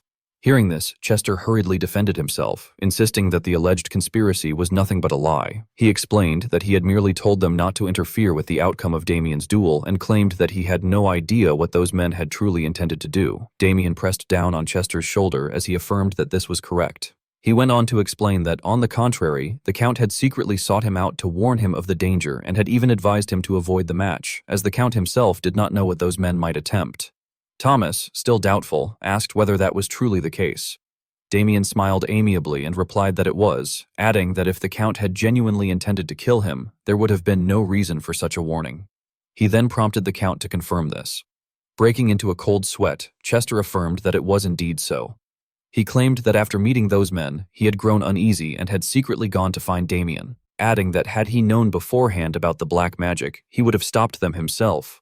Thomas murmured skeptically, expressing uncertainty. At that moment, Damien adopted a solemn and benevolent expression and implored Thomas to believe him, swearing before the name of God that there was not a shred of falsehood in either his words or the Count's. Seeing this, Chester could only let out a helpless, awkward smile.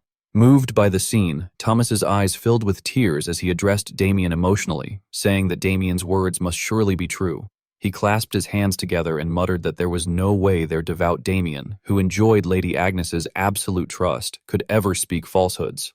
Hearing this, Damien merely laughed it off awkwardly, inwardly repeating the phrase, absolute trust.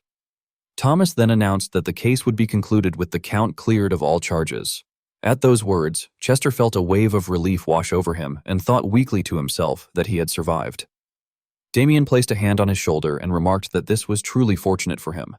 Leaning in closer, Damien whispered that he had kept his promise, and now it was the Count's turn to keep his own. Upon hearing this, a chill ran through Chester's entire body. Damien simply smiled in satisfaction. 1 week later, Victor drove a carriage through the forest. Inside, voices filled the carriage with astonishment, remarking that they had never imagined they would be heading to the Hoxton Viscounty so soon. Another voice agreed, adding that it was hard to believe he would be introducing Lady Olivia to his parents so quickly. He then asked how long Damien intended to continue speaking so formally and suggested that Damien speak more comfortably with him instead. Damien responded awkwardly, asking whether that would truly be all right. Listening to this exchange, Damien thought to himself that although he had pushed the two of them together in the hope that things would work out, the situation was turning out quite differently than expected. Across from him, the atmosphere between Olivia and Abel was filled with sweetness. Olivia enthusiastically expressed how much she loved it and insisted that from now on, Abel should continue addressing her in that familiar manner. Abel shyly called her name in response. Witnessing this overt display of affection, Damien could only think with weary resignation that it was rather hard on the eyes. Folding his arms, he reflected that, all things considered, although there had been several hurdles along the way, the original objective had ultimately been achieved. After a week had passed, the cult's investigation finally concluded. The cult determined that there were no other suspects besides Jackson Cutter and Jacques Noir, and a wanted order was issued for the fugitive Jacques Noir. The Count was officially cleared of all charges, yet by that point, Olivia had already fallen into deep conflict with him.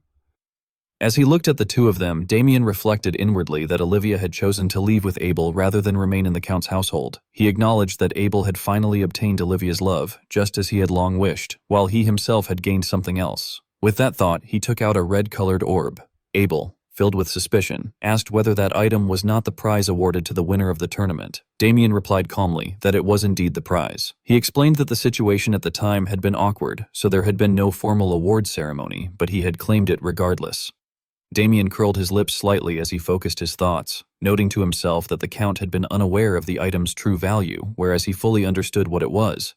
He recognized it as a spirit heart, a substance that could form with an infinitesimal probability when a high-ranking spirit perished, leaving behind a condensed mass of power. He reasoned that if this mass were melted down and absorbed, it would not only grant immense mana, but also confer the power of a spirit itself, making it a priceless treasure. Clenching the orb tightly, Damien felt a surge of excitement as he realized that it was a heart imbued with the abilities of a fire spirit. He noted that this was his first time seeing such an item in person, and concluded that absorbing it alone would greatly accelerate his return to the realm he had reached in his previous life. Damien, holding the orb, was reflected through the window of the carriage as it moved along. High on a tree branch, Jacques silently watched the carriage travel farther and farther away. His face was icy cold, and a violent killing intent radiated from him. As night deepened, the surroundings grew utterly silent. Outside by the campfire, Abel and Victor slept soundly in their sleeping bags, while inside the carriage, Olivia lay fast asleep beneath her blanket. Suddenly, not far away, a figure landed lightly on the ground, his face brimmed with killing intent as he quietly drew his sword. At that moment, Damien, who had been sitting casually atop a tree, remarked that he had thought his neck would snap from waiting for so long. The instant he finished speaking, the branch beneath him was abruptly severed. Damien dropped down enthusiastically, commenting with amusement that this must be what they called middle class, since his opponent's reactions were indeed quick. Jacques questioned whether Damien had known he was tailing him. Damien raised a red orb and responded with a faint smile that he had known all along, and that he was also aware Jacques had come specifically for that item. Upon seeing this, Jacques, who had been holding his sword, froze. He stated coldly that, as expected, the spirit heart had indeed been in Damien's possession. Damien replied with interest that it was only natural, as he was the victor of the tournament.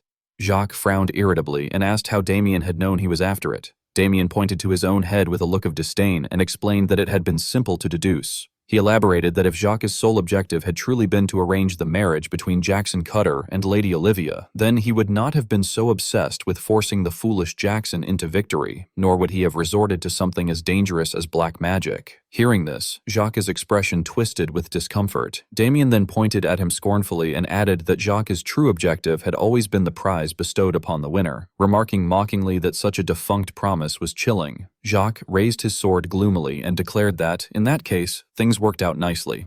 He added that with the cult crawling everywhere, he had thought sneaking back in would be difficult, but following Damien just in case had proven to be the right decision, since he could simply kill him and take the prize. Damien sneered and responded that if Jacques truly believed he could do that, then he should try. He drew his sword as well, openly challenging him to take it. Jacques immediately swung his blade, unleashing a twisting slash. Damien reacted swiftly, raising his sword to block the incoming attacks from multiple angles. Suddenly, Jacques' sword thrust directly toward Damien's eye. Damien hurriedly lifted his blade into a circular guard, and the collision forced him back a short distance. Noticing the tear in his sleeve, Damien silently assessed his opponent, thinking that even among the middle class, Jacques was top tier, with no wasted force in his movements and razor-sharp strikes. Jacques expressed surprise, remarking that it was astonishing for a mere low-class fighter to withstand his attacks to such an extent, but declared that this was as far as Damien would go. Immediately afterward, a mysterious purple energy enveloped Jacques' body. He stepped forward, prompting Damien to narrow his eyes in shock as he realized that it was the return sword technique.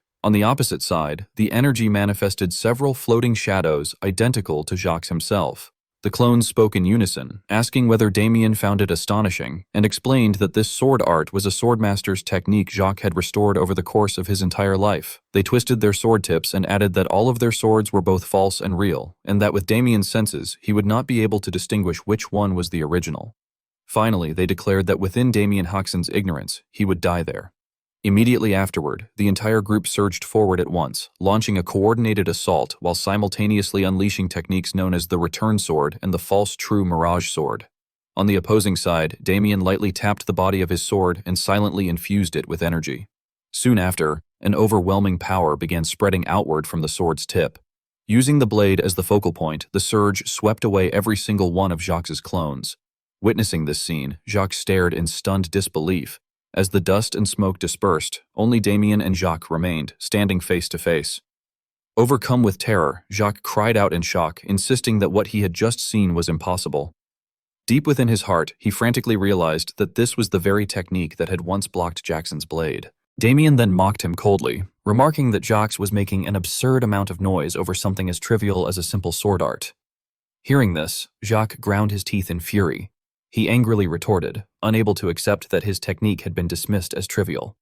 In response, Damien gave a light, disdainful smile and casually questioned whether that was truly how the technique was meant to be used. Afterward, Damien calmly stepped forward. At that sight, Jacques' eyes widened in horror. From the opposite side, several silhouettes began to appear, and moments later, thousands of Damien's clones manifested proudly before him. Trembling, Jacques pointed forward and demanded to know how Damien had managed to use the false true mirage sword. Damien replied with complete ease, explaining that he had merely tried copying Jacques, and to his surprise, it had worked.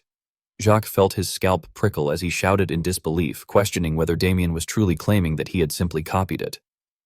At that moment, memories began flooding Jacques' mind. He recalled how, since childhood, he had believed himself to be a genius, until the instant he encountered a true genius, at which point that delusion had been shattered in a single blow.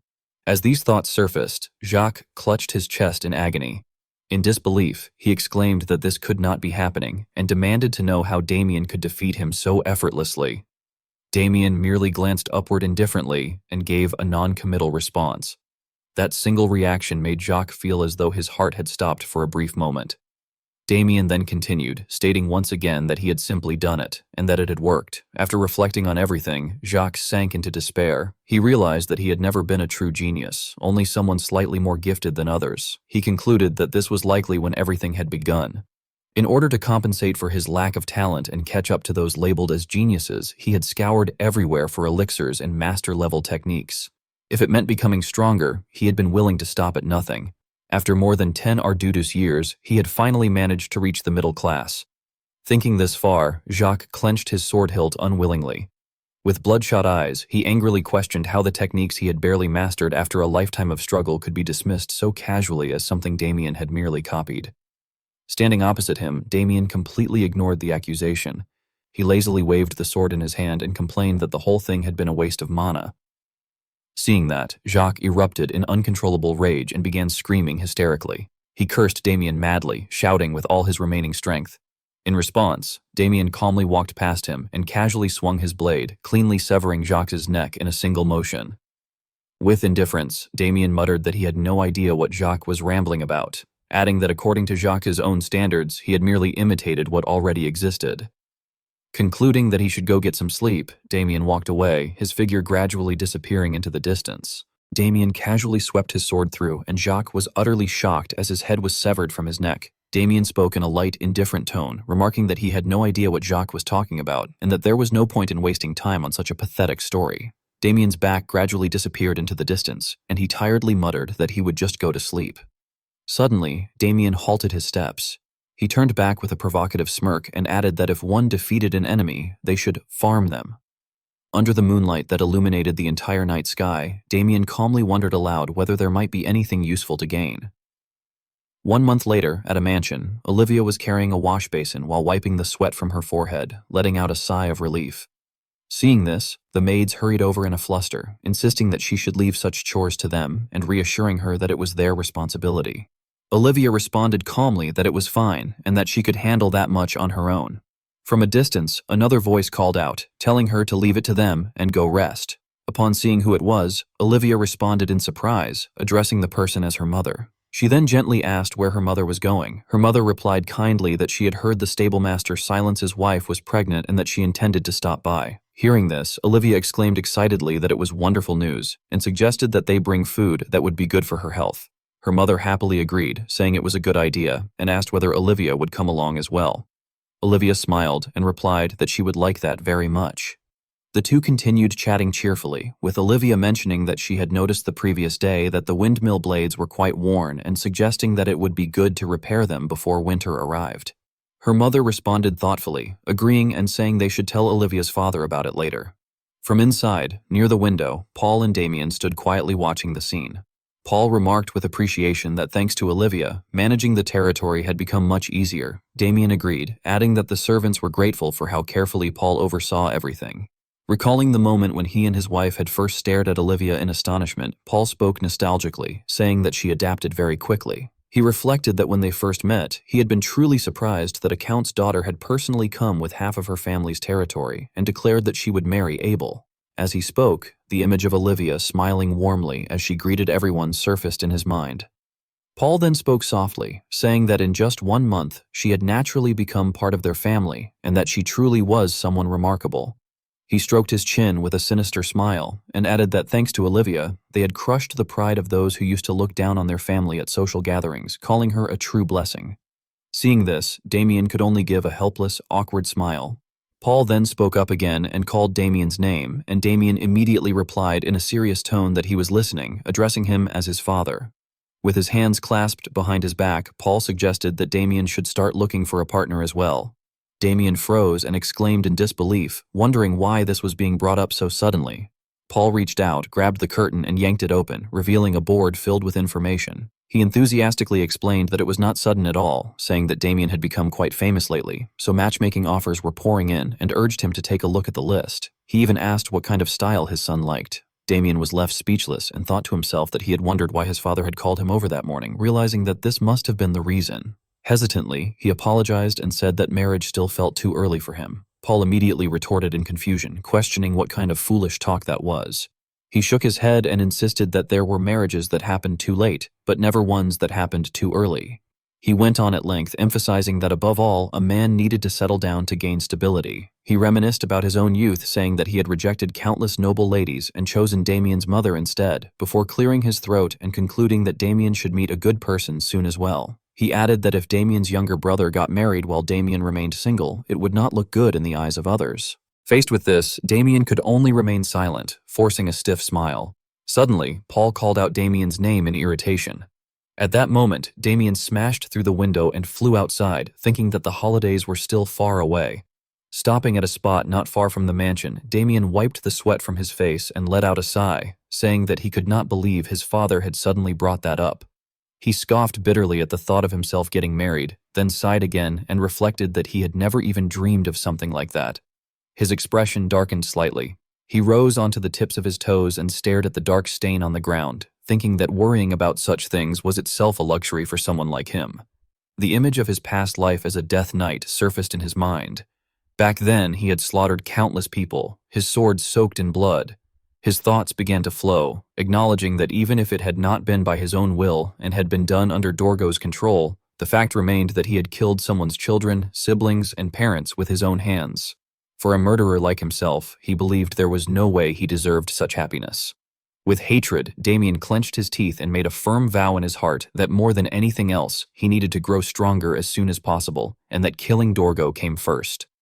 At that instant, a book appeared in his hands. He flipped through its pages while murmuring to himself that it was the Baolseong Jigwang medicine, also known as the Felling Nature Madness drug, a new monocultivation method discovered after defeating Jacques Noir. He noted that unlike typical methods where one sat still and absorbed mana, this was a unique technique that allowed mana absorption even while moving the body.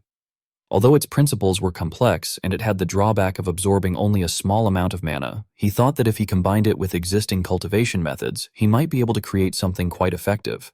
Damien silently calculated further, thinking that if he could properly absorb the heart of the spirit on top of that, he could definitely grow stronger at an incredible speed in a short amount of time. Tugging at his arm, he wondered whether he should stretch his body a bit after such a long time. Suddenly, a voice called out to him. Damien paused slightly when he heard it. Victor came running over in a panic, calling him young master and reporting that a guest had arrived. Damien felt suspicious and wondered how they had known he was there. He then turned his head and questioned what kind of guest it was, frowning as he sensed that this felt like a bad development. Back at the mansion, the door to the room opened slightly as Damien and Victor stepped inside quietly. The other party greeted Damien softly, saying it had been a while. Damien sighed inwardly, thinking that this was exactly what he had expected. Agnes stood up in a hurry and apologized for coming so suddenly. Damien responded awkwardly, then leaned close to Victor and whispered that next time he should just say he was not there, leaving Victor looking back at him in confusion. Damien then seriously asked what had brought her here so suddenly, while inwardly noting that the atmosphere felt unusual. Agnes hesitated before saying that she needed to ask him a difficult favor. Damien echoed her words in surprise, questioning what kind of difficult favor it was. Lowering her gaze, Agnes explained that they had finally identified the location of the dungeon belonging to the man known as Corpse Play. Damien frowned and repeated the name in disbelief, carefully concluding that they had continued chasing him and had finally found him. Agnes grabbed Damien's hand tightly and earnestly said that this was why she was asking him. Damien responded in confusion, prompting her to look at him with a pleading voice and beg him. She went on to implore him to lend them his strength in order to subdue their archenemy, Corpse Play. The window was half open. Damien crouched and landed lightly on the ground, his eyes darting around as he cautiously scanned his surroundings. Suddenly, a voice called out and addressed him as the young master, causing him to widen his eyes in shock. Not far away, Victor stood gripping a broom with an intimidating aura, staring at him intently as he demanded to know where Damien was going so early in the morning. Feeling uneasy, Damien averted his gaze and awkwardly explained that he was merely heading out for some early morning exercise. Victor immediately rejected the excuse, accusing him of lying and stating that he was clearly sneaking out because of Lady Agnes's request. He questioned whether Damien was truly planning to join such a dangerous subjugation squad. Damien, seeing no point in denying it, calmly admitted that Victor was right. Victor hesitated before earnestly pleading with him, saying that he truly wished Damien would not go this time. Although he acknowledged Damien's skills, he added that a necromancer's dungeon was notoriously dangerous, and above all, the Viscount would never grant his permission. Damien remained silent for a moment, then stroked his chin and agreed that his father would indeed never allow it. With a light, evasive smile, he explained that this was precisely why he was sneaking out and suggested that Victor pretend he had seen nothing. Victor cried out in frustration, calling him young master as he rushed forward and raised his broom to block the way. He insisted that he could not allow Damien to go and declared that he would never send him into a place that was practically a death trap, adding that Damien absolutely could not. Before he could finish speaking, he was struck hard on the back of the neck and collapsed unconscious. Lifting Victor's limp body, Damien casually remarked that Victor was surprisingly heavy and teased that he should lose some weight. After placing him against a nearby wall and seeing him foaming slightly at the mouth, Damien brushed off his hands and reassured him that there was no need to worry, stating confidently that he would not be taken down by something like Corpse Play. With a sinister smile, he added that this was the perfect opportunity to cut off one of Porgo's limbs, and that he could not afford to miss it. Waving cheerfully as he prepared to leave, he told Victor to make sure to put in a good word with his father for him. Several hours later, a woman extended her hand and greeted Damien, introducing herself as Margata, a second-class paladin of the Order of the Burning One, and saying that it was nice to meet him. Damien, observing her, silently noted how enormous she was. He responded politely, returning the greeting and introducing himself as Damien Haxon. As their handshake proved unexpectedly powerful, he reflected that a second-class paladin possessed skill comparable to a middle-class combatant, and that the aura she radiated was far from ordinary. Margata spoke amicably, admitting that this might sound rude, but she had not expected Damien to actually show up, especially considering that the dungeon had been created by corpse play. Zeke chimed in, explaining that he could not exactly refuse Sir Agnes's request and that, moreover, he harbored a considerable grudge against necromancers. Hearing this, Margata leaned closer to Agnes and teased her, saying that she had been worried since Agnes knew nothing about men, but it seemed she had chosen well after all. Agnes, flustered, protested shyly and told her senior to stop speaking nonsense and to simply give Sir Damien that. Margata calmly drew her sword, clicking her tongue as she remarked that it was a bit of a waste, but that it could not be helped. She held it out toward Damien and told him to take it. Damien accepted it blankly and asked what it was. As he gently drew the blade from its sheath and saw it shine with a dazzling light, his eyes widened in astonishment. Margata smiled and explained that it was a holy sword. Staring at the blade in a daze, Damien reflected that a holy sword was a weapon forged from rare metal, tempered countless times by dwarven masters and infused with divine power by priests over many years, and that simply holding it made all his fatigue seem to melt away. Delighted, he commented that, as expected, it was incredible. Margata laughed heartily and explained that Agnes had begged their master to allow her to take it, saying that if Damien was joining the subjugation, she had to give him a proper reward. Hearing this, Agnes lowered her head shyly. Margata continued, noting that even so, it was rare to lend a holy sword to an outsider so easily, before adding teasingly that their junior disciple was completely head over heels for Sir Damien. Before she could even finish speaking, Agnes delivered several affectionate kicks to her in quick succession. Blushing deeply, Agnes told her in a hushed voice that she had already warned her to stop talking nonsense. Seeing this, Margata burst into loud laughter and remarked that she had better stop before Agnes truly became angry. She then casually added that although the item was not top tier, it was still priceless and advised Sir Damien to make good use of it. Hearing this, Damien responded with sincere gratitude. Agnes, feeling shy, softly addressed him as Sir Damien and added that she was once again thankful for his willingness to accept their request. Damien replied calmly that it was nothing, then asked if she could explain the current situation in detail. Agnes answered seriously that she would explain everything while they were inside the carriage. After that, the group climbed into the carriage. As it began to move, Agnes started recalling the events from a few weeks earlier in the No-Free Mountains. She described how several knights had been walking along a forest path, chatting as they went, noting with unease that it was already the third person to have gone missing and wondering aloud what on earth was happening in such a quiet countryside village. One of them admitted that he had no idea and lamented the situation. Suddenly, the dog leading the way became agitated and retreated backward. Seeing it tremble uncontrollably, the two knights cried out in alarm, asking what was wrong with it all of a sudden. At that moment, the agonized voice of someone echoed through the forest, repeating that it hurt. One of the knights frowned and asked whether the other had heard it as well, remarking that it had sounded like a human voice. The groaning continued, repeating that it hurt, and at the same time, a massive dark silhouette slowly emerged from the opposite direction. The knights stared in shock, barely able to react. As they heard the creature utter broken, ominous words about playing with corpses, both knights began to tremble in terror. When they saw that its body bore the anguished faces of many people, the two screamed in sheer horror. After their screams rang out, a flock of crows flapped their wings and took flight. As the carriage continued onward in the present, someone explained that the dungeon's location had been identified by local soldiers who had been searching for the missing farmers. Damien stroked his chin thoughtfully, feeling that something about the situation was suspicious. He analyzed that for corpse play to lose their test subjects so easily, especially when they had never left any trail before, did not make sense. Margata agreed with his assessment, saying that even headquarters suspected it might be a trap. Damien then asked curiously whether they were still sending a subjugation squad regardless. She replied decisively that they were, but emphasized that headquarters was not acting recklessly. She explained that, assuming it was a trap, they had gathered elite members from 3 different orders. Damien questioned this further, pointing out that the elites of 3 orders constituted enough power to topple an entire nation, and asked why they had still sought his help as well. Agnes hesitated before admitting that it was because of her. Hearing this, Damien turned to her with suspicion. Lowering her gaze, Agnes explained that her master had originally opposed sending them on the mission, judging it to be far too dangerous, but she had pleaded with him, insisting that she absolutely had to participate. Damien remained silent as he listened. Margata then added that because the decision had been made at the last minute, only she and Agnes were able to come from their order. She explained that their master had suggested allowing them to go if they could bolster their forces, even if that meant bringing in an outsider, and stated plainly that if Damien had not accepted the offer, she would not have allowed Agnes to join either.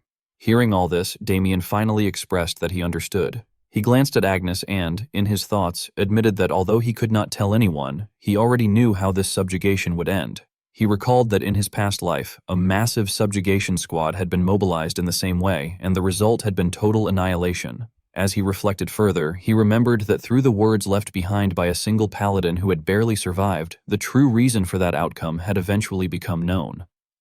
Looking out at the scenery beyond the carriage window, Damien pondered what that paladin had said.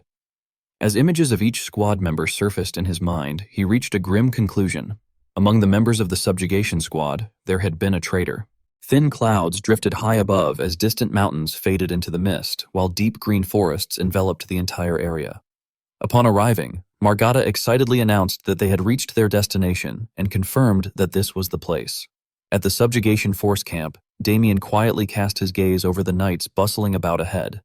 As he observed each of their expressions, he thoughtfully noted to himself that they appeared relatively well-trained. After looking around for a while, he further assessed that there were quite a few paladins who seemed to be only at a low-class level. Soon after, his thoughts grew heavier as he reflected that the order had clearly gone all out for this subjugation. At that moment, Margata loudly called out to Damien, urging him to come over. Damien immediately acknowledged her and proceeded to follow the two of them with long strides. After entering a tent, Margata cheerfully greeted the people inside, remarking that they had already arrived and expressing her pleasure at seeing them again after such a long time. Gamal, a second-class paladin of the Swirling Blizzard Order, crossed his arms and voiced his dissatisfaction, complaining that Margata was late yet again. Dionisio, a third-class paladin of the same order, hesitantly tried to intervene and calm the situation. Margata sat down and laughed reassuringly, explaining that she had made a quick stop and joking that she would not be late next time. Gamal responded with deep suspicion, dismissing it as the same old excuse and expressing doubt over whether she even intended to keep her vow. Margata laughed loudly in response, teasing Gamal by saying that his bad temper was the real problem and warning him that constantly scowling like that would give him wrinkles on his forehead. Gamal, clearly irritated, retorted that instead of apologizing, she was spouting nonsense, which was exactly what he expected from members of the Scorchers, whom he described as ignorant and rude as always.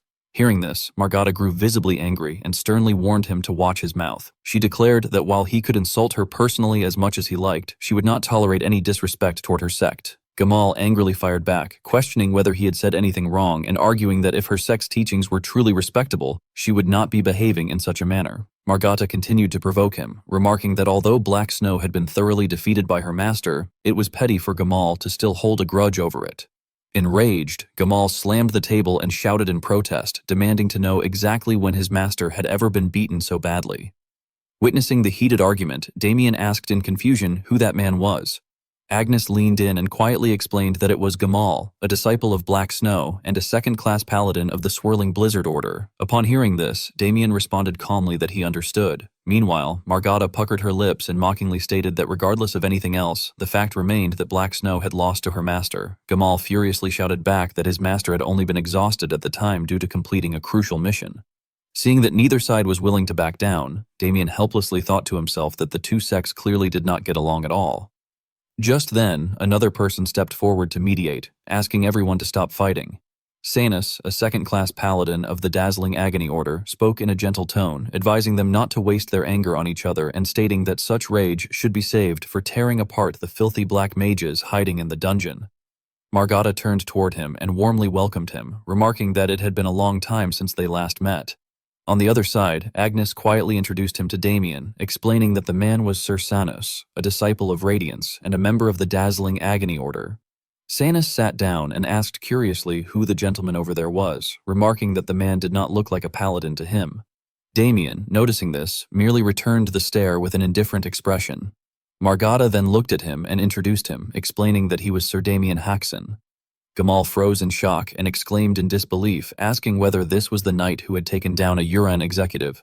Sanus, equally astonished, asked if this was the same Damien Haxon who had fought 2 black mages at once. Margata responded enthusiastically, saying that it was impressive, and proudly added that Agnes herself had personally recruited him, joking that although she had thought Agnes was clueless, she turned out to be quite the man-charmer, laughing afterward. Hearing this, Agnes became embarrassed and hurriedly protested, calling out to her senior sister. Suddenly, someone raised a hand and asked them to wait a moment. Dionisio reacted in surprise and questioned whether they were saying that an outside force was being added to the subjugation team. Margata immediately explained that Damien was not just some outsider, stating that Sir Damien had made significant contributions to the order and had therefore been designated as an associate. Upon hearing this, the man frowned in disdain and remarked that this meant Damien was just a mercenary after all. Agnes showed clear displeasure at this remark. Gamal then spoke calmly, saying that his junior had a point and questioning whether it was dangerous to recklessly accept an outsider into such a critical operation. Agnes clenched her fists and angrily demanded to know what he meant by dangerous. With his arms crossed, Gamal replied that an outsider might have ulterior motives, adding that black mages had been known to plant spies within the order before. As soon as he finished speaking, the atmosphere instantly grew tense. Margata slammed her fist down on the table and angrily shouted at Gamal to watch his mouth, warning him that he was crossing the line. Seeing this, Damien reflected silently to himself, noting that Gamal was simply being cautious. Sanus then calmly expressed his own opinion, apologizing but saying that he agreed with Gamal, as adding an unverified force did indeed seem risky. Margata frowned and asked whether even Sanus felt the same way. Gamal then coolly addressed Damien directly and asked if he could ask him something. He explained that the paladins had joined the force to purge heretics and prove God's greatness, and asked what Damien's reason was for joining the subjugation. Damien fell silent, thinking to himself that he needed to answer carefully if he wanted to gain their trust, wondering what he should say.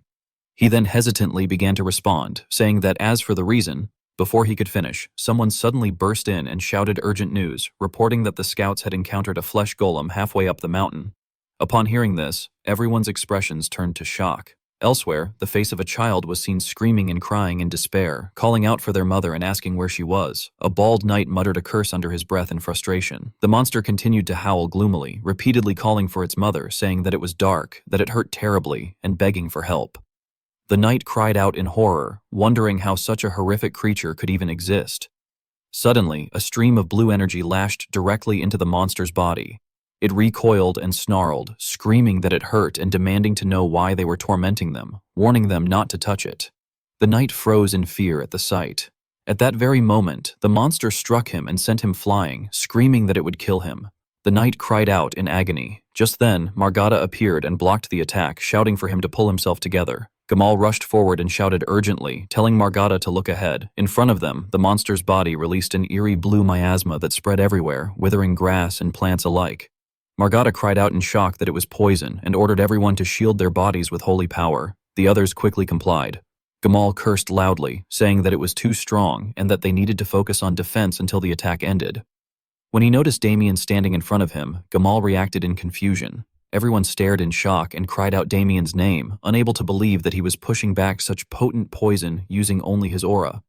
As Damien stepped forward, the monster growled and asked whether he was going to hurt them too, repeatedly telling him to stay back. Immediately afterward, it opened its mouth and spewed thousands of poisonous needles straight toward Damien. Seeing this, Damien calmly stepped forward. At the exact moment the monster raised its fist to strike, Damien lifted his sword and stabbed straight through its hand. He then coldly asked whether this was the reason they wanted to know why he was there. Under Gamal's stunned gaze, Damien continued, explaining that Agido, that damned black mage, had cursed his family's estate and attempted to slaughter every last one of them. He stated that after experiencing something like that at the hands of a black mage, killing just one of them was not enough to satisfy him. As he spoke, Damien drove his blade even deeper, piercing straight into the monster's core. Watching the monster's hand freeze in place, Damien continued, declaring that until every single one of those black mages was dead, he would not stop. Upon hearing this, Gamal's face filled with terror. Damien then cleaved the monster apart and added coldly that he would never stop. In a chamber filled with skulls and human corpses hanging from iron chains, Delrant sat silently before an enormous mirror. At that moment, someone approached and shouted at him, demanding to know why he had exposed their position and pointing out that the Order's holy knights were camped right outside.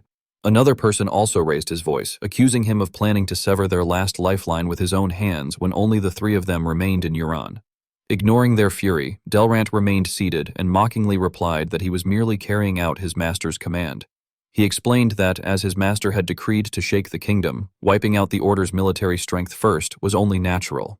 The man with the scar over his eye angrily questioned him again, asking whether he was going to continue with this nonsense about him and whether he even remembered the last time that person had responded. Hearing that, Delrant turned his head and glared at him in warning, asking if he was mocking his master and wondering aloud whether his master would be pleased if he fashioned a flesh golem out of a dark mage. The scarred man hesitated and clenched his teeth, while the man with teal hair stammered nervously, asking what Delrant was talking about. Suddenly, a shadow appeared and grabbed both of their heads before slamming them straight into the ground. Delrant calmly ordered that the procedure would begin immediately and instructed Kite to take the scarred man to the sealing chamber, asking if he understood. Kite remained silent, grabbed the scarred man by the hair, and dragged his body away. Staring intently at a glowing purple sphere, Delrant excitedly declared that this time he must craft a true masterpiece worthy of satisfying his master, adding that the corpse of an exceptional holy knight would surely earn his master's response once more. Afterward, he manipulated the monster from the previous battle using invisible threads, forcing it to rise again. Suddenly, Delrant widened his eyes slightly in surprise. Upon seeing Damien emitting a blue aura while standing opposite the monster, he muttered in astonishment that there was someone among them who was not a holy knight. Shortly after, the image of Damien's sword piercing the monster's core appeared within the sphere. Observing this scene, Delrant exclaimed in disbelief, marveling that Damien had located and pierced the core in a single strike. He expressed astonishment that someone who was not even a holy knight had dismantled the trial he had prepared so easily. He then raised his trembling hand and embraced his face in excitement, wondering what exquisite material Damien was. Waving his hand enthusiastically, he declared that he wished to be granted a moment, promising that he would certainly capture and forge the finest material imaginable. Gazing at Damien's image reflected in the mirror, he proclaimed excitedly that Damien would become the greatest masterpiece of his life. The next day, in the middle of a forest, Gamal stood atop a large rock and instructed everyone to listen carefully. Leaning on his spear, he seriously stated that if they were to succeed in the subjugation, each of them had to fulfill their role and duty without fail. Gamal then outlined the plan, explaining that he would lead the charge while the blended snowstorm division would carve open a path. He continued by stating that the burners division would remain at the rear to brace for any ambush from behind, while the blinding pain division would advance in the center by supporting both front and rear using their divine authority. Witnessing this, Damien silently reflected that it was a solid deployment which made excellent use of each sect's distinct authority, and he found it impressive. Agnes clenched her hand and bitterly remarked that it was unfortunate she had been assigned to rear support, insisting that she should have been at the vanguard executing heretics. Suddenly, someone stepped forward and declared that he would clear out the minor enemies and open the way. Recognizing him, Agnes called out in surprise upon seeing Dionisio. Dionisio extended his hand and urged her to conserve her strength for the greater battle. He then turned to Damien, placing his hand over his chest and praising Damien's performance from the previous day as truly remarkable. Damien politely responded that Dionisio was flattering him. However, Dionisio warned that although everyone seemed to acknowledge Damien after that display, he was not entirely convinced. Damien internally remarked that Dionysio's gaze was unnecessarily wary. Dionisio frowned and cautioned that an outsider would always remain an outsider, adding that he intended to observe Damien until the very end. Hearing this, Damien lowered his eyes indifferently and replied that he would keep that in mind. Agnes, dissatisfied with the exchange, ordered Dionisio to stop his idle chatter and return to his position. The two of them continued arguing, with Dionisio insisting that he was only worried about her, while Agnes criticized him for remaining immature no matter how much time passed. Watching the scene, Damien smiled faintly and thought that before capturing the corpse puppeteer, hunting down the traitor within the order might prove amusing. While considering this, he turned and gently asked Agnes whether they should depart to hunt the corpse puppeteer. Seeing her expression darken, Damien further wondered whether they would also uncover the reason behind Agnes's boundless hatred. Sometime later, a creature was seen trapped within layers of blue ice, its distorted face screaming. At that moment, Dionisio and Gamal swiftly charged forward, swinging their spears and slicing the creature's body apart inside the frozen mass. The two of them continued their assault, carving the monster into numerous pieces. Watching snowflakes drift gently downward, Damien extended his hand and absent-mindedly reflected that no matter how many times he witnessed it, the power remained fascinating. As a snowflake landed on his palm, he quietly concluded that even he could not replicate such an ability, acknowledging the divine authority of the order. Damien silently recalled that each sect's authority carried its own distinct nature, and that he had once clashed fiercely with the five saints who stood at its pinnacle. At that moment, Sanus skipped over and leaned close, asking what he thought and remarking that Blended Snowstorm was among the strongest sects within the order. She cast him a meaningful glance and added that, although their pride was somewhat excessive, they were perhaps overcompensating because they were conscious of his feat the day before and the suspicion that had surrounded him. Damien responded leisurely that he did not particularly mind. Sanus then continued mockingly, commenting on how cleanly they killed in order to show mercy to the creations of filthy heretics, and remarked that if it had been her, she would have torn out their entrails one by one and minced them before ending them. Hearing this, Damien cautiously thought that such behavior was to be expected of the disciple of Radiance, the most fanatical among the five saints, and that even this one was unhinged.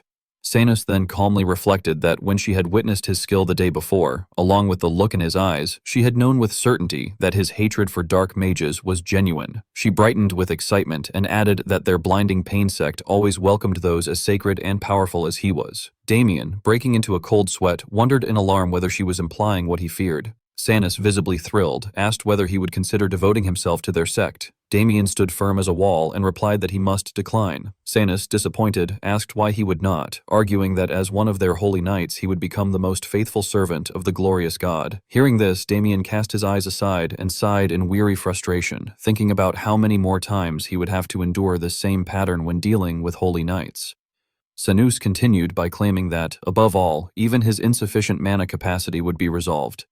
Upon hearing this, Damien's expression filled with astonishment, and he pondered that an increase in mana capacity was admittedly tempting. Resting her chin on her hand, Sanus attempted to entice him further by explaining that holy knights could be granted divine power according to the depth of their faith, and that each time they executed a filthy heretic, the merciful god bestowed divine power upon them. She then asked whether that did not sound enticing. Damien, maintaining his composure, thought that there was still a problem, and then stated with satisfaction that he was fine as he was and that he was not yet worthy to act as the vessel of divine wrath. As he spoke, he silently calculated that his lack of mana capacity would be remedied once he completed the mana circulation method and fully absorbed the spirit's heart, and that he would not become the Order's hound for such a trivial reason. Afterward, he walked alongside them and explained that, for the time being, he wandered the world in pursuit of the footsteps of God. Seeing this, Sanus covered her face in admiration and exclaimed that he possessed such a noble heart and spirit. Ahead of them, Margata turned around and teasingly told Agnes to look, suggesting that at this rate they might lose Damien to them. Agnes stammered in response, insisting that she had merely been preaching and that it had just been ordinary preaching, nervously asking if that was not correct. Suddenly, Sanus spoke sweetly, remarking that Sir Damien was becoming more and more desirable. Hearing this, Damien felt utterly horrified. Sanus then coyly added that failing to possess what she desired was simply not to her taste, and suggested that later they might slip away together. As she spoke, she slightly parted her clothing. Damien, witnessing this, remained silent. He quietly raised his hand and summoned his sword, then lunged forward and cut straight through Sanus's body in a single strike. Seeing this scene, Agnes and Margata immediately froze in shock. Witnessing the scene, Damien rushed forward and slashed through Sanus. Agnes and Margata were stunned and turned to look. At that moment, Sanus froze as the cold, blazing soul energy of Damien surged forth, cutting through the chest of an invisible monster standing behind Sanus. After being struck, the creature shrieked in agony. Sanus turned back in astonishment and wondered aloud whether there was a golem capable of concealing its form. Damien, holding his sword at the ready and frowning, remarked that its armor was remarkably resilient and that he would dispose of it. Before he could finish, Sanus immediately waved the book in her hand. Instantly, a violent surge of energy erupted from the monster's body. Maintaining her friendly posture, she stated that she was in the middle of proselytizing and politely requested that he refrain from interrupting. Seeing this, Damien pondered in astonishment that she possessed enough authority to incapacitate a high-tier flash golem with a single book. At that moment, Agnes and Margata rushed over, each shouting in turn that there was an enemy raid from the rear and that they would respond, while also calling for Sanus to return to her position. Hearing this, both Damien and Sanus looked back in surprise. After subduing the monsters, Sanus leisurely remarked that it was a pity and suggested that they make time again on another occasion. Not far away, Agnes kept staring intently at them. Meanwhile, Sanus enthusiastically raised 3 fingers and mentioned that they also offered a 3-month intensive scripture program for outsiders. Damien politely declined. However, under Agnes's gaze, the atmosphere surrounding the two seemed tinged with a pink hue, causing her to purse her lips bitterly. At the same time, Margata landed and asked with concern whether Sir Damien was unharmed. He calmly replied that he was fine, and that he would lend his assistance as well. Margata then placed her hands on her hips, looked ahead, and insisted that they should leave it to her. Simultaneously, Agnes slowly stepped forward to the opposite side. Observing her overwhelming presence, Margata casually remarked that they needed to lower the blood pressure at their estate after all. Stopping before the group of monsters, Agnes slowly gathered blue energy into both fists. The monsters were visibly shaken. Watching this, Damien calmly reflected that she had been the foremost disciple of the Azure Flame. Shortly afterward, with her eyes shining brightly, Agnes clenched her fists and charged forward. Blue energy erupted around her arms, forming a sharp slash that cut through the monsters. Their eyes rolled back, and several of their heads were severed from their necks. Blue flames engulfed and incinerated their bodies. Gazing at Agnes standing amid the blue radiance, her slender figure filled with strength, Damien thought to himself that among the 5 great saints, if Luminance had been the most vexing opponent, then the Azure Flame had been the strongest. Not long after, the cave returned to its original quiet state. Gamal suggested that they sweep each entrance together, but before he could finish, Margata immediately objected that it was far too inefficient. Sanus agreed and added that they should divide the forces and proceed accordingly. Watching them continue to debate, Damien remarked in boredom that the discussion was dragging on. Seeing this, Agnes gently suggested that since it might take a while, she would fetch some food. At that moment, someone approached and stated that it would not be necessary. Agnes and Damien immediately turned to look. Dionisio presented what he was holding and gently explained that he had already prepared his sister's meal. Agnes accepted it and politely thanked him. Turning to Damien, Dionisio, wearing a displeased expression, coldly suggested that Sir Damien should take one as well. Damien responded half-heartedly with his thanks. After handing over the food, Dionisio hurriedly turned and left, but not before casting a sharp, resentful glance at the two of them. Meanwhile, Agnes earnestly reminded Damien that a great battle awaited and urged him to make sure he ate properly. Hearing this, Damien asked whether she meant corpse revelry. She answered firmly that she did and stated that they had come all this way to kill him.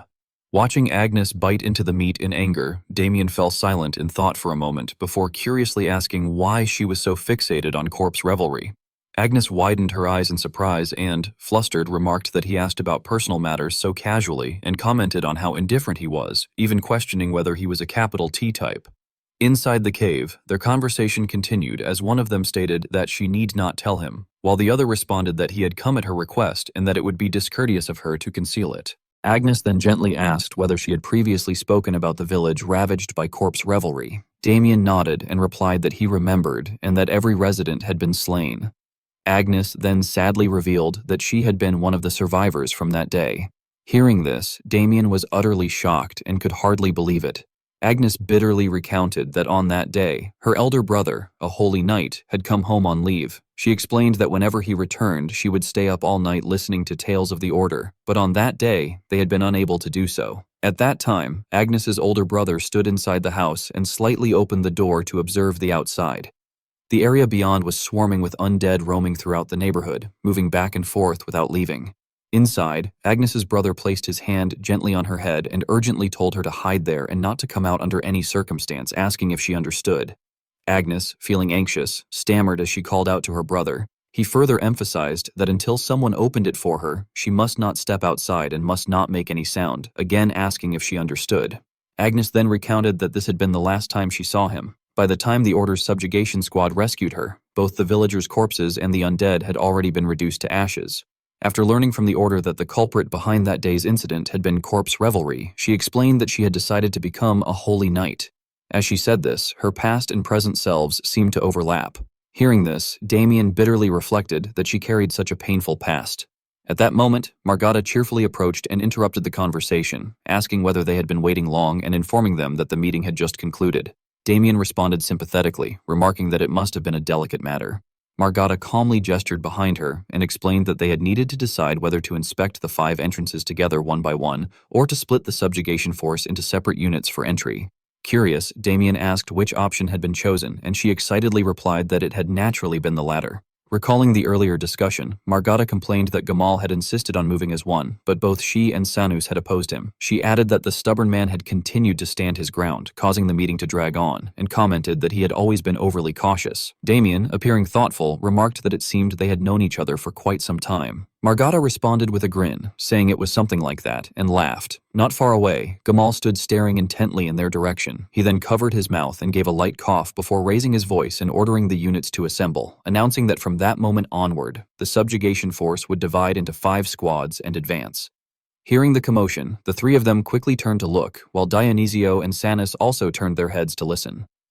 Planting his spear firmly, Gamal loudly instructed that each unit was to break through at maximum speed and merge with any squad that fell behind, declaring that this day would finally be Yuran's last. Suddenly, the cloak behind him flared upward. Sensing the overwhelming aura, Damien slightly furrowed his brow. The one casting the dark sorcery bared a chilling grin, and the ground beneath them cracked apart and shattered. As a result, everyone lost their footing and plunged straight down into the abyss. As the ground split apart, Damien calmly slipped his hands into his pockets and lightly kicked off the falling rocks to gain momentum. Looking straight down into the abyss, he thought that it was incredibly deep and vast. Glancing to the side and seeing someone screaming in panic, he silently observed that the gale unleashed by the sudden detonation was scattering everyone. Watching them fall freely, he mockingly reflected that the Holy Knights were as tenacious as cockroaches and had probably managed their own landings. He then pondered more seriously that hollowing out an entire mountain as a trap explained why the dungeon entrance had been halfway up the slope. A sinister smile formed on his lips as he coldly mused that Corpse Play had prepared quite a grand grave for himself. Upon landing, Damien noticed Dionisio meditating ahead of him and felt a flicker of confusion. He called out in doubt, addressing him as Dionisio. Startled, Dionisio turned around and exclaimed in shock that it was Damien Haxon. A moment later, Dionisio closed his eyes and concentrated, channeling divine power to envelop his body. Observing this, Damien cast a disdainful glance and thought that this was why he called him cockroach-like. Self-regeneration through divine power. Meanwhile, Dionisio trembled and cursed under his breath, angrily remarking that of all people to fall with him, it had to be Damien Haxon. Damien coolly noted that now that only the 2 of them were there, Dionisio had dropped the honorifics. He then indifferently suggested that if Dionisio hated it so much, he could go his own way, as he himself intended to head ahead. With that, he waved a hand and turned to leave. Seeing this, Dionisio panicked and hurriedly grasped his spear. His blue eyes flashed beneath his sharp lashes as his gaze narrowed with resolve. In an instant, he dashed forward at lightning speed, thrusting the radiant blue spear through the air. Not at Damien, but at an invisible monster floating before him. He warned Damien not to lower his guard, reminding him that they were inside a dark mage's dungeon and that acting alone was dangerous, so they should move together. Damien lowered his eyelids slightly and leisurely reflected that he had allowed Dionisio to be because he had been curious how he would act, never expecting him to move for his sake. With faint curiosity, he asked whether Dionisio had not hated him. Dionisio immediately turned his face away, hoisting the spear onto his shoulder, and proudly admitted that he did hate him. However, he declared that if Damien died, Agnes would be heartbroken, so he intended to keep him alive. Taken aback, Damien followed behind and teasingly remarked that Dionisio must fancy Dame Agnes. At that tone, Dionisio jolted, his face flushing red as he shouted for him to shut up, telling him to stop spouting nonsense and just follow. Turning away, he muttered through clenched teeth that he honestly could not stand him. Watching him, Damien silently thought that, for some reason, Dionisio overlapped with that bastard Abel. Suddenly sensing something, Damien's expression turned grave. Above Dionisio's head, a terrifying red-eyed head materialized. Dionisio froze in cold sweat. Just as a punch descended, Damien swiftly pulled him back. Stunned, Dionisio stammered in shock, asking what that was. As the dust cleared and a silhouette emerged, Dionisio hesitantly wondered whether it was human. Damien immediately denied it, telling him to look closely, explaining that it was one of Corpse Play's creations. Frowning as he stared at it, he thought that the more effort its creator had poured into crafting a flesh golem, the more human-like he had made it. A humanoid flesh golem, what Corpse Play had called his masterpieces. When it lunged forward, Dionisio rushed ahead with his spear, expressing disgust and proclaiming that he would purify it with the power of God. He thrust forward in fury, but the ice coating his spear shattered the moment it pierced the creature's body. Watching it continue its frenzied charge, he gasped as he realized that his divine power was dispersing.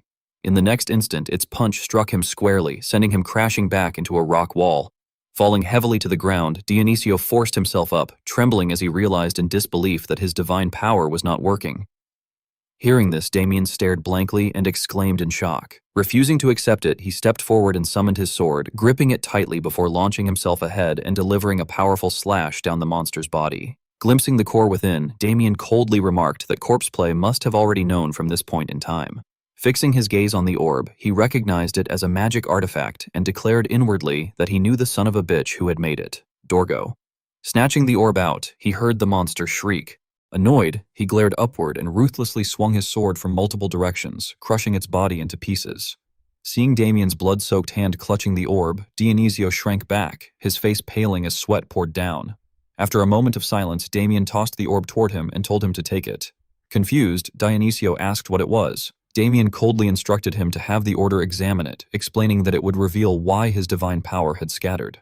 Recalling his previous life, Damien reflected that the Order had discovered the countermeasure far too late and the damage had been catastrophic, but this time he had struck first, so they would uncover a solution much sooner. Curling his lips faintly, he calculated with satisfaction that such a splendid chance to utterly ruin that bastard falling into his lap was truly delightful. Looking at Dionisio, he asked whether he could move. Startled, Dionisio immediately stood upright and affirmed that he could. Their voices echoed through the cavern as Damien questioned the sudden politeness, and Dionisio awkwardly replied that it had simply felt like he should. As they walked deeper, Dionisio asked how vast the place was, addressing him as Sir Damien, and remarking that it seemed like a massive cavern. Damien thoughtfully replied that if it had been carved out from inside the mountain, it must be enormous.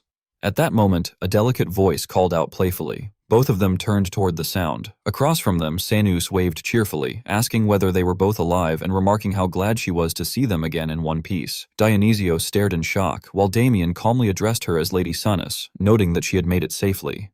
However, he coldly inquired about the object she was holding in her hand and asked exactly what it was. Gamal, whose neck was tightly gripped by Sanus, gasped painfully. Seeing this, Dionisio cried out in alarm for Brother Gamal. Fixing Sanus with a frigid stare, Damien demanded that she explain herself. Elsewhere, Agnes gently touched the badge on her chest and activated her divine power to envelop her body.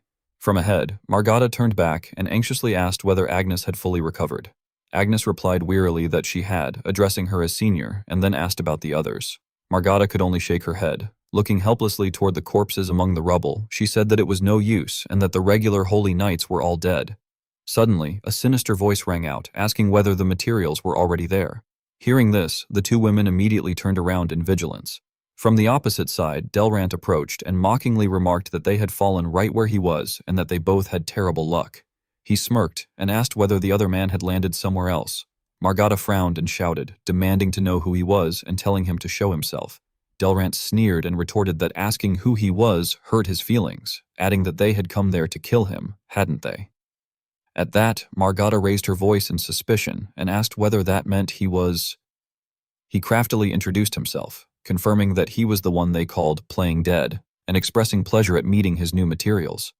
Agnes gritted her teeth in fury, her eyes nearly blazing. Back on the other side, Dionisio cried out in alarm when he saw Gamal being strangled, calling out to Senior Gamal.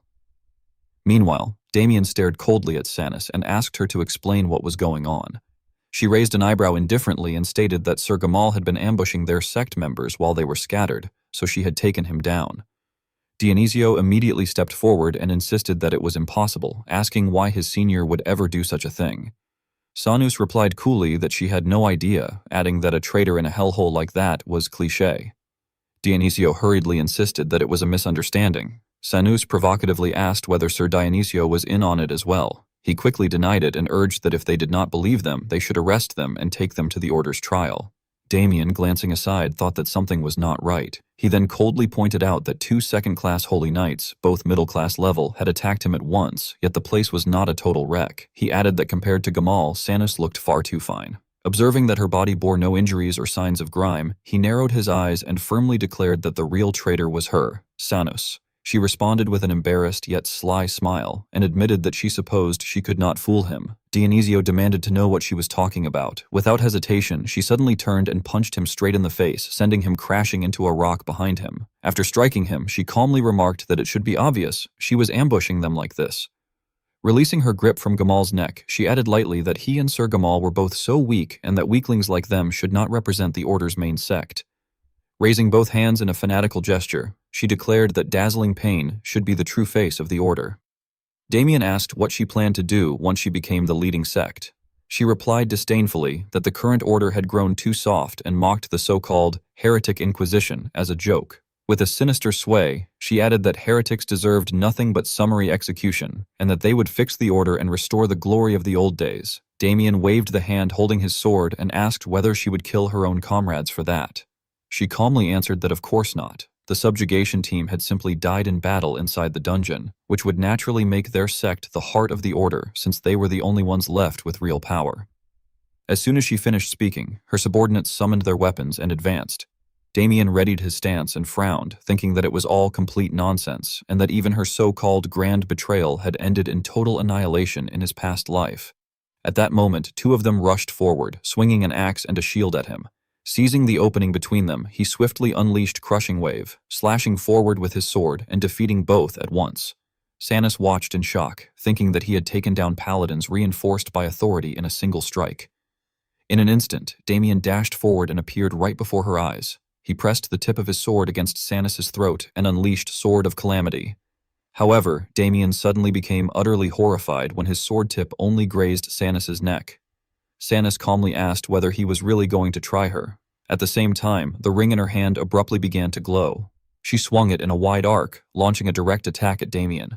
In that instant, he hurriedly leapt into the air to evade. Nevertheless, the stone wall behind him shattered immediately upon taking the blow. Frowning, Damien thought to himself that it was a defense capable of blocking his Sword of Calamity, and that it possessed lethal attack power as well. Sanus then calmly asked how much he knew about the authority of Dazzling Pain, explaining that their authority was enhancement.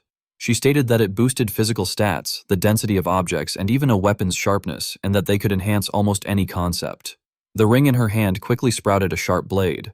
With clear excitement, she continued by saying that as one reached higher levels, one could stack the effects and use them more frequently, and asked whether he had known that.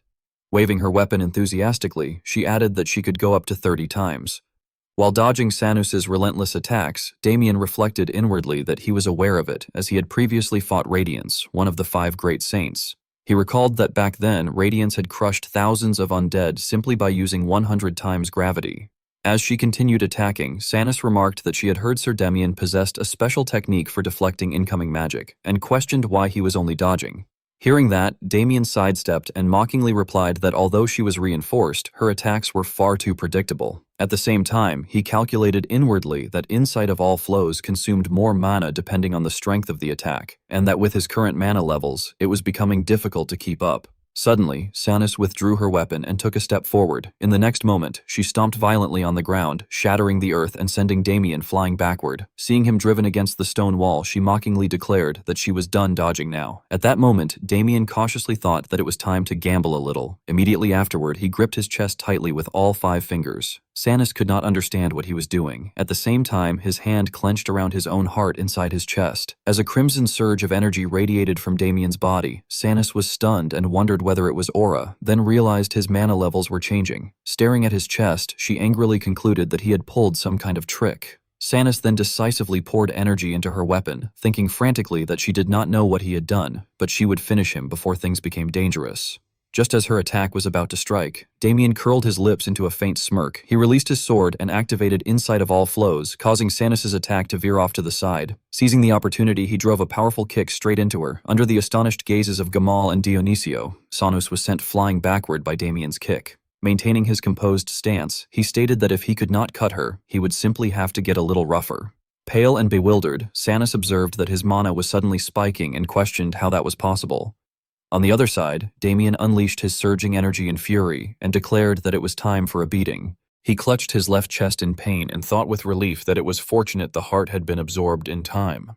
John stared in astonishment as he saw him take his own heart out of his chest, realizing that it was the spirit heart, and he explained that he had originally intended to melt it down and consume it slowly, but if he had been even a little later, it could have been dangerous. With an overwhelming pressure radiating from him, he stepped forward and declared that since his mana problem had been resolved, it was time to deal with the traitor. Aenus stood frozen, staring blankly at him, and in the next instant, Damien closed the distance and drove a powerful punch into his abdomen. Observing the situation, Agnes frowned and began gathering power in her hand. Gritting her teeth, she muttered in disbelief that the corpse puppeteer's combat power far exceeded what the Holy Church could even imagine, especially that human-shaped flesh golem. A moment earlier, someone had shouted at the corpse puppeteer, declaring in the name of God that he would be purged. Kite and the others launched their attack, but he created a barrier that blocked it. Agnes realized something was wrong and stammered that divine power was not working. Before they could react further, he kicked back, sending the two girls flying. Struggling to regain her balance, she glared at him and exclaimed that it was impossible. Kite continued his assault, and Agnes called out to her senior, but the latter, consumed by anger, rushed forward to fight him hand to hand. Even so, she shouted for Agnes to run and get reinforcements. Corpseplay, who had been watching from the side, laughed in amusement and remarked that they were trying to run as if he would allow that to happen. Monsters suddenly appeared behind Agnes, and she trembled in shock, wondering when they had been surrounded. Corpseplay reassured her calmly that he would not kill her, explaining that the more valuable the sample was, the more important it was to stitch it up while it was still alive. Her face darkened with fear as she realized the danger, and more importantly, she saw that her senior had already been defeated by Kite. She concluded in despair that divine power did not work on him at all. Corpseplay laughed slyly to himself, marveling that it was truly nullifying divine power and thinking it was insane, just as expected of the artifact he had created. He then asked Agnes whether they should take her to the sewing room. Agnes slammed her hand onto the ground, releasing a surge of blue energy, and wondered bitterly if this was how it would end, with her enemy right in front of her. Trembling, she cursed that it was happening just when she had finally found her brother's killer. Corpseplay responded with interest, asking whether she considered him an enemy and remarking that they seemed to have some kind of connection, though he wondered where, since he had killed so many. Agnes shouted that it was Palmer Village, the one he had crushed for fun. His voice grew even more twisted as he recalled Palmer Village, the one he had wiped out completely, and asked if she had relatives there. Agnes, shaking with rage, declared that she was a survivor from that village and demanded to know why he had done it and for what reason, saying that because of him, the villagers and her brother, who had been a paladin, had died. Hearing this, Corpseplay was momentarily speechless before becoming even more delighted. He laughed loudly, calling it a masterpiece, and confirmed that there had indeed been a paladin in Palmer Village who had put up serious resistance, adding that he had been the best material. Agnes stared at him in shock, questioning what he meant by material. Corpseplay cheerfully explained that he did not kill people carelessly, but cut off the good parts first and then revived them as undead. As he turned away, he casually asked whether she wanted to say hello.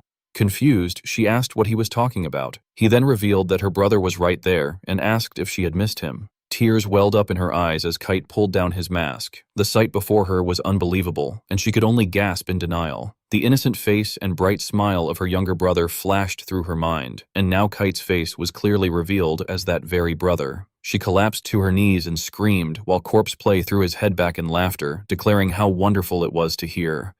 He reminisced about that day, saying that watching Kite struggle alone had been so impressive that even God must have been moved, bestowing a mark upon him. He added that he had almost lost every flesh golem he had brought that day, and asked if she wanted to know how he had solved that problem.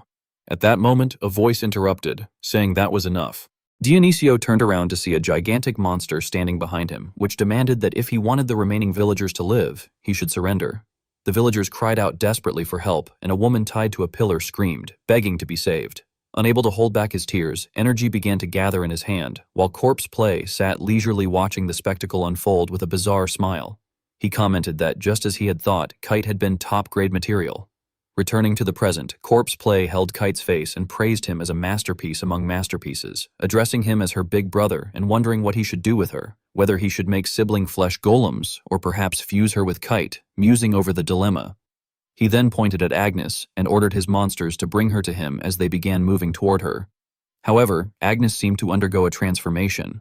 Through tears, she declared that she would never forgive the corpse puppeteer and demanded that he give her brother back. A tremendous power erupted, enveloping her entire body as a blinding light illuminated the entire cave, followed by a deafening explosion. A cross-shaped mark appeared on her forehead as she awakened her hidden power.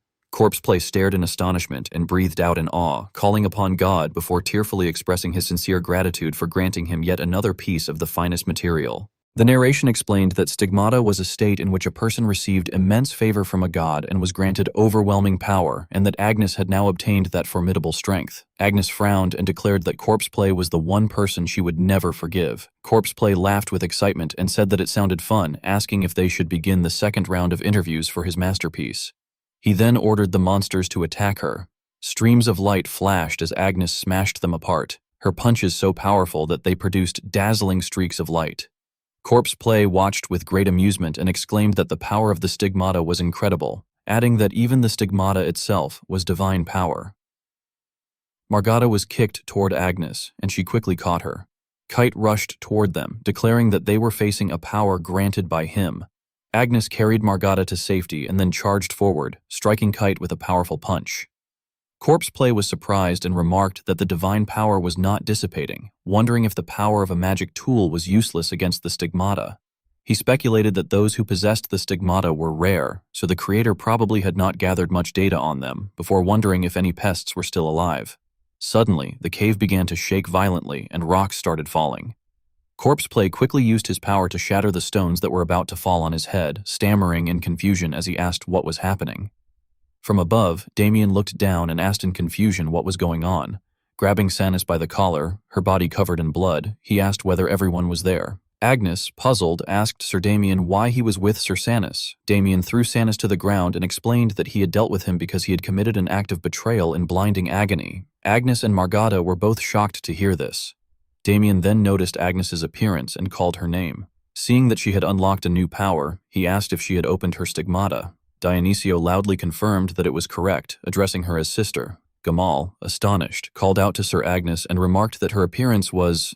Damien smiled and asked Sir Gamal whether he would like to escape first together with Sir Agnes, saying that he would handle Corpse Play himself. Gamal's voice trembled as he replied that it was impossible. Damien frowned and asked what Gamal could possibly do there right now, thinking to himself that they needed to leave so he could interrogate Dorgo for information. Unable to argue, Gamal was supported by Dionisio, who said that Sir Damien was right. After saying this, the two of them carried Sanis away, apologizing and saying they would leave it to him. Corpse Play smirked and asked who had given them permission to take his subject away. His body began to transform as he called out to Kite. Kite turned into a monster, and Corpse Play ordered him to release his power and bring them all back.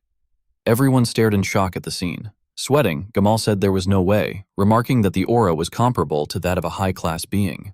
Realizing the danger, he shouted a warning. Agnes stepped forward and struck Kite with a powerful punch, the impact cracking the surrounding ground. She told everyone to do as Sir Damien said and get out of there. As she struggled to hold back Kite's fist, Damien smiled and said that, just as he had thought, there was no need for him to step in.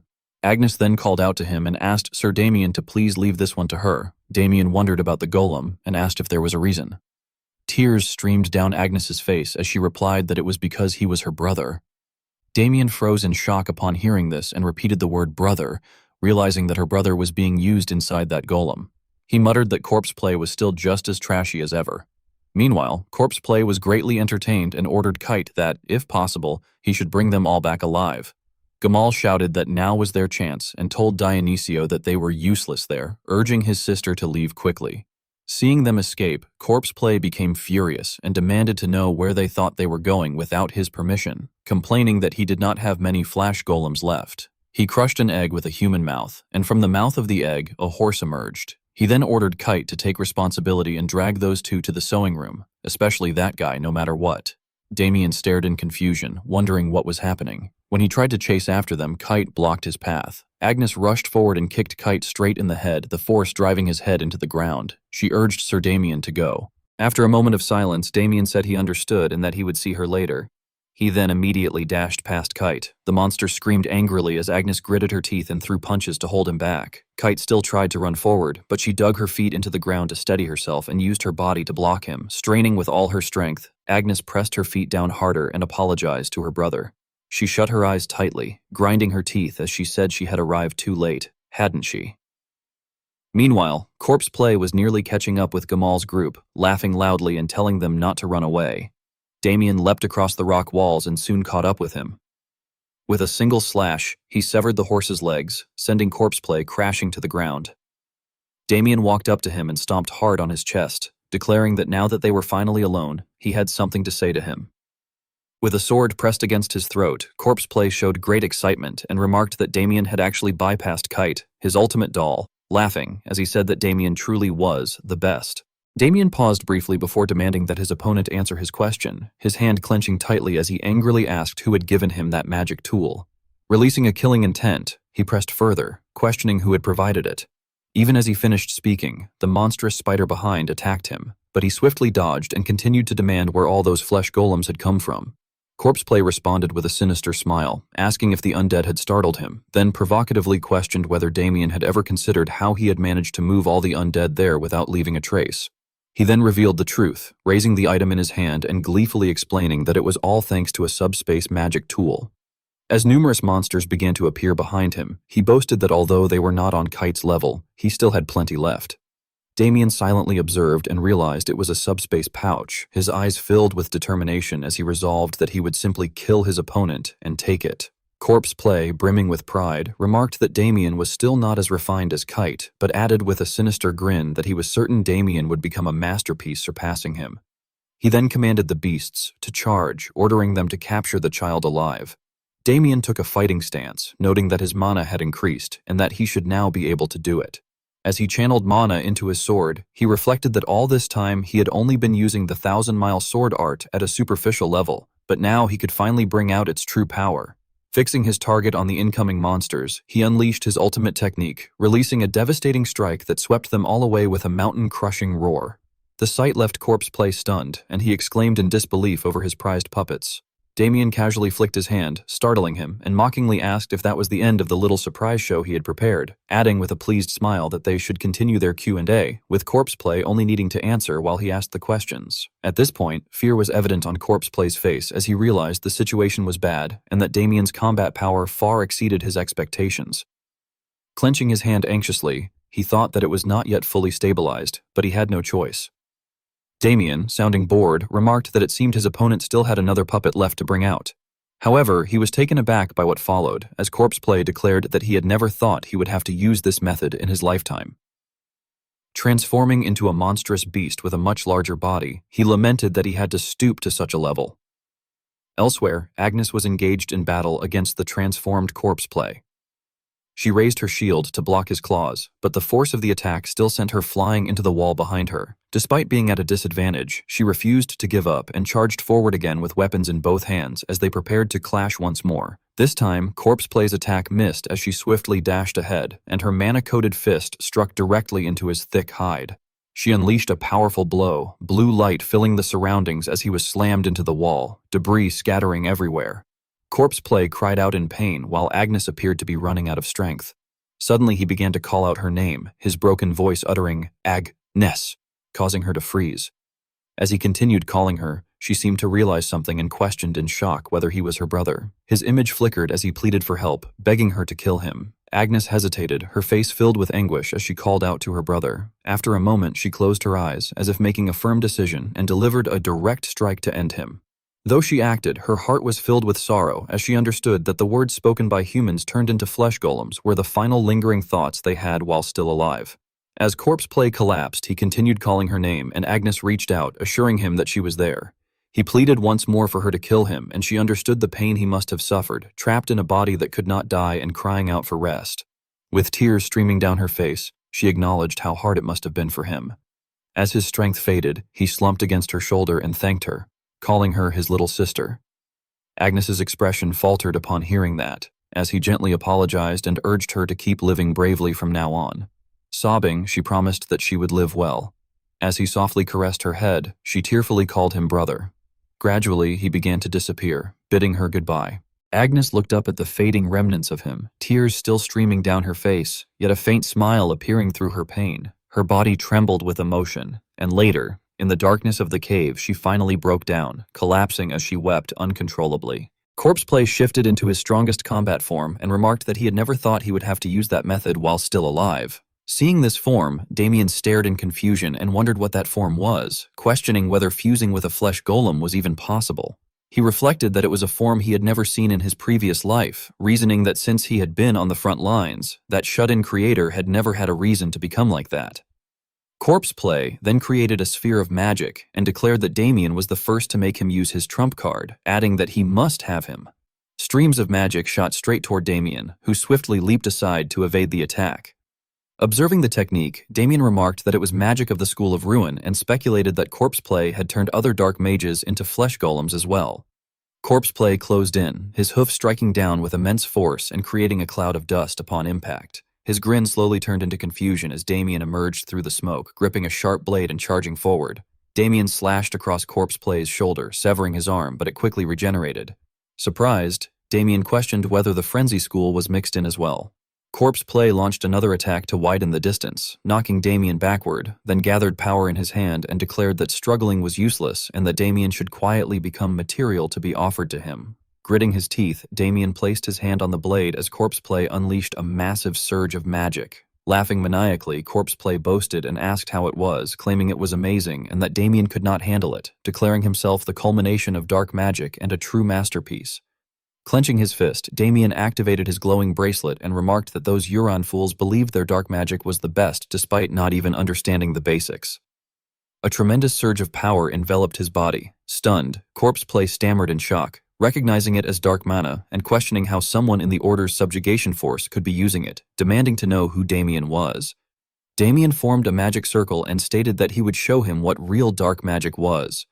Corpse Play stared at the formation in disbelief, admitting he had never seen such dark magic before and that he could feel ominous energy throughout his body. Sweating and gritting his teeth, he panicked and unleashed another attack, shouting that it was dangerous and insisting that, whatever it was, it had to be high-tier dark magic and that they had to kill Damien before he finished the incantation. However, his attack was blocked by an invisible barrier. Alarmed, Corpse Play exclaimed that the dark mana was dispersing and questioned whether Damien also possessed something like his artifact, before rejecting the idea and demanding to know what he really was. Meanwhile, Damien continued chanting as countless chains emerged from the magic circle, shooting out and binding Corpse Play's body. Forcing a strained smile, Corpse Play dismissed it as merely binding chains, claiming he could easily break free, but internally realized in shock that his body would not move at all. As Damien slowly approached, he stated that not only his body, but also his mana could not be used. Trembling, Corpse Play demanded to know who Damien was to wield such dark magic. With a slight motion of his finger, Damien forced Corpse Play's body to slam face first into the ground. Maintaining a stern expression, he said it did not matter and demanded to know where Dorgo was. Hearing the name, Corpse Play was utterly shocked and questioned how Damien knew it, wondering if he too was Dorgo's contractor. Damien's gaze sharpened as he raised his finger again and told him to simply answer. Struggling, Corpse Play laughed and replied that he did not know how or why a contractor would betray, and asked whether Damien really thought he would reveal anything just because of this. Damien responded that he could kill him and question his soul directly. Provoked, Corpse Play acknowledged that such a method was typical of a dark mage but sneered that it was a shame, as his soul was already under a restriction. Hearing this, Damien frowned and questioned what he meant. Corpse Play loudly explained that he had placed a restriction on himself so that he could not speak about Dorgo, and that the moment he was questioned, his soul would be destroyed. Internally, Damien cursed him as a madman for actually doing such a thing. Meanwhile, Corpse Play grew increasingly excited, saying that now Damien understood that he would learn nothing from him, urging him to go ahead and kill him, adding that although it was a pity he could not turn Damien into a puppet, dying for his master was an honor. Grinding his teeth, Damien stated that he would indeed kill him, but not by his own hands, rather by them. Confused, Corpse Play looked upward and questioned what he meant. Countless souls began to float before him, and Damien explained that they were the dead he had killed, noting that the dead always linger around dark mages but are usually hidden by dark mana. He added that with all of Corpse Play's mana sealed by his technique, he would now be able to see them, and reminded him that he already knew of this, the most painful execution spell among dark mages, where one's soul is devoured by vengeful spirits. Terrified, Corpse Play trembled violently and begged him to stop, saying the technique was too much. Desperately, he pleaded to be killed instead. However, Damien remained cold and stated that the pain of being torn apart by spirits was said to be dozens of times worse than being burned alive, telling him to experience it fully. As the spirits opened their mouths, Damien declared that it was the resentment of thousands of the dead. The spirits began devouring Corpse Play's body, and he screamed in agony. Elsewhere, in a room filled with piles of human bones and shrouded in darkness, a figure sat within a magic circle. With eyes as red as fresh blood, that person silently stared into the void. Damien coldly stated that he wanted him to feel it all. As he spoke, a set of sharp teeth appeared from nowhere, causing Corpse Play's pupils to constrict. He described how the resentment of thousands of the dead overwhelmed Corpse Play as countless vengeful spirits surrounded and tore at him. Even as Corpse Play gradually lost consciousness, tears continued to stream down his face. Damien then approached slowly and, with a single strike, severed his head from his body. He noted that the spirits were dissatisfied with his action as they began to complain, yet he paid them no attention and impatiently questioned how much longer he had to wait. He added that he needed to make it look like he had killed the church members and declared that he did not care and would achieve ascension immediately. Raising his bracelet, he explained that the paladins would return soon and that before that happened, he needed to erase all traces of dark mana usage as he gradually sealed the power back into it. Smiling cunningly as if plotting something, he added that he would finish farming as well. After cleaning up outside, he slowly entered the room, observing its damp and musty air, the skulls scattered across the floor, and the human corpses hanging by iron chains. Glancing at the spirits following him, he remarked that it must be that man's research room. He wondered why the spirits had not achieved ascension and why they were merely following him, adding that if his memory served him right, the mirror in the center of the room had been connected to Dorgo as a magical tool. As he reached out to touch it, he considered that if communication with that man was possible, he might be able to estimate Dorgo's location. However, after making contact and sensing no response, he concluded that communication had likely been cut off for a long time and questioned why. He reasoned that Dorgo had valued that man enough to raise him to a general and was not the type to abandon him easily. Recalling their previous battle, he wondered whether, unlike before, Dorgo had cut off the tail, and questioned if it was because he had taken down Yulin too early. Frustrated, Damien destroyed the mirror and cursed that meticulous bastard. Yet, he soon discovered something behind it, a hidden door. Finding it suspicious, he decided to investigate and carefully pushed it open, wondering whether there might be another mana storage bracelet inside. Upon entering, he noticed something on the wall and realized it was a map. As he reached out, he decided to take it for the time being. Suddenly, he sensed glowing eyes staring at him in the darkness, and a figure lunged at him. Reacting instantly, he struck the attacker away with a single punch. Looking at the half-human, half-beast creature before him, he expressed surprise that it could still move even after its creator had died. Observing its ability to regenerate from the wound he had just inflicted, he noted that it possessed regenerative abilities and speculated that this might be why it had no stitching scars. Examining it with curiosity, he remarked on the creature's self-awareness, noting that it could even form a magic circle on its own. He concluded that the obsessions of the dead had likely intertwined to form a single consciousness, though it did not seem to have been their intention given that it had been confined in such a way. Despite finding it interesting, Damien maintained that the undead were still the undead and declared that he would help it achieve ascension. However, he suddenly froze in shock upon seeing two spirits protecting the creature and demanded to know what they were doing. One of the spirits pleaded with him, addressing him as Sir Knight and explaining that the child had been born hating the dark mage who created it. The spirit begged him to take the child and help it deal with dark mages, insisting that the child's abilities would surely be useful to him. Regaining his composure, Damien cautiously pointed his sword at them and asked whether they were related to her, though his tone was not threatening. He then asked for her name, and the spirit replied that it was Mia.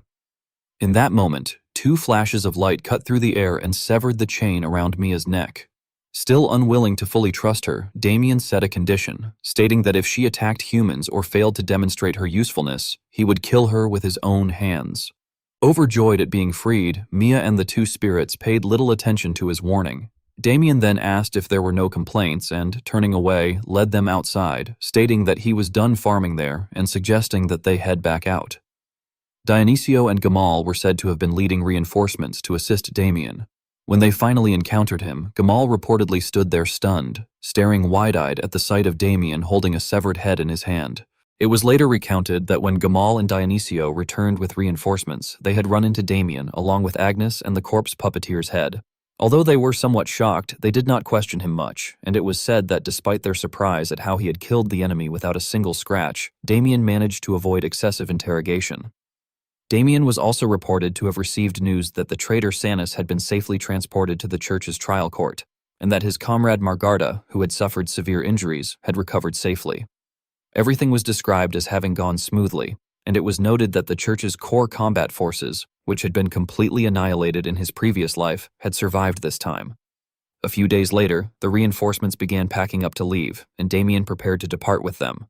Before leaving, he expressed his gratitude to Agnes, stating that he owed her greatly. Agnes, noticing that he was about to leave, asked if he was departing already and offered to escort him by carriage. However, Damien politely declined, explaining that he had somewhere he needed to go and intended to head there immediately. Agnes, sounding curious, asked whether he was not returning home. Damien, somewhat embarrassed, explained that he had left home without a word and that his father must be quite angry. It was further implied that as the eldest of the house, running into danger without notice would surely provoke anger, so he intended to travel around until his father's anger subsided before returning. Agnes responded with an awkward smile and suggested that he should visit the church in the future. Damien appeared surprised and questioned her about it, prompting Agnes to explain that they had been able to complete the subjugation thanks to him. She added that he had also helped with Dame Sanus, and that the reward for his contributions was so significant that the main headquarters wished to bestow it upon him directly. Damien agreed without hesitation, saying that he would definitely visit when he had the chance. It was implied that he had already had his own plans in mind, as he thought to himself that he would not refuse such an offer and wondered what he should ask for. Meanwhile, Agnes, unaware of his intentions, warmly welcomed him and said she would show him around when he visited. She expressed sincere gratitude, explaining that thanks to him, she had been able to take revenge and save her brother as well. She then bowed deeply and thanked him earnestly. Seeing Agnes like that, Damien was said to have smiled in satisfaction, believing that the greatest outcome of the subjugation had been stopping Sanus and saving Agnes. He was described as looking forward to what would happen next, thinking that with her stigmata awakened, Agnes would become a major force in the impending Lapocalypse war that Dorgo would soon trigger. Not wanting to linger any longer, Damien bid Agnes farewell, saying he would see her next time, and then set off on his journey. As he walked, he reflected that even this was still not enough to face Dorgo's forces. He then took something out from his storage space to examine, stating that he needed to eliminate as many of them as possible before they were fully prepared. The object was revealed to be a map he had obtained earlier. Damien decided to begin from a dark and ominous mountain, suggesting that they should start there, specifically at the Ronguist Mountains Yulin headquarters. Inside a castle hidden deep within the mountains, a group of black-cloaked figures was said to be holding an internal meeting. They were heard discussing that the church had eliminated the corpse puppeteer, cursing their misfortune and lamenting that all the executives were dead, leaving only them behind. Suddenly, the door behind them exploded, and through the smoke, a voice was heard asking what dark mages and rats had in common. The group panicked and shouted in fear, demanding to know who it was and how their location had been discovered. Damien then appeared, holding a grotesque, mouth-like object in his hand, continuously compressing it as it absorbed dark energy. He declared that both dark mages and rats hid in the darkness and spread plague, questioning how he could possibly leave them alone. It was noted that Damien had brought Mia with him. One of the cloaked figures recognized her in shock, identifying her as the Nine that the corpse puppeteer had been creating. Mia was described as glaring at them with intense hatred, as if she wanted to devour them alive. Damien, wearing a cruel smile, called out to her and commanded that it was time to clean up those rat bastards, signaling the start of the battle.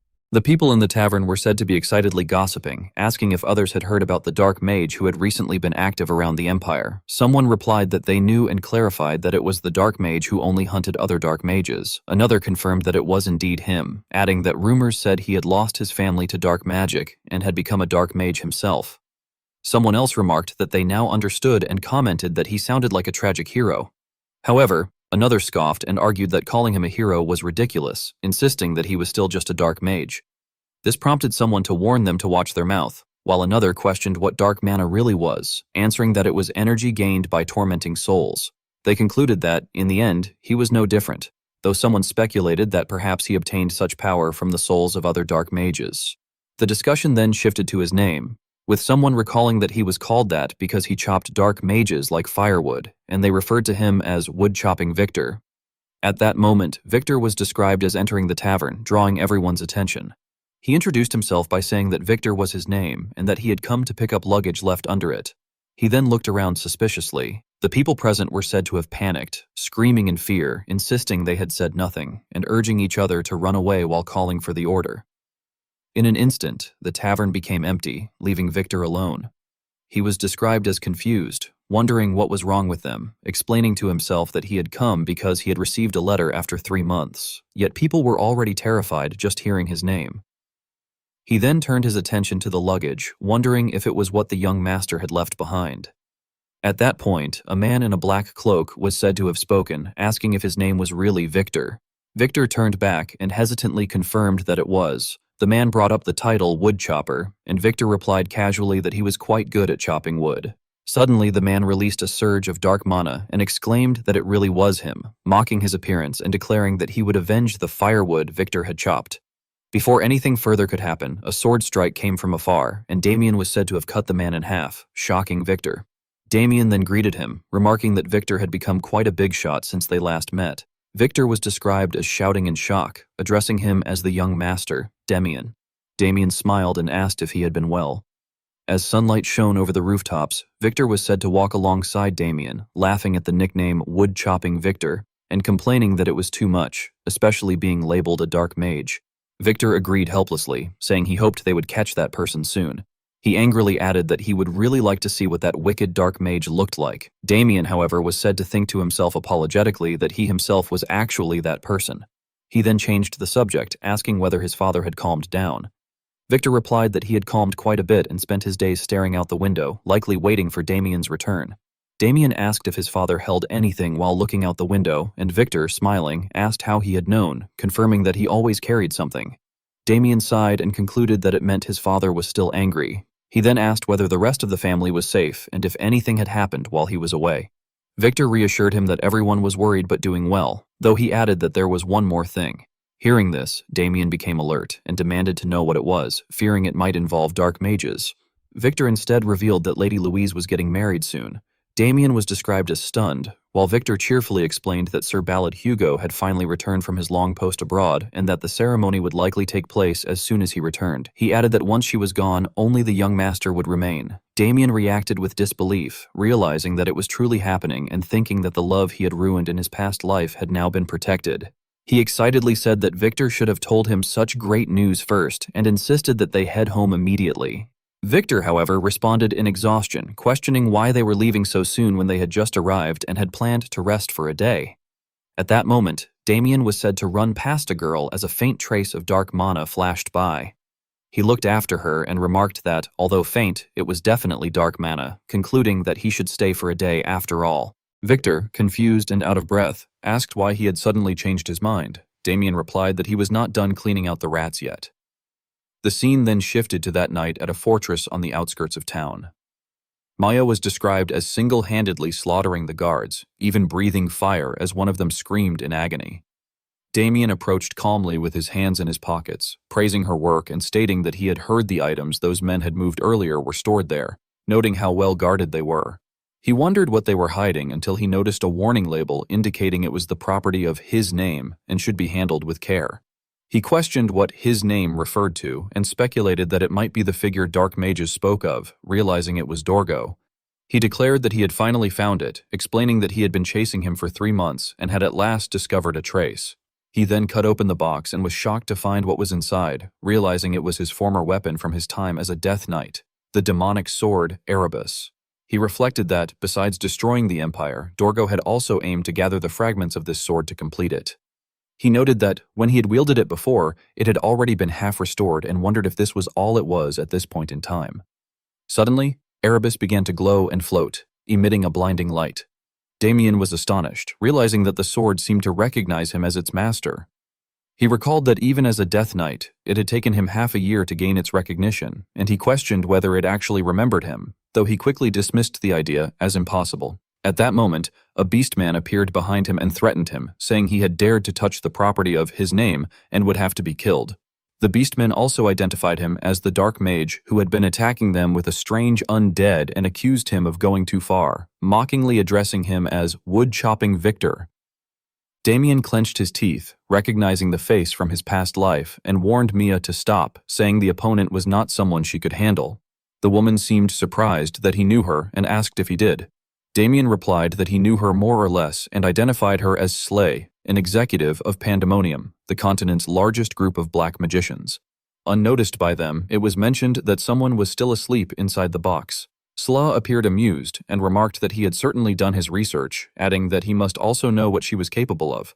As she summoned 2 figures, Damien realized she was an archmage. She released a powerful surge of dark mana and challenged whether he thought he could match her. Damien thought to himself that she was as strong as a master-class knight, while he himself was only at the upper high-class level, making it too early for him to face such an opponent. He considered whether to use dark mana again or Erebus, but concluded that the space was too cramped to use the sword's full power. At that moment, a loud yawn was heard behind them, startling both Damien and Slaw. A man's lazy voice was said to complain about the noise and wonder when he had fallen asleep. Damien reacted with unease, while the man casually asked where he was this time. Damien, confused, wondered why that man was there. Carl lazily scratched his belly and let out a long yawn, wondering why it was so noisy and questioning where he was and why that person was there. Hearing his voice, Damien turned in confusion and wondered if the shock of the battle had woken him up. Carl then lifted Mia's chin and questioned what kind of cat it was, adding that if he was not mistaken, the lizard over there was Slaw. Slaw, extremely startled, stepped back and questioned how it was possible, thinking that she had barely managed to put him to sleep after a month of poisoning him with sleep incense, while realizing what he had tried to do to her. Carl suddenly sprang up, while Damien thought to himself that if his memory was correct, then in an instant Carl had already appeared in front of Slaw with killing intent in his eyes, asking if she wanted to die and identifying himself as the mercenary king, Carl Hopper. Damien internally noted that Carl was an opponent he, even as a Death Knight, had barely defeated after fighting for a whole week, the leader of the strongest mercenary group on the continent and a half-dragon superhuman. Slaw quickly flew around Carl, forming a binding trap that tightly restrained him. Carl cursed in irritation and, filled with anger, broke free almost immediately before diving straight toward Slaw's head, calling her an annoying brat. At that moment, a powerful bolt of lightning descended from the sky, piercing through the clouds and lighting up the night. Slaw was completely defeated. Witnessing this, Damien thought to himself that crushing a masterclass opponent was like breaking a worn-out toy, just as expected. Carl stepped on Slaw and remarked that he had played along because she looked pretty, yet now she was acting arrogantly. Meanwhile, Damien continued thinking that there were only 3 transcendent beings in the world. Carl then formed lightning in his hand and asked Damien what he was. Carl soon realized who Damien was and cheerfully remarked that he was Damien Haxon, the Order's honorary knight. Damien smiled and explained that he had happened to be passing by while chasing a black mage, and that the situation had escalated into what it was now. Carl, still smiling, remarked that he had almost killed his lifesaver without realizing it, introducing himself as Carl Hopper, aged 72, a Grand Master and the commander of the Fafnir Mercenary Corps. Damien, puzzled, asked how someone of Carl's level had ended up in such a place. Carl explained that when Slaw approached him, he had already known she was a black mage, but upon seeing her beauty, he thought he would have a little fun, only for it to end like this. Damien outwardly smiled, but inwardly judged Carl as an impossible old man, recalling rumors that he had 100 wives even in his past life, and remarked to himself that the situation had been truly dangerous. He also wondered why Dogro had tried to kidnap the mercenary king, and why even Erebus was involved, thinking that he wanted to search through that man's soul memories but could not because Carl was watching. At that moment, people in cloaks appeared in the distance, calling out to their commander and to their father, asking if he had been there. Carl looked up and remarked that they only showed up after seeing his lightning. Damien then brought up the matter of cleanup, but Carl refused, saying he could not have his lifesaver do such work, and that he should reward him instead by opening his treasury and sending the contents to Damien's house. Elsewhere, Dogro gleefully remarked that this was all it took and that something so simple had brought inspiration ringing in his head. Log approached and reported that Slaw had failed to capture the mercenary king and had died. Dogro responded that it was a shame, as she would have made a good base for a Death Knight, and concluded that he would find someone else. Log then added that the demonic sword Erebus, which had been in transport, had disappeared. Hearing this, Dogro suddenly froze, his eyes turning sharp as he questioned what had happened. A few days later, on the outskirts of the Apple Kingdom, Damien lazily stretched and remarked that they had finally arrived. Victor excitedly said it would only take half a day to get home. Damien thought to himself that after parting with the mercenary king, he had searched for Slaw's soul, but, as expected, it had been sealed, leaving him with nothing. Victor happily anticipated the family gathering, saying that since the whole family was reuniting after a long time, there would be a feast that night. Damien questioned whether that would really happen, thinking that their father would not let things slide and angrily calling Victor a brat in his thoughts. Victor explained that their father had been angrier than ever when Damien had gone on the church mission, but that it was probably out of worry, and added that Damien was bringing plenty of gifts. Damien stroked his chin and thought that trivial items would not be enough to calm their father's anger, and that something greater, something that would raise the family's honor, was needed. At that moment, nearby citizens began discussing whether it was the year the Hylian tournament was being held. Damien noticed the information board where people had gathered, hearing them remark that even if it was happening, there was little point since the high-class fighters in the country were too old to participate, while others argued that there were still many low- and middle-class fighters. Damien then thought about the Hylian tournament, realizing it was a competition held in the Helios Empire, guarded by the Empire's greatest swordsmen and held once every 4 years, gathering knights from across the continent to test their skills. The winner would gain immense wealth and bring great honor to themselves and their nation. Each division had age limits, and the Apple Kingdom's high-class fighters had already exceeded them, though that division offered the best rewards. Suddenly, Damien stopped and realized he had found the key to calming his father's anger. He told Victor that they needed to prepare an even better gift. Victor, confused, asked what could be better than him getting married. Damien smiled, his body seemingly igniting with determination, and declared that they were going to the Helios Empire, thinking that this was the only way. Victor was left shocked and exclaimed in disbelief. Just then, a carriage driver passed by, calling out about an express carriage to the Empire for anyone heading to see the Hellion event. Damien quickly ran over, remarking that the timing was perfect and urging Victor to come along as they took the express. The driver politely welcomed them aboard. Victor trembled, forcing a smile as he remarked that this was just like their young master, while thinking he was crazy and rushing to follow him. Elsewhere, Weapon asked about the growth level of the demonic sword's user. Gray, standing before a mirror to communicate, reported that it had grown steadily and had reached the high-class level. Weapon, dissatisfied, remarked that it was too slow, noting that a year had passed since the sword had been bestowed and questioning why. Gray explained that if it grew too fast, it would attract attention. Weapon dismissed this as a trivial reason and emphasized that completing the demonic sword was the priority, explaining that it had been granted by a higher being and that it grew by absorbing the blood and souls of opponents, granting their talents to the user as well. He described it as a growth-type demonic sword where both blade and user became stronger together, noting that Gray's son, who had no talent, had reached high class because of it. Gray bowed and expressed his gratitude. Weapon then stated that Gray's wish to meet that being had been set as the reward for the next mission. Upon hearing this, Gray became agitated and eagerly declared that he would complete the mission even at the cost of his life, asking for orders. Weapon then commanded him to spread blood across the Empire's festival at the Helion tournament. Gray loudly vowed that he would accomplish it without fail, addressing Weapon Master with unwavering determination. Damien walked lightly along what felt like an endless road and remarked that they had finally arrived at the Helios Empire. Victor followed up by saying that they had actually made it, then observed the scenery in front of him and added that it had been a while. Unable to hold back his curiosity, he asked whether Damien had visited the Empire during his travels, addressing him as young master. Damien replied somewhat awkwardly that he had, but only briefly, laughing it off before pointing ahead and suggesting that they head that way, adding that he would find them a place to stay. Victor agreed enthusiastically and proposed that they meet at the registration desk afterward. As they walked, Damien fell into quiet thought, reflecting that it felt strange to walk through that city, the very streets he had once destroyed. Just then, he noticed something and wondered if that was the place. At that moment, Michael spotted him and shouted excitedly, calling him Hyung Nim. Surprised, Damien turned toward the voice as Michael called out to him again. Damien responded in disbelief, asking if it was really Michael. Michael beamed with excitement and said that he had known Damien would be there, adding that he had a feeling they would run into each other and that it was great. Damien responded that it was good to see him too, though he admitted to himself that Michael had startled him so much that, for a second, he had thought it was his father. Michael continued eagerly, saying that it had been so long and that he had heard all the recent rumors about Damien. He then asked if the registration desk was over there and added that he had taken Damien's advice, worked hard without becoming arrogant, and had now reached middle class. Damien expressed surprise and congratulated him, but Michael puffed his cheeks and complained about the lukewarm reaction, saying he had hoped they could duel again. Damien asked what he meant by a duel and pointed out that they were now in different divisions. Hearing this, Michael shouted in shock, asking if Damien had reached high class. Damien calmly confirmed that it had turned out that way. Michael, his voice trembling, pointed out that not long ago Damien had been low class just like him. Damien corrected him, saying that he had actually already been middle class back then.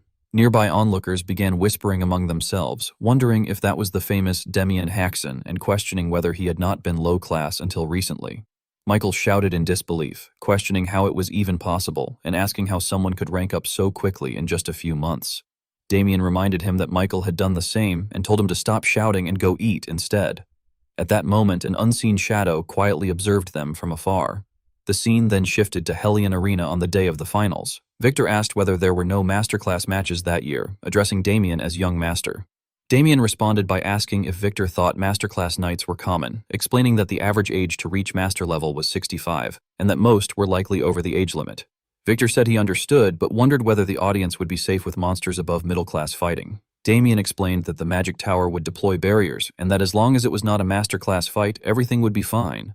Meanwhile, below, Michael warmed up his body and let out a breath as a grand announcement echoed through the arena, declaring that the Helion Tournament Middle-Class Battle Royale would begin shortly and explaining that 100 knights would fight with the last one standing, declared the winner.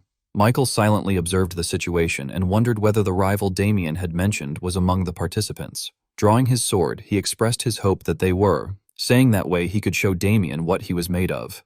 As the announcer signaled the start of the match, the battle erupted fiercely.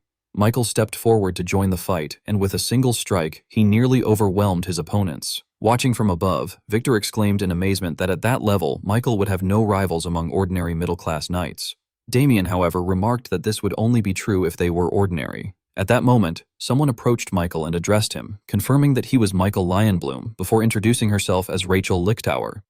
She said that she had heard he was the only middle-class knight capable of rivaling her and asked if he would be willing to spar with her. Upon hearing her name, Michael smiled with excitement, recognizing her as a member of the prestigious high nobility from a renowned swordsman family and remarking that things were getting interesting. As time passed, the scene moved to the arena waiting room. Damien asked Michael if he was all right. Michael replied with a trembling voice, laughing nervously and insisting that he was fine, but admitted that Damien had been right about the vastness of the world. He confessed that he had never seen a monster like her since Damien, and explained that, based on reach and weapon compatibility, he should have landed a clean hit, but she had blocked it by coating her body in aura, a technique only high-class knights could use. He concluded that he had been completely helpless against her counterattack, and that it had been a total defeat. Hearing this, Damien crossed his arms and reflected that there had been nothing Michael could have done, explaining that in his past life, she had been considered one of humanity's strongest, alongside the Empire's greatest sword.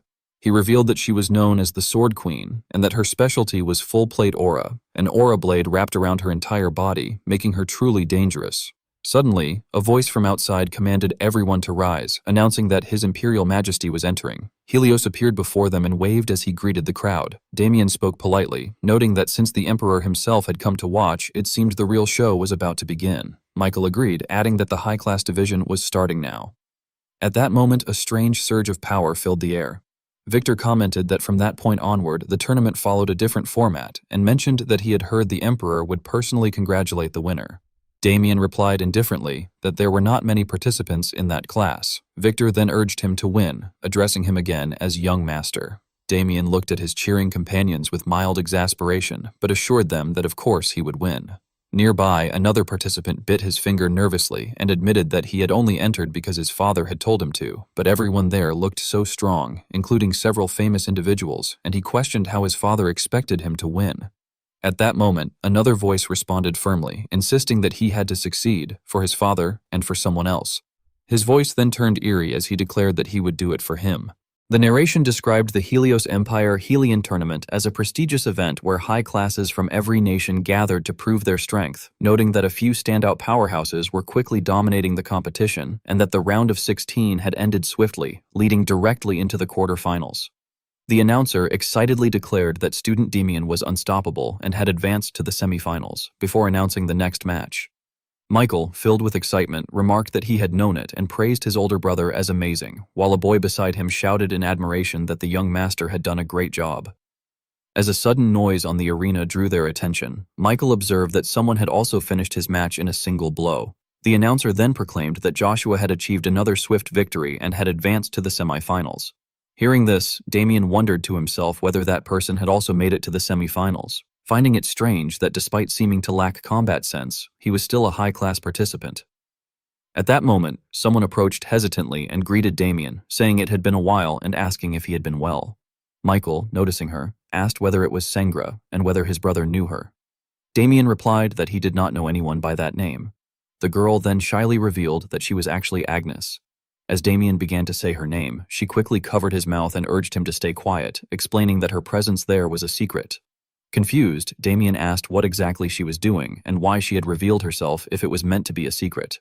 Agnes awkwardly explained that she was on a secret training mission and wanted to test herself against various experts, so she had taken a leave of absence and entered the tournament in disguise, adding that the Order would be furious if they found out and asking him to keep it a secret. Michael, curious, wondered who she was, while the boy beside him speculated to himself whether this was some kind of opportunity and asked if it was acceptable for her to reveal her identity to him as well.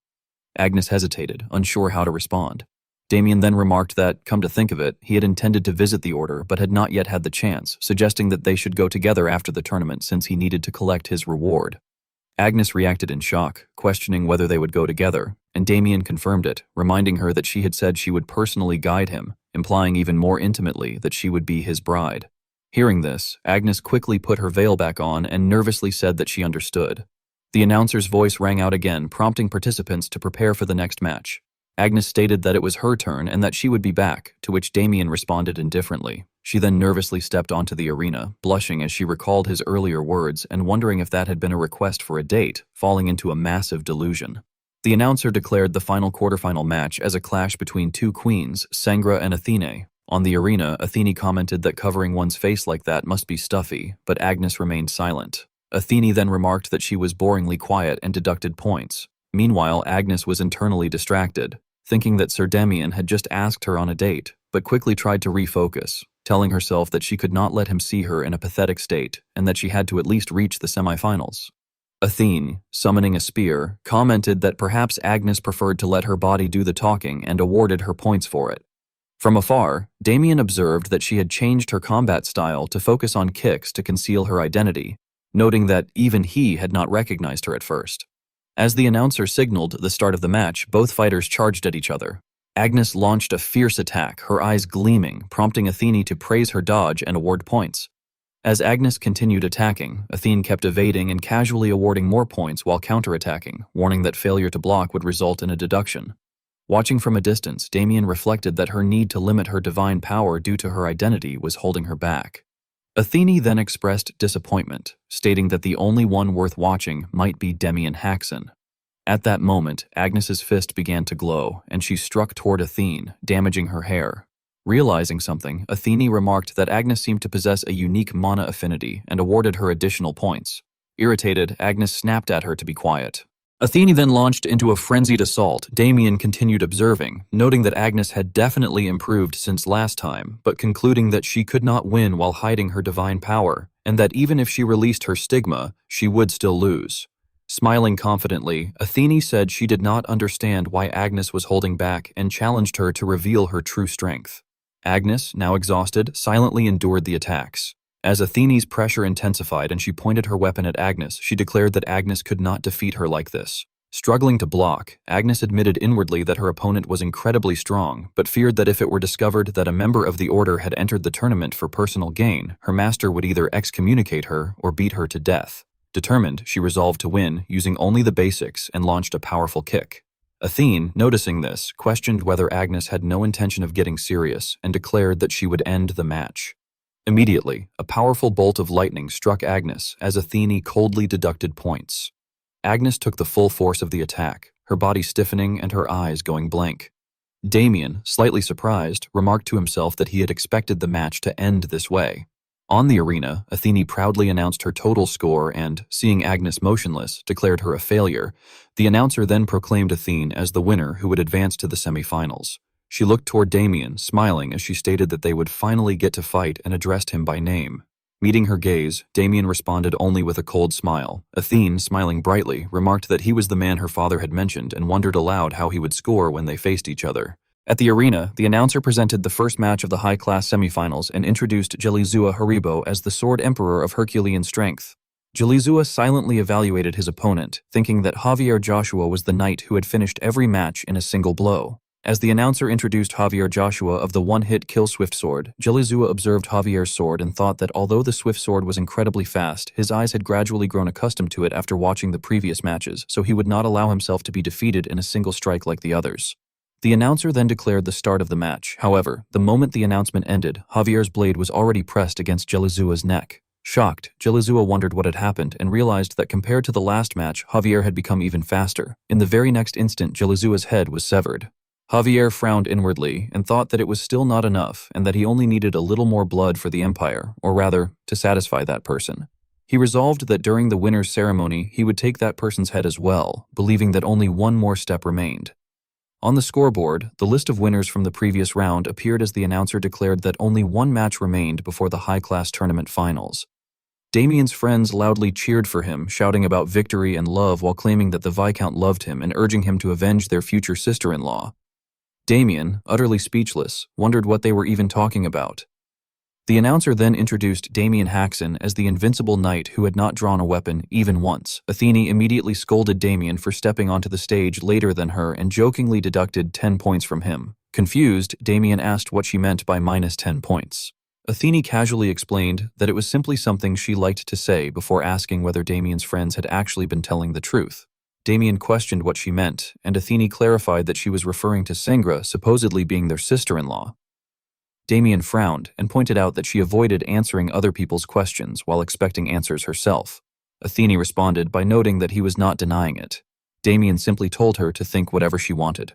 Athene then summoned her spear and remarked that none of that would affect Damien's score anyway, because what truly mattered was his skill. Damien scoffed and sarcastically asked whether the daughter of the mercenary king was evaluating him. Smiling, Athene admitted that he had figured it out and stated that, although she did not know how he had discovered her identity, she intended to keep things light by using only 20% of her power. Athene immediately launched herself forward and unleashed Dragon Tail as lightning wrapped around her spear. Damien silently observed her attack while a powerful bolt of lightning struck the ground, causing the audience to erupt with excitement as they commented that lightning was appearing right from the start and that the match would surely be interesting. Damien calmly stepped back and effortlessly dodged the attack. Athene questioned whether he still had no intention of drawing his weapon against her and awarded him another 10 points for his spirit before declaring that she would increase her power to 40%, then 60 points total. Damien gracefully avoided her attacks and thanked her for the generous score while effortlessly closing the distance between them. He then coldly informed her that she was not strong enough to evaluate him. The sudden closeness startled Athene, causing her to panic and recklessly swing her spear. Since the attack was full of openings, Damien easily evaded it, delighting the audience as they remarked that Damien Haxon was still toying with Athene without even using a weapon. Meanwhile, Javier watched the match from a corner and concluded that regardless of who won, both finalists were monsters. At one point, Damien's collar was struck by lightning. Smiling confidently, Athene declared that she would now give him 80 points and show him something worthy of such a high score. Lightning engulfed her body as she activated Dragon Thunder. Damien inwardly admitted that the technique looked rather dangerous. With lightning surrounding her spear, Athene explained that she had wanted to meet Damien ever since her father had spoken so highly of him, and that she was the type of person who only believed what she saw with her own eyes.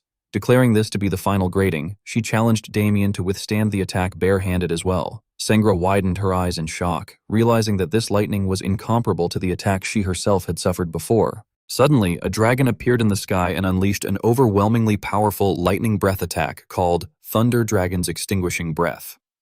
Javier narrowed his eyes, momentarily unable to say anything, while Damien's companions stared in complete astonishment at the terrifying technique. Damien finally spoke, saying that since Athene was attacking him with such intensity, he would show her something as well, his own mana cultivation technique, the limitless harmony art. The ground beneath his feet cracked apart as he activated the first ring. Athene's eyes widened in visible shock. In an instant, Damien rushed in front of her with overwhelming speed and calmly asked how many points that deserved. Damien then slammed Athene against the wall with such force that a deep crater formed behind her. With her eyes nearly rolling back, Athene weakly gave him a score of 100. Completely exhausted, she collapsed to the ground and admitted that it was a perfect score before conceding defeat. As the battle ended, the announcer declared Damien Haxon the winner and announced that the long-awaited final match would begin after a 10-minute break. Damien approached Athene and offered her a hand while joking that he had heard the old man treasured her the most among his children, so hopefully the mercenary corps would not storm into his territory just because he had bullied their daughter. He nervously added that he hoped the reward would simply be delivered instead. Athene burst into laughter and asked whether that was really how Damien viewed her father before deducting 1 point from him. She assured him that the Fafnir mercenary corps would not be occupying the Haxon Viscounty. Relieved, Damien admitted that hearing that was comforting. Athene then stood up and declared that she would now give him the reward for achieving a perfect score before asking whether he would accept it. Curious, Damien replied that he would never refuse a reward and asked what it was. Smiling brightly, Athene pointed at herself and declared that the reward was Athene Hopper herself. Damien stared blankly in confusion and asked what she meant. Flirtatiously, Athene explained that if the two of them had a child together, there would be no issue with that child becoming the next mercenary king. Panicking, Damien stammered in disbelief and asked what she was talking about. Athene then straightforwardly proposed marriage to Damien Haxon, while Sengra, witnessing the entire exchange, became absolutely furious. Athene teasingly told Damien Haxon that they should get married, causing Damien to become flustered as he asked what she was talking about. Michael looked at Sengra with anger and a hint of fear as he stammered that his sister-in-law had been hiding her strength. Damien then made a disgusted expression and declared that he refused such a bizarre proposal, grumbling that becoming the son-in-law of that lecherous old man was unbearable. Shocked by the rejection, Athene cried out that Damien Haxon was rejecting her and angrily deducted 50 points from him. Damien merely shrugged and remarked that they should not see each other again because there was not a single normal person in that family. The announcer then informed everyone that the finals would take place tomorrow at the same time for the contestants who had competed that day. Somewhere within the arena's inner passage, Michael wondered what on earth had happened over the last 3 months. Damien casually explained that he had taken requests, found and consumed elixirs, and collected mana cultivation techniques. Hidden within a corner, Javier silently observed Damien and thought to himself that he had finally arrived. Javier resolved that he had to defeat Damien in order to achieve his goal, and for that reason, he needed to witness Damien's true strength from up close. As Damien walked past him, Javier suddenly sensed something abnormal. His body stiffened instantly as he trembled in disbelief, wondering what that pressure was. The aura Damien emitted reminded him of his father, Silva Javier, the pinnacle of the Deltine Kingdom's military power and a master-class warrior. Javier bitterly reflected that compared to his father, he had possessed no talent and had only been a stain on his father's reputation until he had received that person's grace. To repay that favor, he had made winning the tournament his highest priority. However, realizing that his opponent in the finals resembled a monster made him understand that victory would not come easily. Clenching the sword in his hand tightly, Javier desperately thought that he needed to find a way. As night fell, a voice echoed from within a house, praising Damien for completing his own mana cultivation technique. Inside Damien's lodging that night, Damien calmly explained that the method reduced the burden on the body by using an external independent organ for the mana flow instead. Hearing this, Michael became incredibly excited and admitted that he truly could not wrap his head around it. Damien then looked toward the young boy and assured him that with his talent, he would learn it in no time and that he could teach him later. Michael's eyes sparkled brightly as he excitedly begged Damien to teach him. Damien chuckled softly to himself and internally vowed that he would make Michael even stronger than he had been in his previous life so that he could continue fighting once the Apocalypse War broke out. Sengra then asked whether she could learn the technique as well, causing Damien to frown thoughtfully as he admitted that he was unsure whether it could be used together with divine power.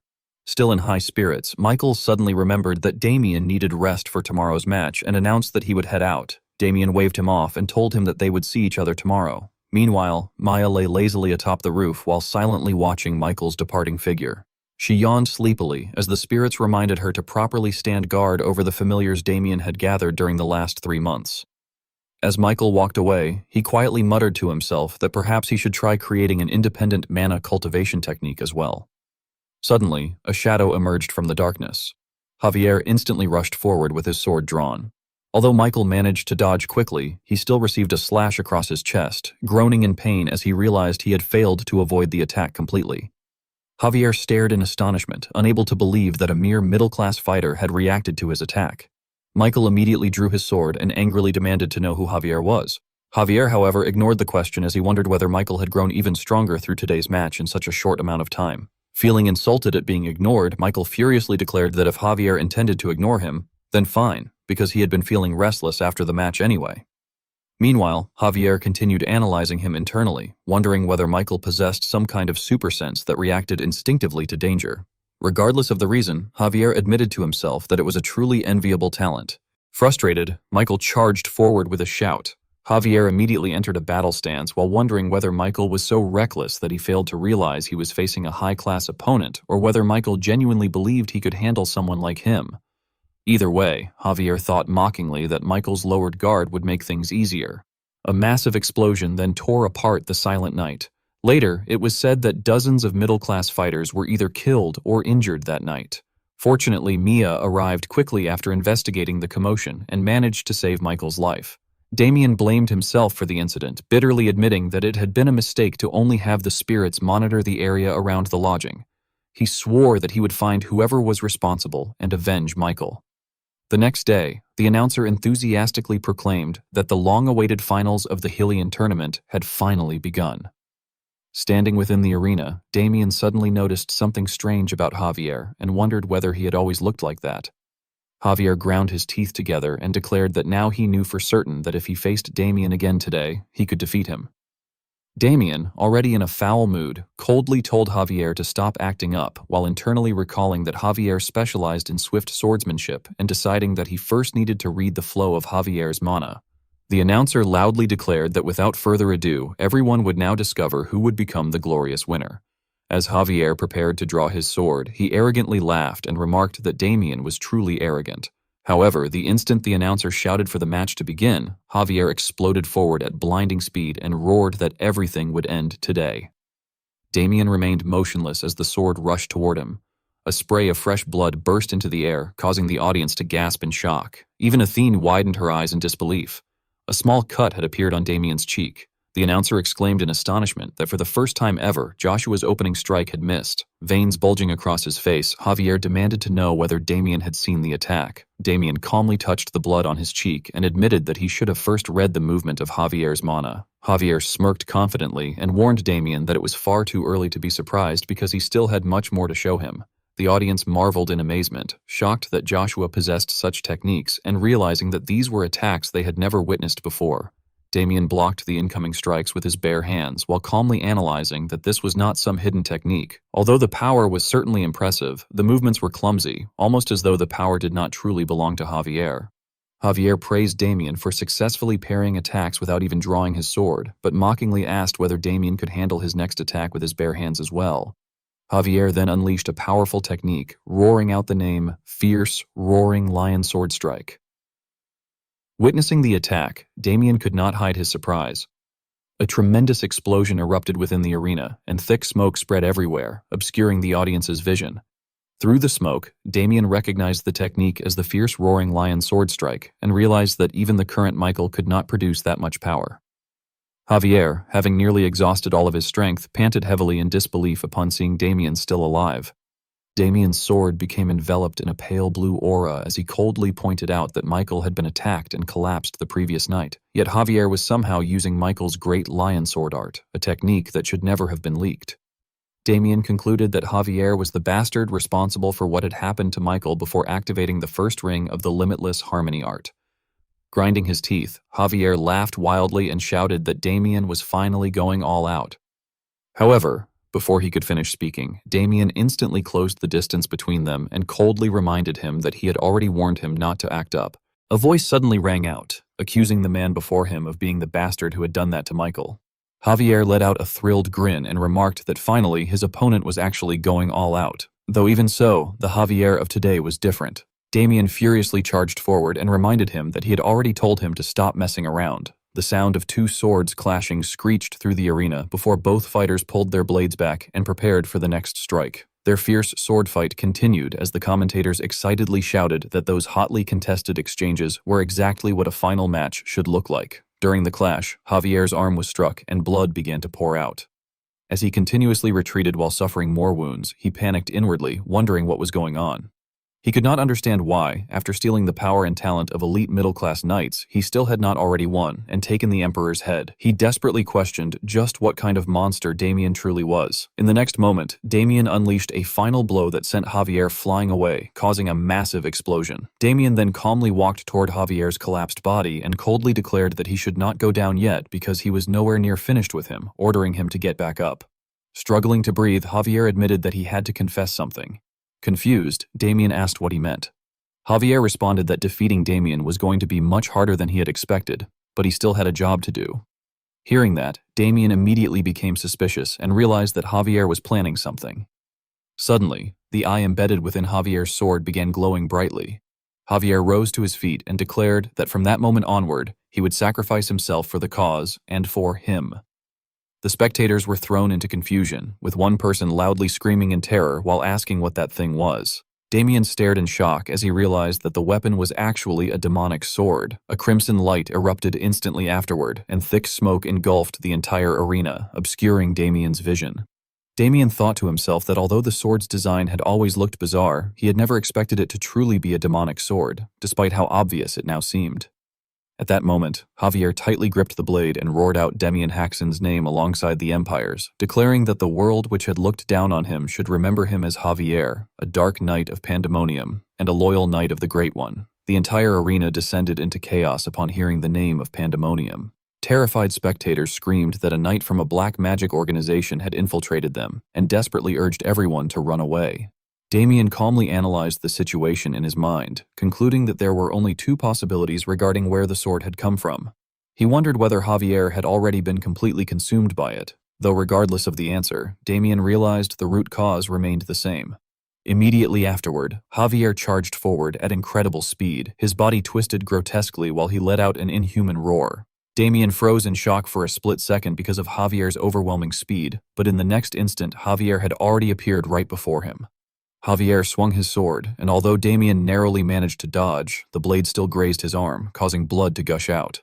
Javier, seemingly having lost all reason, continued roaring as his arm grotesquely transformed into something resembling a monster's limb. Seeing this, Damien tensely concluded that the demonic sword must grow stronger by absorbing blood, which also explained how Javier had been capable of using other people's abilities. Javier then viciously lunged forward again with his sword, but Damien blocked the attack and immediately counterattacked. The audience watched the battle in suspense while the commentators shouted that Damien was refusing to back down against the evil clutches of Pandemonium, the Empire's ancient enemy and worst black magic organization. They exclaimed in disbelief that Joshua had apparently been one of those devils. Watching the fight, Helios seized the opportunity to praise Damien, remarking that it was incredible how he was managing to hold his own against such a monster while wondering if the battle was finally over. However, the armored knight beside him warned that it would not end so easily. He explained that although both fighters were displaying power beyond the high-class level, Javier's energy had continued rising ever since his demonization began, and his strength was already nearing the realm of the master class. Below the arena, Javier wore a horrifying smile as he declared how amazing it felt to look down on everyone from above. He arrogantly proclaimed that everyone now looked like nothing more than insects to him. Damien stared at him with killing intent burning in his eyes. At that moment, the sword in Javier's hand radiated a crimson glow as Javier screamed that those disgusting bugs who had once looked down on him would all be wiped out at once. Right after shouting those words, he pointed the tip of his sword directly at Damien and unleashed a technique called Crimson End. Seeing the terrifying attack, Damien was horrified and realized that Javier was attempting to level the entire city. He grimly noted to himself that his own blood must have been extraordinarily potent. The armored knight beside Helios panicked and urged the Emperor to get behind him immediately, while a nearby mage shouted for the Tower Master to strengthen the barriers at once and protect the citizens. As the blinding crimson light continued growing larger, Damien tightly gripped his sword and thought to himself that using such a technique on a mere mosquito was extremely inefficient. He had originally intended to save it because of the immense strain it placed on his body, but he realized he no longer had time to worry about that. Activating the Infinite Ring Integration Art. Second ring. Damien resolved to temporarily seize the power of a master-class warrior so he could use a technique only attainable at that level. The instant Damien completely drew his sword, an overwhelming flash of light burst forth. He unleashed an aura blade, sending the massive wave of energy directly toward Javier. Javier stared at the approaching attack in utter disbelief, unable to comprehend what he was seeing as the light rushed closer and closer toward him. Suddenly, a voice rang out in shock, cursing loudly in surprise. Out of nowhere, a cloaked man appeared. In an instant, the powerful aura blade was destroyed, leaving Damien utterly stunned. The mysterious man landed on the ground and calmly drew another sword radiating a strange purple light. He swung it powerfully once before immediately slashing again toward Damien. Fortunately, Damien managed to dodge the attack just in time. Realizing the terrifying truth, Damien thought to himself that the newcomer's aura blade was even stronger than his own, meaning that man had undoubtedly reached the master class. Furious, Damien shouted that Imperial security was a complete joke. However, before he could react further, a slash suddenly cut straight across his body, sending blood spraying everywhere. Gray coldly watched Damien collapse to the ground. Damien stared blankly in disbelief, unable to comprehend what had happened as blood poured from his throat. In his fading consciousness, he continuously questioned what exactly had cut him. Looking down at the fallen boy, Gray coldly called him a foolish child. Witnessing everything unfold, Javier himself was left horrified as he stammered in disbelief while calling the man father. Gray sternly ordered him that they would leave the place first. Gray's eyes flashed with determination as he said that they had to get out of there first. Jay immediately rushed forward, shouting angrily as he demanded whether Gray really thought he would simply let those dogs of Pandemonium escape. He also called out to Damien in concern, asking if Sir Damien was all right. However, Damien had already completely lost consciousness and could not respond, causing Jay to call his name again in alarm. At that moment, a flash of light appeared across Gray's sword. With a single slash, he split the entire arena in half, sending the crowd into chaos as terrified screams echoed everywhere. Fortunately, Jay reacted quickly and instantly created a shield, preventing himself from being injured. Even the barrier array drawn by the mages began to crack apart after the force of that strike. Helios ground his teeth in fury, his entire body trembling with rage as he cried out in despair over his people before demanding to know where the enemies had gone. Jay regretfully informed him that it seemed they had already fled, unable to stop them in time. Furious, Helios immediately ordered his men to capture them and ensure that not a single one of them left the place alive. After the tournament, Damien, the victor who had fought against Pandemonium, recovered safely under the protection of the Empire. The Emperor subsequently ordered a complete lockdown so that nobody would be able to leave. On the following day, Damien's award ceremony was quietly held within the Imperial Palace. Before entering, Jay reminded Damien that when the doors opened, he should stop at 50 paces and pay his respects. Damien, veins bulging across his face in frustration, cursed bitterly to himself, unable to believe he had been knocked unconscious by a single blow. He admitted inwardly that the wall separating ordinary fighters from true masters was indeed overwhelming, and he even wondered if his durability had weakened because he had not taken many hits lately. Regardless, he felt that those people needed to be captured quickly so he could finally return home. Jay then formally announced the arrival of Damien Haxon, the tournament champion from the Apple Kingdom High Class. Upon seeing him, Helios greeted him warmly and enthusiastically called out his name. Damien stared blankly in confusion before suddenly realizing that the Emperor was actually the same man he had encountered before. He respectfully attempted to greet His Majesty, but before he could even bow, Helios hurried toward him and declared that a hero who had stopped evil should never lower his head. Damien froze in confusion at the Emperor's reaction. Meanwhile, Helios himself felt an inexplicable sense of familiarity toward Damien. Embarrassed, he admitted inwardly that he had rushed out without thinking and remarked that although this should have been their first meeting, the strange feeling between them made him wonder whether they had met before. He apologized for holding such a modest ceremony and asked Damien to accept his gratitude instead. The servants around them became visibly flustered and nervously reminded the Emperor about maintaining his dignity. However, Helios could not understand his own behavior, internally admitting that an indescribable surge of gratitude toward Damien was overflowing within him, almost as if he owed the young man a debt that could never be repaid. Unable to comprehend the emotion, he passionately urged Damien to tell him whatever he desired, promising to reward him with anything, even if it meant emptying the national treasury. Damien was stunned upon hearing that offer. After a moment of thought, he recalled that according to the timeline, the item that would later be stolen and passed to Dorgo should still be within the Empire's possession. Realizing this was the perfect opportunity to strengthen himself, take revenge directly, and return home sooner, he carefully asked whether he would be allowed to return home once the members of Pandemonium had been captured. Helios immediately nodded and assured him that of course he would be allowed to leave, apologizing once again because Damien must surely want to share the good news with his family. He explained that matters would have progressed much faster if the first sword of the Empire had been present, but the man was currently away on another mission. Nevertheless, Helios confidently stated that the Empire still possessed 5 additional masterclass knights, so the situation would be resolved swiftly and Damien only needed to wait a little longer. Damien smiled faintly and replied that although he understood, sitting around waiting simply did not suit his personality. He then cautiously asked whether he truly could request anything as a reward. Helios immediately confirmed that he could. Curious and excited, Damien asked whether the Empire possessed any elixirs capable of strengthening both mana and the physical body, such as a dragon heart or an elixir. Without hesitation, Helios enthusiastically replied that not only did the Empire possess such treasures, but he intended to give Damien everything. Damien gave his final conclusion, stating that he would also like to receive Hemira. The man stared blankly before stammering in shock. At the central district of the kingdom, Damien happily looked over the rewards he had just received, thinking that he was more or less prepared now thanks to the Emperor's incredible generosity, while also wondering why the Emperor had been so kind to him. He reflected that Pandemonium was ultimately a syndicate created by Dorgo to bring down the Empire, and since he had lived closely with Dorgo, he could predict their behavioral patterns to some extent. He reasoned that they could not have gone far and were likely hiding somewhere, waiting for another opportunity or searching for a way to escape. He also thought that the spirits he had gathered were especially useful at times like this, and if he managed to find their base first. At that moment, Victor announced his arrival.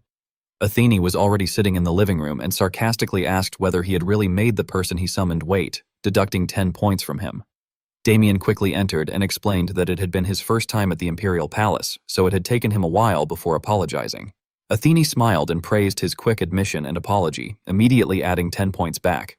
Damien admitted that he had been surprised when someone arrived from the Imperial Palace because he had assumed the wedding would be held there instead. Agnes showed a disgusted expression and told them to stop that scoring game, pointing out that Athene herself had only just arrived. Athene laughed and mockingly asked whether a weakling was really talking back to her, deducting another 20 points. Agnes angrily demanded to know who Athene was calling weak, while Athene teasingly replied by asking who else she could possibly mean. Damien silently analyzed the situation, realizing that his opponents were all master-class fighters, meaning he would also need to prepare himself completely. He believed he would grow stronger with the items he had received from the Emperor, though he knew that alone would not be enough. He reflected that Agnes was a first-class paladin who had awakened her stigmata, and things would have been different if they had fought properly before. Athene smiled and suggested that they should fight again sometime. Damien then considered Athene Hopper as well, the future mercenary king and daughter of the Grand Master Mercenary King, concluding that even a master-class opponent would struggle against a team like theirs. Elsewhere, Javier screamed in agony while calling out for his father. The demon within him continued raging, demanding his body while laughing maniacally. The surrounding mages struggled desperately to maintain the magic formation, warning that the demonization had progressed too far and that if it continued any further, everything would collapse. Others shouted at them to suppress it immediately, otherwise everyone there would die. Gray silently observed everything from the corner of the room. The mirror beside him suddenly began reacting, and weapons soon appeared within it. Weapon calmly stated that, as expected, assassinating the Emperor had been an impossible task. Since he had not expected much in the first place, he claimed he was not disappointed. Trembling, Gray fell to his knees and begged Weapon Master to save his son because the demonization would not stop. Weapon reproached him, saying that even if killing the Emperor had failed, the enhancement of the demon sword should at least have been completed. Instead, even that had become useless because of the uncontrolled demonization. Terrified, Gray insisted that his son had done his absolute best with the task he had been assigned. He desperately reminded Weapon that he was the master of all demon swords and weapons, pleading with him once more to stop his son's demonization. Weapon coldly replied that it was impossible because his authority only extended over armaments, whereas the thing Javier had become was now the incarnation of a demon itself, something beyond his control. Hearing his son referred to as that thing, Gray went pale and shakily questioned whether his son was truly no longer human, before wondering if that person might still be capable of saving him. Weapon immediately became furious and warned Gray not to overstep his boundaries by mentioning that person for selfish reasons. Gray instantly bowed his head and apologized in fear, realizing that even the pressure transmitted through the communication mirror alone was overwhelming. Weapon then warned him that it would become troublesome if the demon ran wild because the Empire could trace it back to them. Therefore, before Javier completely transformed into a demon, he ordered Gray to dispose of him and remain hidden until contacted again. With that, Weapon's image gradually disappeared from the mirror. Gray tightly embraced his son in disbelief, unable to process what he had just heard, before finally releasing a furious and grief-stricken scream. The roar unleashed violent gusts of wind, causing the terrified mages nearby to cower in fear while wondering how a mere shout could emit such terrifying pressure. Gray then ordered them to return his son to being human by any means necessary. One of the mages stared at him in shock and protested that such a thing was impossible, but Gray glared at them threateningly and declared that failure meant death. He insisted that they could not simply be abandoned like this and admitted they could not suppress the demonization much longer either. Still, he believed that if they sought out that person, there would surely be a solution. Gray convinced himself that if he personally offered the Emperor's head, that person would undoubtedly grant his wish. Holding his son tightly, he urged Javier to endure just a little longer because his father would solve everything somehow. Athene explained that she was only tagging along because she wanted to fight a masterclass, but she had no other particular reason for joining them. Agnes asked how Damien had known that they were hiding in the Imperial sewers. As Damien kicked the door open, he replied that he had a reliable informant, though he could hardly tell them that his familiar had found the location. Agnes expressed concern and asked whether it was really okay for only the three of them to raid the enemy hideout. Seeing her hesitation, Athene teased her by asking whether she was scared and jokingly deducting 10 points from her score. Agnes shot back by asking whether she even had any points left to deduct. Athene responded that Agnes could sit the mission out because she alone was more than enough to cover her share. Agnes firmly declared that a paladin would never run away from dark mages. Throughout the journey, Damien remained silent as he thought to himself that Pandemonium wielded demon swords and that if the enemy leader was truly present, then he knew exactly who it was. He resolved to use that opportunity to hunt them down and wipe them out. He then addressed his party members and urged them to move out. The group immediately picked up their pace and rushed forward. Meanwhile, as water trickled through the underground sewer, Gray impatiently asked whether they had found a solution yet. Carrion awkwardly replied that, for the time being, the best they could do was maintain Joshua's current condition. Gray sternly ordered him to do whatever it took to turn Joshua back into a human, by any means necessary. Carrion explained that there was only so much they could accomplish with the life force and mana of ordinary civilians, and that they required higher quality sources, at least knight-rank individuals. Gray glanced behind him and assured him that he did not need to worry about that. Confused by the statement, Carrion asked what he meant. At that moment, Damien kicked the building's door off its hinges. Gray revealed that he had already sensed their presence and stated that he had felt sacrifices approaching. Damien smirked and announced that they had come to clean out the sewers, specifically the Pandemonium bastards. Gray's eyes flashed with killing intent as he remarked that he had sensed someone coming but had never expected it to be Damien. He admitted that he could not believe Damien had survived that attack and demanded to know how he had managed to find the place. Damien simply smiled and replied that he had his ways. The members of Pandemonium immediately launched attacks using demonic energy. Athene swept her spear through the air, effortlessly extinguishing their power. She scoffed that they were not even worth awarding points to. Upon noticing Sengra, she mockingly wondered whether he was dead and remarked that if he was truly that weak, he should have stayed home. She further joked that since he had died, perhaps he no longer qualified as a concubine. A blue light suddenly flashed before everyone's eyes. A voice questioned who had appeared. With a single punch, Agnes crushed her opponent. Witnessing her strength, Athene stared in shock. As immense power surged through Agnes's body, she coldly asked whether her opponent had just claimed that she was dead. Athene excitedly remarked that, as expected, Agnes had been hiding a trump card. She awarded her 50 points and praised her appearance. Caught off guard by the compliment, Agnes embarrassedly told Athene to focus on the battle. Damien immediately shouted for both of them to get down. The entire team ducked at once, narrowly avoiding Gray's powerful slash. Athene was stunned and exclaimed that it was an aura blade. Agnes shook her head and stated that it was something different. Damien explained that it was an invisible sword, a state in which a formless blade was fired at extreme speed. He added that it was the same attack Gray had used after his aura blade during their previous encounter and asked if he was correct. Gray praised him, saying that for a mere high class to see through his mastery was commendable. Agnes noticed the figure behind Gray and asked Damien whether that was the demon he had mentioned. Athene narrowed her eyes and guessed that it was Joshua, the runner-up. Agnes frowned and observed that for some reason, the demon seemed incapable of combat. Seeing Joshua's condition, Damien let out a relieved sigh and remarked that it was good news because it would have been troublesome if the demon had also run wild. He suggested taking Joshua out while they still had the opportunity. Gray swung his sword and mocked them, saying that since they had arrived without any Imperial Knights, they clearly had no understanding of their place. He declared that even 3 high-class fighters could never match a single masterclass and warned that their arrogance would lead to their deaths. Damien shouted that Gray was coming and reminded his companions to do exactly as he had instructed. Athene quickly confirmed whether he meant that they should first read Gray's mana flow and sword trajectory. Gray unleashed a barrage of invisible slashes and scoffed that merely being able to read them did not mean they could react to them. All 3 of them widened their eyes in surprise.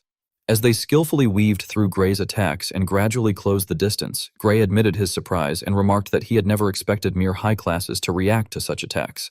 Athene rushed into close combat and declared that his invisible sword was useless at close range. Gray immediately swung backward to block her attack and angrily demanded to know whether she truly believed that 3 high classes were enough to defeat him. Just as Gray's blade was about to strike Athene, Damien dashed forward and blocked the attack with his own sword, sending sparks flying from the collision. Damien asserted that they were not ordinary high classes. Gray angrily cursed them as a bunch of brats. Their swords moved so quickly that streaks of light became visible.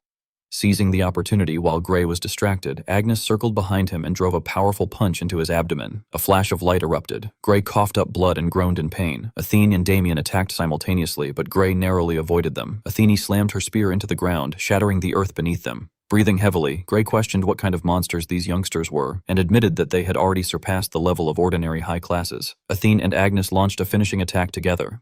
Gray nervously glanced behind him and cursed, realizing that Joshua was directly behind him. He declared that he would never allow anyone to lay a finger on his son, and immediately activated Aura Barrier. His shield successfully blocked all of Damien's team's attacks. Upon hearing the word son, Agnes reacted in shock and repeated it in disbelief. Athene suddenly understood and remarked that Joshua's rapid sword had always resembled Gray's invisible sword. She concluded that they were father and son. Damien silently wondered whether Gray had sealed Joshua because he could not bear to lose his son. Planting his foot firmly into the ground, Damien launched himself forward and stated that, in that case, he would send both father and son off together. Gray's body was suddenly paralyzed by lightning. As his muscles locked up, he cursed and realized that the lightning had immobilized him. Damien charged forward at overwhelming speed. Gray's eyes widened, veins bulging across his face. Suddenly, Damien's sword snapped in half. Everyone who witnessed the scene froze in shock. Joshua had broken free from his restraints and escaped. It was Joshua who had bitten through Damien's sword. Gray stared in disbelief, his voice trembling as he stammered Joshua's name. Joshua slowly opened his eyes and saw Gray and Damien fighting. He wondered if that was his father and asked what was going on, admitting that he could not remember anything after the arena and only felt incredibly sleepy. Looking at the battle, he thought that if he were hit by such an attack, he would surely die, and he silently pleaded with his father to stop. At that moment, Joshua caught sight of the fear in Gray's eyes as the man stared at him. Gray drove his sword into the ground and erected a magical barrier, declaring that he would never allow anyone to lay a finger on his son. The barrier's radiance flashed before Joshua's eyes, causing him to stare in disbelief. He realized that it was not a dream and that his father was truly trying to protect him. Refusing to let Gray suffer because of him, Joshua desperately searched for any way he could help his father. In an instant, Damien's sword was bitten clean in half. Everyone who witnessed the scene was stunned. Joshua had used his own mouth to snap the weapon in two. Gray stared at him in shock and called out Joshua's name in disbelief. Suddenly, Joshua dropped to his knees. Rushing to his side in alarm, Gray asked whether Joshua had finally regained his senses and whether the demonization had ended. He desperately urged him to come back to himself. Joshua's entire body trembled violently as tears streamed down his face. A faint cry escaped his lips. Then his body slowly began to shrink and merge into the sword. With the last of his strength, Joshua weakly called out to his father. Gray's voice shook as panic overtook him. He stared at the disappearing boy and called Joshua's name again, unable to comprehend what was happening. Meanwhile, Damien realized in horror that Joshua had somehow suppressed the demonization and chosen to become a demon sword himself. Joshua had completely fused with the blade, leaving behind only a silent plea not to die. The moment Gray saw that his son had been transformed into a weapon, something inside him broke. A furious scream erupted from his throat as darkness consumed him. The immense power radiating from Gray forced Damien to shield his eyes. He warned that the tragedy between father and son had amplified the dark mana to a dangerous degree. He pointed out that if a master-class warrior wielded a demon sword, they would be at a severe disadvantage, and urged everyone to continue attacking without hesitation. Athene immediately acknowledged the order. The three of them charged forward simultaneously. Grinding his teeth, Gray muttered Joshua's name repeatedly, calling his son over and over as grief and rage overwhelmed him. Then he unleashed a tremendous slash while screaming Joshua's name. Damien urgently warned everyone that it was already too late and ordered them to defend themselves. However, Gray's strike tore straight through their defenses and crashed into their chests. The destructive force shattered the ground, sending rubble flying in every direction. All three warriors suffered multiple wounds across their chests and blood sprayed everywhere. Clutching the hilt of his sword tightly, Gray swore that he would kill all of them, including the Emperor. He vowed that he would destroy the entire world itself. Water from the damaged underground waterways began leaking throughout the sewer, soaking Damien's body. After lying unconscious for some time, Damien's arm twitched slightly. He painfully coughed up blood and forced himself upright. His torn clothing revealed the sturdy Chimera armor beneath. Realizing what had saved him, he reflected that he would have been torn apart if not for the Emperor's treasured gift. He recalled requesting Chimera, the divine artifact capable of absorbing all impact, and remembered that it was the magical armor Dorgo had given him during his days as a Death Knight. Cursing under his breath, Damien lamented the destruction of his 1,000-mile sword. He reasoned that Dame Agnes, being a paladin who had manifested a stigmata, was unlikely to be dead, while Athene's dragon blood probably meant she had merely lost consciousness rather than her life. Nevertheless, both were incapacitated, leaving him as the only one still capable of fighting. Though he admitted to himself that he was still inexperienced with the second ring, he resolved that he had no other choice. Determined, he vowed to finish everything within a single minute. Gray's eyes had become blood red. He was horrified to discover that he could no longer track Damien's speed. Damien rushed behind him with a spear. Gray immediately leapt backward to evade the sharp thrust, then created a mana net and slashed it forward. Gripping his weapon tightly, Damien countered with a powerful strike that completely shattered the net. His eyes widened in surprise. When he turned around, Gray was already behind him. Damien blocked the incoming blade with his spear and launched himself upward. A brilliant flash erupted from his sword, yet Gray had already raised a hand toward Damien's face. Mana surged through Gray's palm as he seized Damien by the throat. Frustrated, Damien wondered whether everything he had done still was not enough. He bitterly reflected that he had not even seen Dorgo's face yet. Gray lifted him into the air and coldly ordered him to die. Damien clenched his teeth and refused to accept such an end, insisting to himself that he could not die there. Suddenly, the mark on his arm began to glow. In an instant, Damien was transported into a different dimension. Looking around in confusion, he wondered where he was and questioned why the place felt strangely familiar. Then realization struck him. He recognized it as Erebos. Sweat rolled down his face as he carefully surveyed his surroundings. Within the silent darkness, a glowing sword floated before him. Addressing Erebos, Damien asked whether it had called him there and wondered if this had always been one of its functions. He speculated that the sword might have acted to protect him. He could clearly feel the weapon's will urging him to wield it. Although he had always avoided using its power because of how overwhelming and dangerous it was, he finally relented. Accepting the risk, he told Erebos that he would borrow its strength just this once.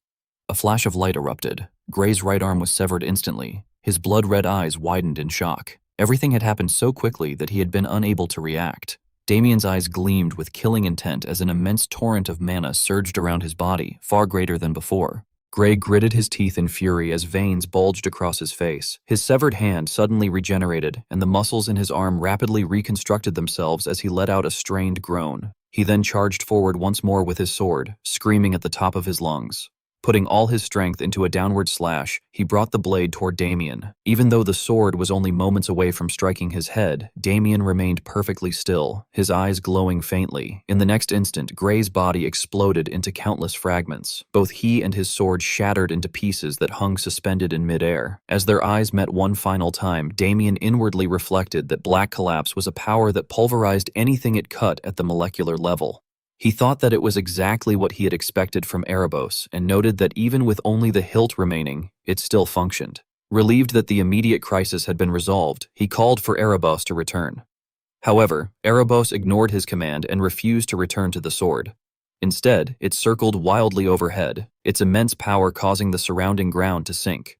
Damien desperately struggled to restrain it, wondering if Erebos had gone on a rampage. He quickly realized that if it continued, the entire surrounding area would collapse, and his thoughts turned anxiously toward Agnes and Athene. He desperately pleaded with Erebos to stop, insisting that he was no longer the Death Knight who had brought only destruction. To his surprise, Erebos suddenly ceased its rampage. The surroundings had already been devastated, with the underground sewer ruptured and water flooding everywhere. Damien's body trembled from exhaustion as he wondered whether it had truly stopped and questioned how it had happened.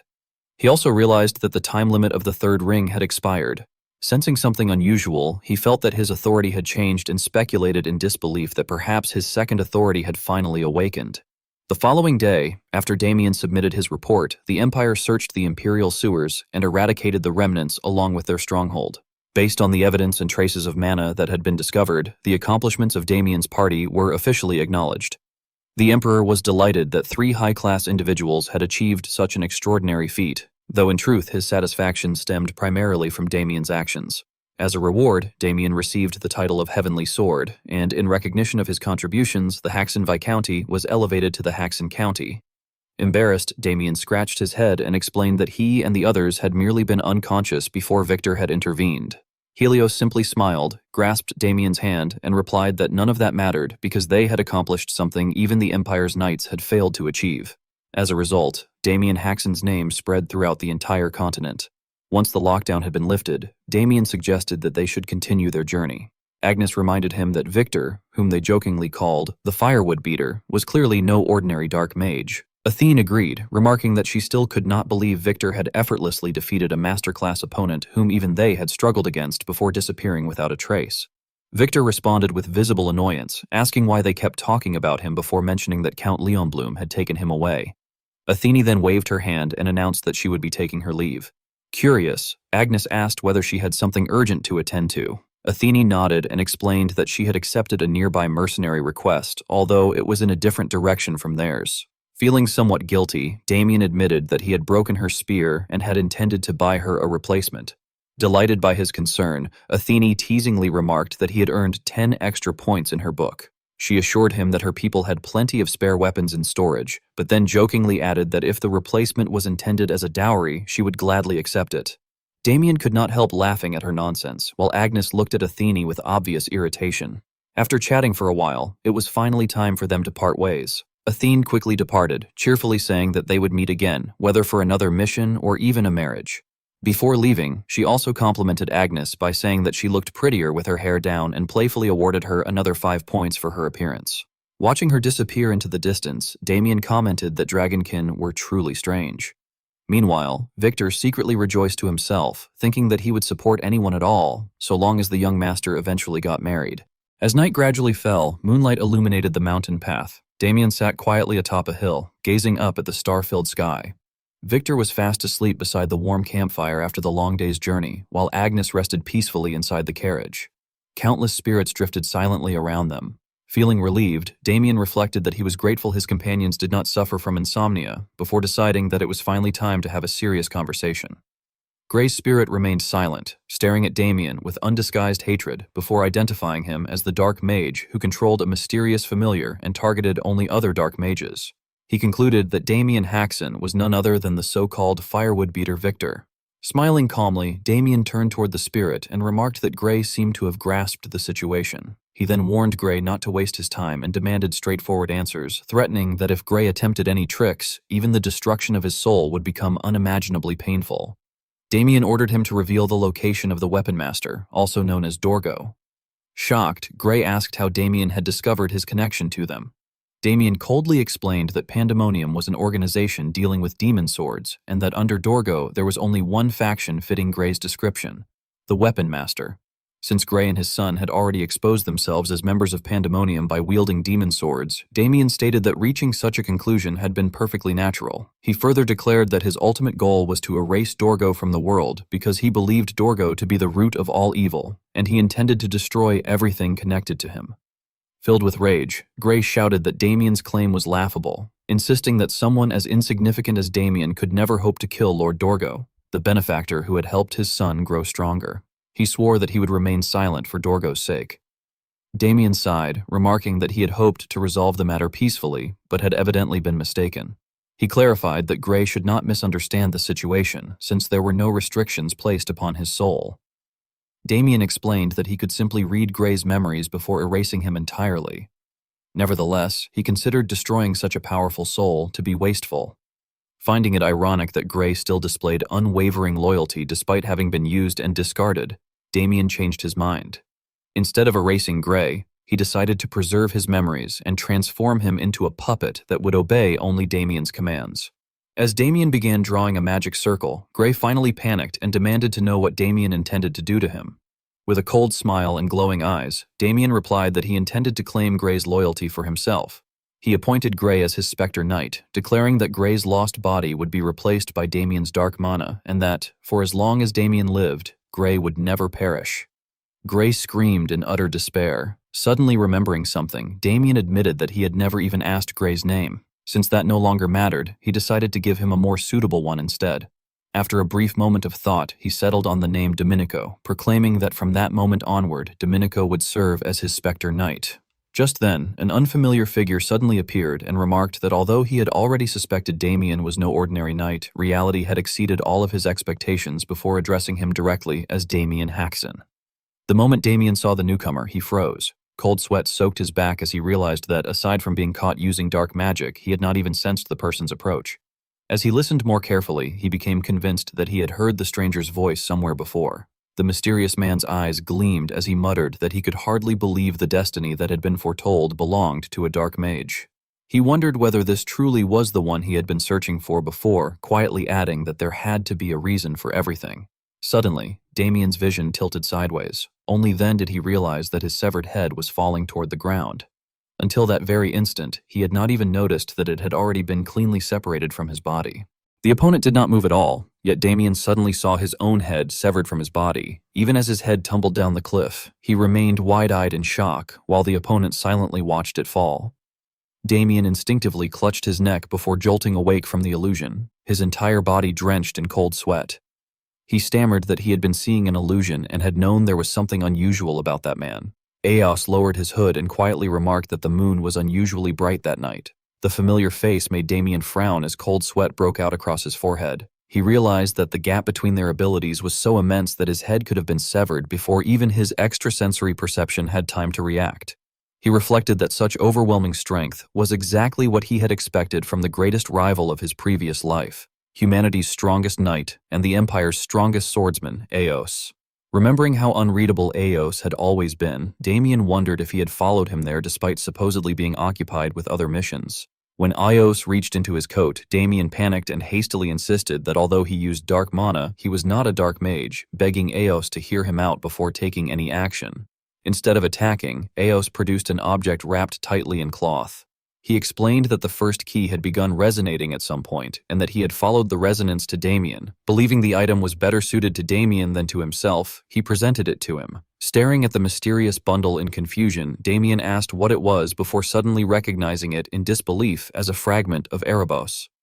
Eos calmly explained that he had merely come to deliver the item along with a message. Startled, Damien asked whether Eos truly did not know what the object was, or whether he was entrusting it to him despite knowing its nature. Eos answered that he was fully aware it was a dangerous item, but that she had instructed him that it could safely be entrusted to Damien. Confused, Damien asked who she was. Eos explained that the moment Damien Haxon had begun his journey, destinies that had once seemed immutable had started to change, and with those changes, the fate of the item had changed as well. Looking at the sword-shaped mark on his hand, Damien quietly wondered whether Eos was referring to the fate of the demon sword Erebos. Puzzled, Eos corrected him by saying that it was not a demon sword at all. Shocked, Damien asked what he meant. Eos explained that it was actually a key in the shape of a sword, adding that even he did not know what it was meant to unlock. Unable to understand, Damien asked how Eos knew all of that. Eos transferred mana into Damien, whose mark gradually absorbed it while the fragment of Erebos drifted toward him. Eos clarified that the knowledge was not his own, explaining that every word had come from her. He said that she had instructed him to deliver both the fragment and a message. Damien was to gather every fragment, complete the key, and once he had collected as many key fragments as before, he was to seek her out. Hearing that, Damien was startled and asked what Eos meant by, as before, desperately demanding to know who this mysterious woman actually was. Before Damien could receive an answer, Eos vanished, leaving behind only the information that she was in Elfheim. Watching him disappear, Damien stood frozen before wondering if Elfheim was not the legendary kingdom of the elves. Elsewhere, Dorgo angrily rebuked Ahotep, saying that although he had only been away for a short while, every report he had received had been disappointing. He criticized Ahotep for losing both the soul-absorbing demon sword and a masterclass Dark Knight, while also suffering a humiliating defeat before the Emperor himself. Dorgo admitted he was beginning to question whether the demon swords should continue to be entrusted to Ahotep. Lowering his head in fear, Ahotep apologized and explained that one of his foolish students had disgraced himself. He dismissed Silva as the weakest among his masterclass disciples and claimed that his death was insignificant. He further condemned Silva's son Joshua as utterly worthless, arguing that by ruining the Empire's event, the pair had actually done their organization a favor. Dorgo frowned in annoyance and replied that the loss of a demon sword far outweighed such trivial gains. He reminded Ahotep that his true responsibility was to improve both the quantity and quality of the demon swords, warning him never to forget that duty. Ahotep obediently acknowledged the order before cautiously asking how Victor the firewood cutter should be dealt with. Upon hearing Victor's name, Dorgo turned around and asked whether Ahotep meant the dark mage who had recently been attacking their syndicate. Ahotep confirmed that, according to the Empire's informants, Victor had indeed been responsible for Silva's death. Surprised, Dorgo questioned whether a mere corpse puppeteer had truly managed to kill a masterclass Dark Knight. Ahotep reported that although almost every trace of dark mana had been erased, making it impossible to reconstruct the battle in detail, the battlefield itself had displayed an extraordinary phenomenon. He explained that the surrounding land had appeared to have decayed for 1,000 years, and that investigators had confirmed the occurrence of black collapse. Hearing those words, Dorgo was astonished. He immediately wondered whether it was Erebos' black collapse and questioned whether Victor had stolen Erebos. Concluding that the weapon had to be recovered if that was true, Dorgo also reasoned that someone obsessed with armaments could not be entrusted with the task. He feared that if Ahotep learned of Erebos' existence, he would try to claim it for himself instead of handing it over. Finding the situation intriguing, Dorgo decided that Victor should be captured alive. Ahotep looked up and asked whether Dorgo no longer trusted him. Rather than answering directly, Dorgo asked whether Ahotep did not have other responsibilities to attend to. Ahotep immediately replied that he had not forgotten his duty to search for talented individuals who could be transformed into Death Knights. He added that he had already identified one particularly promising candidate. Pleased for the first time, Dorgo remarked that it was the first encouraging news he had heard in quite a while. Ahotep reported that before Victor had killed Silva, 3 high-class fighters had attacked first. He explained that all 3 possessed exceptional potential: a stigmata awakener of the church, the daughter of the mercenary king, and above all, the knight whom the emperor had granted the title of Heavenly Sword. He revealed that the individual with the greatest potential among them was Damien Haxon.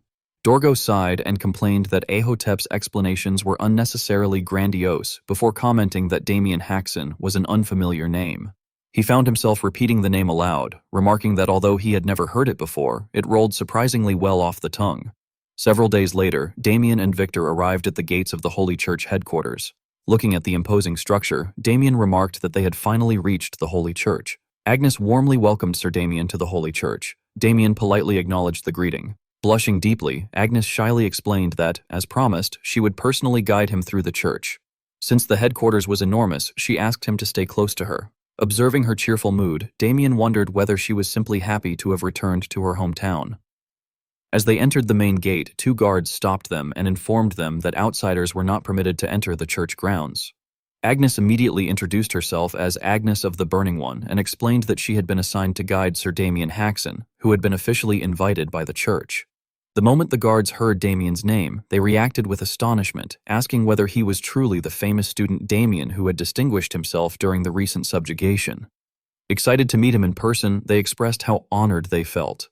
Confused, Damien wondered whether they were referring to the corpse play incident. Before long, more and more church members rushed over, eager to catch a glimpse of Damien. They excitedly asked whether the honorary knight Damien Haxon had really arrived, admired his handsome appearance, praised him as a lay knight whose devotion surpassed even that of many paladins, and repeatedly expressed how honored they were to meet him. Watching the chaotic scene unfold, Damien sighed to himself, remembering why interacting with people from the church had always exhausted him. As the crowd pressed around him, numerous members desperately tried to recruit him into their own sects, shouting over one another while arguing and refusing to let others cut in line. Damien inwardly described the situation as nothing less than a fanatic rush. Sensing something was wrong, Agnes suddenly cried out in alarm and urgently warned Sir Damien to dodge. At that very moment, an elderly man leaped high into the sky with astonishing martial skill, soaring like a bird before diving straight toward Damien. Damien immediately pulled Victor away to evade the attack. Landing gracefully, the old man laughed with satisfaction and remarked that Damien had actually managed to evade his surprise attack, concluding that the rumors about Damien's abilities had not been exaggerated. Recognizing how formidable the old man was, Damien admitted that had the attack been serious, he would never have been able to avoid it.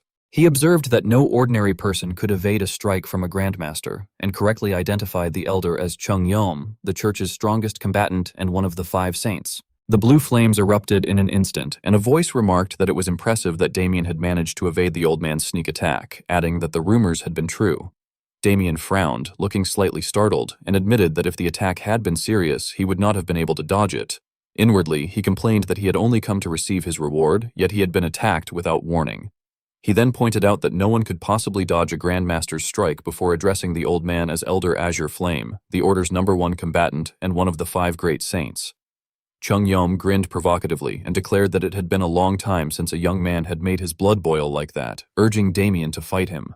A weak voice suddenly refused. The old man's confidence immediately vanished as he recoiled in fright, protesting that they had not even fought yet. The elderly woman lightly tapped him with her cane and reminded him that he had been about to start a fight. Clicking his tongue in annoyance, he fell silent. Damien inwardly wondered if that elderly woman was someone capable of making even the strongest of the 5 great saints nervous. Judging from the surprised reactions of the other holy knights and Agnes, he realized she had to be someone extraordinary. Another voice respectfully greeted her holiness. The elderly woman smiled kindly and apologized for her older brother's rudeness, introducing herself as Svetlana, the holy sovereign of the order. She explained that her brother still had not overcome his habit of wanting to fight anyone strong. Damien respectfully lowered his head and replied that it was an honor to meet her. As he looked at her, he thought to himself that although he had examined countless souls before, it was the first time he had ever encountered one as holy and noble as hers. Svetlana calmly continued by saying that the order had received kindness and assistance from Damien that they could never fully repay. She explained that properly repaying kindness was one of the order's principles before politely asking how long he had been wielding a sword. Damien paused for a moment. Inwardly, he reflected that it had only been since he had regressed and started over. After thinking briefly, he answered that it had been about half a year. Chung Yeom frowned in disbelief and questioned whether Damien had really reached high class in only half a year. Svetlana nodded as though her suspicions had been confirmed. She observed that Damien's physical development had not kept pace with his overwhelming talent before explaining that the order possessed the perfect reward for someone like him and asking him to follow her. Behind them, Chung Yeom immediately shouted that she absolutely could not do that. He argued that allowing an outsider into the hall of the First Holy Sovereign was unthinkable because the place was reserved exclusively for carefully selected elite holy knights. Svetlana calmly interrupted him, stating that she already knew that and telling him to stop shouting. Curious, Damien asked what exactly the place was. Agnes carefully observed their surroundings before admitting that even she had only heard stories about it. Damien silently noted that because he had never visited the order in his previous life, he had no idea what awaited him there. Svetlana explained that the place was where a fragment of the First Holy Sovereign's soul rested. Ignoring Chung Yeom's desperate attempts to stop him from behind, Damien asked whether the First Holy Sovereign was not someone who had lived 1,000 years ago. Svetlana confirmed that he was. She explained that after an audience, the First Holy Sovereign would fill in whatever the visitor lacked most. However, she added that the Holy Sovereign's soul would be consumed afterward, making it a blessing granted to only a select few holy knights. Although Damien was an outsider, she said she trusted his soul. Damien repeated the words, "my soul," in surprise. Svetlana assured him that the Holy Sovereign would surely welcome him as well, before informing him that only he could enter alone and that everyone else would wait outside. As the doors slowly opened, Damien's eyes widened in astonishment as he wondered what he was seeing. Svetlana explained that if he prayed before the Holy Sword dawn inside the chamber, he would be able to meet the First Holy Sovereign. The mysterious sword standing at the center of the room immediately drew Damien's attention, radiating an indescribable mystical energy. He walked inside while everyone else remained outside to wait. Victor wondered aloud whether the First Holy Sovereign would throw him out simply because he was an outsider. Agnes folded her arms and calmly replied that she was certain nothing like that would happen. Chung Yeom glanced into the chamber and irritably remarked that Victor would be fortunate if being thrown out was all that happened. Agnes stammered as she nervously asked her master what he meant. Crossing his arms, Chung Yeom helplessly looked toward Svetlana and admitted that although he did not know what the current Holy Sovereign intended, the audience conducted in that room was far from as simple as it sounded. Agnes immediately became anxious and asked whether that meant it could actually be dangerous. Returning to a serious expression, Chung Yeom explained that the First Holy Sovereign's personality resembled his own, except that it was even more extreme. He said he knew because he had personally experienced it himself before grimly adding that if Damien was unlucky, he could die. Meanwhile, inside the chamber, Damien wondered whether this was truly what they called an audience. He reflected that he had merely approached the sword before its owner had leaped out and attacked him without saying a single word. He immediately recognized the giant as Bartoleo, the legendary First Holy Sovereign of the Order, the man who had crushed a dragon's skull with nothing but a mace. The moment Bartoleo saw Damien, his eyes lit up with excitement. Bursting into laughter, he exclaimed that Damien was full of energy and that he liked him. He observed that Damien did not appear to be a holy knight before saying that he would learn his name only after he passed the audience. Confused, Damien asked what exactly he had to do to pass. Bartoleo confidently answered that Damien either had to demonstrate enough potential to satisfy him or land an effective attack on his body. Damien inwardly cursed the old lady for calling this an audience without explaining any of that beforehand. Then he realized that he had recently lost all of his favorite weapons and politely asked whether he could borrow the holy sword nearby for a moment. Bartoleo looked puzzled and asked whether Damien meant dawn. He replied that Damien could have it if he managed to draw it, explaining that every holy knight who had entered the chamber had tried, yet not even Azure Flame in his prime had succeeded. He declared that if Damien could draw the sword, it would belong to him before encouraging him to challenge him with it. Damien thought that although the Order's reward was tempting, there was no realistic way he could defeat Bartoleo. The instant he had entered the chamber, he had sensed that the true reward hidden within the sword surpassed everything else. Deciding to obtain that instead, he planned to forfeit the audience afterward. He slowly walked toward the sword and remarked that everyone else had at least been allowed to try, so he hoped he would be given the same chance. Bartoleo sighed and told him to go ahead, adding that even if he failed, he should not be too disappointed. As Damien approached, he silently noted that he could finally get close to the sword. The tattoo on his left hand had reacted the moment he first saw it. He immediately recognized the sensation as Erebos. The sword suddenly radiated an overwhelming magical force, and a mysterious object slowly emerged from within its blade.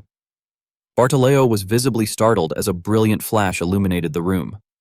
Damien's eyes turned completely white as he realized that, although he had no idea why it had been kept within the order, it was exactly as he had expected, an Erebos fragment. He decided that he would spar briefly, surrender afterward, and leave. At the same time, he noticed that the tattoo on his hand seemed to have grown slightly stronger. Without warning, a gigantic figure appeared behind him, seemingly preparing a sneak attack. A mysterious blue energy surged into existence before Bartoleo unleashed a devastating blow that sent Damien crashing violently across the chamber. Bartoleo laughed madly before accusing Damien of being a demon who had infiltrated the sanctuary to steal the sealed artifact, declaring that he would execute him on the spot. Collapsed among the rubble and completely drained of strength, Damien desperately thought that even after defending himself with the third ring, he had still suffered that much damage. Before Bartoleo could strike again, Damien hurriedly shouted for him to wait, insisting that it was all a misunderstanding. He explained that he had been collecting Erebos under Elfheim's instructions. Those words immediately caused Bartoleo to recall someone named Mulaine. In disbelief, he repeated the name Elfheim before wondering whether Damien was referring to that woman.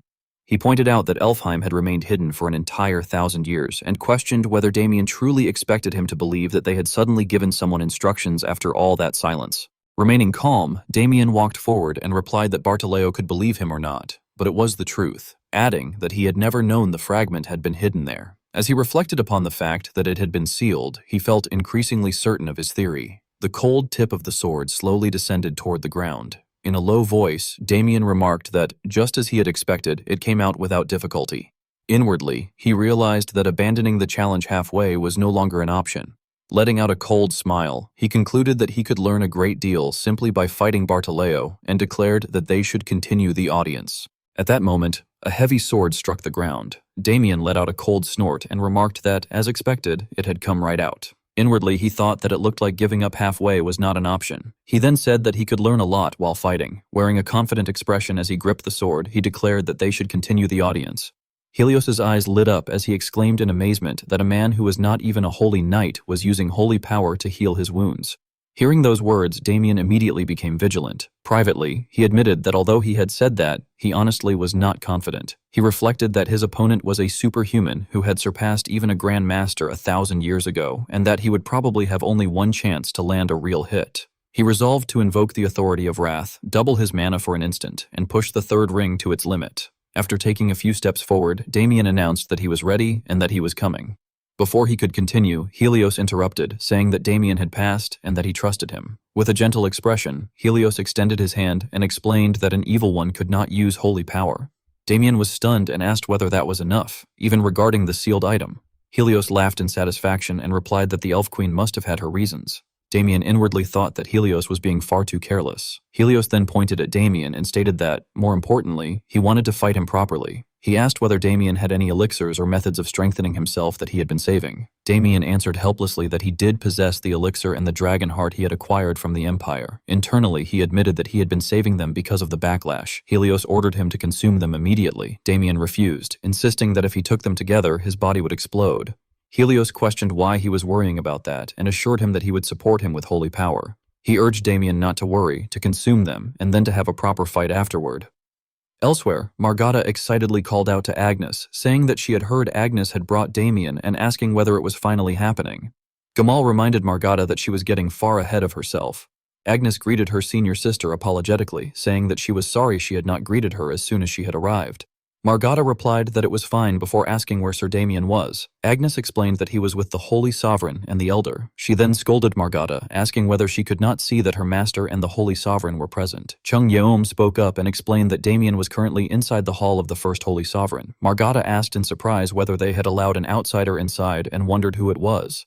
A young boy looked upward in astonishment and stammered that it was so big. The elderly man explained that it had been the Holy Sovereign's decision.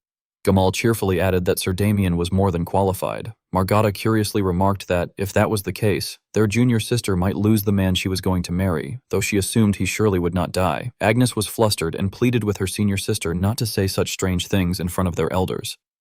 The elderly man asked what they meant by marriage and what they were talking about. Agnes frantically denied it, explaining that it was only her senior sister teasing her. The old man became so furious that he seemed ready to burst into flames, accusing Agnes of taking leave in order to seduce that man and leave the order. He demanded to know whether she remembered how he had raised her. Nearly in tears, Agnes denied the accusation. The elderly woman smiled kindly and commented that there was no rule preventing holy knights from marrying. Chung Yom responded that such a rule applied only when both individuals were holy knights. The elderly woman disagreed, explaining that if Agnes were appointed as a secular holy knight, there would be no problem. She gently asked Agnes to understand that Elder Azure Flame had raised her like a daughter since childhood, and therefore probably did not want to let her go. Agnes laughed awkwardly and replied that she also regarded him as a father. Azure Flame dismissed her words as nonsense. Blushing, Agnes explained that Sir Damien had done nothing but help them, so she was simply taking better care of him. She added that as for leaving the order, that was not the case at all. She then noticed Margada and Gamal and greeted them, saying it was nice to see them again. A moment later, Agnes stared at Damien in amazement and remarked that he had become a completely different person from when he had entered. Damien emerged with a radiant smile and happily announced that he had finally reached Master Class. Everyone present was utterly shocked. Chung Yum thought to himself that while he could accept Damien passing the audience and advancing, the sword in Damien's hand was unmistakably Dawn, the holy sword said to be drawable only by a true holy knight. The elderly man shouted in disbelief, demanding to know how Damien had obtained it. Damien casually began to answer, but inwardly wondered how he was supposed to explain the situation. A few minutes earlier, Helios had burst into laughter, saying that the battle had been enjoyable. He admitted that even after Damien had reached Master Class, Damien had still failed to defeat him even once. Helios told Damien to forget everything else and focus solely on training his body from now on. Damien thanked him sincerely. Helios then instructed Damien that, regarding Dawn, he should simply tell everyone that Helios had given it to him. Damien replied that such an explanation was not entirely inaccurate. Helios immediately clarified that he meant Damien should not tell anyone about what had been sealed inside it. Damien silently realized that Helios was referring to Erebos. Damien explained that he had not intended to tell anyone anyway, but he wanted to know why it had been there. Helios laughed and admitted that he did not know the details because he had lost part of his memories when he had separated from the main body. Damien inwardly remarked that it was an absurd thing to brag about. Helios continued by explaining that because it had been such a dangerous object, his main body had used its own soul to create Dawn and seal Erebos within it. Damien was inwardly astonished, realizing that the first Holy Sovereign himself had sealed Erebos. He wondered whether that meant Erebos had already existed 1,000 years ago. Helios cheerfully explained that Dawn had been left there by his main body because of the seal, and admitted that he had merely lied by claiming unworthy people could not draw it. He laughed that if Azure Flame ever found out the truth, the old man would go crazy. Damien extended his arm and admitted that the more he learned, the less he understood. Helios curiously suggested that Damien should simply go and ask. He reminded him that the order had been given by Elfheim, and reasoned that it had therefore probably come from the elf queen, Meline, who was likely still alive. Damien was startled by the mention of the elf queen and thought that he had many questions to ask her. He wondered where Elfheim was. Helios simply answered that he had no idea. Back in the present, Damien awkwardly summarized the situation by saying that Helios had basically just liked him. The elderly woman remarked that it was incredible that the first Holy Sovereign had given a holy sword to an outsider. Then, after briefly mentioning marriage, she trailed off thoughtfully. Chung Yom suddenly shouted that Agnes should marry Damien and declared that he approved of it. Agnes cried out in shock and asked what her master was suddenly talking about. Damien helplessly interrupted, asking what about his own opinion. Blushing deeply, Agnes stammered that they were not even in that kind of relationship yet, and added that Sir Damien's opinion mattered as well. The elderly man quietly argued that Dawn could only be drawn by a true holy knight, and reasoned that if they wanted Damien to join their sect, marriage was the best solution. Damien looked utterly confused and simply questioned what he meant. The elderly woman calmly remarked that she finally understood the reason. Victor excitedly congratulated Damien, saying it was double congratulations because of Lady Louise's wedding as well as Damien's own marriage. He enthusiastically added that the Viscount would be overjoyed. Damien suddenly remembered his sister's wedding and inwardly scolded himself for completely forgetting it. He immediately asked Victor how many days remained until the wedding. Victor answered that there was 1 week left and that if they departed by carriage that very day, they would arrive just in time. After sneezing, Damien immediately fled. Chung Yom shouted in disbelief that Damien was running away. Laughing mischievously, Damien thanked everyone for the reward and said that he would see them later. The elderly man angrily yelled that Damien was an ungrateful brat who had not even shown proper respect to the Holy Sovereign. He then respectfully asked His Holiness whether it was truly acceptable to let Damien leave so easily, adding that it had been a long time since they had met and that Damien could have stayed a little longer. The elderly woman smiled kindly and replied that it was all right. She admitted that Damien drawing Dawn had been unexpected, but maintaining a good relationship with him was far more important at the moment. She explained that by doing so, Damien would find it much harder to refuse their future requests, adding that they should think in the long term. Meanwhile, at House Haxon, Louise stood quietly overlooking the city below. She sighed softly and thought that Damien had been gone for 3 months without sending even a single message. She worried that he might be somewhere getting beaten up and noted that even though Victor had left to find him quite some time ago, there was still no news. Suddenly someone called out, addressing her as sister. Louise turned around, her face immediately lighting up with excitement as she thought it was Damien and called his name in disbelief. However, a deep, husky voice replied that it seemed the speaker had come to the right place, though he still wanted to make sure by asking whether that was the home of Damien Haxon, House Haxon. It quickly became apparent that the newcomer was not Damien. The scene took place at House Haxon, where Damien trembled as he wondered what had happened to the house, why it had been left in such a state, and where his entire family had gone. He admitted that he had no idea what had happened and anxiously speculated that it might have been retaliation from the Weapon Master's faction. Cursing himself for overlooking the possibility, he angrily declared that they had dared to lay a hand on his family. Victor, who was walking beside him, looked around nervously. Suddenly someone called out, startling him. The man asked whether he was the young master. Victor immediately recognized him as Farmer One and called him Old Man, before loudly asking whether he knew what had happened there. The old man replied with surprise that, seeing Victor, it really was him after all. He wondered why Victor had only returned now. At that moment, Damien approached with murderous intent and demanded that, if the old man knew anything, he should tell him everything, including when the incident had happened, how it had occurred, who had attacked the Viscount's household, and what had become of his father and the rest of the family. Ken hesitated fearfully before saying that it seemed the young master had not heard the news. He began explaining that Viscount Haxon and his family. Hearing only that much, Damien and Victor clenched their teeth in anger as they glared at him. However, Ken shocked them by calmly revealing that the family had actually moved away a few days earlier after being promoted to the rank of Count. Both Damien and Victor froze in confusion, unable to believe what they had just heard. Ken then handed Damien a note, explaining that Madame had left it behind in case he had not heard the news and eventually returned there. Both of them were left utterly dumbfounded. The scene then shifted to the new House Haxon. Louise happily called out Damien's name before rushing into his arms and warmly welcoming her little brother home. Damien smiled gently, greeted his sister warmly, and asked whether she had been doing well.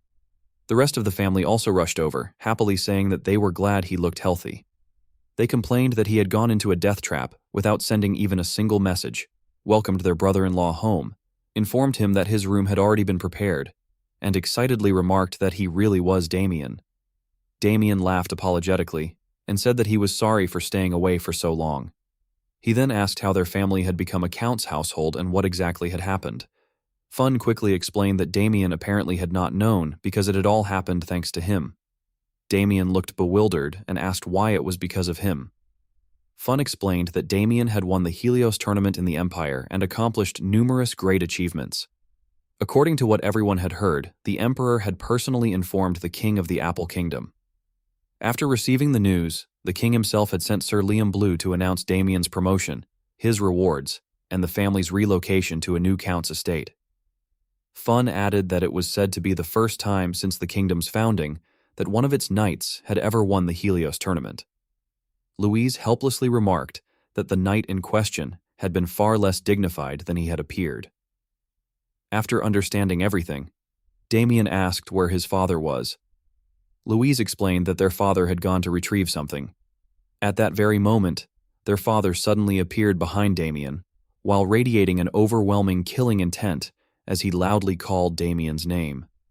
Damien could only laugh awkwardly before greeting his father and saying that it had been a long time. His father energetically scolded him, calling him a foolish brat for charging into a death trap without saying a word and only returning after 4 months. Despite his anger, he admitted that he was incredibly grateful Damien had come back safely. He tearfully confessed that he had been worried sick, and declared that the Order's subjugation mission, winning Helios, and even becoming high class meant absolutely nothing compared to his son's life. He earnestly told Damien that nothing was more precious than his son, and urged him to take better care of himself and remain with his family from then onward. Blushing slightly, Damien obediently agreed. Deep inside, Damien reflected that perhaps this was what he had truly gained after regressing. He believed he had finally begun repairing the family that had once fallen apart because of his own mistakes. Later, the family happily worked and chatted together. Someone cheerfully praised Victor the woodcutter while admiring his expensive axe. Watching everyone from a distance, Damien silently resolved that he would protect the smiles of the family he had once killed with his own hands. He also heard someone reminding another family member that many people would be attending the wedding, and that they therefore had to look their very best. A few days later, Louise was gently escorted down the aisle by her father.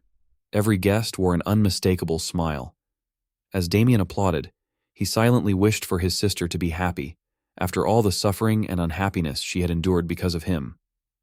At that moment, Mark continued officiating the ceremony, saying that husband and wife should never take each other for granted, but should instead always treat each other like honored guests before proceeding with the final part of the ceremony. Listening to the speech, Damien quietly thought that the officiant was rather long-winded, though he still wished for his sister's happiness. While admiring how beautiful the bride looked and thinking that the groom was truly fortunate, he suddenly heard someone ask whether he agreed, directly addressing him as Damien Haxon. In the distance, a man leaned casually against a wall with a meaningful smile on his lips. The man sighed and complimented Damien, saying that his senses were impressively sharp because he had managed to pinpoint his location merely by hearing his voice transmission. Damien immediately became vigilant and demanded to know who the man really was. The stranger chuckled and calmly assured him that he was not there to fight. Still suspicious, Damien asked who had sent him. The man replied that his master, one of the great evils of Pandemonium, wished to meet Damien. He revealed that the weapon master had summoned him. Hearing those words, Damien narrowed his eyes and thought that the weapon master had finally managed to track him down. He bitterly reflected that those filthy dark mages would not even allow him a single peaceful moment. Smiling faintly, the messenger explained that the weapon master had greatly enjoyed Damien's performance during his battle against Silva in the Empire, and therefore intended to offer him what he described as the greatest opportunity imaginable. Damien asked whether he actually had any choice in the matter. Sehun answered bluntly that he had none. He warned Damien that, unless he wished to ruin the beautiful wedding, he should quietly obey. After a brief silence, Damien agreed, but requested that Sehun wait until the wedding had concluded because he wanted to protect his only sister's wedding. Sehun mockingly accepted the request, but coldly warned that, if Damien attempted anything suspicious, he would slaughter his entire family, sever Damien's limbs, and drag him away by force. He added that he would be waiting at the mountain behind the estate. Soon afterward, Damien quietly disappeared beneath a shower of flower petals. Meanwhile, Sehun waited alone in the forest behind the mountain. Suddenly, a mysterious voice remarked that Damien was quite an arrogant brat. Sehun confidently agreed, observing that Damien was merely high class, yet showed absolutely no fear. The mysterious voice laughed and pointed out that Sehun himself had only recently been high class as well. Snorting dismissively, Sehun released a bird and argued that the difference between high class and master was as vast as heaven and earth. The mysterious voice reminded him that Damien had fought Sehun's senior, Silva, and survived. Sehun casually dismissed the feat, claiming that Damien had only survived because someone named Victor had interfered. The mysterious voice curiously asked whether Sehun would be able to subdue Damien if he resisted. Sehun's expression turned dangerous as he confidently replied that he certainly could because, unlike his senior, he possessed the speaker itself, a demonic sword capable of paralyzing the entire body of any living creature it pierced. The demonic sword proudly declared that this was correct, and boasted that not even a dragon could resist its power. Moments later, Sehun suddenly sensed someone's presence. Narrowing his eyes, he remarked that Damien Haxon had already arrived, and commented that he was even more obedient than expected. However, Sehun's expression abruptly changed for the worse.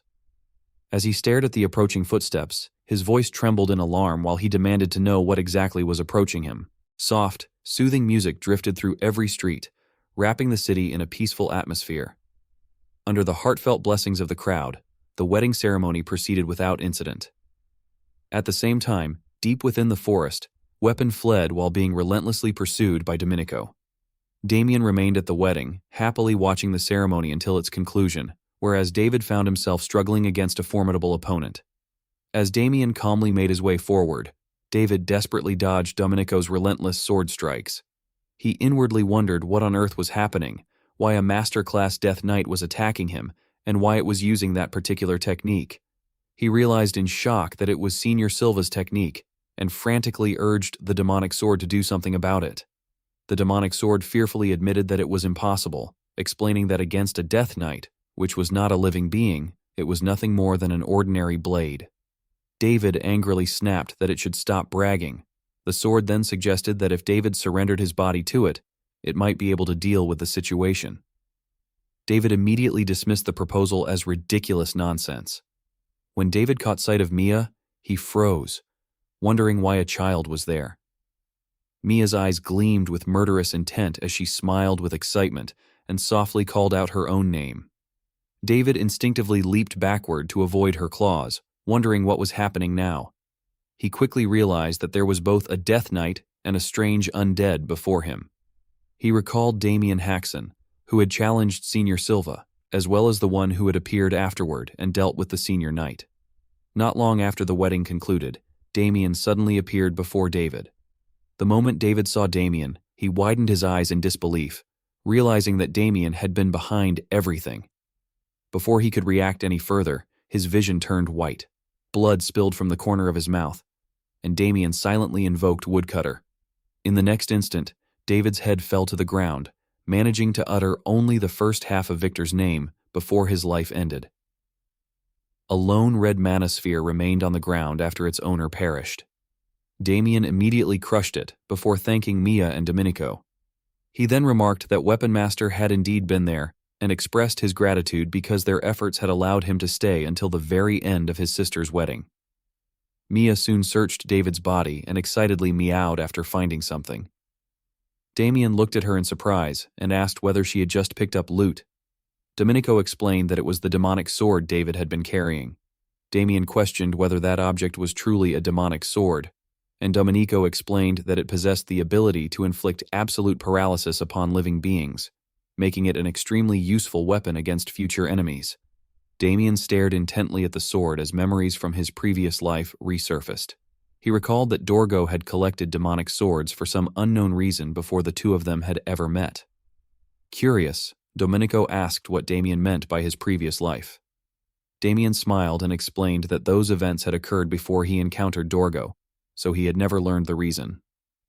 However, if collecting demonic swords had truly been part of Dorgo's plan, then he swore that he would destroy every demonic sword in existence.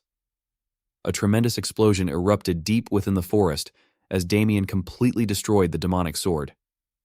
To his surprise, he noticed a strange sphere floating before him. Domenico also spotted it and informed Damien that something had emerged from the demonic sword. Damien carefully observed the sphere and, almost unable to believe his eyes, realized that it was demonic essence, the source of a demon's unique abilities. He recalled that absorbing such essence brought one closer to becoming a demon. He began to suspect that this had been the true reason Dorgo had gathered demonic swords. To dark mages, such essence was virtually an elixir. Damien immediately decided that he needed to disperse it with mana. However, before he could act, the essence suddenly moved on its own. He quickly realized that it had not moved by itself, but had instead been absorbed by something within his own hand. He then understood that the power responsible was the sleeping authority of the ancient god. He wondered whether the same phenomenon had occurred when Joshua's demonic sword had been destroyed in the past. Reflecting upon the authorities left behind by Dorgo, Damien realized that he had now recovered 3 of the 7. He recognized the authority of gluttony as the power that absorbed dark mana, though he now concluded that it was actually closer to absorbing demonic essence, since dark mana was merely a diluted form of it. He remembered that the authority of wrath temporarily amplified every form of energy, while the newly awakened authority of envy possessed the ability to alter the nature of energy itself. Damien frowned slightly as he considered the implications. He realized that if he recovered all 7 authorities, he might surpass even the strength of his former Death Knight self through his own power alone. Nevertheless, he could not shake the mystery of why these authorities remained within his body, or whether continuing to wield powers tied to demons was truly the right choice. Several days passed peacefully. Damien spent precious time with his family. His father happily showed him numerous marriage proposals, excitedly telling his eldest son that, now that he had become a count, offers were arriving from every corner of the world. Damien could only laugh awkwardly in response. He cherished every moment he had once lost and feared he might never experience again. While teaching Olivia archery, Damien reminded her to focus more on her breathing. Olivia complained that it was far more difficult than she had expected and addressed him as her brother-in-law. Another family member praised Olivia's impressive progress. Damien's mother prepared an abundance of delicious dishes for him, repeatedly asking whether he wanted more turkey or anything else, because she was overjoyed that her son could finally enjoy his mother's cooking again after so long. Damien, his mouth already full of food, insisted that he had eaten more than enough and assured her that he had enjoyed every bite. Those peaceful days were exactly what Damien had fought so hard to protect. When night finally fell, Damien stood alone upon the rooftop. After monitoring Weapon Master's faction for several days, he had found no trace of them since the wedding. He reflected that although he still did not know why Ahotep wanted him captured, perhaps it had never been an urgent matter. Alternatively, Ahotep might simply have been occupied by something else. Damien concluded that if the latter was true, then now was the ideal opportunity to strike. He knew that if Ahotep were left alone, his family would inevitably become the next target, and harming them was something Damien could never forgive. Quietly promising that he would return soon, Damien vanished into the darkness. Elsewhere, Stacy reported to Ahotep that they had lost contact with the individual assigned to capture Damien Haxon. She suggested that he might have been defeated by the Haxon family, or that some other unforeseen incident had occurred. Ahotep calmly replied that he understood and stated that the matter was not urgent. He remarked that the man had relied solely upon his demonic sword and was likely already dead. According to Ahotep, something far more important demanded his attention. The sounds of weapons being forged echoed continuously throughout the dark workshop. Growing increasingly impatient, Ahotep ordered the enslaved dwarven smiths to work faster so that they could satisfy the one he served. During the forging process, one dwarf momentarily lost concentration and severely injured his hand, crying out in agony. Lost in his own thoughts, Ahotep muttered that no one would ever take that person away from him. The injured dwarf was hurried away for treatment while another worker warned everyone to remain focused, reminding them that losing concentration would cost them their lives. Clutching his injured arm in agony, the wounded dwarf groaned that he had never witnessed anything like that before. Meanwhile, Ahotep laughed with unmistakable excitement, declaring that once the project was complete, he would become the strongest knight desired by his master, a Death Knight.